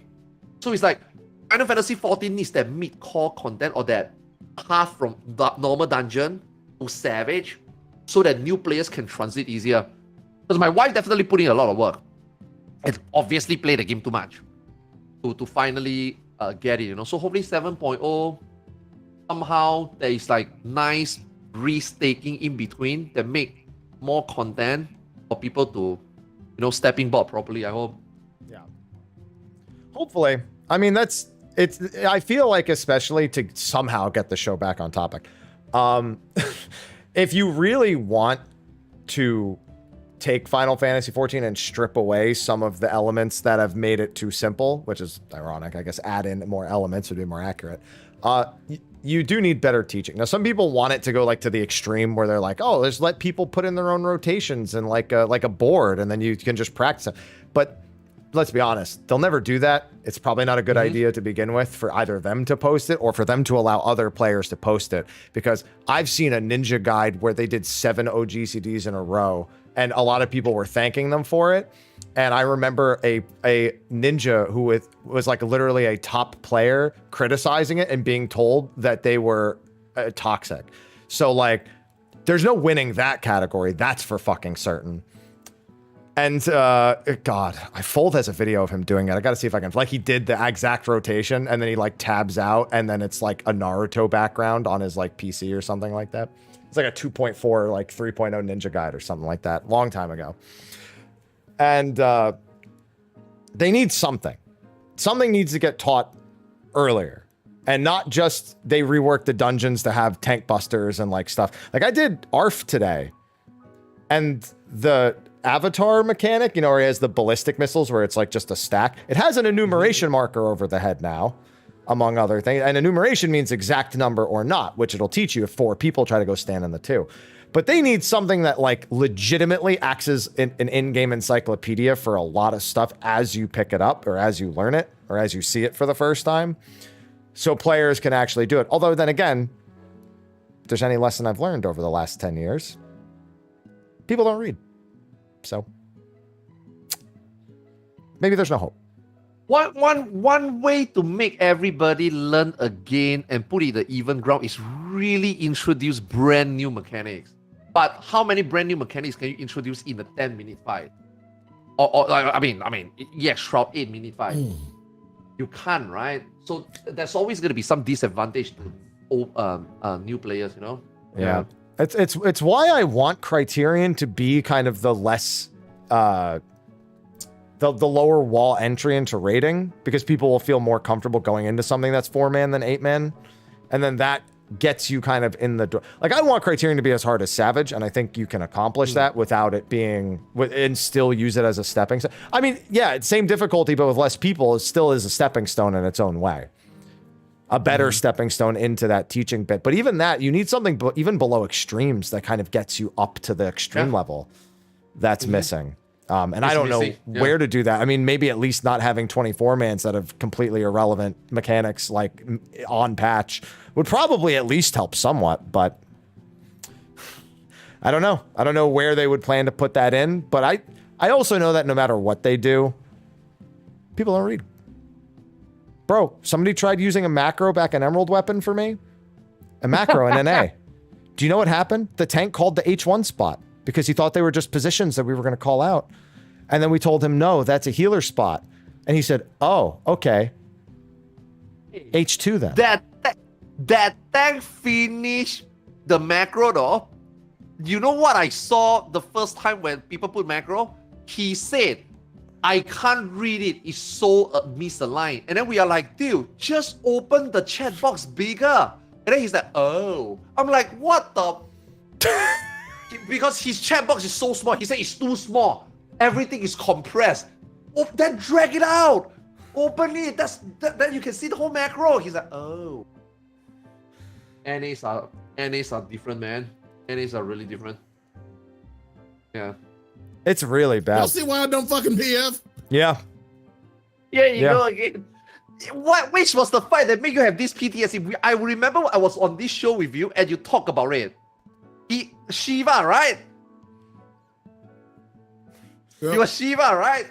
Mm-hmm. That was the day you decided that you would not want to do PF again, I remember. Nope. Yeah. How is NA even playing on OCE? Like, when everyone else goes to post macros, what do they do? They are learning. They are actually. I don't think they are. When I say, no. When I say they, I mean the 5 people I came across in these 4 days. No one does, and sometimes occasionally you get that one guy. You know, when the Oceanic players go in, we all already know D1, D2, D3, 3, D4. This NA will put the ground marker, and then he's the only one standing on it. And then the Oceanic people is pissed off. They will quickly override it. So when the NA put the waymark progression, override it. Put it down, override it. And then it's like, yeah. You can sense the passive aggressiveness here. But there are some NAs that are waiting to learn though. There are some NAs waiting to learn. But again, the some is not enough to... So far, I just don't see it happen. That people would actually like really, really do something in Oceanic.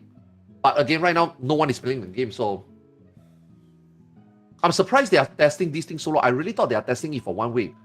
And I think they are testing this all the way until Dawn 3 release, right? So it's like, which means that if there's no problems, they'll just leave it on, essentially. Yeah. So it's, I mean, probably better to do it. I mean, it's better to do it when more people are playing, but they know the month leading in, all the people want to like come back, didn't do MSQ. Like they'll all go in and then I hope they, as much as it's not fair to OCE players, I hope they ask to do a stress test of it where everybody tries to go to OCE like we did with Cloud to see if we can break it. They'll be like, oh, OCE primetime? Why don't we hold a stress test? And they'll be like, no, I'm trying to raid. No one is raiding, man. No one is raiding. They might when it's that close. I hope so. As an Oceanic, I mean, I'm a Southeast Asian. I'm not Oceanic. Like playing multiple data center and living in Singapore, I'm only like, with VPN, I'm only 90 MS to Australia. The Australia server is awesome because now I can bring all my character to a centralized place and everybody can just come and, as a streamer, it's awesome thing about it. We can get way more engagement from viewers to do things together, number 1. Number 2, all our characters can literally just join one static. Hey, you know, NA group, can you guys go to Oceanic? Clear for me. You know, I mean, we are in the same static, right? Oh, you have a JP character too?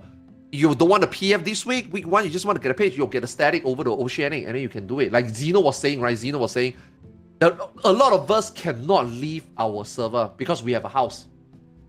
So it's like, for me, if I want to proc Ultimate in JP, I need Sasuke. I need my JP character. I cannot get my Arthur's main character in Sagittarius. But now, I always have to step back a second when you say you need Sasuke. I'm just like, wait, what? I think it's a good feature. I think it's a good feature. I hope it works. I really do hope it works. It's just funny that it's all to OCE. That they're just like, there's no one here, so.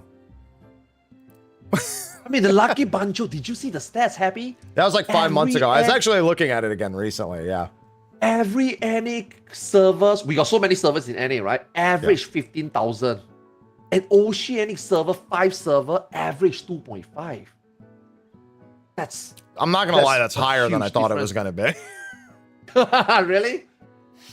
Oh god. When I looked at the data, I was like, oh wow, they've got way more players than I thought. Very little. There are 5 server combined population.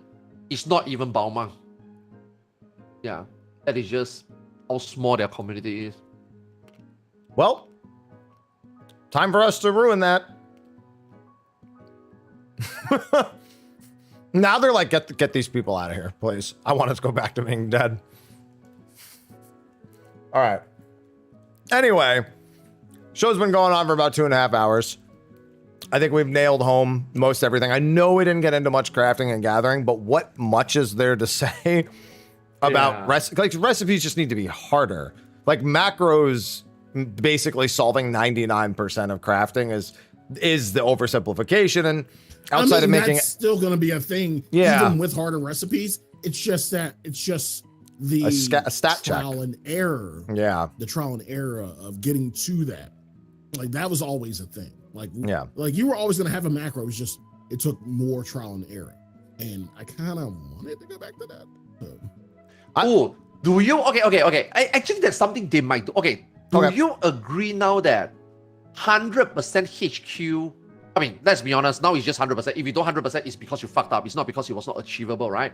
Do you think that 100% HQ is a problem?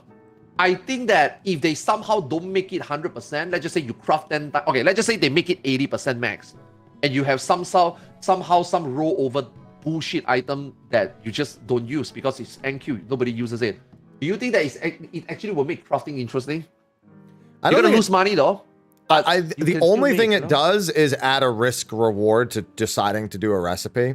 I don't think it, because no matter what, you're still just gonna macro to the 80%. You just might, despite being perfect, you just might not get the perfect thing. So it doesn't actually make it any more interesting. It just makes it so that, oh, well, I lost money on this craft. Yeah. And I know why you're thinking not 100%, because in 11, yeah, you might lose money if you didn't HQ. Man, just a lot of games crafting. I mean, Final Fantasy crafting is just, for me, the only MMO I ever played that crafting is guaranteed. It's just a very weird concept. Well, that's because you actually need to do something. Yeah, in every other game, they just say, press the button and see what the result is. Yeah, and then, so they don't really care. It's like low investment, low output, whatever.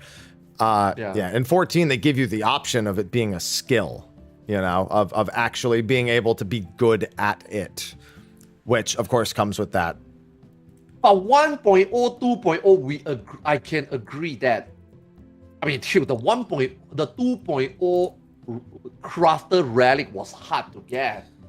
Yeah. Because you need to HQ that thing. But now we reach the point that it's guaranteed already. So don't you think something maybe needs to, take away some guarantees and make you put in some effort or risk, I don't know. I mean, like you say, there's nothing much to talk about crafting, so I'm just like squeezing out, I think the only thing you can really do, and I think Sly might feel this as well, whether or not he cares for it or likes it, is you'd have to make it almost master-esque at a lower tier recipe so that you have to respond to what's happening and not the same thing or almost the same thing will happen. It's the only thing you can do to achieve this is to make it reactive. So it's like, there's like fires, like you got fires boon on this craft. Well, if I get fires, and I'm just making up names at this point just for the sake. It's like, I got fires boon. Well, now this skill technically does this, but it comes with this risk or reward. If I get thunder's boon, that would be great next. Yeah. Make the excellence matter. Make the like the good, the excellent, the bads, make those matter more. And then like Hap says, throw in more side stuff, I guess you could say. Kind of like, Tricks was a part. Tricks of the Trade was definitely a part back in the day. Like you definitely pop Tricks if you had it. things like that. Yeah. And I'll say this too: if you really have a concern about pots or food in terms of that, then they could just make it so after you've done it enough times, then you can go to like quick synthing it or something like that. Like once you've managed to prove that you're good enough to make the thing enough times, then you can go ahead and do it. At the very least, add some like, because then there's also filling out the crafting log. Like for people who like, you know, achievement collecting, if you have to craft, like, let's say you have to craft pots like 50 times, doing it the however way I just described it. And then after that, it's quick synthable. And then you fill out your whole log, whatnot, throughout all of those, so you can quick synth everything and you can get that all said and done.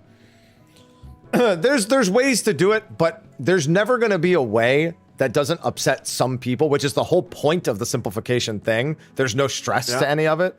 No matter what, if you want stress to be added to anything, if you want complications, if you want any sort of complexity, you have to be uncomfortable at some point. Someone has to be has to be unhappy. Yeah. Yeah.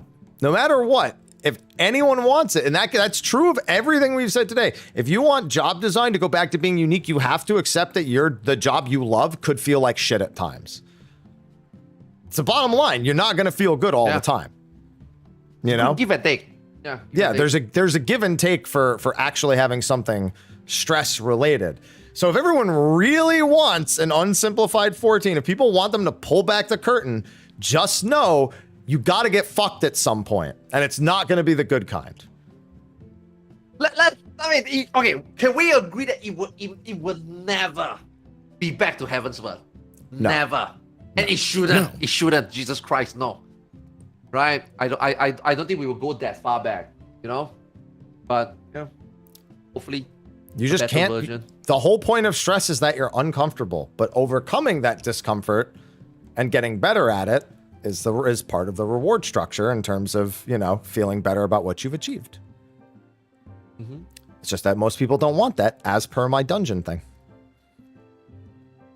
They just want to run in the line. So I'm just saying. There's, and I'm not saying what we're saying is the solution either. I don't think anyone here thinks our solutions are the guaranteed solutions or the should-be solutions, or they're ideas.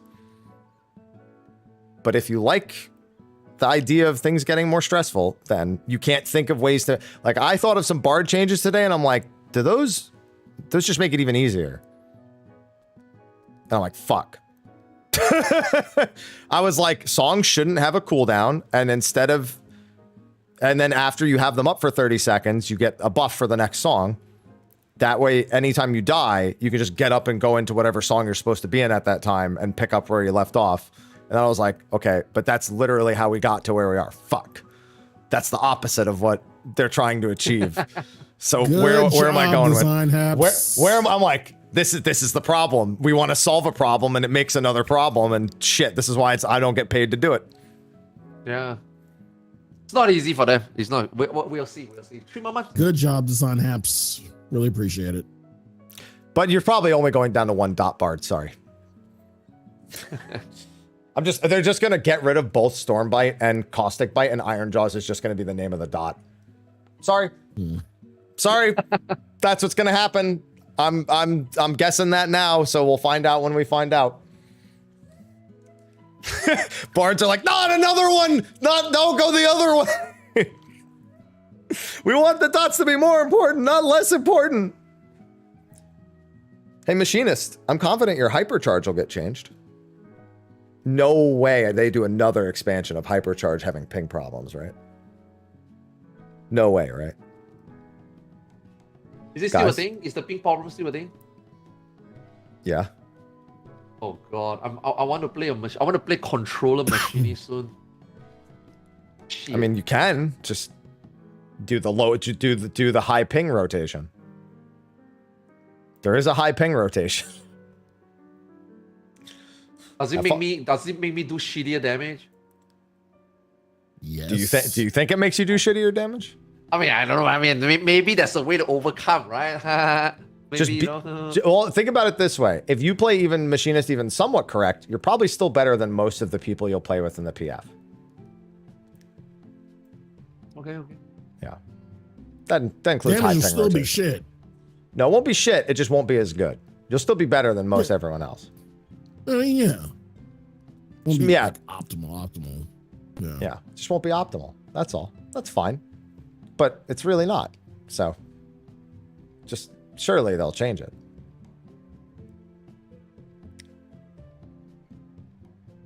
I want to believe, but I don't.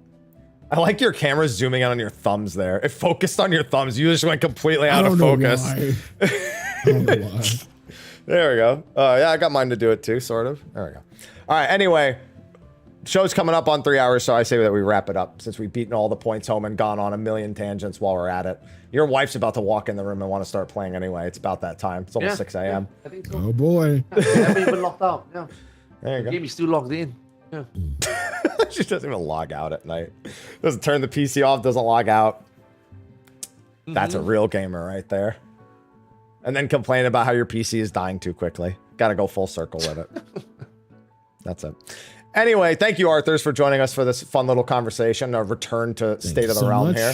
It's good to have you thanks, on. Man. Thanks for having me, man. Yeah, really appreciate it. Thank you. I thank you for being up at 5 in the morning, but apparently that is a normal thing for you. So I don't have to thank you for that. I want to get breakfast. Yeah, I want to get breakfast already. There you go. Perfect. So why don't you tell everyone what you're working on, where they can find you at, what you got going on in the next 3 months to tide you over, all that good stuff. Just like right now, just chilling, doing like right now I have no schedule. Right now I'm just like YOLO. I feel like playing this, I play this. Basically I'm just doing anything for now. So like now until Dawn Trail, you know, you can find me obviously on twitch.tv/Arthurs. I stream 14 mainly. But every now and then, I mean, I still need to finish Elden Ring. So there will be some variety coming up, you know, basically anything, yeah. Just to get by these 3 months. 3 months later, I think all of us will be in a more happy place, you know, have more things to do in this game. All of us can finally get together and, you know, do what we like the most. I mean, I assume that you guys watching this stream under this category, you guys all just waiting for Dawn Trail, right? So yeah, hopefully to see all of us come back together. Yeah, right now everybody's all over the place. Happy, Sly, not really streaming anything 14 related much, but I'm pretty sure we will go all come back together. So yeah, everybody hang in tight. We will survive. Yeah. Unlike New World. Anyway. Wow. Deep cut. Listen, they're like under 10,000 players like a day. It's not great. Yeah. Right with all servers combined, yeah. Yeah, it's not great right now. Anyway. Thank you again, Arthurs. I'm sure you and I will be talking again Sunday anyway, so won't be long. Oh before yeah, we yeah, talk yeah. again. Oh my god. Yeah, that'll be fun. I'll mention that at the end. Sly. Hi. How are you doing? What are you doing? How have you been doing, given how long the show has been? All that good stuff. It's been great. I want to be back in New Orleans. Nolans. I wish. But you can find me at twitch.tv/Sly, aka Gray Fox. You can find me on Twitter at Sly, aka Gray Fox. Right now I'm doing Dragon's Dogma. I kind of want to do Stellar Blade, but I'm kind of waiting. I need to do the demo just to see how it is. Of course, SNT5 Vengeance. I probably won't even have time for Shadows of the Earth Tree. That's a choice I had to make. And then Dawn Trail. You didn't even name like a dozen games in there too, so there's a lot of other stuff happening between now and then. I mean, yeah, there's a lot of other stuff happening, but like, yeah, like once 5 Vengeance comes out, like I'm all in. I'm all in there. And then of course, Velvet Room Conversations next episode will be next Friday with an Eternal Enigma, my good friend. So there's that. You want to tell people more about that, since you just said the name and there's been no State of the Realm since you started doing those conversations? Oh yeah. I've started a podcast. It's called Velvet Room Conversations. It's just, you know, friends of mine who I've known throughout my content creator journey, and you know, it's just the conversation. It's just them telling their stories, and I want to introduce a lot of people I've known to the community as a whole. So that's what it is. So next Friday, 8 p.m. Eastern. Now you can do the thumbs up. There you go. That's the casual sign off as the thumbs up. There we go. All right. And Haps. You can find me everywhere, Mr. Happy, 1227. The year I was born, obviously. You know, I'm almost 800 years old, you know, so that's what I got going on. I have an incredibly packed schedule. As I said, right now I'm working on my dungeon vote over on Twitter. I have hundreds of votes to go through after stream today, so gotta mark them all down. And then we've got videos on that. We've got videos on reward structure. My second channel, I've probably got a couple of things cooking up, probably something on Stellar Blade, which I played the demo for today. And in case you're wondering, TLDR, it's more like Sekiro and Wolong than it is like Devil May Cry or Bayonetta. So if you're into the high parry style gameplay and looking at ass all day, then you're probably going to have a good time. It's yeah. Mm-hmm. There's a layer, and I even played it in the skin suit, which is actually nerfs you. You have no shields when you're in the skin suit. So that's a hard mode gameplay. Price to pay. Yeah, it's a price to play. It's hard mode in 2 different ways. Depends on and it could be in 3 ways depending on if you plan on playing one-handed or not. But regardless, I was about to say that. Oh my god, you beat me to that. I was about to say that. Yeah, you're going to be beating something if you're playing on that difficulty. But anyway, and then we've got, and then we're gonna and then. April's full Final Fantasy 16 DLC Stellar Blade's actual release, Iodine Chronicles. If you're fans of Suikoden, Iodine is the spiritual successor that passed its Kickstarter quite some years ago. That's going to be releasing then. A new Saga game, I think it's Emerald something, is coming out. I forgot. I'm not really big on Saga, but I'll probably check that out. I don't remember much of what's happening in May, but we are expecting to get combat stuff in May. Historically, when they've done summer releases, May has been when we learn about all of the combat related stuff. So I don't remember any releases off the top of my head, but that's definitely something to look forward to. Also, April 12th is the 14-hour broadcast. They confirmed there will be a live letter there, although it looks like it's going to be similar to PAX, where it's like 50% fluff piece, 50%, you know, a few new things, but benchmark is a possibility, so keep that in mind. And then, of course, June, Shadow of the Erd Tree. He's got SMT5, but I probably won't have time for that. And, of course, Dawn Trail at the end of the month. So on top of all the gaming news we'll probably get around early June, which we always expect. It may not be around anymore, but we still have E3 season in Seoul, even if it's Summer Game Fest now. You will not be wanting for stuff in the next several months, unless you just don't want to play anything. Not to mention you have the 16 collab, but you can go back and play Unicorn Overlord, replay Elden Ring 4 comes, whatever the hell you got going on. So, whew. Busy. Anyway, with that, we're going to go on into a very short post show, so Arthur's can go get his breakfast, and we can continue on with our days and evenings. Thank you again for joining us, Arthurs. Appreciate it big time. Thank you. Yeah, hopefully. Appreciate it. Yeah, hopefully, you know, with Dawn Trail coming on, we'll need your perspective for more things in the future. Yeah, so yeah, sure. That'll be good. Yeah. So nice to be invited, man. Always an honor. Thank you so much again. Yeah, it's always good to have. Very entertaining. The crowd loves you, and you know it. Oh, really? Of course. Somebody reads YouTube more than Twitch. Wait, do they do? It's like goes to YouTube? Goes to YouTube? Huh? Are you sure about that? Not on my YouTube videos. Maybe on yours. YouTube's mostly okay. Now he's gonna go look at the last State of the Realm and be like, who's this Arthur's guy? Who is this guy? All right. Anyway, we're going to go on to a short post show. Thanks, everyone, for joining us. Thanks again to Ever Crisis for sponsoring the show.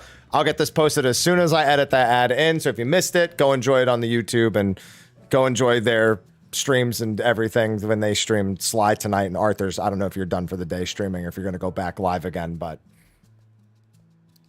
Later in the day. After breakfast. Okay. A bit. Yeah. So go entertain yourselves. Anyway, thanks for watching. We'll see you next time. Bye-bye. See you soon. All right. They can still hear us, but yeah. If you need to get going immediately, just let me know. Yeah. I need to clean up my floor. I dropped the cup earlier. I need to clean there up. was stuff in the cup. Yeah, that's not good. Yeah. All right. Just plain water. It's okay. Just need to mop it up. Yeah, that's fine. Yeah, thanks, man. Thanks for having me, man. Always good. Always good. Appreciate it. I'll see you tomorrow. Tomorrow? Wait. Sunday. The 31st. Well, I mean, actually, it's the 30th for you right now, so I guess... Well, no, because it's still the same amount of time. My first. Yeah. 2 days. Yeah, I'll see you in 2 days. Yeah, sounds good. Thanks a lot, man. I'm gonna go get breakfast. I'll talk to you later. Thanks so much, no man. problem. Bye-bye. Bye-bye. Bye, everyone.